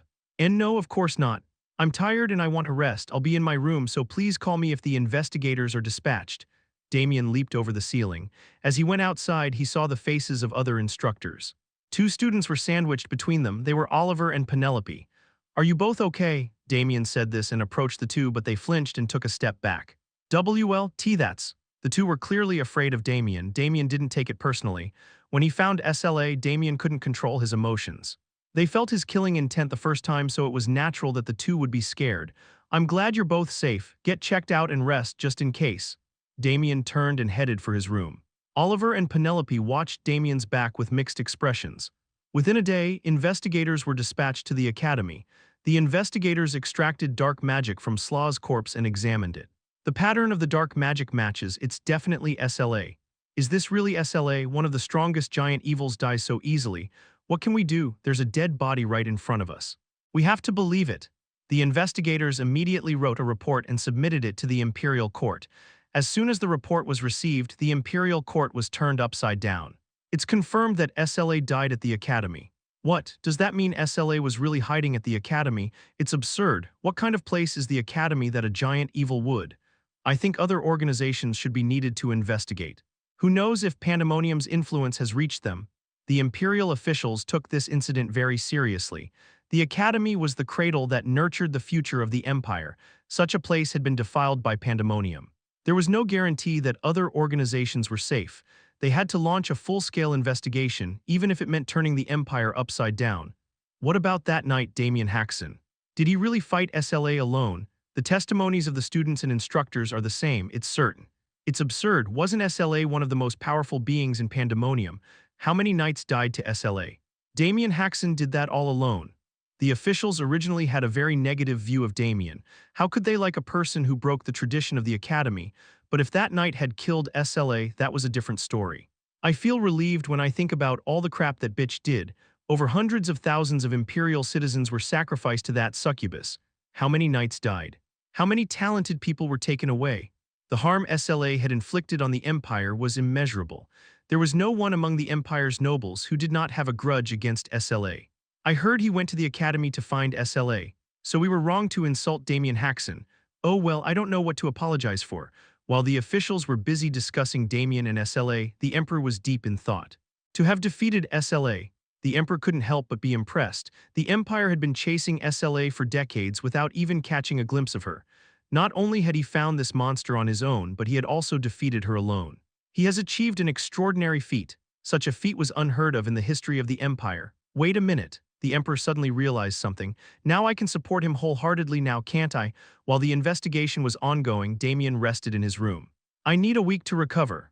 He had to push the combined infinity cycle and art of sacrificial raging demon manifestation to the limit to keep up with Slaw's speed. Using these two mana cultivation techniques multiplied his physical abilities and mana output several times over. But they also put a great strain on his body. I'm still not strong enough to face an opponent like SLA. Damien didn't take this victory too optimistically. SLA was still considered relatively easy to defeat. This was because Damien had an advantage in terms of compatibility. Slaw's most powerful weapon was her ability to emit pheromones. Most knights were enslaved by Slaw's pheromones. Even those who managed to resist were often hindered by the pheromones during battle. However, Damien was completely unaffected by the pheromones. This was because Damien's ability to control his body was so advanced. Her physical abilities were overwhelming, but her movements were simple. Slaa's speed and destructive power were unparalleled, but she couldn't use a wide variety of attacks because she hadn't learned any martial arts. As a result, Damien was able to read all of Slaa's movements and counter them in advance. A weapon master won't be that easy. A weapon master was a master-class knight who had already overcome numerous walls. He was also technically skilled and could use his demonic swords to create all sorts of variables. I need to get stronger to face a weapon master. Damien thought about the dragon heart in the subspace. It was a bit disappointing to rely on it alone. Damien needed an elixir that would further enhance his abilities. If possible, I'd like to get another fragment of Erebos. If the power of Erebos became stronger than it was now, he might be able to turn the tide of the battle against a weapon master. Where else could I get another fragment? Damien was lost in thought when he heard someone knocking at the door. Damien got up and opened the door. He was surprised to see who was there. It was Sword Saint standing at the door. Sword Saint immediately pulled Damien into a hug and laughed out loud. "Haha, you crazy bastard, I never thought you'd kill SLA." Sword Saint hugged Damien tightly and then let him go after a while. "What brings you here, sir?" "When I heard that SLA was dead, how could I sit still? I ran right away. There are so many things I want to ask you." "No, I'm dying to ask you." Sword Saint patted Damien's back. "But who's the man behind you?" Damien asked as he looked at the man standing behind Sword Saint. The man was hiding his head and face with a black robe. "Oh, this guy." A look of embarrassment crossed Sword Saint's face for a moment. "Let me introduce myself," the man said as he removed the robe that had been hiding his head. The first thing that caught Damien's eye was his silver hair, which seemed to have been plucked from the moonlight itself. But it wasn't just his hair that was unusual. The man's skin was white with no hint of color. "My name is Eus," the man said and continued to stare at Damien with his blood-red eyes. "I am also known as the Imperial Supreme Sword." Chapter 249, Aftermath Part 2, Damien momentarily forgot his thoughts. This was because an entirely unexpected figure stood before him. The Imperial Supreme Sword. The knight who reigned supreme in the Empire where master classes were piled up like mountains. People wondered who was the strongest among the Imperial Supreme Sword, Sword Saint, Church's Chinjiam, and the future Sword Empress, who would one day rise to power. Damien knew the answer as he had fought all of them. No matter what anyone said, the strongest human was the Imperial Supreme Sword. Among those whom people mentioned as candidates for the strongest human, the Imperial Supreme Sword's skills were the most outstanding, to the point of being unparalleled. Even Damien in his days as a Death Knight had almost been defeated. At this point in time, the only existence who could rival the Imperial Supreme Sword was the leader of Pandemonium. Even he was far inferior to the Imperial Supreme Sword. The Imperial Supreme Sword glanced at Damien and said, "Do you have an umbrella?" Damien's expression crumbled slightly at the out-of-the-blue question. "This guy.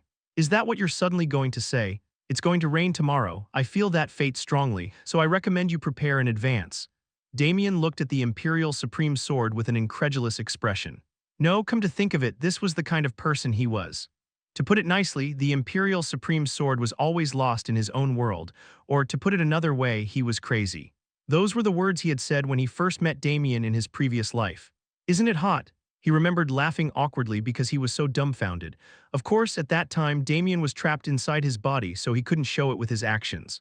"What brings you to me?" The Imperial Supreme Sword rarely left the capital.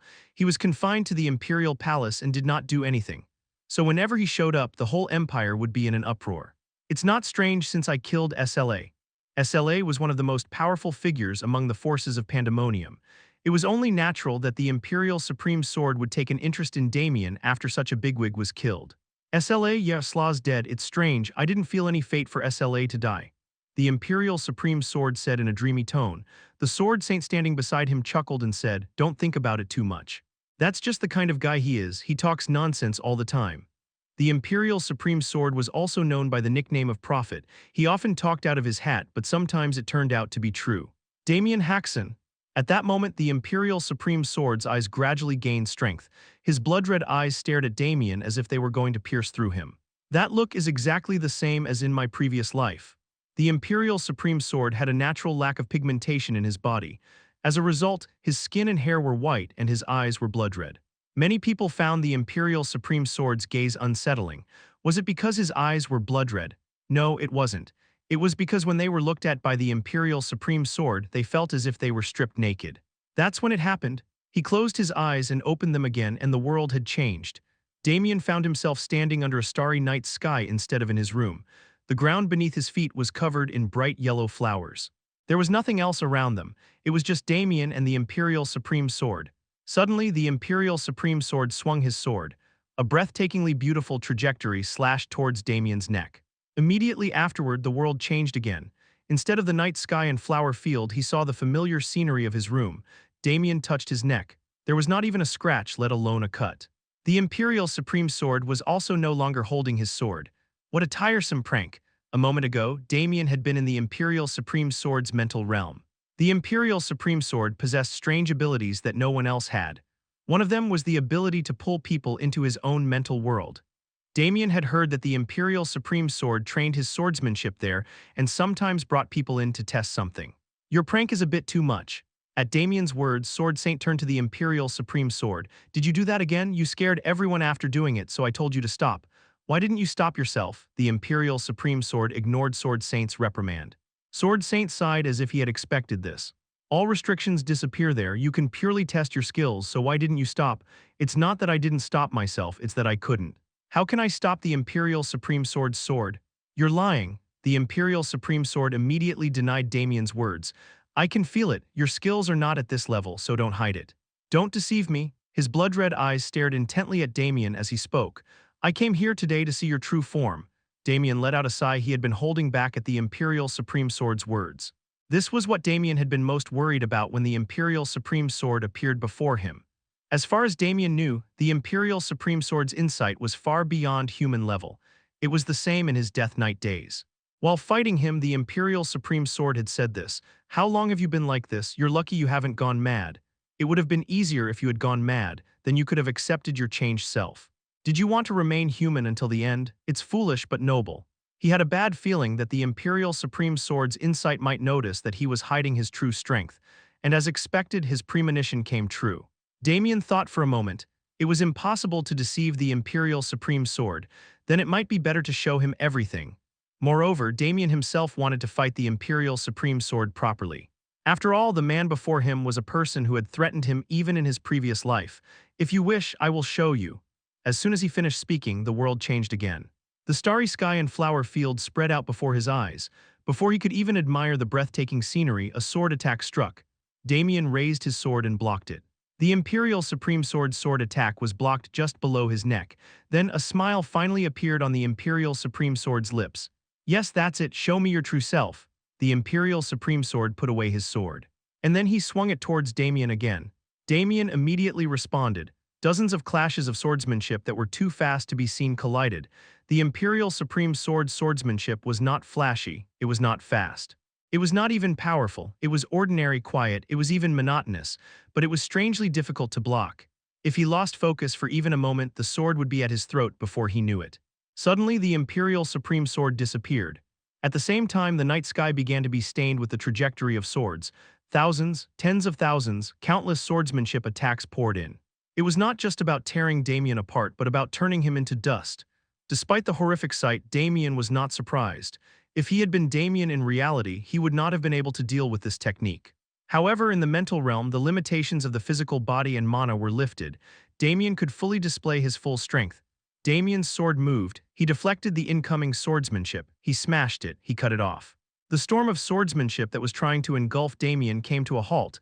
It couldn't get close to Damien and started to be pushed back. The moment some space was created, Damien's body spun. He swung his sword wide. Darkness exploded. Dark swordsmanship cut through the storm. The trajectory of the swords was instantly erased. Thanks to this, a path was created. He could see the figure of the Imperial Supreme Sword standing far away. The Imperial Supreme Sword was staring at Damien with a surprised expression.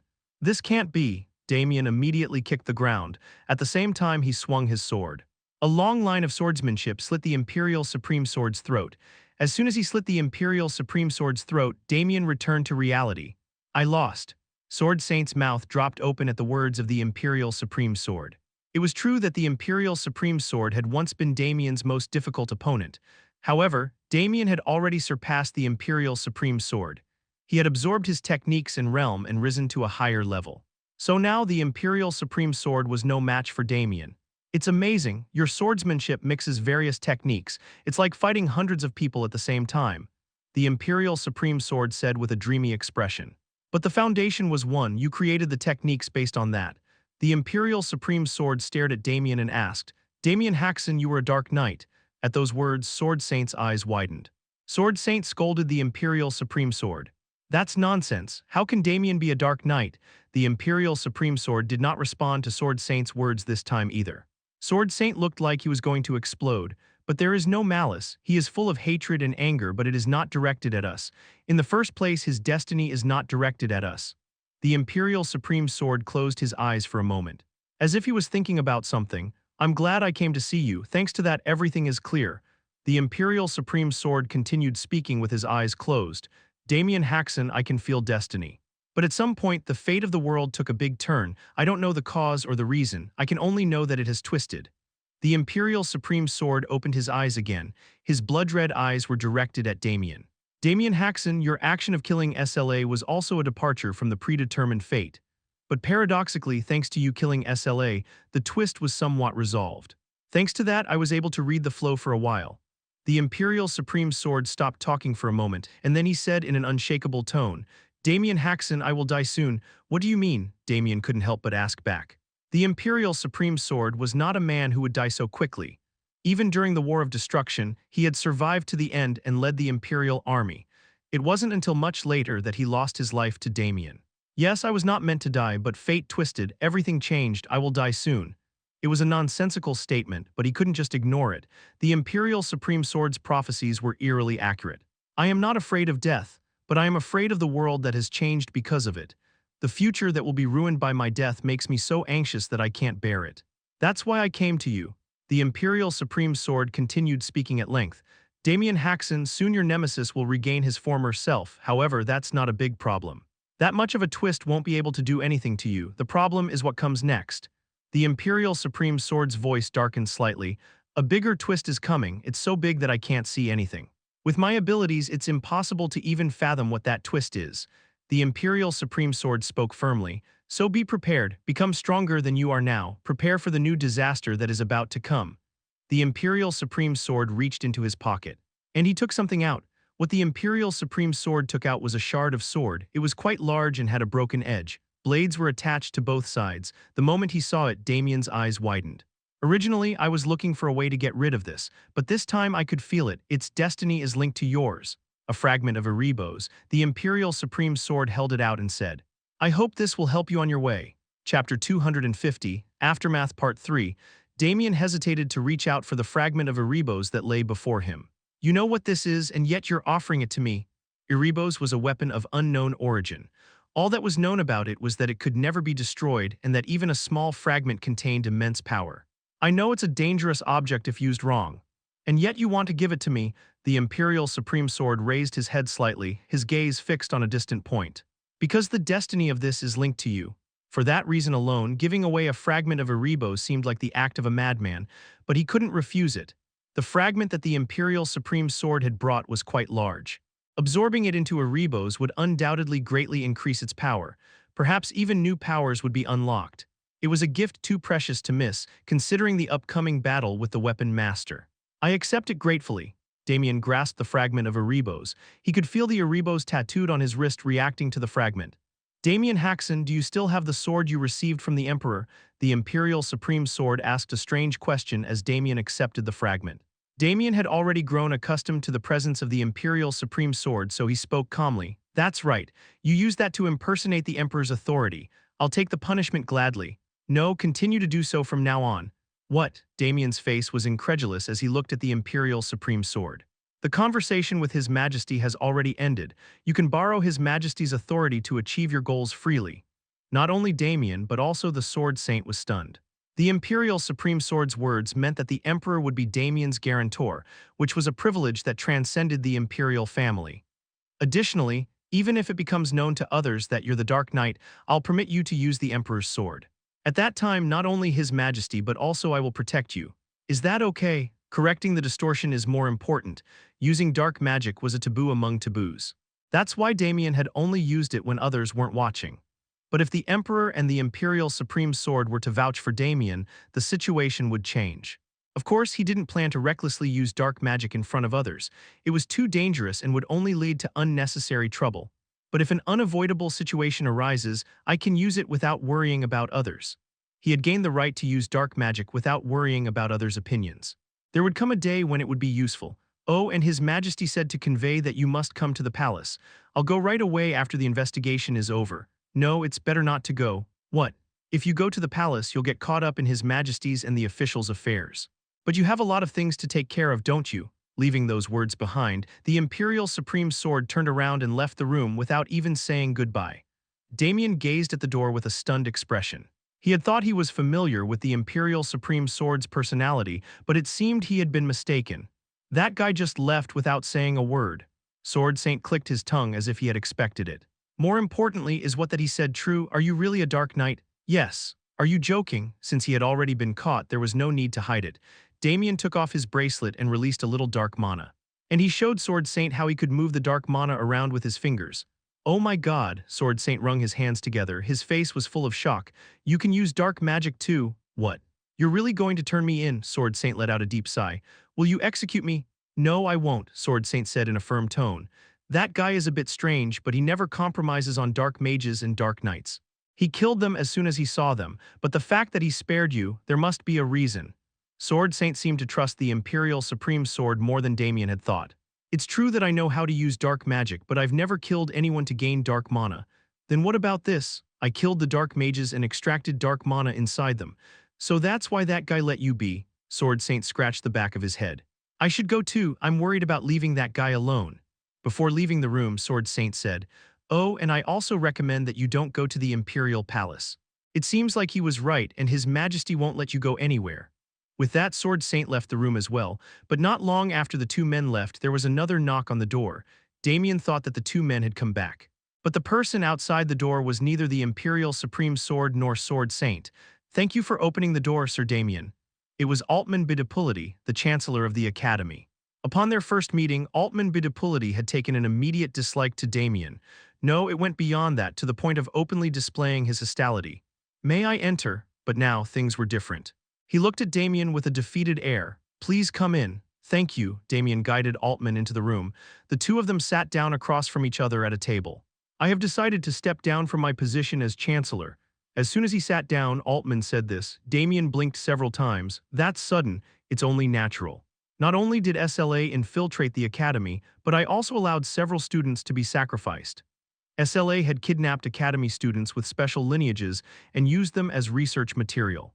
All of these facts came to light during the investigation into the remaining traces of SLA at the academy. So it's right for me, the Chancellor, to take responsibility and step down. It's not just me. There will be a major shakeup in the faculty as well. There was no hint of regret or resentment in Altman's voice. On the contrary, I feel like it's not enough. This is all my fault.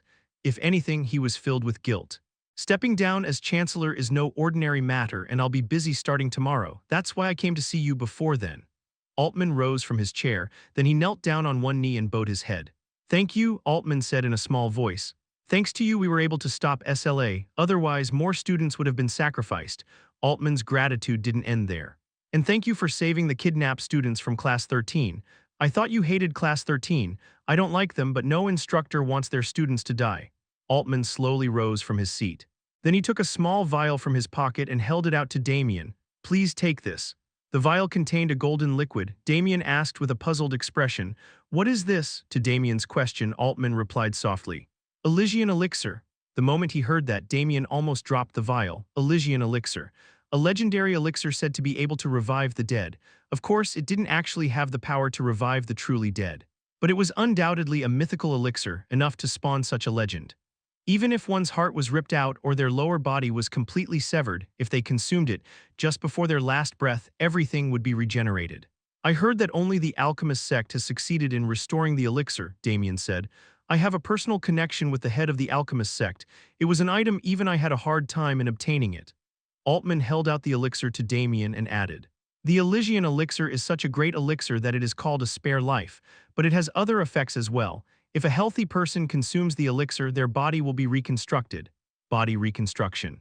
Damien's eyes lit up at those words. You mean metamorphism? Metamorphism referred to the extremely rare awakening of the body that occurred during the process of Master Class Knights breaking through their limits. It was not about the growth or mutation of the body. It was about reaching a higher level by completely reconstructing it from the root. That was called metamorphism. However, it's not like you can experience metamorphism unconditionally just by drinking it. I've heard that it varies depending on the individual's ability. That was fine. Just the possibility of metamorphism was an incredible opportunity. May I take this? Damien asked. On the contrary, I'm the one who should be asking you to take it. I think it will lighten the burden on my heart a little. Damien nodded and put the elixir into his subspace. The Chancellor's face relaxed slightly. It took a few more days for the investigation to be completed. Once the investigation was over, Damien prepared to leave the academy. He packed his bags and left his dorm room. But instead of heading to the main gate, Damien went to a different place. The place Damien arrived at was the scene of Blanca's death. The building was completely burned down. All that was left was a pile of black ash and debris. Stupid woman, Damien muttered to himself. He told the investigators everything about Blanca Roch. He didn't hide a single thing. He didn't care if Blanca Roch's reputation was tarnished and she was forever branded a traitor. She had collaborated with SLA to save her child and sacrificed countless students. She couldn't atone for her sins with just death. What did I tell you? You would lose everything, Damien said to himself. He opened his subspace and took out a spear. He then thrust it into the ground. I have avenged my enemy. The reason Damien kept Blanca's spear was to use it to finish off SLA. It wasn't because he pitied her. Her actions were unforgivable and Damien had no intention of forgiving her, but he saw his past self in her, how she was manipulated and killed by a dark mage. That's why he showed her his last kindness. Rest in peace. He turned and walked towards the main gate to leave the academy, but he saw familiar faces gathered at the gate. What are you guys doing here? Oliver, Penelope, and the students of Class 13 exchanged glances. Then one of them shouted, Thank you for everything." This was followed by shouts from one or two others. We got our first good grades because of you, instructor. My family contacted me. They asked if it was really me. It's been a while since I've been praised like this. Damien looked at Class 13 with a surprised expression. He never thought these brats would wait for him to thank him. It seemed like they had finally matured a bit during that short time. Instructor, Oliver and Penelope walked out from the group of students. They couldn't raise their heads as if they had done something wrong. I'm sorry. What's the matter? Did you do something wrong again? We know you saved us, but It seemed that they were still haunted by the fear they felt when they saw Damien. Don't worry about it, I'm fine, Damien said sincerely. But their expressions remained grim. Come here. Damien gestured them to come close. The two approached hesitantly. Damien hugged them and said, Oliver, you have a talent for swift swordsmanship. Keep practicing hard. Yes, Penelope, to be honest, you're average. You'll only be able to reach great heights if you work to the bones. I will. Damien released them from his embrace. A bright smile appeared on Damien's lips before he knew it. I don't know why you insist on walking, Sword Saint grumbled as he walked down the road. You were running in a hurry when you came here. But why are you so slow when you're returning? The Imperial Supreme Sword didn't respond at all. No, it didn't seem like he could even hear Sword Saint's words. Then the Imperial Supreme Sword stopped walking. Sword Saint spoke bluntly. Why did you see another fate? Yeah, I did. What really? What did you see? It's strange. New fates have appeared. The distortion has been slightly relieved. What's going on here? Did Damien Haksen do something again? The Imperial Supreme Sword muttered and started walking again. At least pretend to listen when someone is talking to you. Sword Saint grumbled and followed behind the Imperial Supreme Sword. Chapter 251, Destination Part 1. After leaving the academy, Damien turned towards the church. He had decided to heed the advice of the Imperial Supreme Sword and the Sword Saint. Damien had a lot to do now. He couldn't stay entangled with the Empire. Since I killed SLA, Pandemonium will react in some way. SLA was no ordinary giant evil. She was one of the strongest in Pandemonium. With such a figure dead, Pandemonium couldn't just sit still. It doesn't matter if they come after me, I'll just kill them all, but my family won't able to defend itself. Damien's only weakness was his family. What if Pandemonium went after his family? Just imagining it made his insides churn. It's cowardly to stay by my family's side and wait for Pandemonium to strike. He couldn't just stand by and protect his family while Pandemonium plotted who knows what. That was no different from handing Pandemonium the initiative. Damien was determined to be more proactive. I'll shake up Pandemonium one more time. He planned to upset the board once more so that Pandemonium wouldn't have the time to worry about Damien and his family. To do that, I need to kill the Weapon Master as quickly as possible. The Weapon Master was a giant evil with power comparable to Slaw's. If the Weapon Master followed SLA in death, Pandemonium would be thrown into great shock and its external activities would have to be curtailed. However, there was one big problem with this plan. The problem is how to get to that place. Damien had previously killed the Weapon Master's disciple and learned his location. However, the place where the Weapon Master was located was not easily accessible to humans. Maybe I can find a way at the church. With that thought in mind, Damien quickened his pace. Not having much time, Damien traveled day and night. Thanks to that, he was able to reach the main body of the church sooner than expected. It's still the same here, Damien said as he looked up at the high walls surrounding the main body of the church. A moat as wide as a river surrounded the walls. Damien crossed the bridge over the moat. When he reached the end, he saw two giant statues guarding the gate. "Stop there, the church does not welcome visits from strangers," the two statues said as they looked down at Damien. Damien took out the insignia of the honorary paladin from his subspace. The gaze of the two statues focused on the insignia. After a while, the statues cleared the path and said, "It's Sir Damien Haksen, the honorary paladin. Your identity has been verified, you may enter." These two statues were no ordinary golems. Not only were they powerful weapons with great fighting power, but they were also connected to the church with the divine power so they could handle any task quickly. "Come on in," the statues urged Damien, who was standing still. Damien said to the statues, "If there's a knight named Agnes, please let her know I'm here." Agnes, the disciple of one of the great 5 elders Chinjuium. And he was the first elder Damien had met since his regression. He couldn't just wander around a place as big as the church alone, he needed help. "Wait a minute," the eyes of the statues glowed again. Then the statues said to Damien, "We have confirmed that there is a paladin named Agnes. She is on her way here, so please go in and wait." Damien went inside the gate and waited for a while.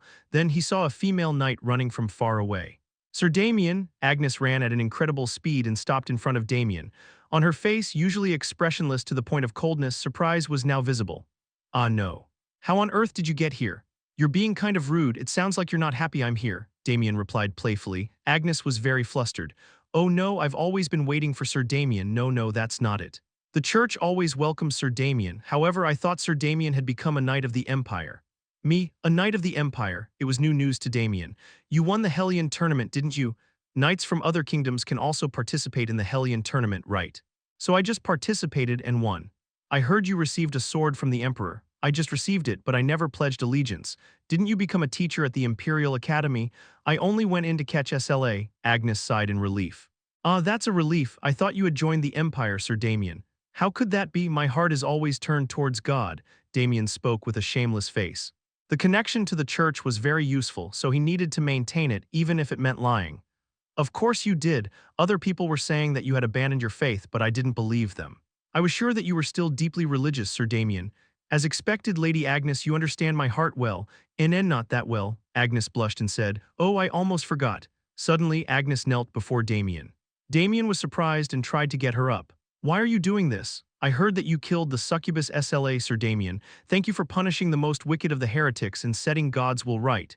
Agnes bowed her head deeply and said, "Not only me, but the others also feel the same way about you, Sir Damien." After all, it seemed that Slaa's death had shaken not only the Empire but also the Church. It was natural considering that the group that hated dark mages the most in the world was the Church.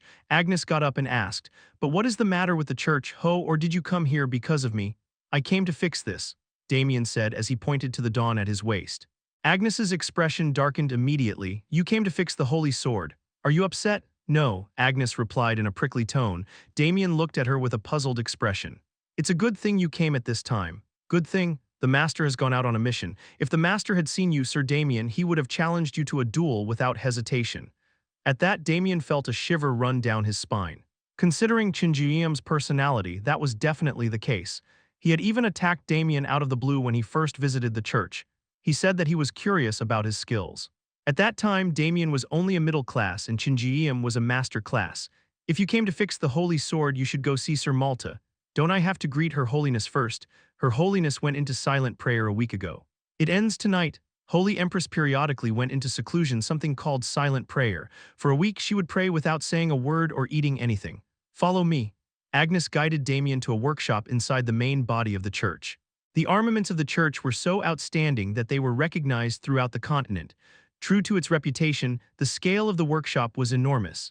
Even more surprising was the sight of the blacksmiths who were walking around the workshop. They were as small as children. On the other hand, their entire bodies were covered in boulder-like muscles. The blacksmiths in the workshop were not humans but dwarves. The church's religion spread not only among humans but also among other races. These were the descendants of the dwarves who had sacrificed themselves when the church was founded. "Young paladin, what is it?" A dwarf approached the two. Agnes greeted him briefly and said, "I came to see Sir Malta. Did you make an appointment? Those who have not made an appointment will not be admitted. This person is qualified to see Sir Malta even without an appointment." The dwarf looked at Damien with a crooked gaze. It was as if he was saying, "What nonsense is this? He's Sir Damien Haksen. He is the master of the Holy Sword Dawn." "What, Damien Haksen?" But when Agnes revealed Damien's identity, dwarf eyes widened. "If you are the master of Dawn, you are qualified to see Sir Malta. Wait a moment." The dwarf went inside the workshop. After a while, something dark and hairy emerged from inside. Dawn, a dwarf with hairs all over his face and head, was running towards them, about to burst into tears. "You bastard Damien Haksen, hurry up and show me Dawn." Damien grimaced and held out Dawn. Malta hugged Dawn with both arms. "Dawn, how long has it been? Do you know how lonely I've been without you?" Ziying. Dawn also seemed to be happy and hummed. Then Malta cried out even louder. "Let's see. Let's make sure you've been well and haven't been hurt." Malta drew Dawn from its scabbard, and as soon as he saw the notch in Dawn's blade, he froze stiff. "Damien Haksen." "Yes, what is this?" "The blade is notched," Damien said indifferently. Then Malta's eyebrows shot up. "Who do you think I can't see? I'm asking why Dawn is in this condition. It happened when I fought SLA." "What, SLA?" Malta's eyes widened at the name SLA, and Malta muttered and hugged Dawn. "Succubus SLA, if it's a monster like that this much damages, it's rather fortunate that it ended like this. The weapon I made was used to cut off Slaw's breath." After a while of pondering, Malta looked at Damien and said, "I'll forgive you just time once." "Yes, thank you so much," Damien replied with an annoyed expression. Then Malta turned on his temper again. "No, Dawn, come back to my arms. I can't leave you with that bastard." Ziying. "What, you don't like it, you ungrateful bastard? That's why they say there's no point in raising a daughter." Damien looked at Malta with a tired expression. "And this bastard, a holy sword, has to be tempered every time it grows, so why did you only bring Dawn now?" "I've been very busy lately." "Anyway, you brought it well." "You did a great job." Malta stroked the blade of Dawn and laughed strangely. "Dawn, you've grown so wonderfully in the time I haven't seen you. Just a touch of my hand will make you several times stronger than this." "Ugh." Damien glanced at Malta with a disgusted expression. Then he asked Agnes, "Is he always like that dwarf?" "Well, he usually exercises self-restraint," Agnes said while avoiding Damien's gaze. "Sir Malta, I have a question." "What is it? If you're going to ask me how to polish Dawn, wait a minute." "I'm not going to ask that. Sir Malta, you lead all the dwarves who have sacrificed themselves to the church, right? So what? Then do you also have contact with dwarves in other regions?" Malta thought for a moment at Damien's question and then replied, "There are a few cities with which we have contact." Dwarves were a race that lived in cities rather than kingdoms. They were very different from what humans thought of as cities. They lived hidden in mountains or deep in caves, and they were much larger. "Then do you also have contact with Hammerfell City?" "Hammerfell, why there? I heard the name on my travels and thought I'd ask." It was a lie, in fact. Damien had never heard of a city called Hammerfell. However, there was another reason why Damien asked about Hammerfell City. Weapon Master. His next goal was there. Chapter 252, Destination Part 2. Damien had no idea why the Weapon Master was in Hammerfell City. He only came to know when he had extracted the information from the Weapon Master's disciple. However, he could guess. He had seen something in his previous life. He's probably trying to make that demonic sword. The demonic sword was an avatar created by the demons to exert influence on the continent. Therefore, it contained all the power and authority of the demons. However, the demonic sword that the Weapon Master was trying to make was not just a demon's avatar. He planned to make a demonic sword using the body of a high-ranking demon. In other words, the demonic sword that the Weapon Master would make was the demon itself. He used the body of a Duke-class demon who had descended on the continent in the distant past and was defeated. Because of that, the power of Duke-class demon was fully contained in the demonic sword. The Weapon Master used the power contained in the demonic sword to massacre countless knights. Even the master classes, who were considered strong in their own right, couldn't even put up a proper resistance before losing their lives to the demonic sword.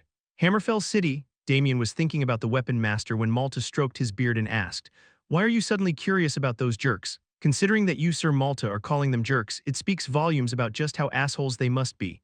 Not normal assholes, but they're the ones who are completely blocked off and ostracized even among their own kind. I don't even like them." Malta waved his hands as if he was disgusted.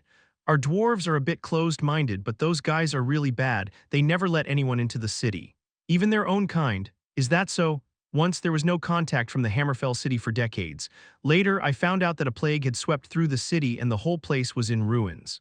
But even then, they didn't ask for help from the outside. If Malta's words were true, it seemed like it wasn't just an ordinary closed-off place. I hear that the knowledge and mysteries of ancestors are preserved in the Hammerfell city. Maybe that's why they're so closed off. Then Malta suddenly said something strange, but you got a weird way with words. To call them assholes, it sounds like you're implying that I'm an asshole. How could that be? It's just a slip of the tongue. Really? Malta made a slightly suspicious expression. Damien turned the conversation around coldly. Then you don't know how to get into Hammerfell City. I don't know, and neither do the others. I have a vague idea of where it is. Why do you want me to tell you that? I would be grateful if you did. Well, it's not a difficult request, so I'll do it for you. But first, I need to fix this thing, Malta said and stroked the hilt of Dawn. How long do you think it will take for Dawn to be repaired? Give me 3 days, I'll make this thing even more magnificent in that time, Malta said in a confident voice. Well, if you understand, get out of here now. I need to start working on this thing. Malta said this and began to focus on Dawn again. Oh, Dawn, you're so cute. How can I make you even more beautiful? Simply polishing it won't be enough. Malta was instantly lost in his own world. It was as if he had completely forgotten that Damien and Agnes were there.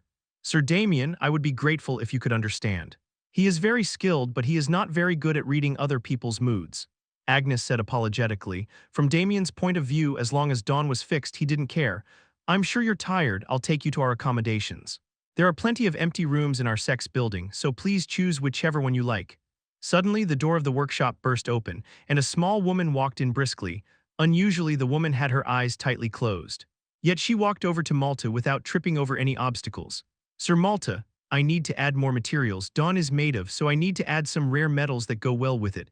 Sir Malta, how much rare metal is left in the warehouse? I think there's not much left. It would be better to mix in some divine iron instead. I wonder if Her Holiness would give it to me. Sir Malta, the woman shouted. Only then did Malta turn his head. Who is making all this noise? What are you doing here? What's the matter again? Since this morning Highborn has been sounding quite dull. I came to ask Sir Malta to take a look at it. The woman held out the sword she had been clutching in her arms. Malta took the sword and flicked the blade with his finger. The sword rang out loudly. Malta put his ear to the blade. Highborn's blade is really dull. Then you're the only one I can trust, Master Malta. Please take good care of it. No, I can't. I don't have time to deal with this right now. The woman tilted her head at Malta's firm refusal. I didn't know you could joke, Master Malta. I'm not joking. Have you perhaps gone blind? This is Highborn. It's a legendary holy sword that you personally made, and you gave me a threatening request to come to you at the first sign of trouble. That's right, but right now there's a child I need to see more urgently than this, Malta said as he held out his sword and added. So go ask someone else to look at it instead of me. What are you talking about? Do you want me to take our Highborn to another dwarf? I'll be anxious all day and won't be able to sleep, the woman shouted in horror. It seemed that this woman was not a normal human being either. Fix Highborn right now. No. Why are you doing this? What sword do you need to see that you're neglecting Highborn? When the woman got angry, Malta held out Dawn, which he had left aside. I need to turn this thing into something beautiful. As soon as she saw Dawn, the woman's expression changed instantly. She took Dawn in both hands, and she admired it, touching it here and there. Oh, it's a really wonderful sword. I've never seen such a straight and smooth sword before. Right, it's my greatest masterpiece.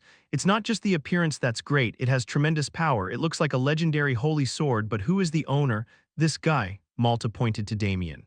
The woman looked back at Damien and was greatly surprised. Oh, there was a man. I'm sorry, I get narrow-minded when I get impatient. The woman approached Damien briskly. Oh my, you're not a paladin. Judging by the mana I sense, you're just a knight.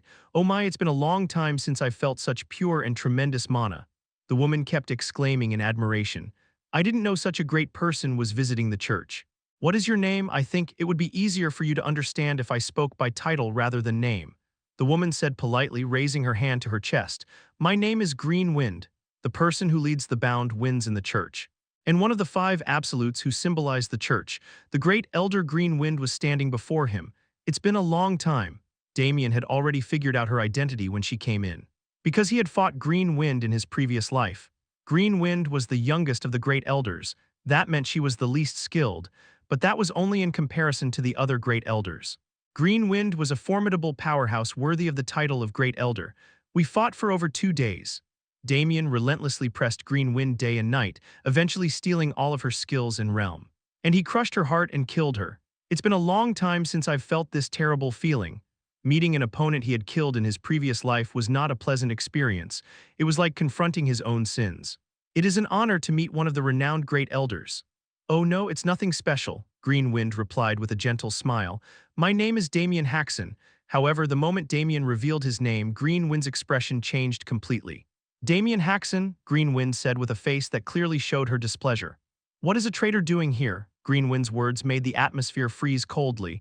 The one who was most angry was Agnes. She hurriedly stepped in between the two. Lady Green Wind, that is too harsh. Sir Damien is an honorary paladin recognized by her holiness and the devotee of the god. I know.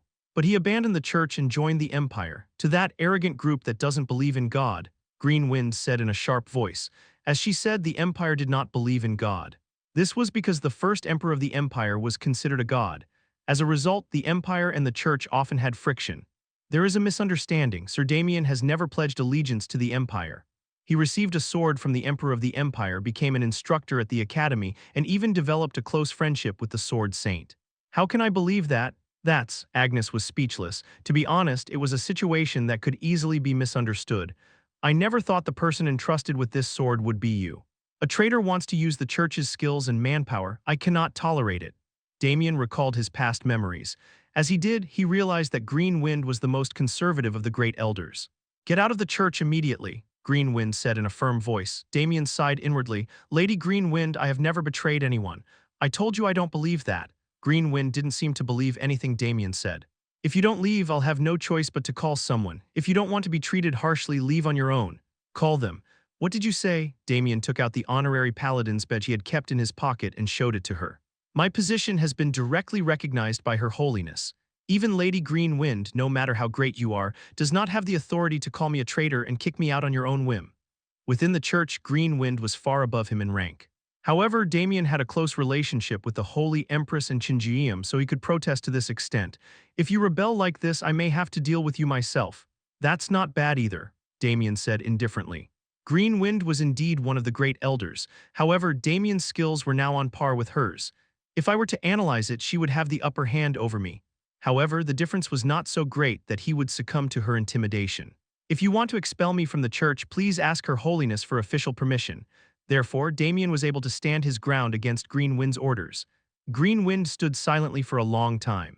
Suddenly, killing intent began to emanate from her. Damien was ready to deal with it at any moment. Just then, the door to the workshop burst open, and someone shouted, "Both of you stop it." It was a beautiful woman who could be described as a beauty. As soon as the woman appeared, Green Wind asked with a puzzled face, "Radiant Light, why are you here?" "I came to see Sir Damien." "I heard he was here." The great elder and the leader of the sect, Blinding Agony. Radiant Light looked at the two of them in turn and said, "The atmosphere is incredibly tense. Green Wind, you need to explain what happened here." "There's nothing to explain. I'm just stopping this traitor from entrusting the repair of the Holy Sword to Sir Malta." As she said this, Green Wind glared at Damien again. Radiant Light sighed deeply. "Green Wind, I told you not to do that. What are you going to do if you jump in without even finding out properly?"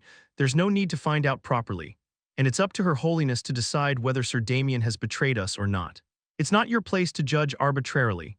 The smile disappeared from Radiant Light's face. She glared at Green Wind and said, "Green Wind, didn't I tell you, I hate it most when you go off on tangents." Green Wind's face turned pale. Green Wind broke out in a cold sweat. "Ah, sister, that's. We don't have time now, so let's talk about it later. Sir Damien, would you like to follow me? We need to get to the Her Holiness quickly before it's too late." At Radiant Light's words, Damien asked with a puzzled face, "Too late? Oh, surely you didn't know about the situation outside." Radiant Light threw open the door. And then Damien could see it, the paladins and priests who were densely packed outside. "That man is Sir Damien. It's Sir Damien, the knight who killed the SLA. It's really Sir Damien." As soon as they saw Damien's face, the paladins and priests reacted violently. "Sir Damien, thank you so much. Thank you for killing SLA. You killed that damn heretic, you're the best." Pandemonium, those disgusting bastards must all have fallen over in shock. "It's all thanks to Sir Damien." The voices came in waves. It was loud enough to make his ears ring. Radiant Light closed the door and then the sound was greatly reduced. "You see, people are still flocking to see you," Radiant Light said, pointing outside. "You won't be able to take a single step out of here if you don't run away right now." Chapter 253, Destination Part 3. Damien looked at the door with a dumbfounded expression. He had expected that killing SLA would have significant repercussions, but he had no idea they would be this severe. All the people from the main building are gathering here now. The sounds from outside were growing louder in real time.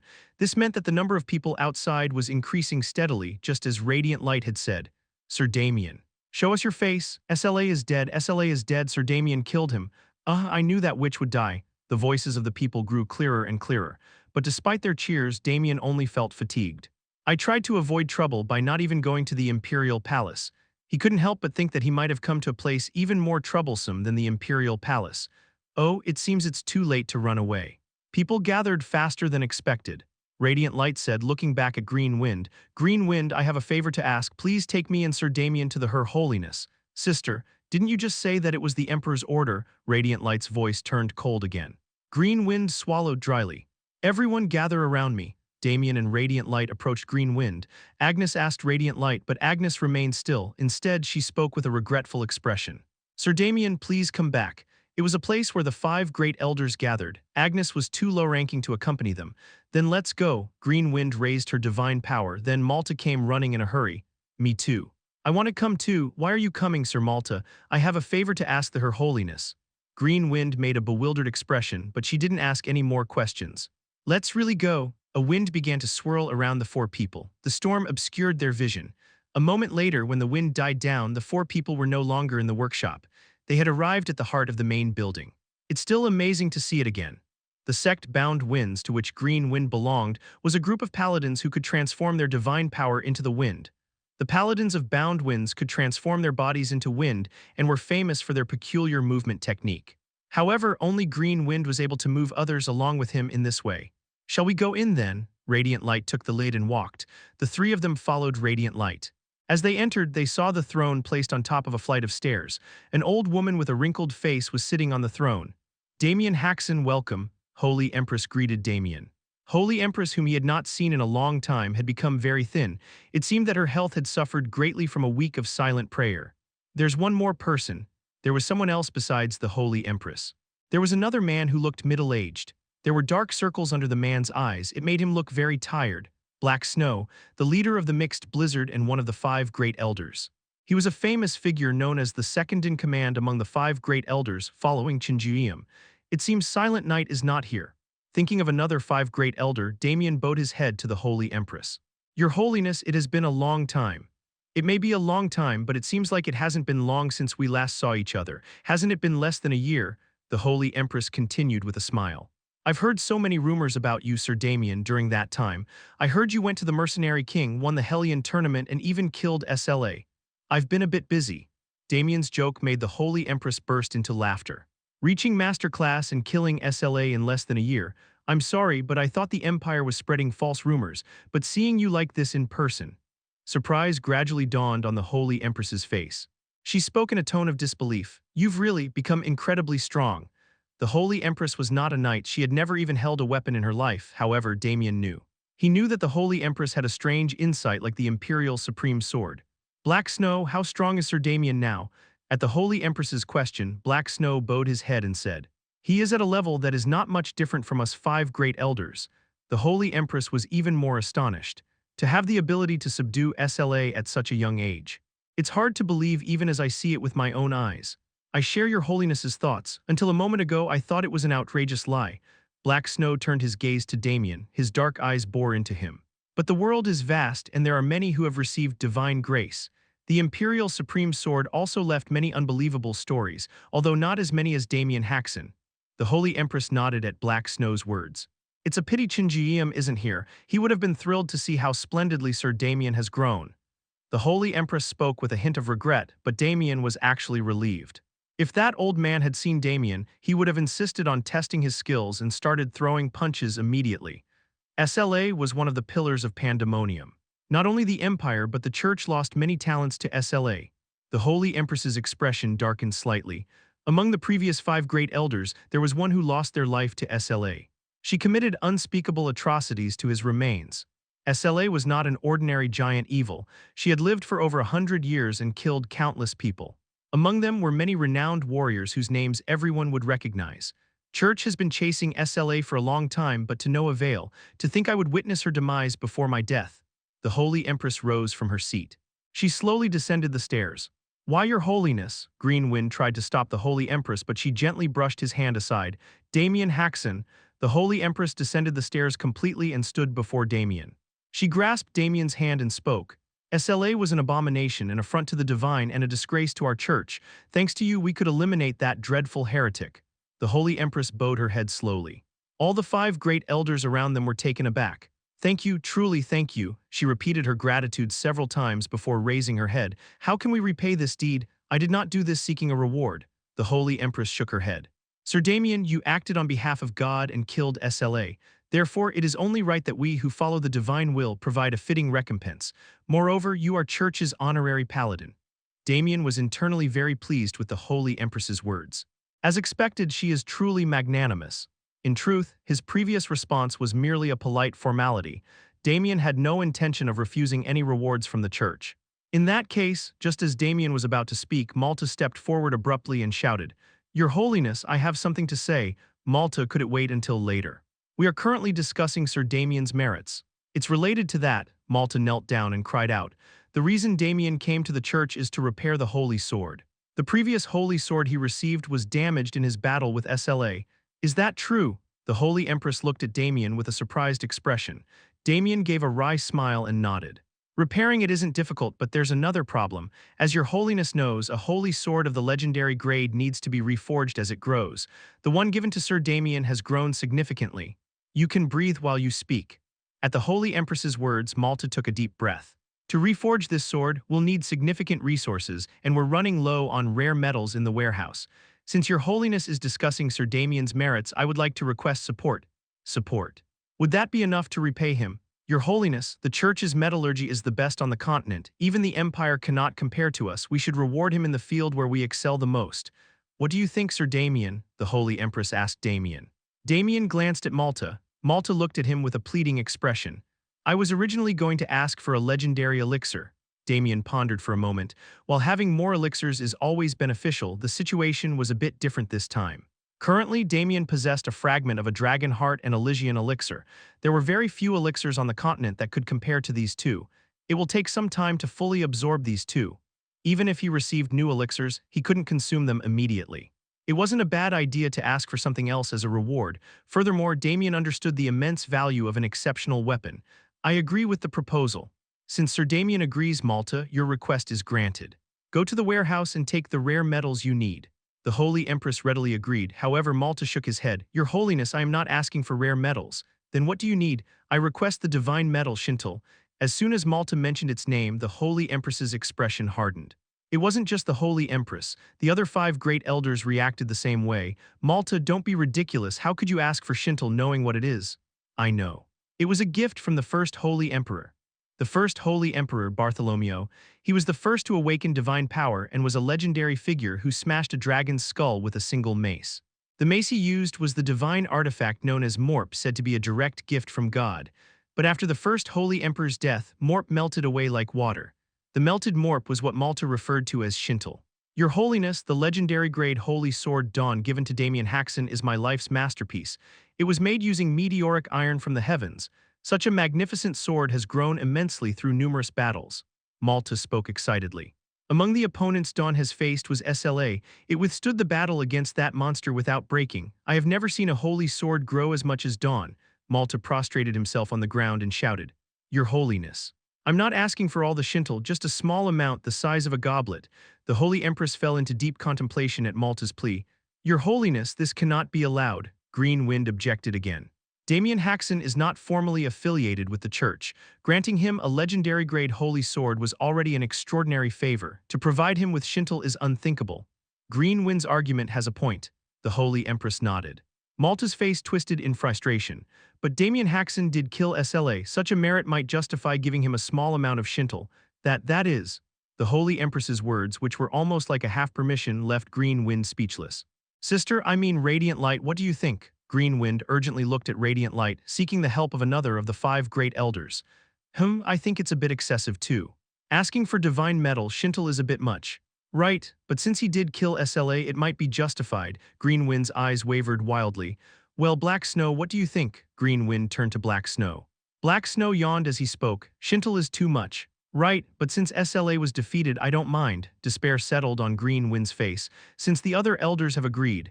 The Holy Empress cleared her throat before continuing. We will provide Shintel for the reforging of Damien Haksen's holy sword. After the Holy Empress gave the order, the 5 great elders left the Holy Empress's palace. Green Wind was greatly shocked and left with her shoulders slumped. Please don't hold it against her. The Holy Empress suddenly spoke to Damien. She may seem inflexible, but it's because she loves the church dearly. At the Holy Empress's words, Damien recalled the time he had killed Green Wind. Even with her heart pierced and she was dying, Green Wind had called out the Holy Empress's name. How could I harbor ill will against one of the 5 great elders? That would be asking for trouble. It's a relief to hear you don't. The Holy Empress laughed at Damien's joke. Why did you ask me to stay? Unlike the other great elders, Damien had remained at the Holy Empress's request. There is one more thing I need to ask. Damien looked puzzled. The Holy Empress paused before asking him. Did this recent event bring you any relief? Damien closed his mouth at the question. After a long moment of contemplation, he spoke. Not at all. When he had just killed SLA, he felt a momentary sense of relief. But it was very brief. In the end, killing SLA did not save his sister from his past life.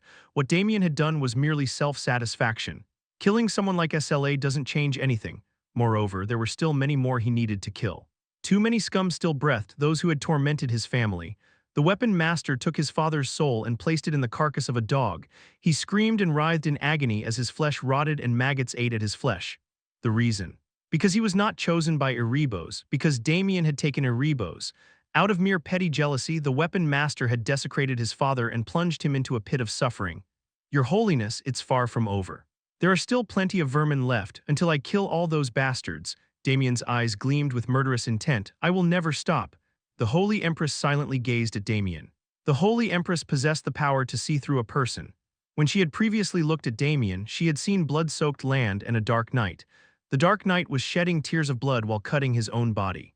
And now the Damien that the Holy Empress saw, nothing has changed at all. At the Holy Empress's murmur, Damien asked back, what do you mean, nothing at all? In truth, the Holy Empress had been hesitating to provide divine metal to Damien. However, this conversation cleared her hesitation. If this wounded lamb could be saved, what harm was there in giving him some divine metal? Do you have any other requests? Please tell me anything. Perhaps it was because her heart had softened. The Holy Empress couldn't help but ask Damien, knowing it was excessive. Ah, then may I make one more request? As many as you like. Damien stated his need to the Holy Empress. Upon hearing his request, the Holy Empress blinked in surprise. Is that really all you need? Yes, that's correct. That's such an easy request. It's essential to me. The Holy Empress couldn't help but feel a bit deflated. She had been prepared to grant any request, but she hadn't expected such a simple one. Follow me, I will guide you right away.